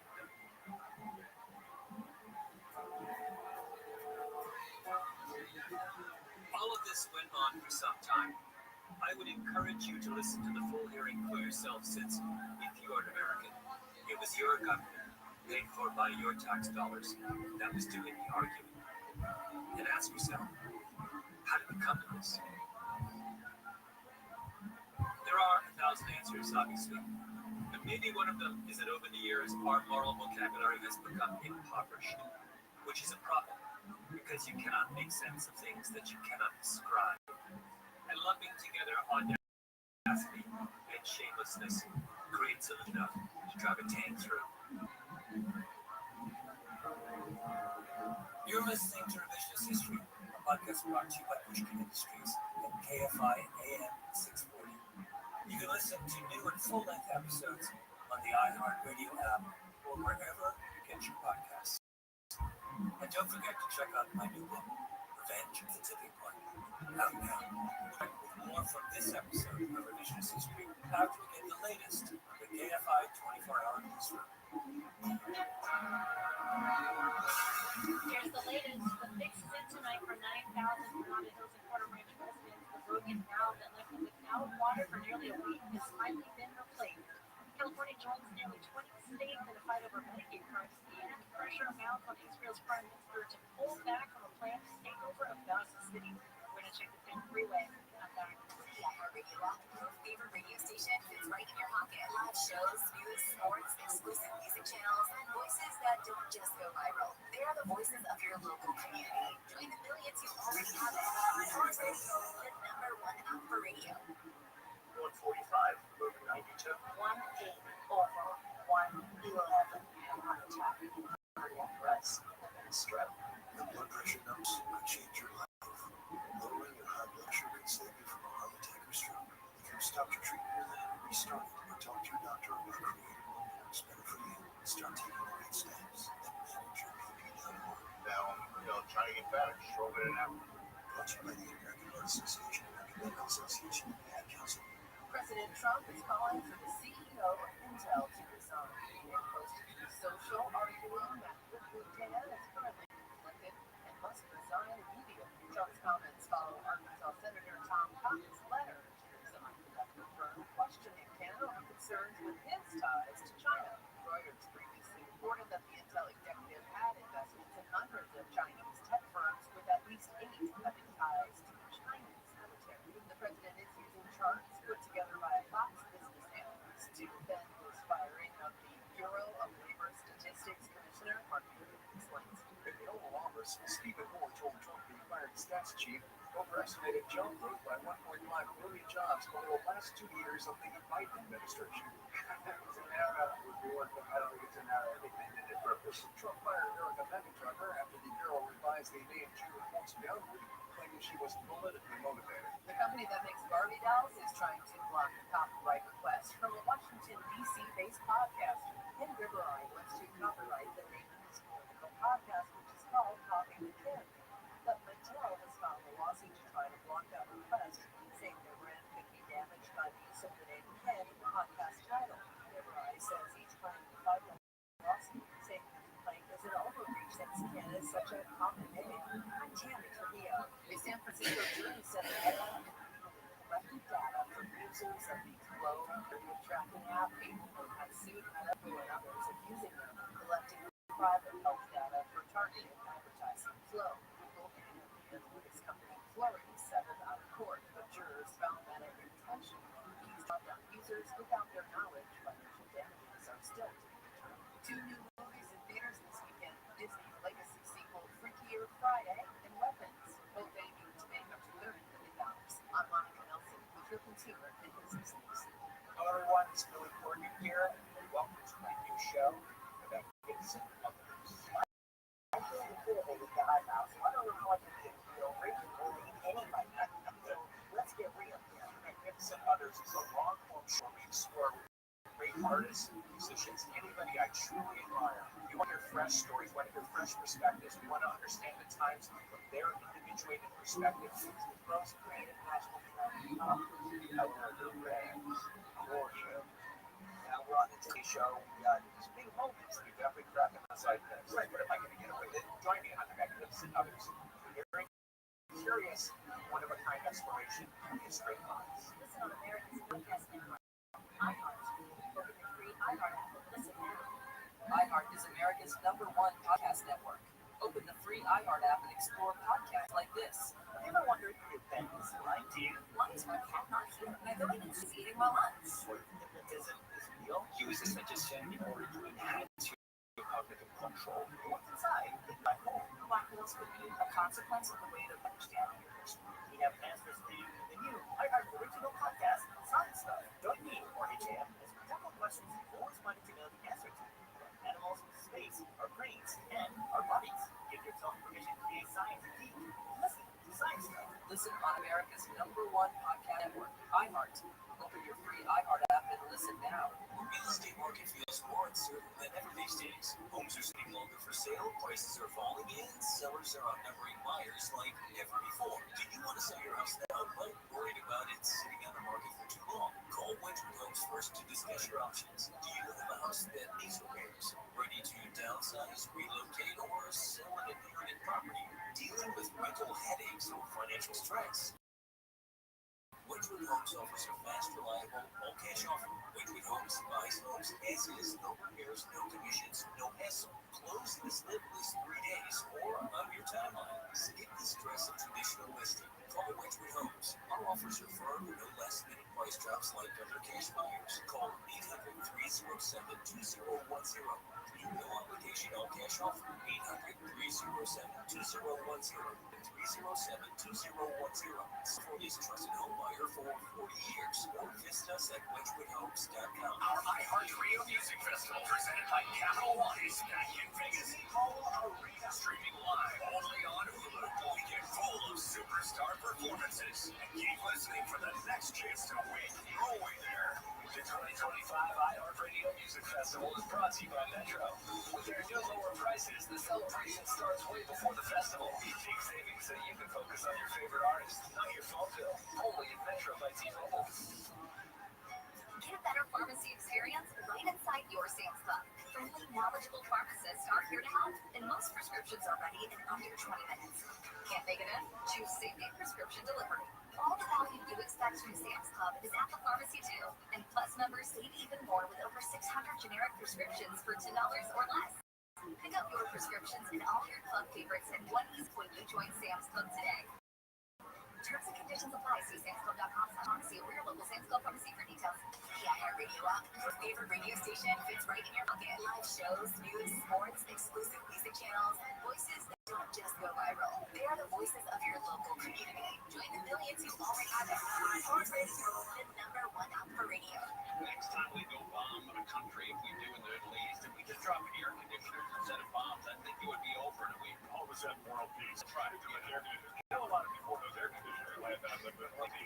Yeah, you put a little AC in the guy's, house, and he's good. Jim Conway Jr. Yeah, I can go, man. We're going to come out tomorrow afternoon at 4 on KFI AM 640. More stimulating talk. Welcome back to Vicious History. I'm your host, Rabbi. Before the break, we explored the chutzpah in its various forms. Now, let's see what happens when two types of chutzpah clash.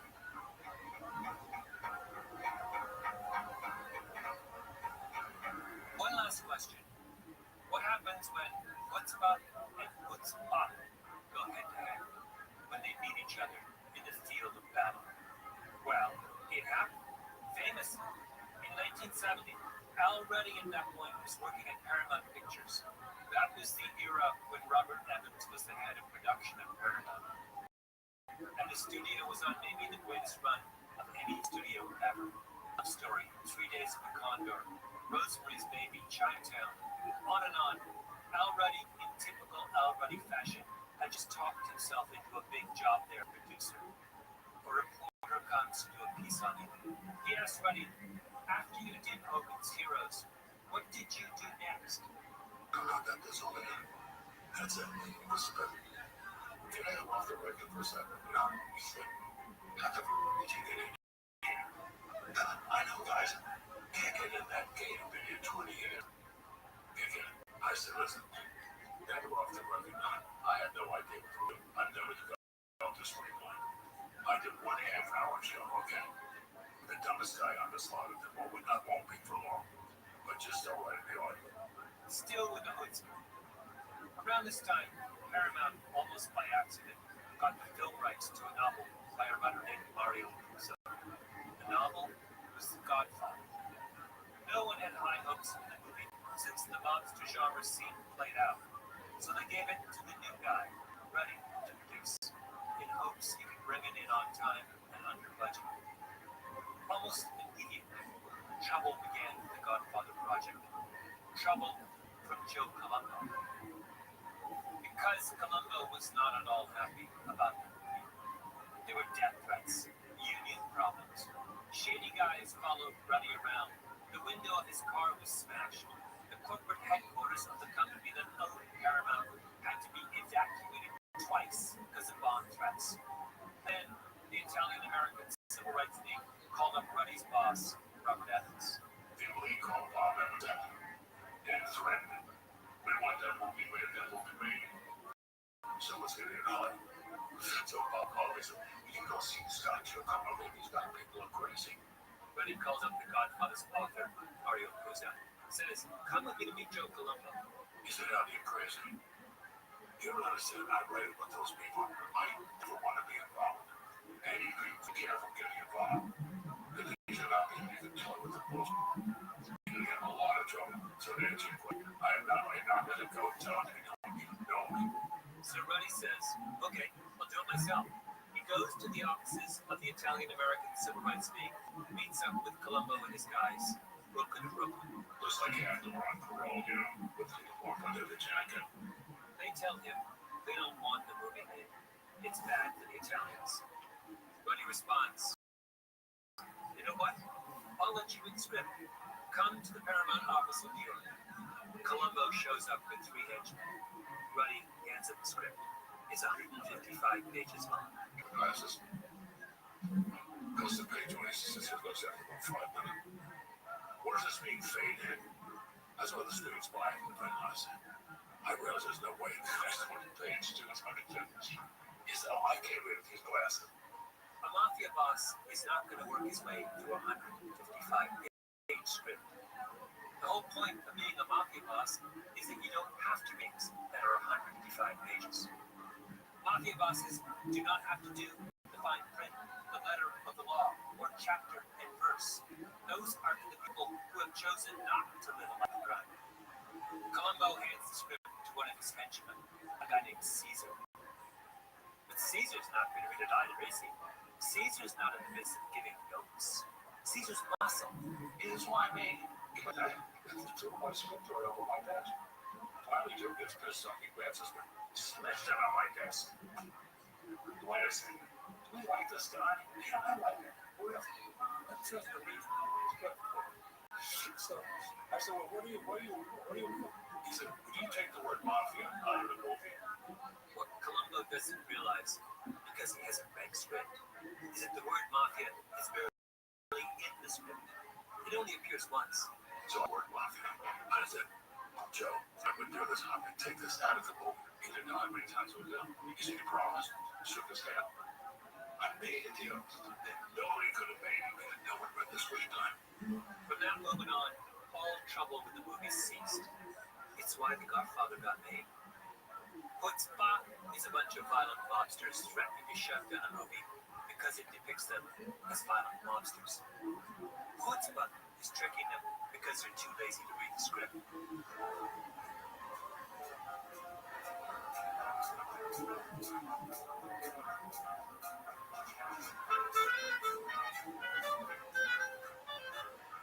Revisionist History is produced by Neil Lavelle and James Smith with Camilo Baptista. Our editor is Julia Barton. Flawn Williams is our engineer. Fact-checking by Beth Johnson. Original music by Luis Guerra.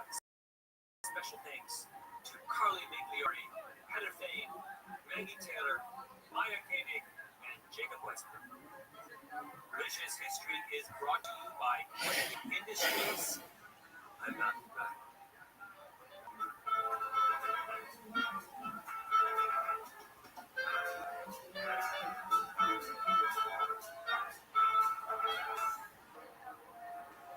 This has been a special presentation of Revisionist History, brought to you by Pushkin Industries and iHeart Podcasts. You can listen to new and full-length episodes of Revisionist History on the iHeart Radio app or wherever you get your podcasts. Don't miss my new book, Revenge at the Tipping Point. Out now.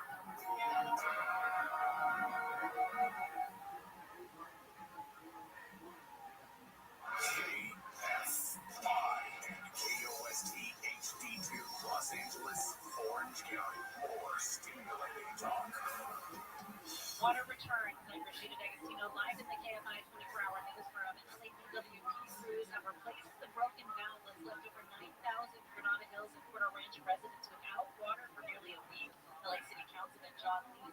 shouldn't use the tab until further notice as it will delay progress. Know that this has been tough for us. We need to build up that pressure. We need to build up that tank so we can make the necessary repairs so that we can get The iHeartRadio app, your favorite radio station, fits right in your pocket. Live shows, news, sports, exclusive music channels, and voices that don't just go viral. They are the voices of your local community. Join the millions who already have it. iHeartRadio, the #1 app for radio. Every time. Reservations at your favorite restaurant.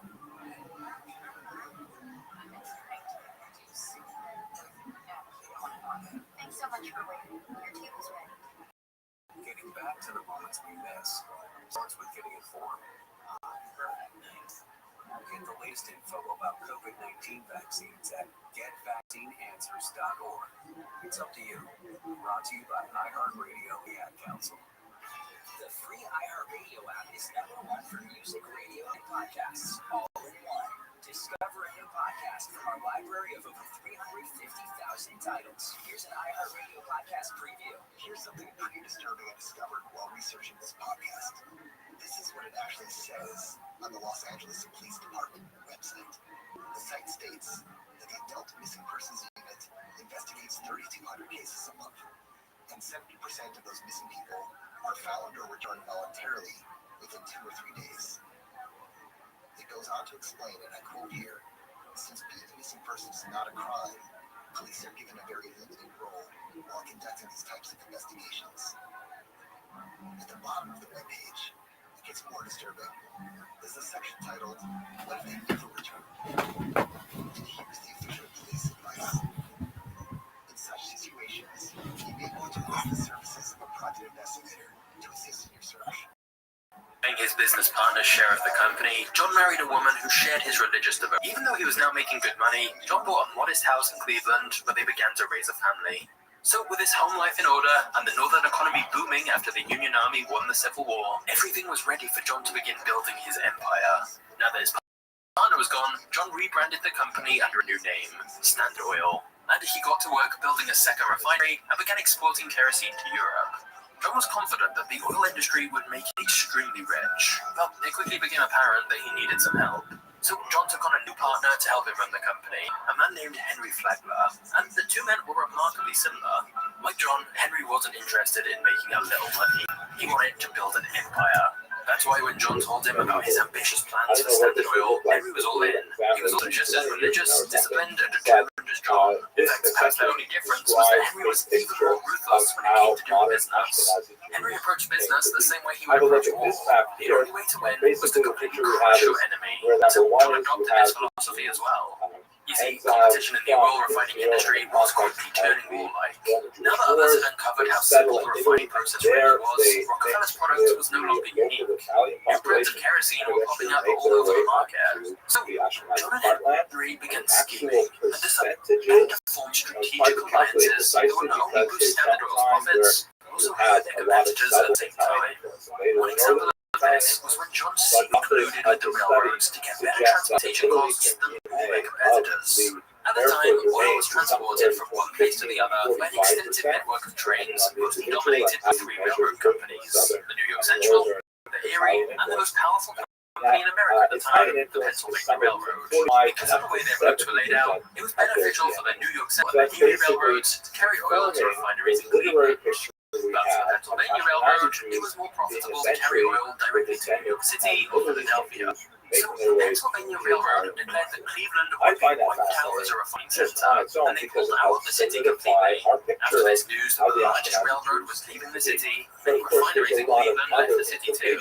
This was a disaster for the New York Central and Erie Railroads, who had made sizable investments in Cleveland, and they were now losing customers. So instead of joining the panicking crowd and leaving Cleveland, John saw that the Erie and New York Central Railroads were in dire need for business. He decided to use their desperation to his advantage. In exchange for a consistent flow of oil through their networks, John negotiated a deal with the Erie in which Standard Oil would get a 75% discount on the railroad's Railroad's official shipping costs, and in exchange for a daily order of 60 carloads of refined oil, John negotiated another deal with the New York Central Railroad to pay $1.65 per barrel shipped, when the official rate was $2.40. So, with both railroads, John now had extremely favorable rates secured, and even though the railroads were reluctant to accept these lower prices, the guaranteed consistent shipments were irresistible to them. In fact, since these railroads went from shipping all sorts of things to focusing just on oil, they could simplify their operations and boost their profits. So it's win-win for everyone. Well, except for the Pennsylvania Railroad and Standard Oil's competitors.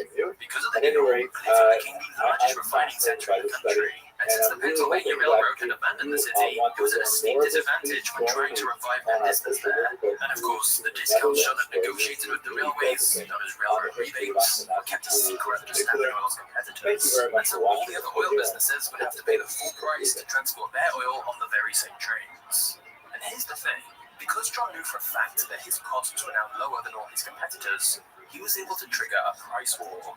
John would lower the price of his oil so that his competitors would have to do the same in order to remain competitive in the market.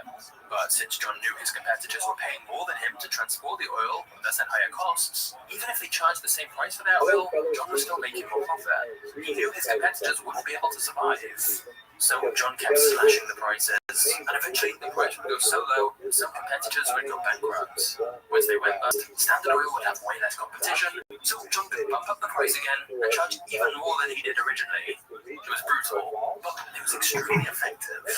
Now, John knew these railroad rebates were morally dubious. They gave bigger businesses hugely preferential treatment over smaller ones.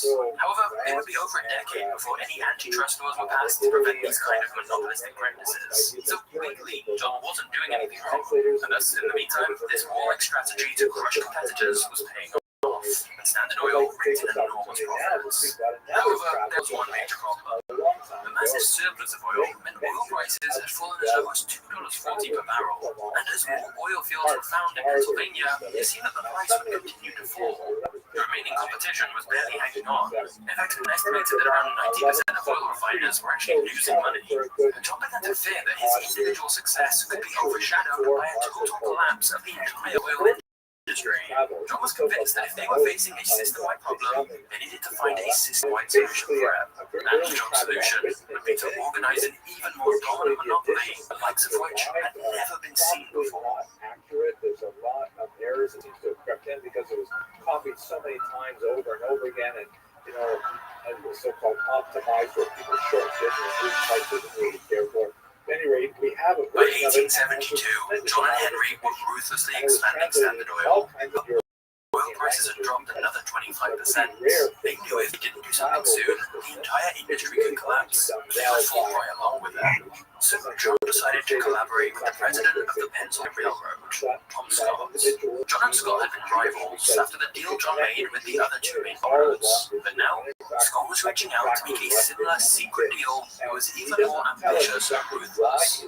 Scott proposed a secret alliance between the largest railroads and a very select group of the largest refiners, which of course included Rockefeller. And thus, Standard Oil and the Pennsylvania, New York Central, and Erie Railroads formed an alliance together under the inconspicuous name of the Southern Company multi-sea vehicles. It was in exchange for a secret 50% rebate on transportation costs. John would transport all his oil exclusively through these railroads. John was content with just getting there for himself. He found the deal to be devastating for his colleagues. For example, was anyone outside of this secret alliance transports kerosene through these railroads? Standard Oil would receive a 50% rebate on the cost of their shipments as well. Even though the drawbacks, many of these Standard Oil competitors would not only be paying higher prices to transport their oil on the same railroads, but some of that money would be going directly to Rockefeller.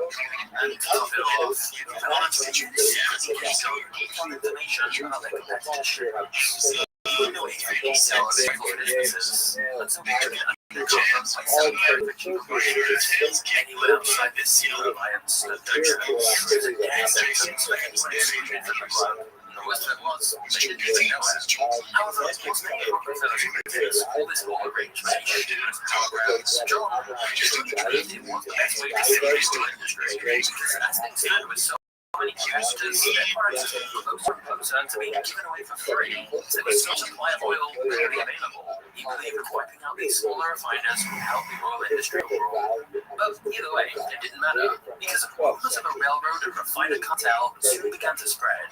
When people read in the newspapers that the rates for the three most important railroads in the country had doubled overnight, they knew exactly who to blame: John Scott of the Pennsylvania Railroad and John D. Rockefeller of Standard Oil. As rumors of the alliance continued to spread, thousands of people took to the streets to protest, threatening Standard Oil and the Pennsylvania Railroad with violence, vandalism, and arson. Protesters hijacked Standard shipments, spilled their oil, and tore the Pennsylvania's train tracks from the ground. But the final blow to the SIC came when the oil miners made their countermove and boycotted the SIC. Without a supply of crude oil, John's refineries were useless, so 2 months after it was formed, the SIC had been disbanded. It was a humiliating event, one that brought a lot of negative attention on John. But John wasn't fazed by it. He decided if he couldn't control the oil industry through shady backroom deals, then he would do it in public, and conquer the industry by force. John wanted to bring as many refineries under Standard Oil as he could. To his surprise, the SIC fiasco had actually caused one important change in the industry: the very public fallout of the SIC alliance. There were still whispers of a secret railroad and refiner cartel, with many people paranoid that there must still be some kind of secret in place between the big railroads and the big refiners. Even if there wasn't, the rumor spread there. Oil refiners were scared that if Standard Oil still had a secret deal with the railroads, they would get crushed, and John decided to leverage this threat to his advantage. In a period of 6 weeks, now known as the Cleveland Massacre, John managed to intimidate 22 out of the 26 oil refining companies in Cleveland to selling out for fractions of what their businesses were actually worth. So even though the SIC hadn't gone ahead, the fear it had created pressured many refiners into panic selling their companies to John. Plus, since many other refiners were losing money anyway, John would show them his company's finances so they could see how well Standard was doing, and to prove to them that he could outlast them all. For most refiners, the choice between fighting a losing battle and catching out was obvious. And whenever any sold out, John gave them only two options. They could either sign a damning contract prohibiting them from ever joining the industry again, or they could join Standard Oil. Since most competitors chose to join Standard, John had the brightest minds in the industry working for him. All those entrepreneurs who'd been running their own companies were now brought under the Standard Oil umbrella to join company. Also, when the new refineries came under Standard's ownership, they outfitted them with the latest oil refining technology with drastically cut costs. By mid-1873, John was in control of an empire with a growing number of highly efficient refineries that together could ship out over 1 million barrels of kerosene every year. He now had a monopoly over the Cleveland refineries. Now, on September 18, 1873, a day historians call Black Thursday, a series of bank failures plunged the U.S. economy into a national recession that lasted 6 years. For the first time, oil prices dropped not because there was too much supply, but instead because of a total lack of demand. Standard began operating only 2 of their 6 main refining plants in Cleveland. And a year after Black Thursday, a single oil barrel traded for as little as 48 cents, less than the cost of an equal amount of water. So everyone from the miners to the railroads and the refiners were treading their seemingly inevitable fate: bankruptcy. But thanks to Standard Oil's careful management of finances, excellent credit with banks, and their modernized refineries, John was one of the only refiners in the country who was able to sell their profit. And as always, John regarded every crisis as an opportunity. He smelled blood in the water. Now, John already dominated in Cleveland at this point, which was one of the main refining centers in the country. He knew the peak economic conditions were a nationwide problem, and so refiners in the other refining centers, Pittsburgh, Philadelphia, and New York, were all struggling badly. And thus, John decided this was precisely the right time to acquire as many of them as he could. So John initiated a nationwide buyout campaign, and whenever anyone was reluctant to sell out, John would resort to indirect ways of pressuring them into submission. For example, he would buy all the available refining machinery and barrels, so competitors couldn't even make or manage their oil. And if somehow they managed to make any oil, he would reserve every railroad for months, so they couldn't even ship it anywhere. Another one of John's brutal business tactics was to pressure the railroads to raise prices for other refiners high enough that they would soon face bankruptcy. Since he had beaten records of all his competitors' shipments, he would wait for them to be on the verge of ruin, and then he would offer to save their business by buying them up for pennies. Eventually, everyone who Standard Oil wanted to acquire was either absorbed into the growing giants or crushed under his pressure. By the time the economy was starting to recover, Standard controlled over half of Pittsburgh's refining capacity, the largest refineries in Philadelphia, and they secured a dominant position in New York as well. To exert even more control over the industry, John built a network of pipelines which brought crude oil into their refineries and pumped out refined oil in large cities. The pipelines meant standard rednecks on the railroads to transport their oil, and thus it further reduced their unit costs. And with its pipelines covering the eastern seaboard of the United States like tentacles, Standard Oil earned its appropriate nickname, the Octopus. Despite still only being in his 30s, John D. Rockefeller was now the undisputed king of oil refining, one of the wealthiest men in the country. However, by now, too many people have been victims of Standard Oil's predatory business practices. The largest newspaper in America at the time called the company the most cruel, impudent, pitiless, and grasping monopoly they ever fastened upon a country. John's list of enemies was growing dangerously The long. result was actually quite horrific for Amsterdam Jews. By the end of the Holocaust, 80% of the Jews who in Amsterdam before 1939 were dead.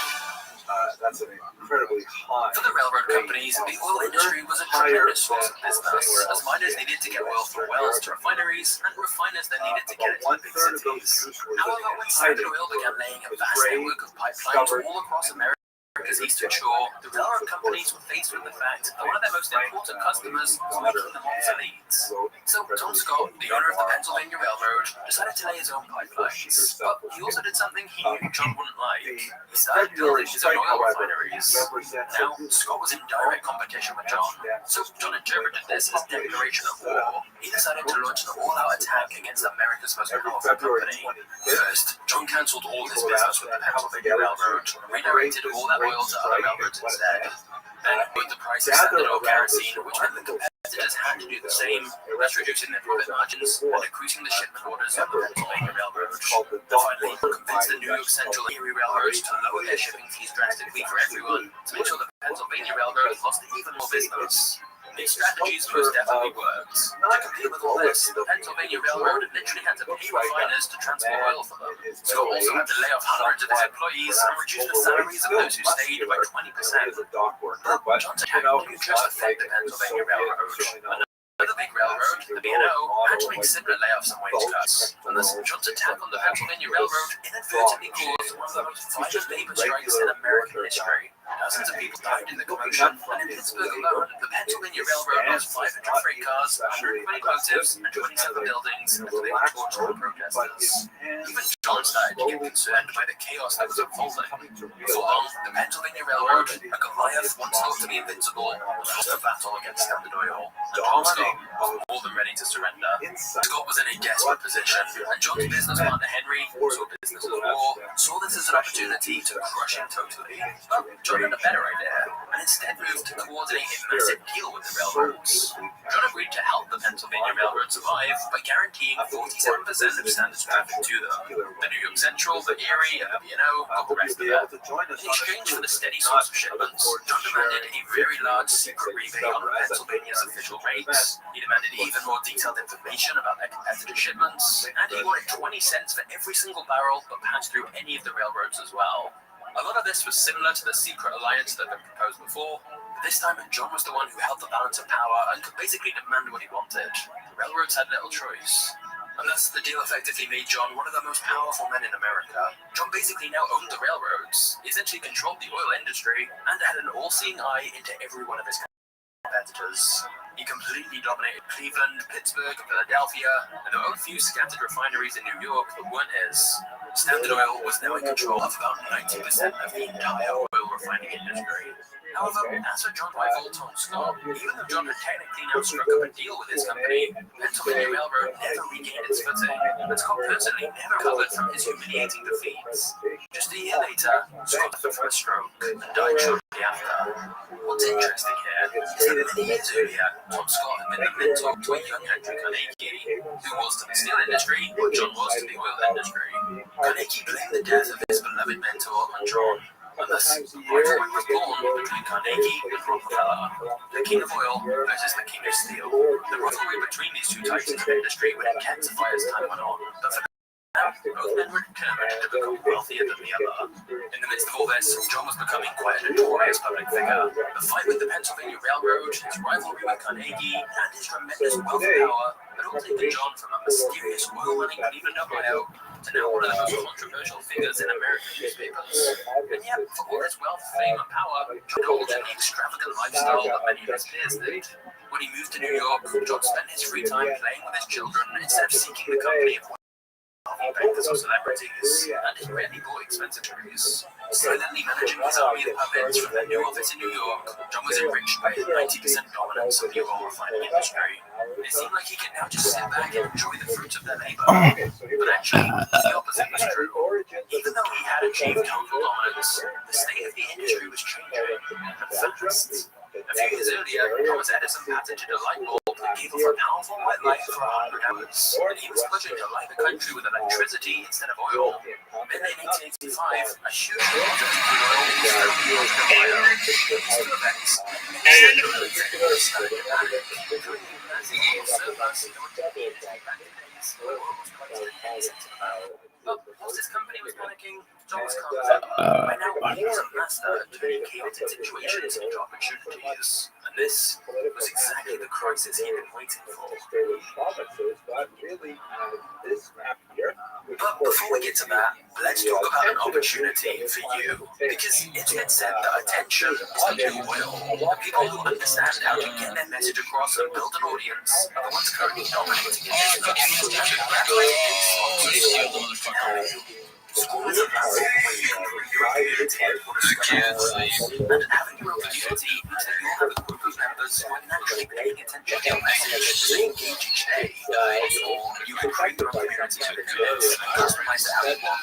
Your members can join for free or by paying for membership. You can share access to courses, events, bring people together, and keep your members highly engaged using schools built-in leaderboards and gamification. So if you want a place to connect with your audience, school is perfect for this. And if you want to check out a community to find people like you, you can easily do this too.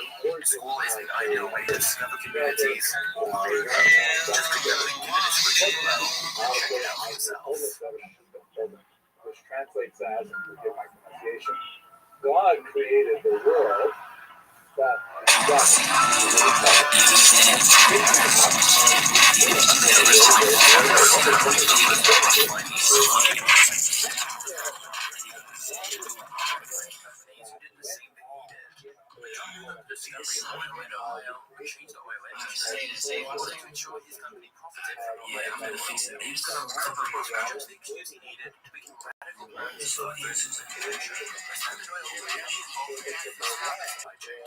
John essentially wanted to cut out any middleman and control the entire oil industry himself. Oil wells, refineries, transportation, storage, and distribution. Doubled down on every step of the business, setting standard in terms of supplier, exporter, producer, and retailer. Standard Oil's existing operation had the strong base of industrial infrastructure needed to be trading and making money while John figured out how to profit from Ohio's oil. Bro, it's a nigga that be following and saying like dumb shit. He make a new account every day. Oh. Hey, bro, you know how you get in bubble? And this shit is bad for this nigga, bro. Nigga, what? Niggas, yeah. What about your ass, nigga? Everyone else gave up trying to sell the stock oil. Instead, John hired a team of chemists to study the sulfur in the oil to be causing the terrible smell. That was the only company selling this new cheap form of oil, and this gave John a massive head start. A few years later, oil began breaking down in quantities in Texas, Kansas, California. Hey, just a 12 of my young niggas, like he's trying to relay. This shit is mean, like when I see that, we at the and I make it. Luckily for John, the process of refining crude oil produces one key waste product, gasoline. With wealthy consumers being introduced to the automobile, Standard found a reason to transform a material they typically discarded into a convenient source of extra profits. This meant that even when the United States was thrust into another economic depression in 1893 and 600 banks had to close their doors, John was once again prospering amidst even the worst economic conditions. With John's fortune growing larger than ever, John took more of a day-to-day operations at Standard Oil and began to think more about investing elsewhere. Global in business as John, expecting probably also be a decent investor. And if you took a look at John's personal investments at the time, you'd find most of them were deep in the red. John knew if he wanted to keep generational wealth he acquired up to this point, that he needed to get his in order. When he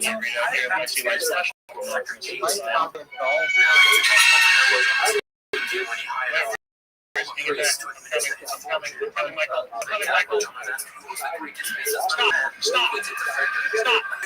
Stop. He's homeless. Why is he in a straitjacket?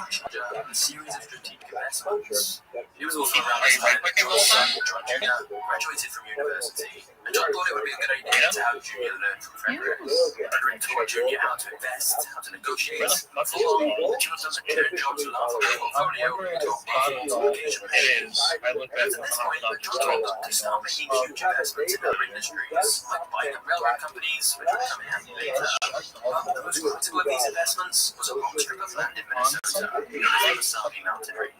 This territory was 120 miles long and of the highest quality iron ore found to date. The largest in North America, steel. So when Andrew Carnegie, the steel king, had this news, he thought that John was planning to compete against him in the steel business. John has been planning to do this for a long time. Up until now, Rockefeller and Carnegie's rivalry really only been about who was wealthier, but now they were in an open battle in Carnegie's territory. John was no longer content dominating the oil industry. He was now coming after the steel industry. Issues related to a lot of the topics that are very controversial in North America, especially in the United States of America. John told Frederick and Jr. to commence mining operations in the Wasabi Range, and they undercut Carnegie by selling their higher quality ore to his competitors at dirt cheap prices. As they built up their mining operation, a rumor started to spread that John was planning to further infiltrate Carnegie's niche and build a huge steel mill. Now, over on Carnegie's side, he had a head start of a few decades in the steel industry, which gave him considerable leverage over John. But he also had two big problems. Firstly, John had a source of iron that was more plentiful and of a higher quality than Carnegie's. And secondly, Carnegie had made the mistake of assuming that iron would always be cheap and easy to find. So he hadn't made any investments in iron mines during the last few years. His blind faith had been proven wrong over time, and now his supply of the most important mineral he needed was running out. And so, hoping to save his business, Carnegie approached John, Frederick, and Jr. to make a deal. By the time the negotiations concluded, the two sides had reached an agreement. Carnegie agreed to buy a minimum of 600,000 tons of ore from John's mine every year and transport all of it, plus an additional 600,000 tons from his own mine, exclusively through John's railroads, which John now owned a few of. In exchange, Carnegie would get a secret rebate from John for supplying his railroad with so much business. It was the exact same sort of mutually beneficial secret agreement that John was used to making with railroad companies for his oil transportation. Except now, he was giving Carnegie a secret rebate. And to seal the deal, Carnegie agreed never buy land around the Wasabi Range, and John agreed never to build a steel mill. The partnership was win-win for both men, and so it seemed they were willing to overlook their differences if it meant they both profit hugely. And of course, at the same time, hurt both of their competitors. The agreement between these two former rivals soon made news headlines, provoking a craze on Wall Street. Investors hoped to get rich by investing in John's iron mines and Carnegie's steel mills, which both looked unstoppable now they were working together rather than competing. However, there was one man who had a bit more imagination than simply investing separately in their two companies. And that man was J.P. Morgan. J.P. Morgan realized that if he could unite John's investment with Carnegie's business under a single name, he could create a steel monopoly that was more profitable than Carnegie Steel and even larger than Standard Oil. J.P. Morgan called it U.S. Steel. It worked out, it could be the most valuable company in history. J.P. Morgan approached John and asked him how much he would sell the Wasabi iron mines for. But to his surprise, John said that Morgan should talk with his 27-year-old son, John Jr. J.P. Morgan assumed he dealing with a rookie. How much could this 27-year-old really know? But when J.P. Morgan met Jr. and bluntly asked him, "What's your price?" Jr. was not intimidated by Wall Street's wealthiest banker. He calmly responded, "Mr. Morgan, I think there must be some mistake. I did not come here to sell. I understood you were here to buy." Jr. insisted that J.P. Morgan had to set the price for the Wasabi territory, which meant Jr. had all the power in the negotiation. Morgan was so surprised that he had to step out of his office and rethink his strategy. Eventually, he made made his offer. In exchange for total ownership of the Wasabi mines and the existing mining operation in it, JP Morgan offered a grand total of $88.5 million in US Steel stock, just over $3.1 billion today. Later on, Morgan bought Carnegie's entire steel business and incorporated it into US Steel, and it became the world's first billion-dollar corporation. But remember, John now owned a huge chunk of that company, and his US Steel stock soon appreciated to over $300 million. Plus, thanks to the automobile boom and the need for gasoline, Standard Oil was growing into an even more powerful monopoly than it had been before. Not to mention that thanks to Frederick, John's investments were now in order too. With all of this combined, John's wealth continued to grow to unimaginable levels. It was now spread across multiple industries, and John was finally ready to step back from the business world completely. However, John never publicly announced his retirement, which was a group as the public still closely associated him with Standard Oil, and that would soon come back to haunt him, as John was about to be involved in the most public scandal of his career. And these are how the Jews basically got into Europe, primarily through Italy. Let's see how it works. So if you look at this chart, you see you've got the arrow on the left. Even though he was now retired, John still owned around 30% of Standard Oil stock, and because of the tremendous growth of the auto industry, he was actually getting wealthier in retirement than when he was working. However, because of their brute business practices, Standard now had such a negative public image that US President Theodore Roosevelt saw it as the perfect target to fight against in his rise to power. Now, this wasn't the first time he tried. Previously, Roosevelt passed a bill that punished railroad rebates, but it really wasn't enough to get the public excited, and the end of his first presidential term was coming up.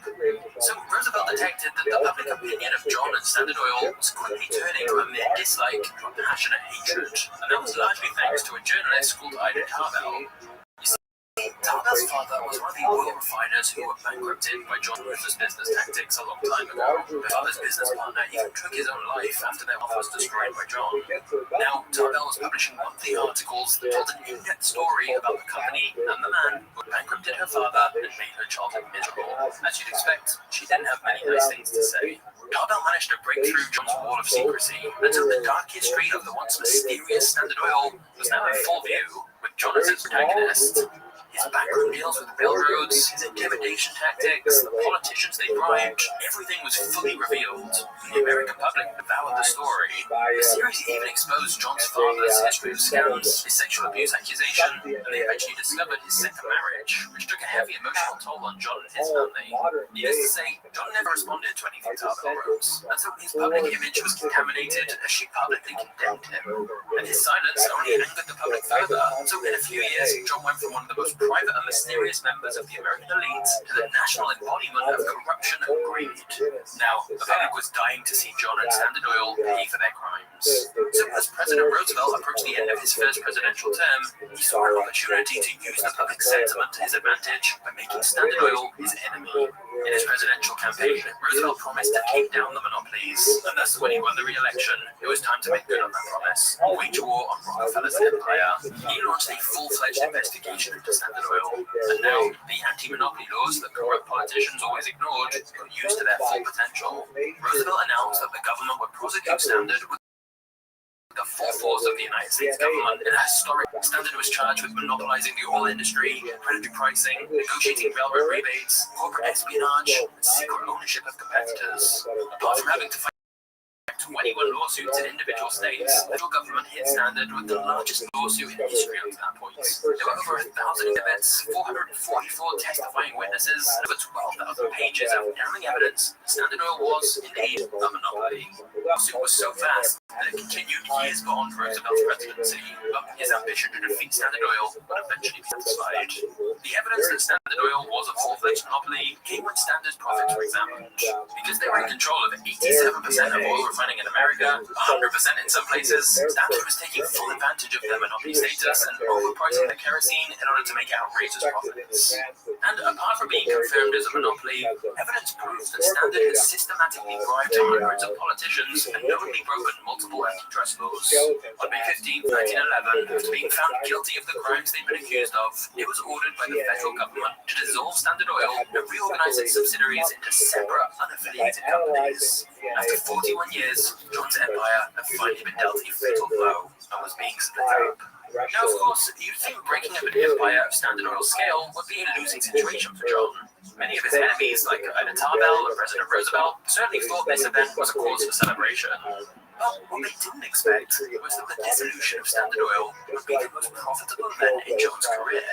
You see, from the outside, it may have looked like Standard had been ruined by the dissolution, but actually, it was a pretty convenient time for the company to be broken up, as a lot of important changes were happening in the industry as a whole. As more oil fields were found in places like Texas and California, independent refiners were starting to find their footing in new markets faster than Standard could absorb them. The Middle East and Russia were now looking like their first worthy international competitors as well. And the year before the verdict, gasoline had surpassed kerosene sales, and so the entire focus of the industry was changing. And because John still owned around a quarter of Standard Oil, when it was broken up into 34 different companies, he got his share of stock in all of them. And after they were opened to public trading, investors nearly tripled the value of his shares. So John became even richer. By the end of 1911, the same year that Standard Oil was dissolved, John was getting close to becoming the world's first millionaire. Andrew Carnegie was now left far behind in the fight for the title of world's richest man. But now that John had achieved such unimaginable wealth, just one question remained. What was he going to do with all that money?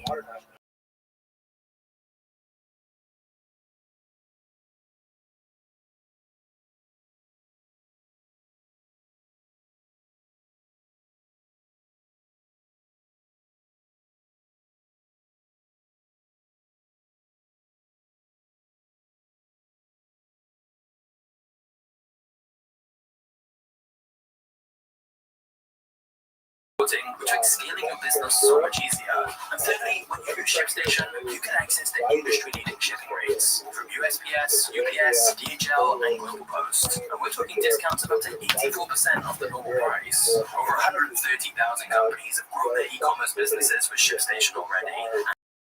And if you use my link, you can literally get a free trial to test it out risk-free. It's really quick to get started. So set your business up for holiday season success with ShipStation. Go to shipstation.com/bagmates today and sign up for your free 60-day trial. That's shipstation.com/bagmates. Middle Eastern Jews mixed with the Italian. The DNA research does not support this particular feature. What does it actually look like? John was the wealthiest man in the world, and now that he was retired, that his old company had been dissolved, he decided to dedicate the rest of his life to philanthropy. And even though he was over 70 years old at this point, John's sense of duty meant that he was as energetic about charity work as he was in business. Throughout his life, John told people that he was a soldier of God sent to earth and given money for the benefit of mankind. And John really did want to make an impact on the world. And to be fair, ever since John got his first paycheck, John had given various organizations at least 10% of the money he made. And even when his sizable donations were publicly labeled as just ways to improve his image, John continued to give away a lot of money anonymously as well. However, John wanted to make his philanthropy a well-oiled machine that continued his legacy. So in 1913, he started the Rockefeller Foundation, where the two people who were previously responsible for managing his personal investments, Frederick Gates and his son, John Jr. By now, John had given away almost $150 million, and in the future, he would personally give a grand total of $540 million. To add to that, Frederick and Jr. went on to give away $537 million more through the foundation, and Jr. personally gave away an additional $540 million of the wealth he inherited from his father. In its over 100-year history, the Rockefeller Foundation has given countless billions of dollars in total, and it's still making donations today. Calculating the total amount and adjusting it for inflation is complicated, but it's safe to say that the amount is well into the tens of millions, ranking John amongst the most generous philanthropists in history. The Rockefeller Foundation focused on two main issues in its inception: medicine and education. It's undoubtedly made a meaningful contribution to society. On the side of medicine, John's donations to laboratories and medical research facilities helped spur an era of scientific innovation that saved hundreds of thousands of lives from diseases like hookworm, malaria, and meningitis. On the side of education, John's money helped save the southern United States from abject poverty, built hundreds of schools all around the world, including two of the world's most prestigious research institutions. Today, the Rockefeller Foundation contributes even more to many other causes, and it all started with a 16-year-old who had to go into business to help feed his family. However, this of course all raises an interesting moral debate. What should we really think about Rockefeller? Clearly, John's legacy has two sides to it. As the author of his biography writes, what makes him so problematic is that his good side was every bit as good as his bad side was bad. It's almost as if there were two completely different John D. Rockefellers. There's undeniably a charitable and dutiful side to him, but there's also a corrupt, unforgiving, and brutal side. Both sides are true, but whatever you think of John D. Rockefeller, the fact remains that he's one of the most fascinating businessmen in history. Maybe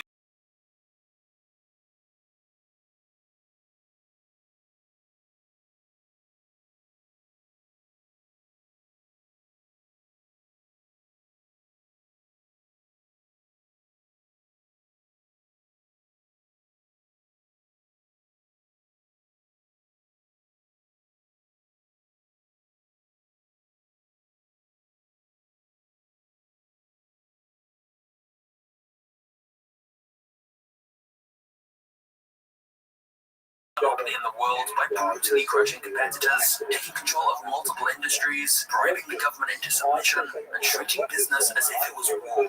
Because of his ruthless business practices and secretive deals, Rockefeller made many enemies. Massive impact on European Jewish history. You really have to go back about 100 years before the expulsion to 1391.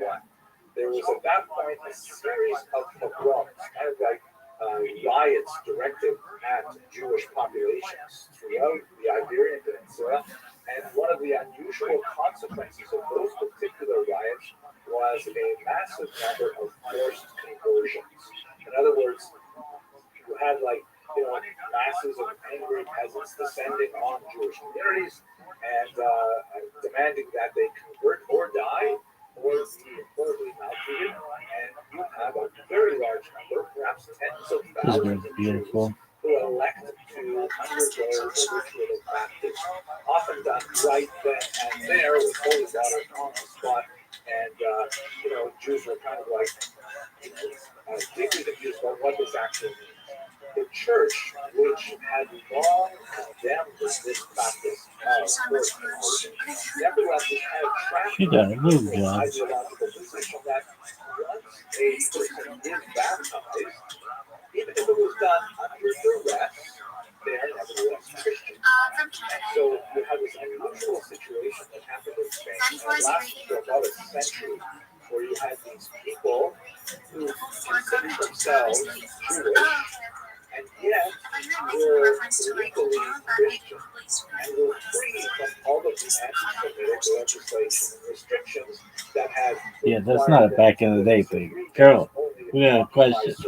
occupations, never be allowed to attend higher education.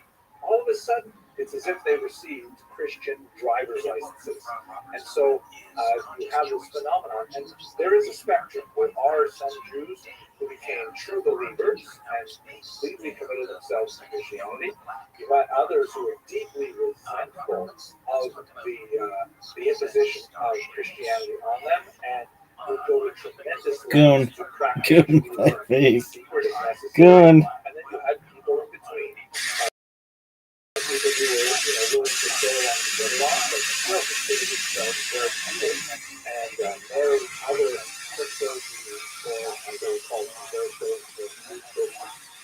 So Jews actually, and I'm talking about now these Christian Jews, they actually succeeded under this social environment because they were no longer held back by the artificial restraints that society placed on them as Jews. These bots And again. it rose up in virtually every area of endeavor, with the possible exception of subsistence farming, because they were illiterate, they were urbanized, they had a very high level I don't understand why these people do so over the next 100 years, scavenger hunt for only 30,000 miles. This does not seem like enough until the money eventual expulsion, for me to want to leave where I am there was like a second class to maybe win like a guaranteed 30 grand. Okay. back to Jewish roots and may have been extremely active in their Jewish practice, but nevertheless had very high level positions, Spanish society and even in the church.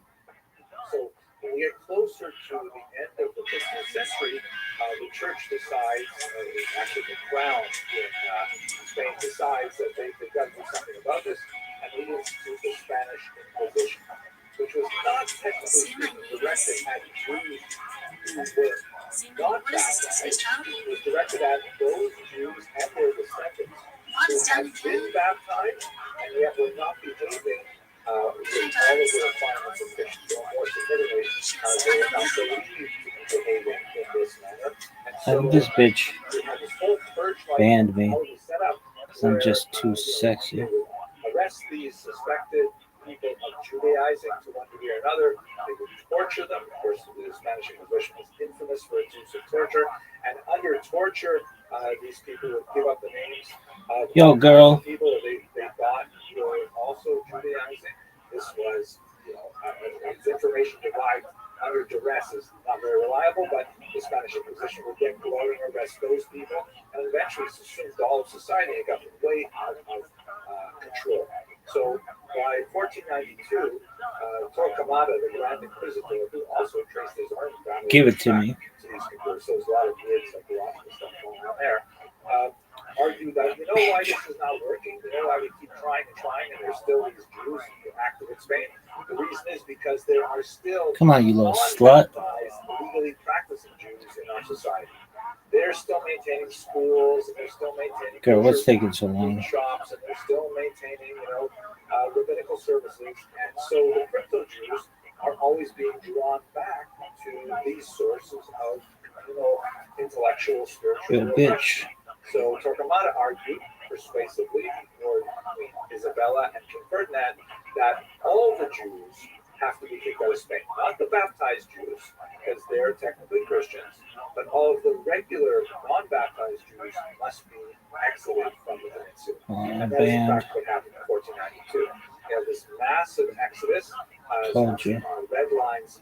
They're headed to Why? I don't know. I didn't do anything to that bitch. She sucks. Was a very important refuge for them, and many of them go back to Israel, where they would later be the kernel of the great Spot Renaissance in the 15th century. In the 16th century. Look at this athleticism. The most significant number, of course, made the simple Yo, what's good? west Thanks, baby. to Portugal. How are you everywhere? No one knows. King Manuel I decided that it was not expedient to expel these Jews. Invited up to 6 guests. A lot of value economically to the society, but he arranged for a forced mass conversion of all of them in 1497. Yo, dog. Again, the same kind of thing that started this all off back in 1391. Do you think I highly knows who you are? For sure. Would you give her the old?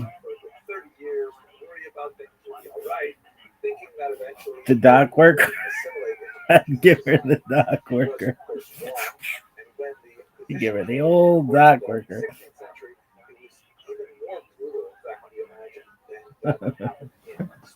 Oh, that is so fucking funny. Began to seek ways to flee Portugal. Many of them went to Brazil, which was, of course, a Portuguese holding. Some of them even ended up in New Amsterdam, which, of course, was Manhattan or New York City. And a lot of them went to the Netherlands. 23 members.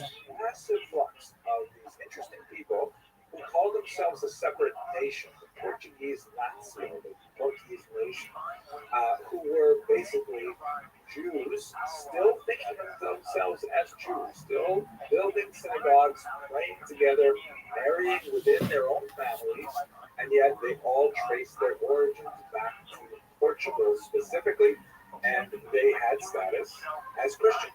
They could travel to other countries. They could travel to England, where the Jews had been evicted in the 13th century, and they became extremely important in the mercantile world with their connections in many of these other countries, Jewish connections, and they were extremely important for the advance of the economy. And so if you think back to what's going on in the Netherlands, they have this idea of Gedogen, right? The illegal, but unofficially tolerated. So even though, depending on who was controlling the Netherlands at that point, and there was a lot of Spanish influence and so on, they basically said, well, listen, these Portuguese these people, we know that they're probably doing something kind of fishy, kind of Jewish in their homes and things like that, but they're not bothering anyone else. They're not specifically involved with draining agricultural land, but they are contributing to society through their mercantile activity, keeping their head down, not bothering anyone. So why should we be persecuted? This is also in line with the trend of Protestantism that was very strong in India.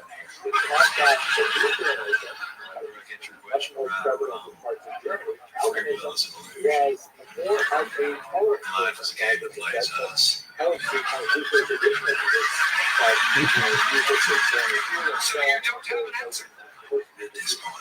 So these Portuguese, I didn't know if I was dreaming in. First to make I was 90% sure that I'd left my leg and run over the doors unlocked. And yet somehow, I felt it was completely safe. Did you record a voiceover for this? I did. Why do I bother? They were tolerated. They were permission to establish synagogues. Well, that might be something funny. And later on, they would be joined by an influx of Ashkenazim who were coming from Eastern Europe, particularly What would it be? Magnitsky uprising. So that would be.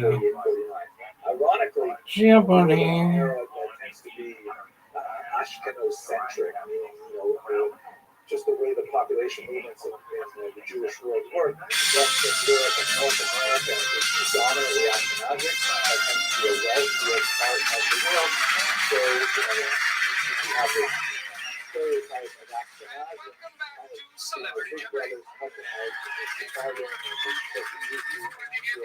Jeopardy round. I'd like to apologize to our Asian viewers. We should have known having Chinese history as a category would lead to some highly offensive accents from our contestants. That said, let's take a look at the score. Sean Connery currently sits at negative $3,000. And your mother Connery sits on my face trumpet. Way too early for that. Way too early. Next, Justin Bieber at negative 17,000. There hasn't been a lot up here, right? But there's so much in here, and I just want to get it out there. You think that I, a grown adult man, am a girl? Yeah. No, I don't Okay. And in last place, Tony Bennett, whose score is so low, it can't be represented by a real number. A man with a great time. Bells and buzzes, dings and bangs. It's like Atlantic City took a giant crap. And I'm carrying the 4th of July. What a lovely image. Let's take a look at the board. And the categories are letters that begin with G, which is a category about books. I'm sure we won't tackle that one. Let it snow. State your name. In that category, all you need to do is state your name. Famous operas and potpourri. Sean, you control the board. I'll take Orange for 200.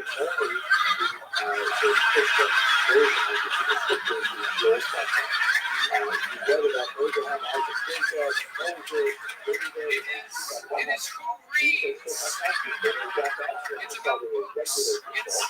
It's not Orange. That's it, Connor. You're on a timeout.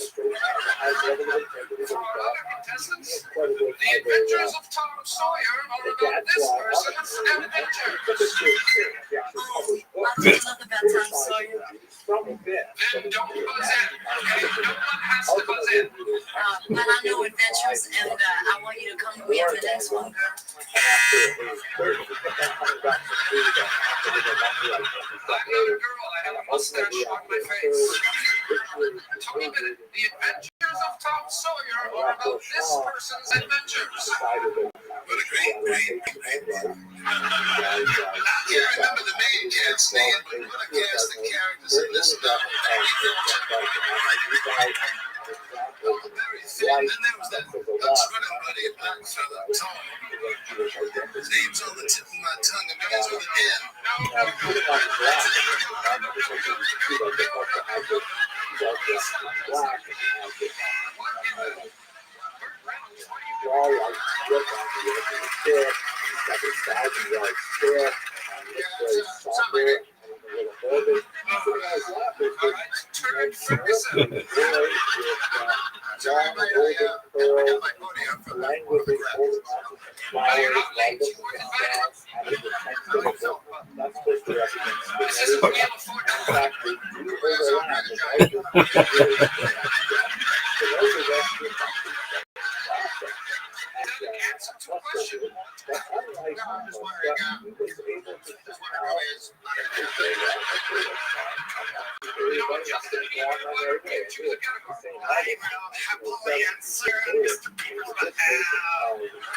Christoph Waltz. Where is Justin Bieber?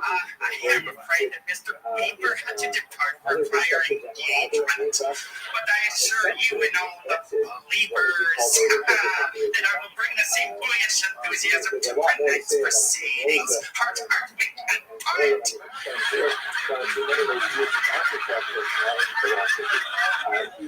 Let's just do letters beginning with G for 400. And the answer is this G-shaped letter goes between F and H. Matthew McConaughey, what are you doing here?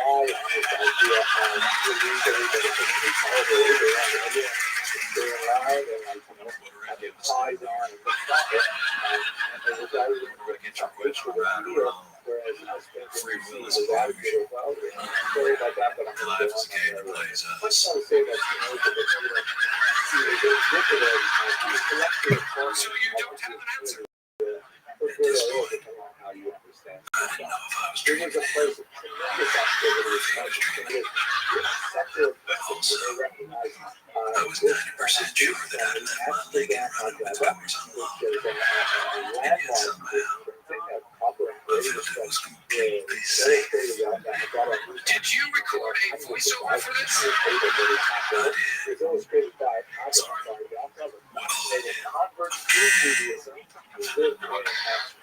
Why do I bother? Alex, would it be all right if I picked the next category? Well, that depends, Sean. Are you going to take the game seriously? Indeed, I will. And I'd also like to offer sincere apologies for the way I've been behaving tonight. Well, thank you, Sean. That means a lot. Why don't you pick a category? I'll take legends now for 800.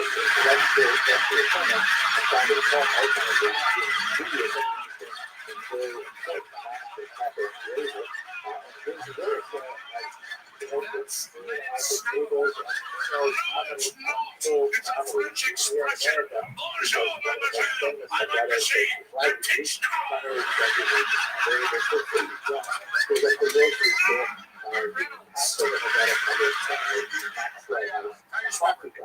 You remember what? I remember who Irish guy was. He was a giant, and he went by the name of Why are we still talking about Andre the Giant? The answer is, this is the color of snow. What is yellow? Incorrect. Are you sure I made some yesterday? Spelled your name in a snowbank, of course. It was a Morris handwriting. See, it's all in the pen.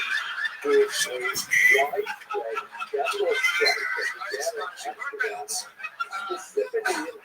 Give me Andre the Giant for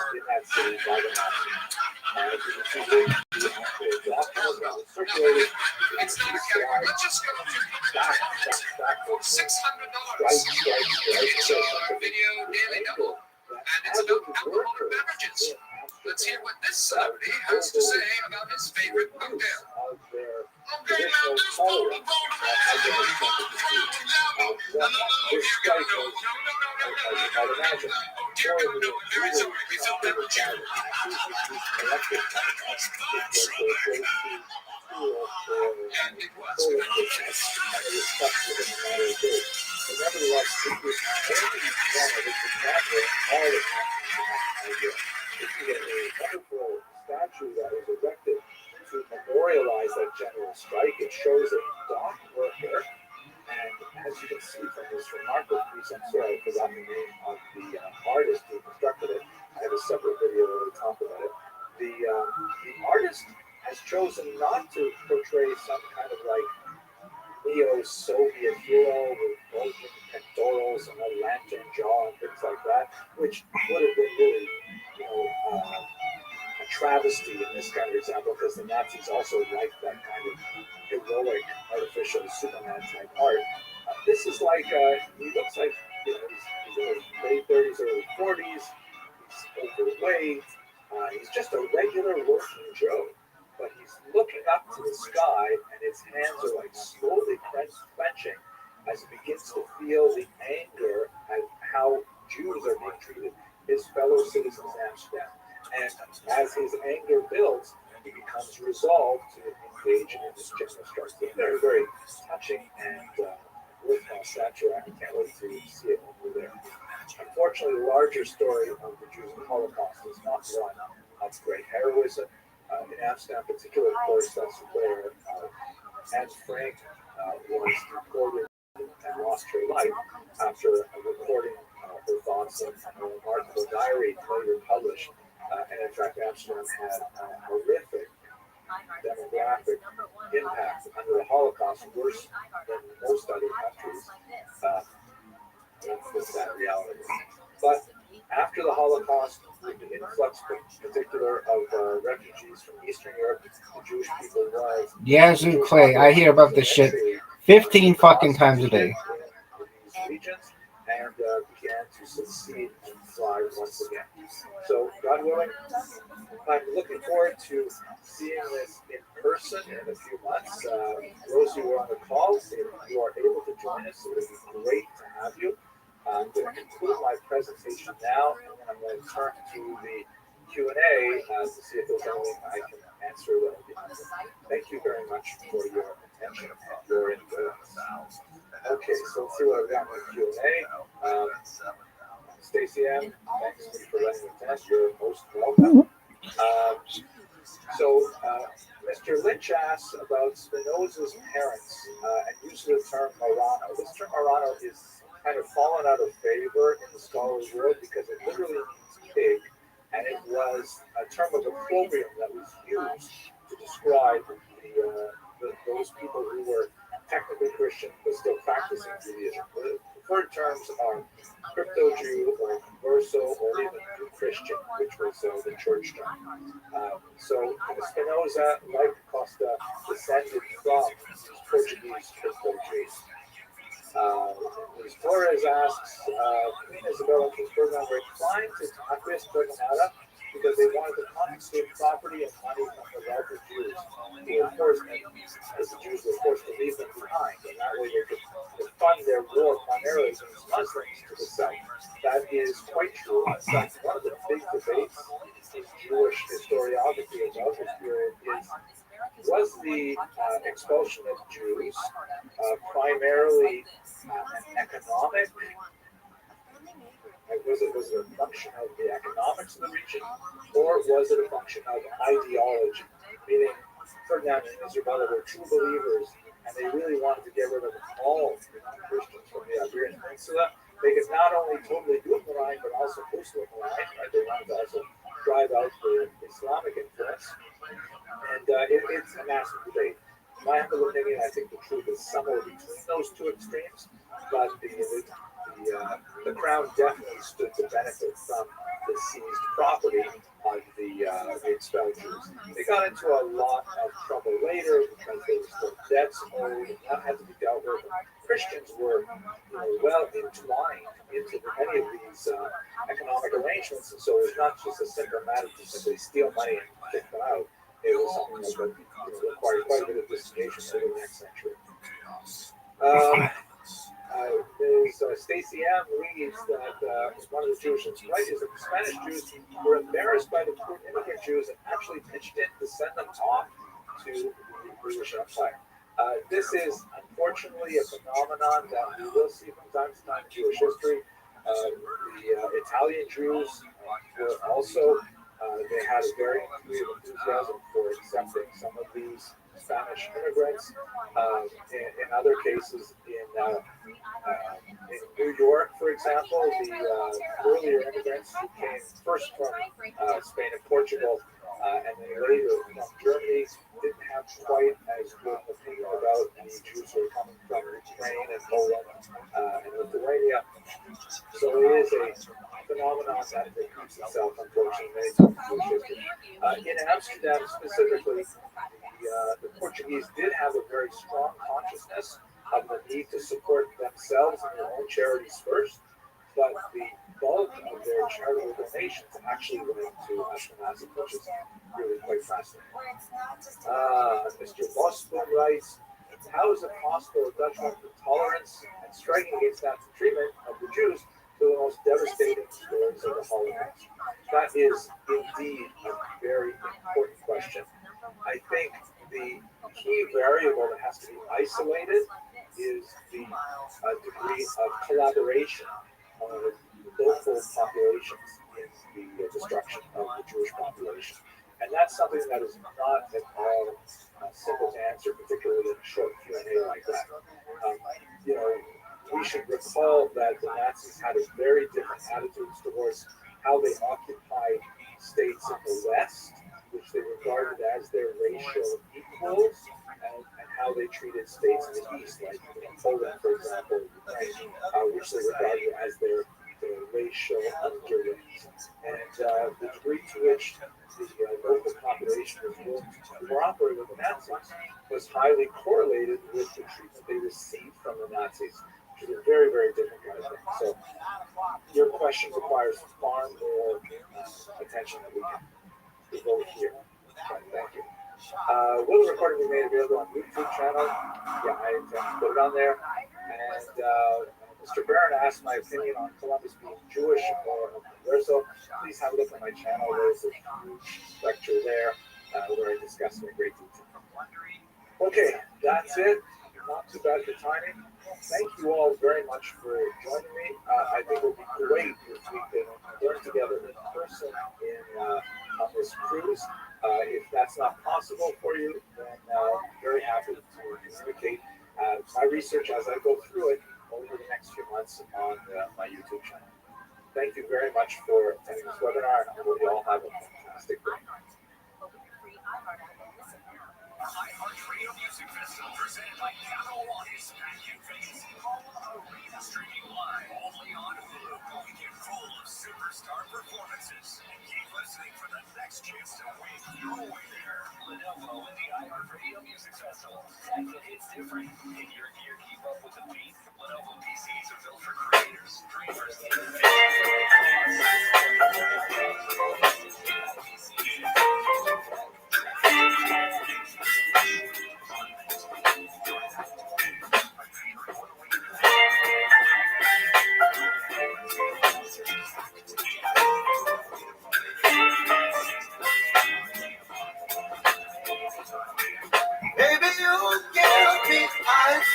Hello, fellow students of Jewish history. I've been doing a lot of research lately in preparation for our visit to the Netherlands with Kosher Riverboat Cruises, and I came across this one individual who was so fascinating that I have to share his life story with you. His name is Loco Ramirez, and he also had an alias named David Curiel. And the reason for his alias is specifically because he was a crypto Jew from Portugal who went to Amsterdam, decided to start living as a Jew, and he became a very prominent individual on many different planes of his career. So let's go into his story. First of all, he was born in Lisbon, Portugal in 1594.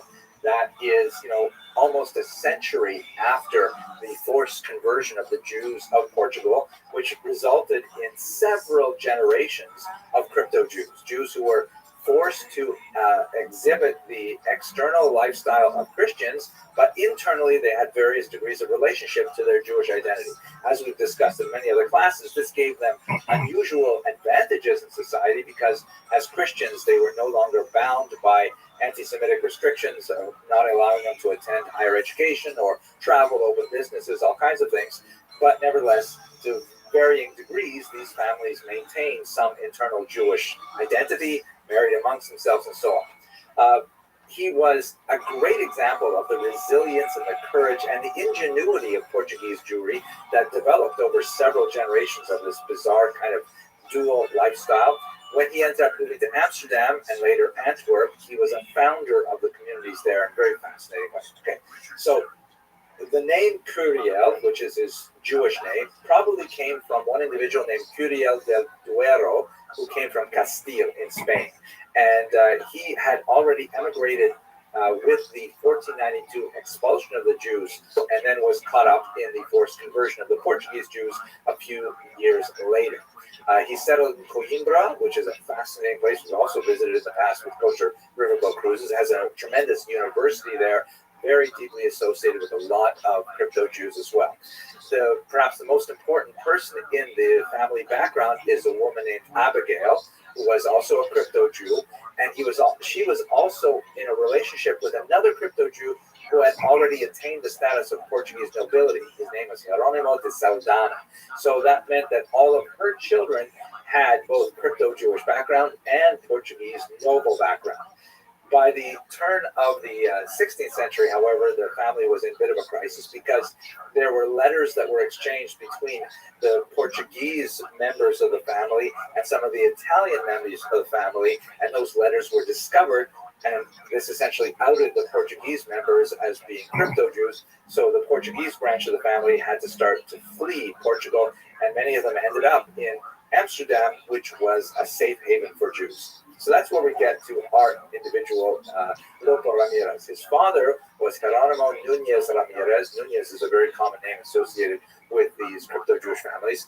He was a famous doctor in Lisbon who was very much involved in practicing and teaching Judaism secretly. We know this, by the way, because when some of the relatives of the family were arrested by the Inquisition, they kept trial transcripts of the tortures and the confessions and things like that. And so we actually have this sad, tragic record of what was actually going on. So when Ramirez died in 1609, he was a very prominent individual, and especially doctors held a lot of sway, so frequently they were immune from a certain degree of persecution.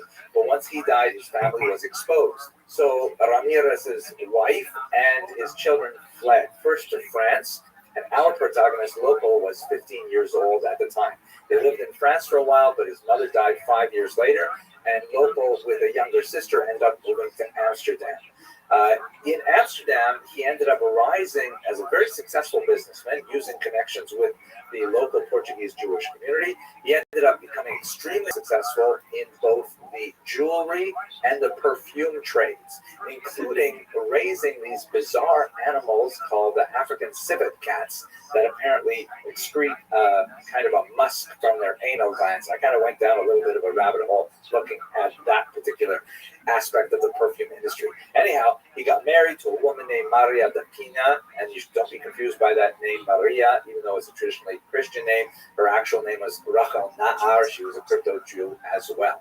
So working in this trade, becoming extremely wealthy, he was also highly regarded for his personal integrity, and he was named at the age of 24 to be the Gabbai of the Beit Jacob Synagogue in Amsterdam. Very, very important position, and he handled it very well. He was especially involved with a dispute that ended up in a breakaway minion, which happens all the time, and he managed to sort of smooth out relations between the parent minion and the child minion, and make sure that the treasurers of both institutions were able to combine their funds to ensure that the poor of Amsterdam were to be properly treated by the charitable funds. He was later very influential several decades later, and bringing together now 3 synagogues to form one single organization. So it's very much a sign of his business acumen, his personal integrity, and so on. There was a particularly dramatic moment in his life when he was 34 years old, and he was showing a stock of jewels to a customer from Germany. When he turned his back to the customer, and the customer attempted to murder him, slitting his throat. Miraculously, he survived by wrestling himself out of the grip of this customer, and the attacker was then caught and was in fact tried and executed, and his corpse was sold to the University of Leiden for dissection. So you definitely did not want to mess with local Ramirez because, anyways, he had the whole episode had a huge impact on me. He had the whole episode recorded, first in Portuguese and then translated into Hebrew verse, into a long poem. He kept the scroll recording that particular story with him at all times whenever he traveled, and on Purim the family would read this scroll every year alongside the Book of Esther. So it was kind of like his personal Purim story.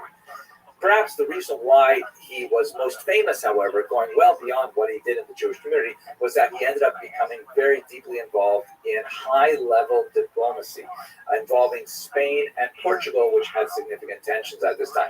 He was very much involved in lots of international affairs, working with both the Spanish and the Portuguese governments, and especially when Portugal seceded from Spain in 1640, Lopo became a major promoter of his estranged homeland. And we see an unusual phenomenon here that actually shows up several times with these Portuguese Jews, that even when they are, estranged from their land, not able to return because of the Inquisition, they still bear a tremendous love for their home country.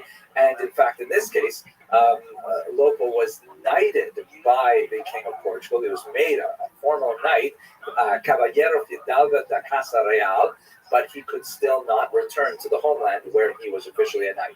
Another great example of this is Rodriguez de Castelo Branco, who took the Latin name Amatus Lusitanus, very famous Jewish doctor who was, originally a crypto Jew. And his pen name, Amatus Lusitanus, means in Latin, lover of Portugal. So once again, even though he could not return, he still had great love for his homeland.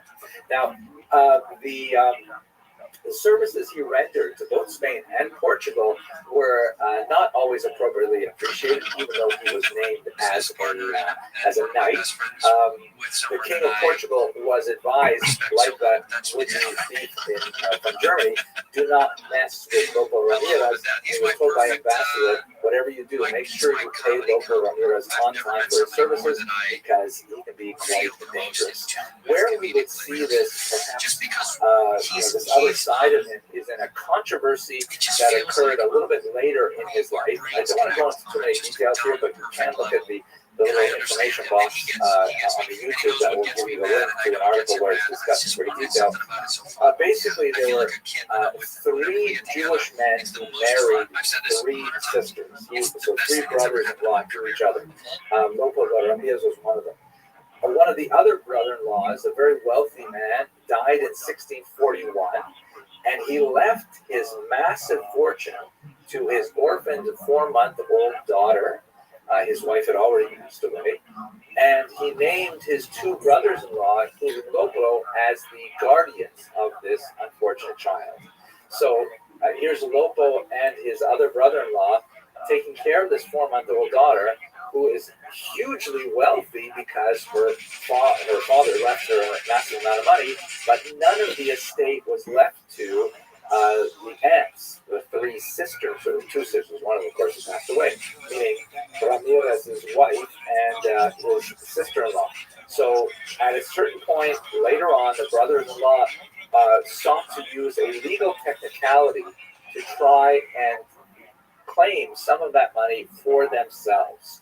This was viewed with tremendous disdain by the Amsterdam Jewish community, and the Mahamad, which is essentially the formal organization, formal community, placed both of the brothers-in-law, including Lopo Ramirez, illegally, which is a form of ostracism that is 1 level short of Sarah, which is a much more stringent and sometimes called excommunication. locations. In general, the Amsterdam Jewish community used legally and Terem quite frequently.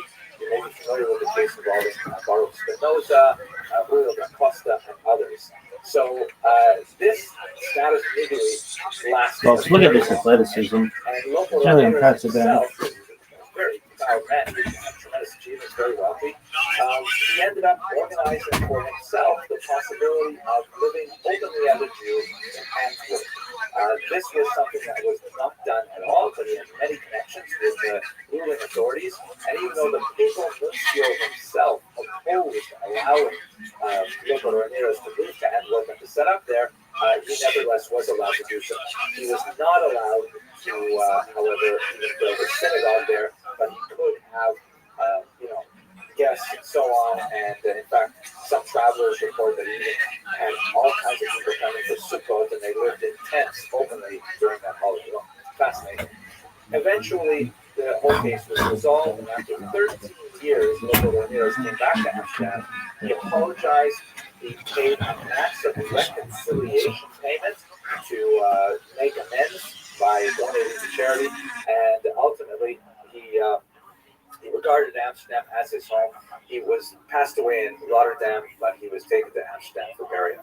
Fascinating story. Loco Ramirez, David Correa. Okay, I hope you enjoy this, and I hope you'll be able to come with us on this trip to the Netherlands, which promises to be absolutely fascinating.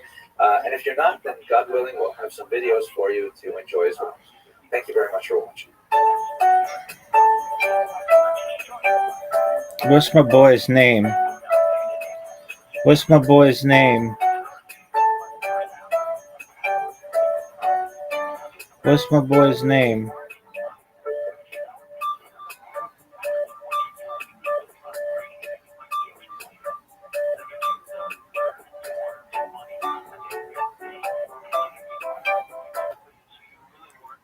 Not live? Oh, he is live. Oh, tight. Oh, this shit's gonna get dirty. Southbound 110 through Wilshire now. So how did we go from the northbound 101 to the southbound 110?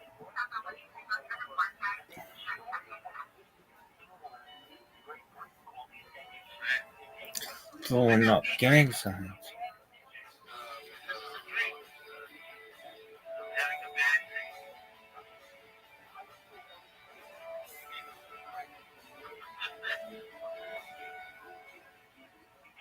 Hello, fellow students of Jewishness.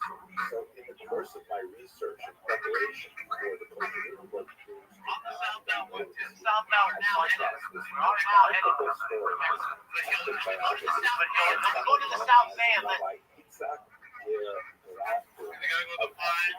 His story is just so mind-blowing. I got to tell you about it. Let me start first of all by talking about the period of time in which it's an era of the so-called Batavian Republic. This is the period of time when Amsterdam was invaded by the Did you see? You're saying South 101, okay?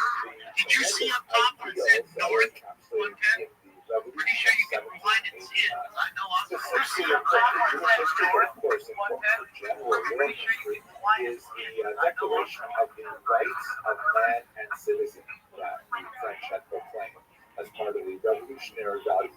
And when in 1795 the Dutch Republic became the Batavian Republic, they inherited some of these ideas. I learned the city pretty well. Moral Hunter? 5 to 5.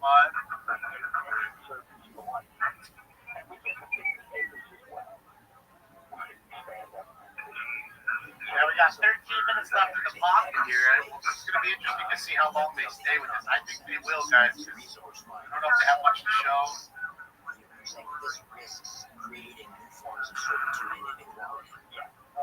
All right, so now we're transitioning to the eastbound 10.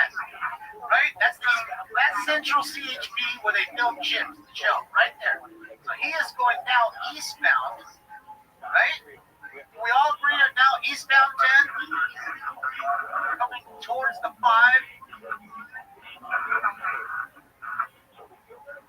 Yes, right, Kevin? Right, Kev?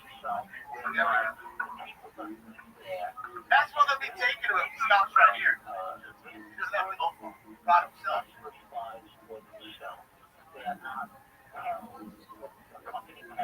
And this one's gonna be a long one. I mean, you guys are right. If that thing is full with gas, boy, we'll be driving for a long time. I'm watching Scott. I can see the helicopter and Scott shot. He's kind of just, he's kind of dragging his feet and running kind of parallel. God knows what he's doing. What the hell? Guys, we already had one drop off. Right? Right? We already had one drop off now. I guess 4's out of it. And you see the difference in delay because we already saw this transition about 30 seconds ago. Correct, everybody? I think we can all agree. Oh, Damon. He's amazing.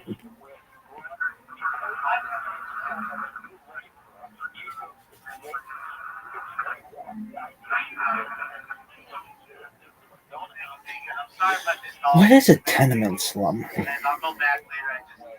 So much going on. Is that like the projects? Let me do this. I'm watching that.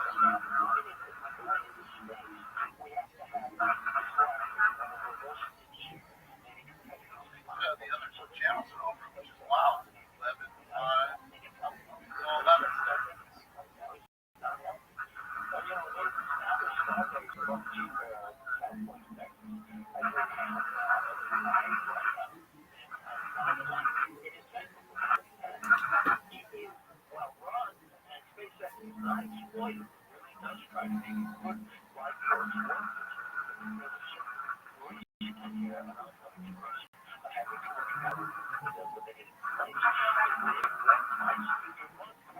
Oh, tight. Driver also fired at officers. These motherfuckers ain't fucking around. All right, do you know where they are? Heading east on the 10.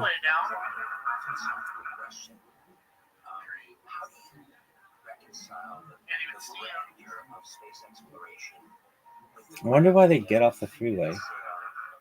It's way easier to fuck with you.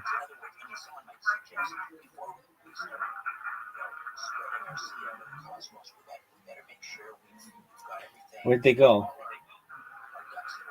Where'd they go? Tight.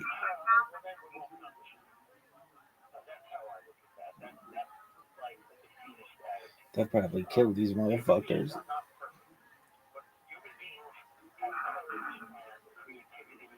Who do you want to win? The truck drivers. Why? Alright, so we got Why not? box overhead now, so Everybody deserves a second chance. I want to know what's in this fucking cylinder. If that bitch blows up. get back on. We'll see. He's know how to drive the truck. He's got plenty of gas. He's doing what everybody thinks they're doing. I mean, thinks they're doing by getting away by going downhill. Oh, good move. Good move.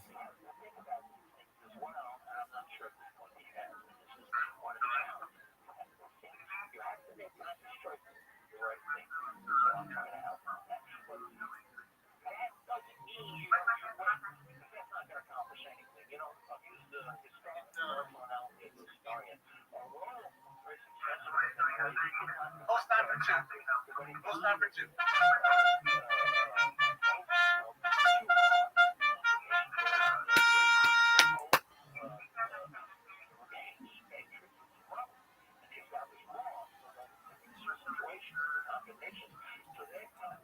You kept making all the stops. They kept ringing my bell.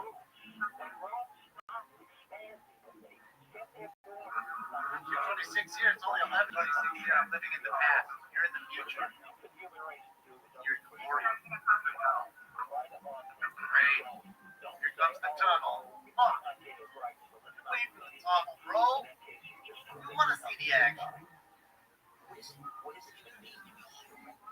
Chippies are on his ass. They are. They're right on his ass. He can't just sit up there and run away. He knows if he gets out, he's going to run. His best bet is to stay in there.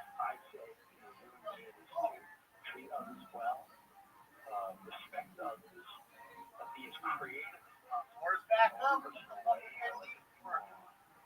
Make sure you do it the way you raise your kids properly. They can do have the same future as best as possible. It's basic. Even that is basic economics. Floor. Oh, where's he at? Tractor beam pulling him in, ladies and gentlemen. Turn. Tractor beam pulling him in. Figueroa. You know where he is? Yeah. Is he heading north? I think so. Wrong way. Gone the wrong way. What happened? Yes, Mack truck. Something happened. Yeah, he's heading downtown. What happened? What happened? No, dog. That motherfucker didn't go past that intersection. Something happened. Go. Your helicopter sucks. No, he's gone. Oh, no, there he goes. Do you know where he is? Uh-huh. Do you know exactly where he is? Have you filmed there? Oh, yeah.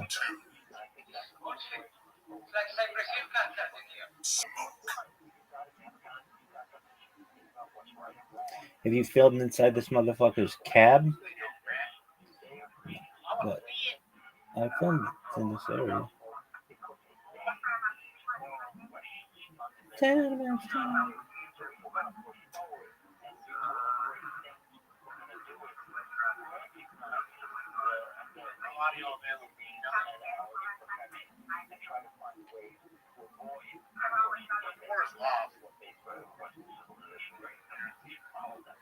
Having a good time flying around.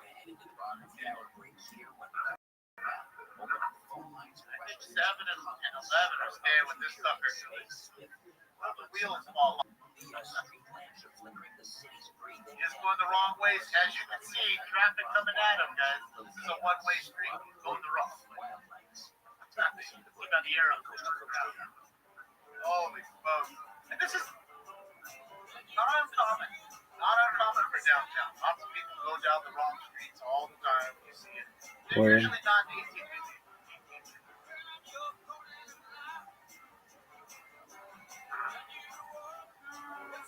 Seven's trying to work from it.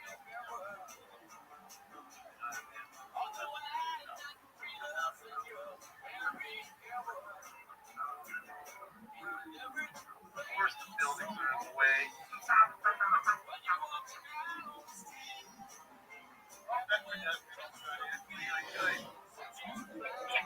Making other people go the wrong way now. You know where he is? Yeah, it's up at LA Live. Crypto.com Arena.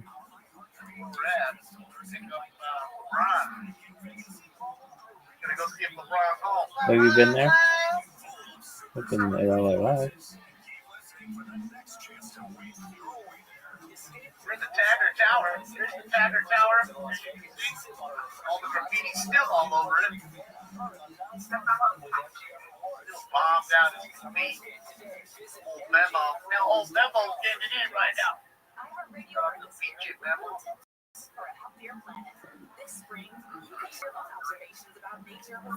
Where is he going? I would hope he would try to get in an underpass and then book it. Last time he saw one of these, the guys got away, but it was during the day. I'm just gonna, again, I honestly think it's not gonna last too long here. Keep staying here. We're on helicopter. Keeping an eye on Scott.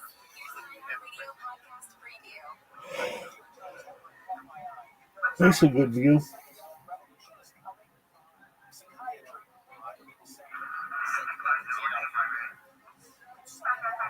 Go, dog. This is the best. This is the best TV. This is better than any sporting event, basically.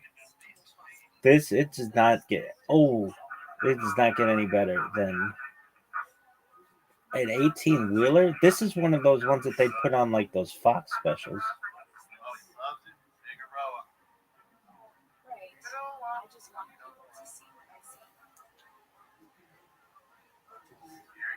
Would have been more scary during the day. Word. 11:32 on a Sunday. It's like as empty as it could be.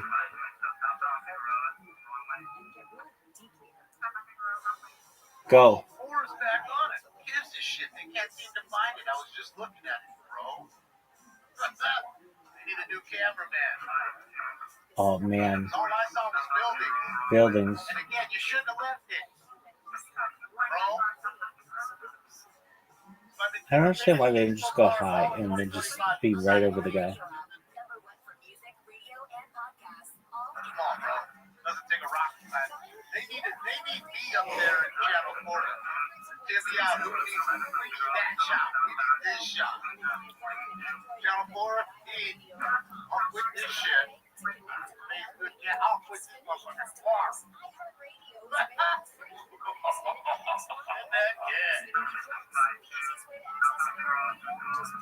Jug dish. Scott's not next to me. Right here.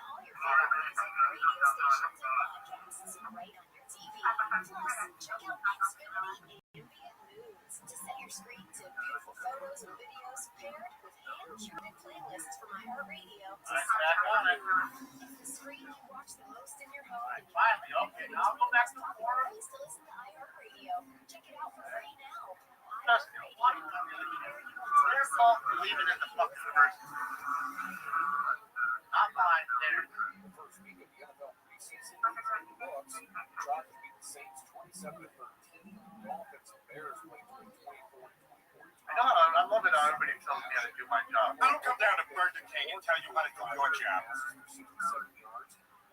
I can't help it. They lead the chase, middle of nothing. Jason's close to it. Okay. Again, I don't have any more devices anymore. I'm gonna have to buy a whole other computer on top of the other two. Right? Oh, this might be his move. Nope. I'm watching Scott. He's close. I'm watching. What are we doing here? Uh-oh. I have a feeling he's gonna go down the wrong way or something. Get stuck. They're on his ass. I think he's trying to get on the freeway, guys. He's trying to get back. Wait for the next thing. You see, he's running parallel with it. You see all the garbage and debris. They tell you how nice and clean the city is. You're doing a great job. Yes, you can see. In fact, if any of the people that run the World Cup are watching, you can see the way the shithole is that you're about to bring your biggest event to. Your biggest event every 4 years that you're about to bring to the biggest toilet that I live in. Remember that. They're just cleaning it up for you. Oh, wrong way again? No. Hey, bro. Let's be honest. This dude drives trucks. There's no way somebody would have taken that pole out on that turn right there. This dude knows how to drive a truck. Have it down. Word. He's an old truck driver. Or a current. He's going to lose his license. That's the truth. Oh, yeah. The World Cup comes first. Side by side with a bus. The first time caller line is 818. Fuck your light. Fuck your light. Shift red. To talk to Green is on it. Call 800-825-5033. From west of the Rockies, toll free. Call 800-618-8255. This is Look, you're thinking of Washington. Richard Serrett. Hey, welcome back. Old days, Chicago. Postcard from childhood. This bitch has been going for an hour. The band formerly known as the Chicago Transit Authority. Remember the days before the world gone live. He was on Venice, you're right, because I'm looking at the replays. mean, we could check out that tonight.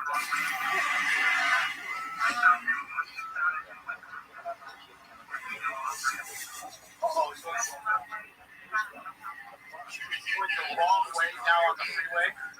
Ooh, that's dangerous. Get on the freeway going the wrong way. That's dangerous. Oh, here it goes. He did. This right here is going to be an on-ramp to his right. Oh, that's dangerous. That's dangerous.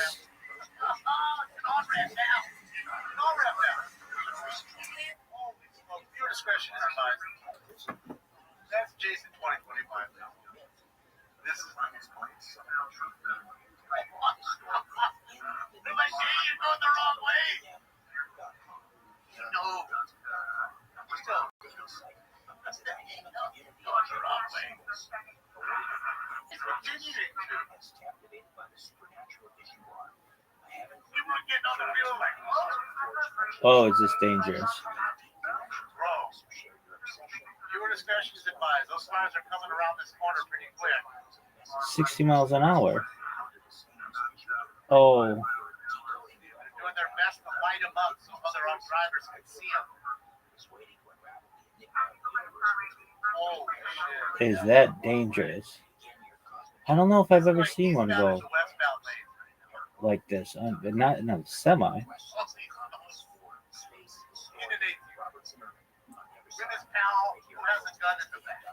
I like his friend. Don't forget about that.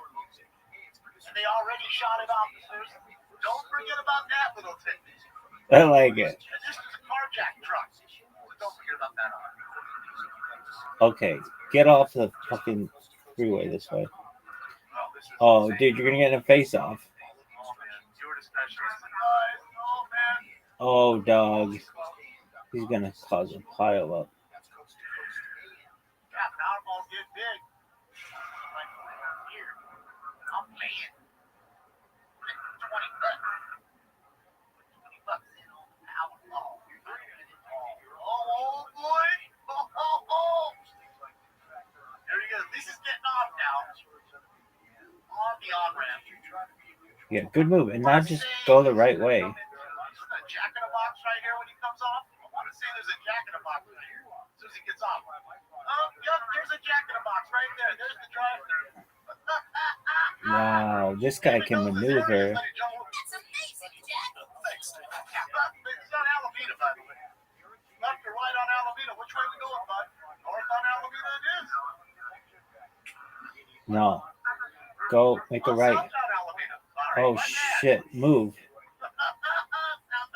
And then go. Here you go.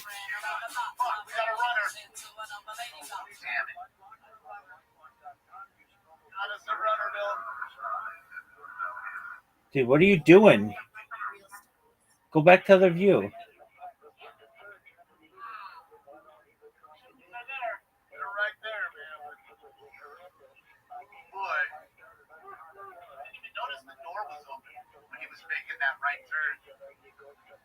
Passenger door was open. Steal another car. Close. I'm watching Scott. This is gonna be the end of it unless they carjack another car. That'd be great.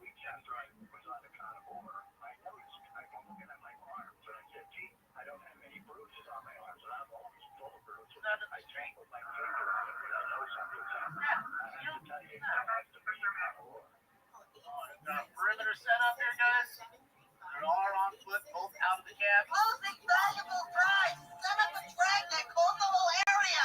Hurry! I think that's Jason Stillwell's car, the black Explorer there. Oh, man, dude, good shot. You know what I can try? I'm already looking at this one.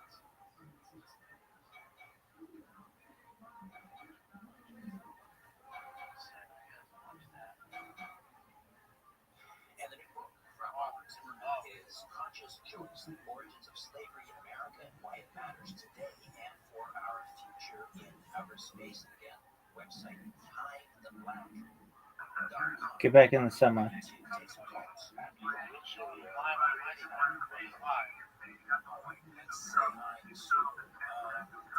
Holy shit, he's in a white truck. No way. Here's Jason. He's on top. You can see the helicopter to your left right there. So he just got into another fucking car. I love it. Oh, I hope so. That's teamwork. They're making the dream work.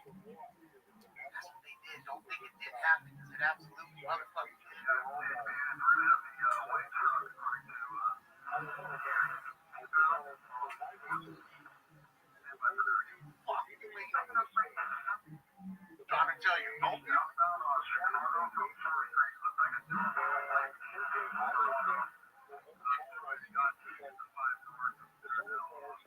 Don't fuck with Tom.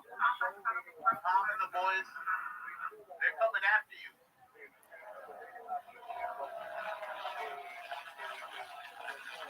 Eagle eyes. Eagle eyes. Yeah, we're meeting up with IC and his uncle. We're on the way there. Oh, you've been up all night? Nice. Oh, that feeling, Papa. That's me every day.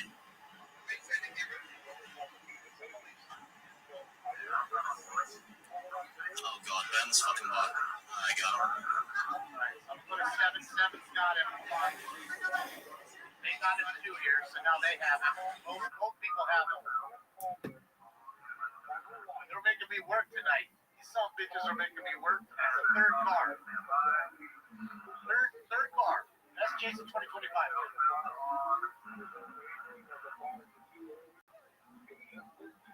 Shout out to fucking Tom and the boys. They're doing it. They won't give up. They won't give up.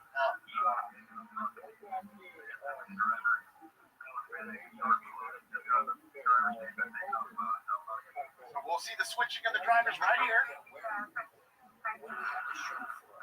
Remember, guys, what we're hearing is a little ahead of what we're seeing.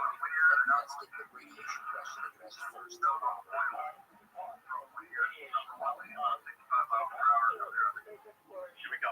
Here's the Chinese fire drill. Man, you get out. Let me drive, idiot. You don't know how to fucking drive. Fuck. Oh, that's what that was. That was a conversation being had. I need you to know that.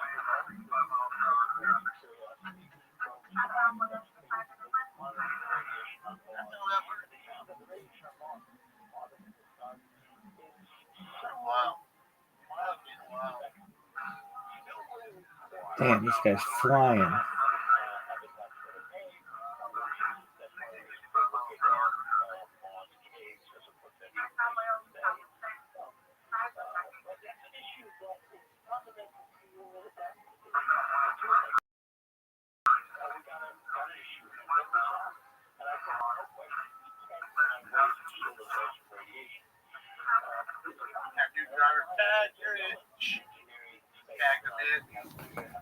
I don't know if there's a third person, but I would assume there was two in the truck. This truck didn't get there by itself. One would assume there's three of this.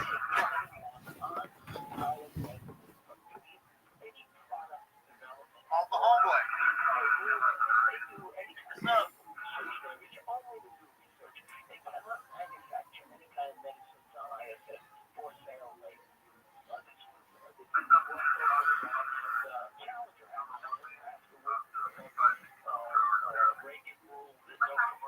Driver jumped out.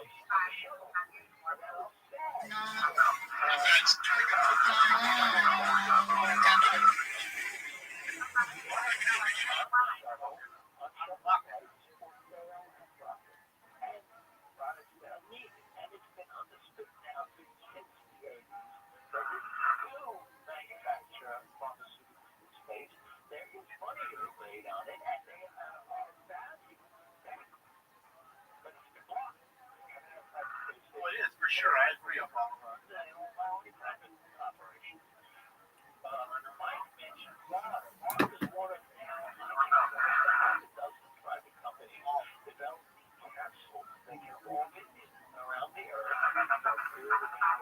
Just say they carjacked this kid. Driver jumped out that before. Put your clue and his clue and everybody's clue together. Okay. So we carjacked the third car. Technically a fourth, because wasn't the original car carjacked? I think it was. The one that had the damaged tires before he took the truck. He likes trucks. Semi, regular, whatever.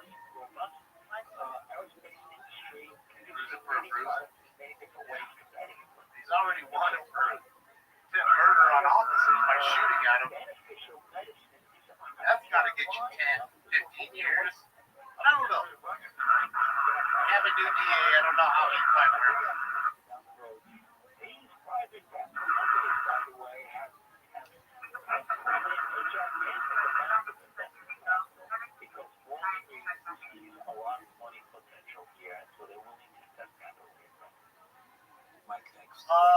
Apparently, right as they were getting overhead, the news, there was shots fired. Right as the news got overhead. Why does this guy keep doing fucking... That's not smart. Yui's. I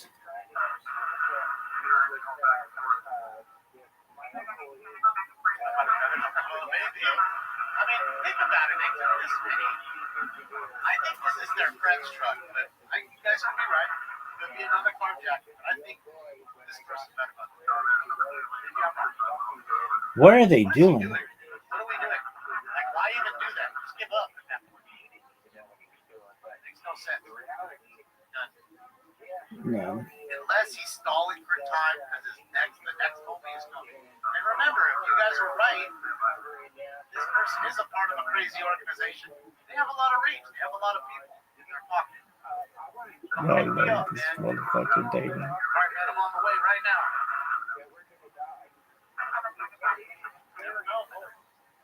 We live in a weird world. 25. Why wouldn't you drive on the right side of the road?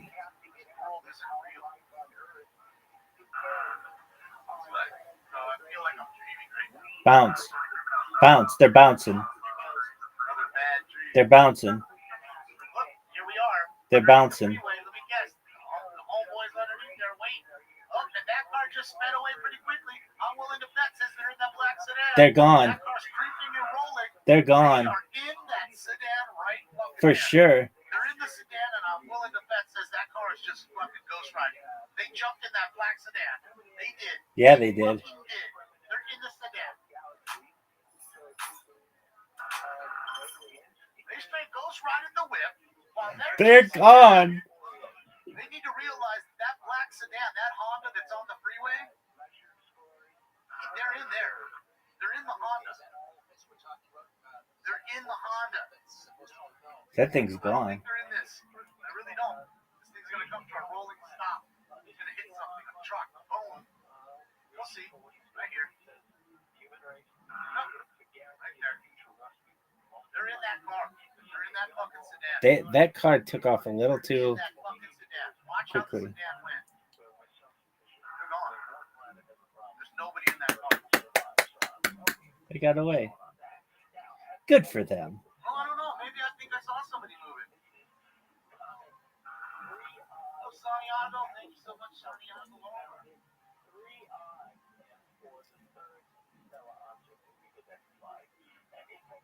They're gone. I'm telling you, they're in that black sedan. They got away. They're in that black Honda.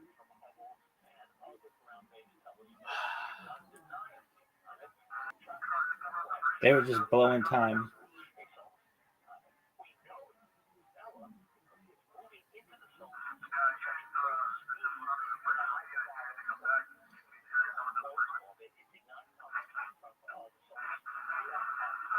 Dog, they're not in there.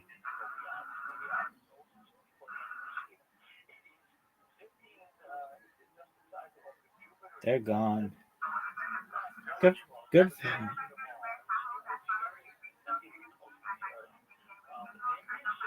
I root for the bad guys in the movie. I'm telling you, they're looking for it. They're looking for it.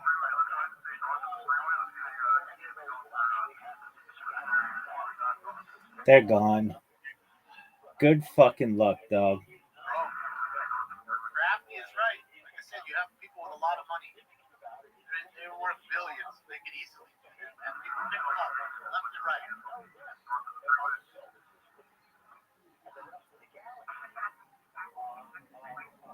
E-Tech is gone. You saw how it just jammed out of there, right? It was quick. I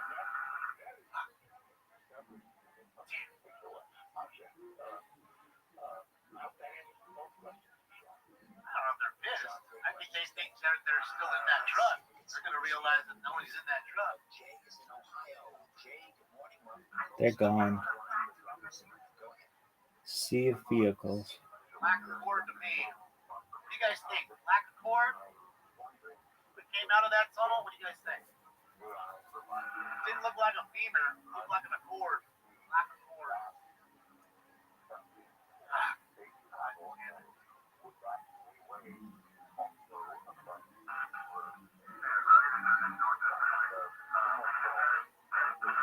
Black Civic Sport. Or Civic. Okay, Civic.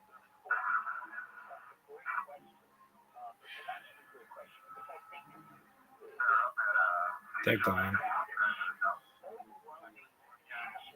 what I mean. Either way, I think we're all in agreement that they're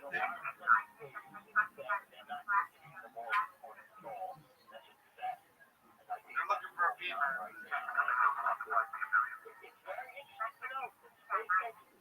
Yeah, use the cord.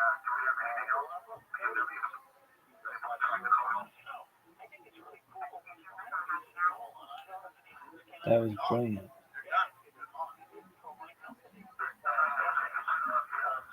They made it. I'm watching Scott. He's not on it.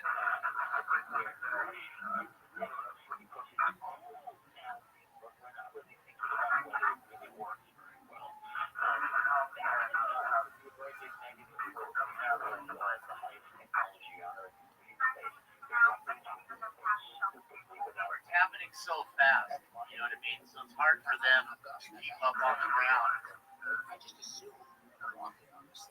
You just gotta remember, you know, the common boys, they're orbiting, man. They're spinning quick, 60 miles an hour a day. You're trying to keep an eye on everything.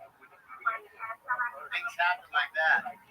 They got away. You can sit back, quarterback it all we want.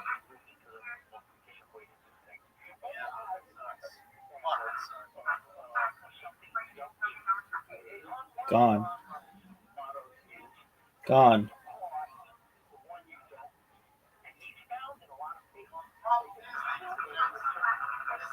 First time we've seen this happen. You know, like people picking another person up. It's not the first time. See, they're in the car now. They're in the car now. You can see there's nobody in that car. Black Accord.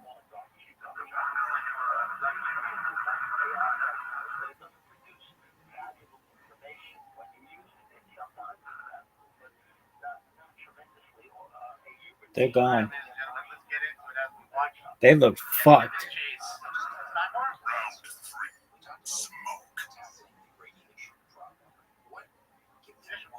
Nobody's in there. Just like I thought, Ghost Riding is still blocking us from expanding beyond the moon. Let it go. Have your homeboy waiting underneath there.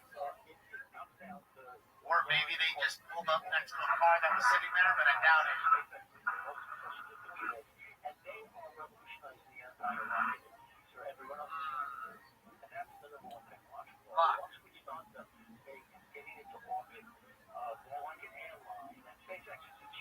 What's that?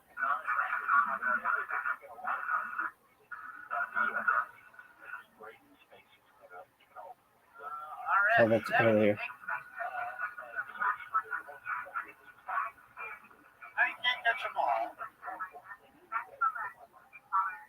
Conscious choice, the origins of slavery in America and why it matters today and for our future in outer space. That was no BMW X. No way. No way. They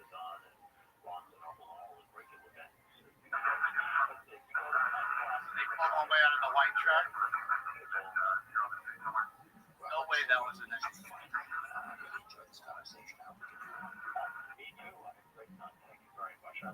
Dog. I have no idea how they got away. But that was baller. Fuck. All right. When we come out, telepathy. Don't switch through, man. And like I said, you can do that with 20 or 30 homies when you have that kind of reach and pull and power. So they have that. No,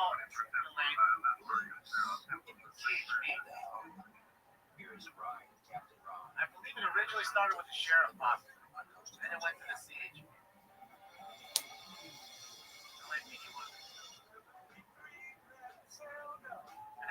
The San Francisco Bay. What they have to say. Watch how hard that car jammed onto the rim. That's what was the telltale sign To to me. another show. That was it. Ready to be now and be free once more. It was black, but it wasn't an Captain Brown, I'm your Mr. Name at all. Then the raindrops fall. Robin hangs away. Everything for free. To history. Ride, Captain, ride upon your mistress ship. We all play the place you have here on your ship. But they all want to get Ride, Captain, ride upon your mistress ship.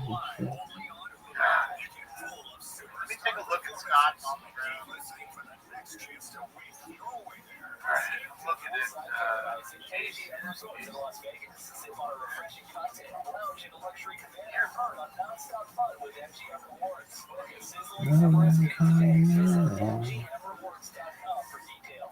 Yes, they will do very well. Raindrops fall.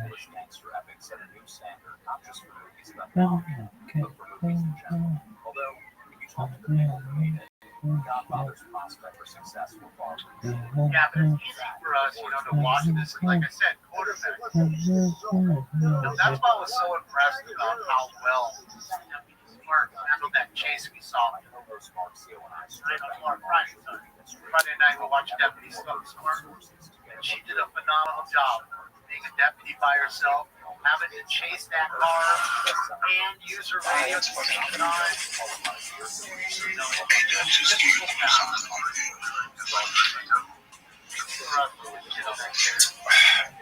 No self-promotion. What does that even mean?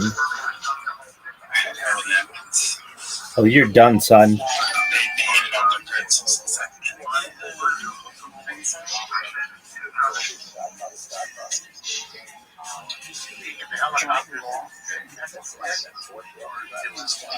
Oh, you don't know who I am?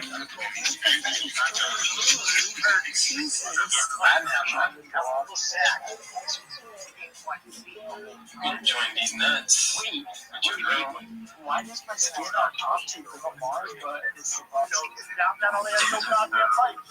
Look at the lights right there. They're not even working. You see 2 lights, 3 lights in the picture, and not one of them are working. Like the actual city street lights. Dilzo gaming.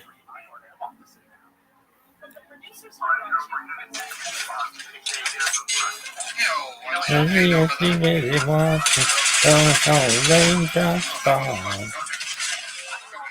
Right, Captain. I think so, honestly, if they actually do it, It was not, definitely not. Up on your mistress ship. We are. Hey.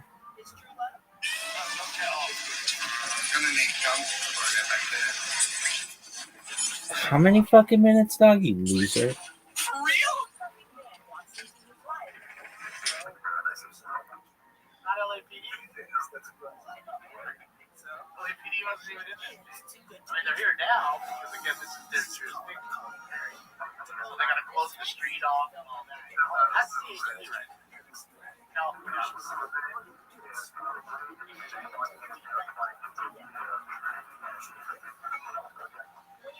I can't get around. Telling you I miss you, shit.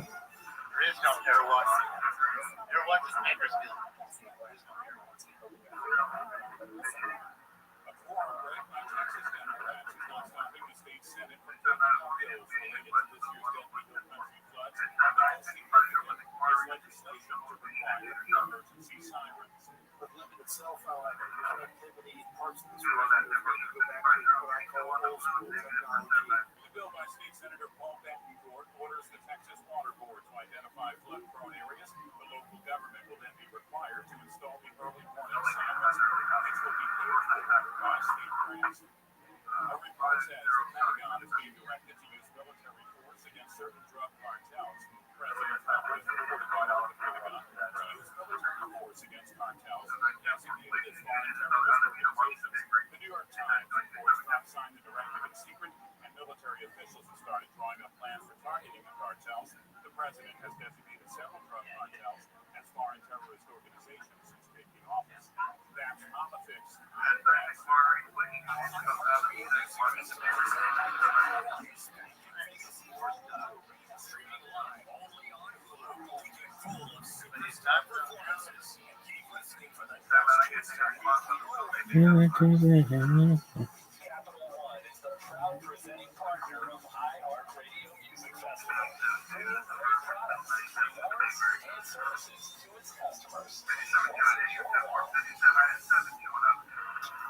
I'm gonna get up. Like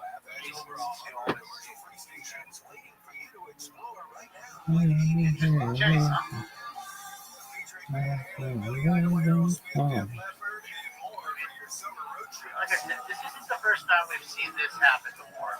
Guys picking each other up. That's not anything new.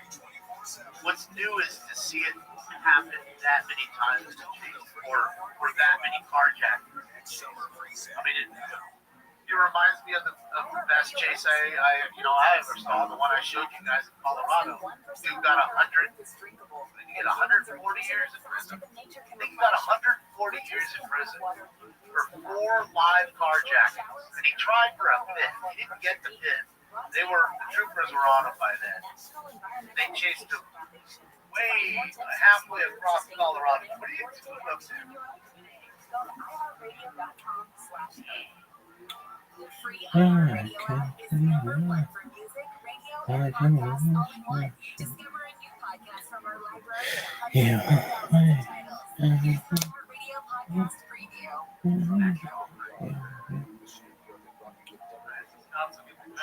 I'm looking at Jason. He's rolling, but This athleticism, folks.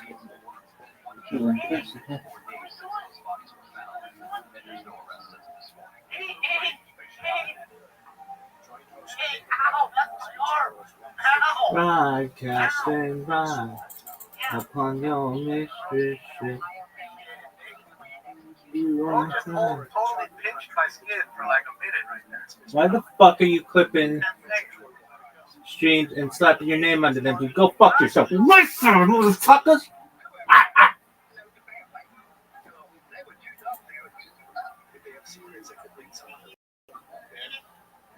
Look, Adam, the chase was wild, man. Movie shit.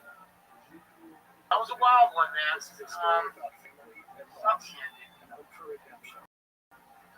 Give me the old west side.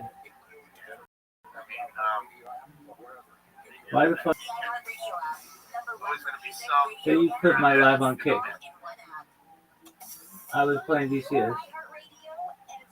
Are you actually live? Can you hear me? What the fuck is this? It's the west side, pimp. Ugly little creature. It's really just a predator. He's a predator. He catches things. Why? Why not? You gotta pick a side. Pick the west side. Why? Well, there's east side, Little League. There's the west side. Oh, Chris Erickson. Oh, shout out to Chris Erickson. I know who that is. Shout out to Chris Erickson. That woman is great. Person is great.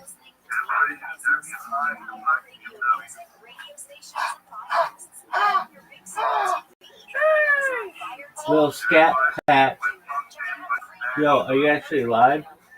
Can you hear me? Nobody's gonna text you. When you're sick as I am. Wesley's getting in position. Holy smokes! Use all shit on the CHP. I told you, they ain't giving up. No way. It's still going? Hey, I'm gonna be wrong to say, man, Oh, tight. This thing is on fire. did any of you see it as a black BMW? Dude, I saw it. Huh? What's going on here, dude? This is a dream right now. Like, for real This now. is a dream right For real now. now, this is a dream. Yes, I'm not gonna wake up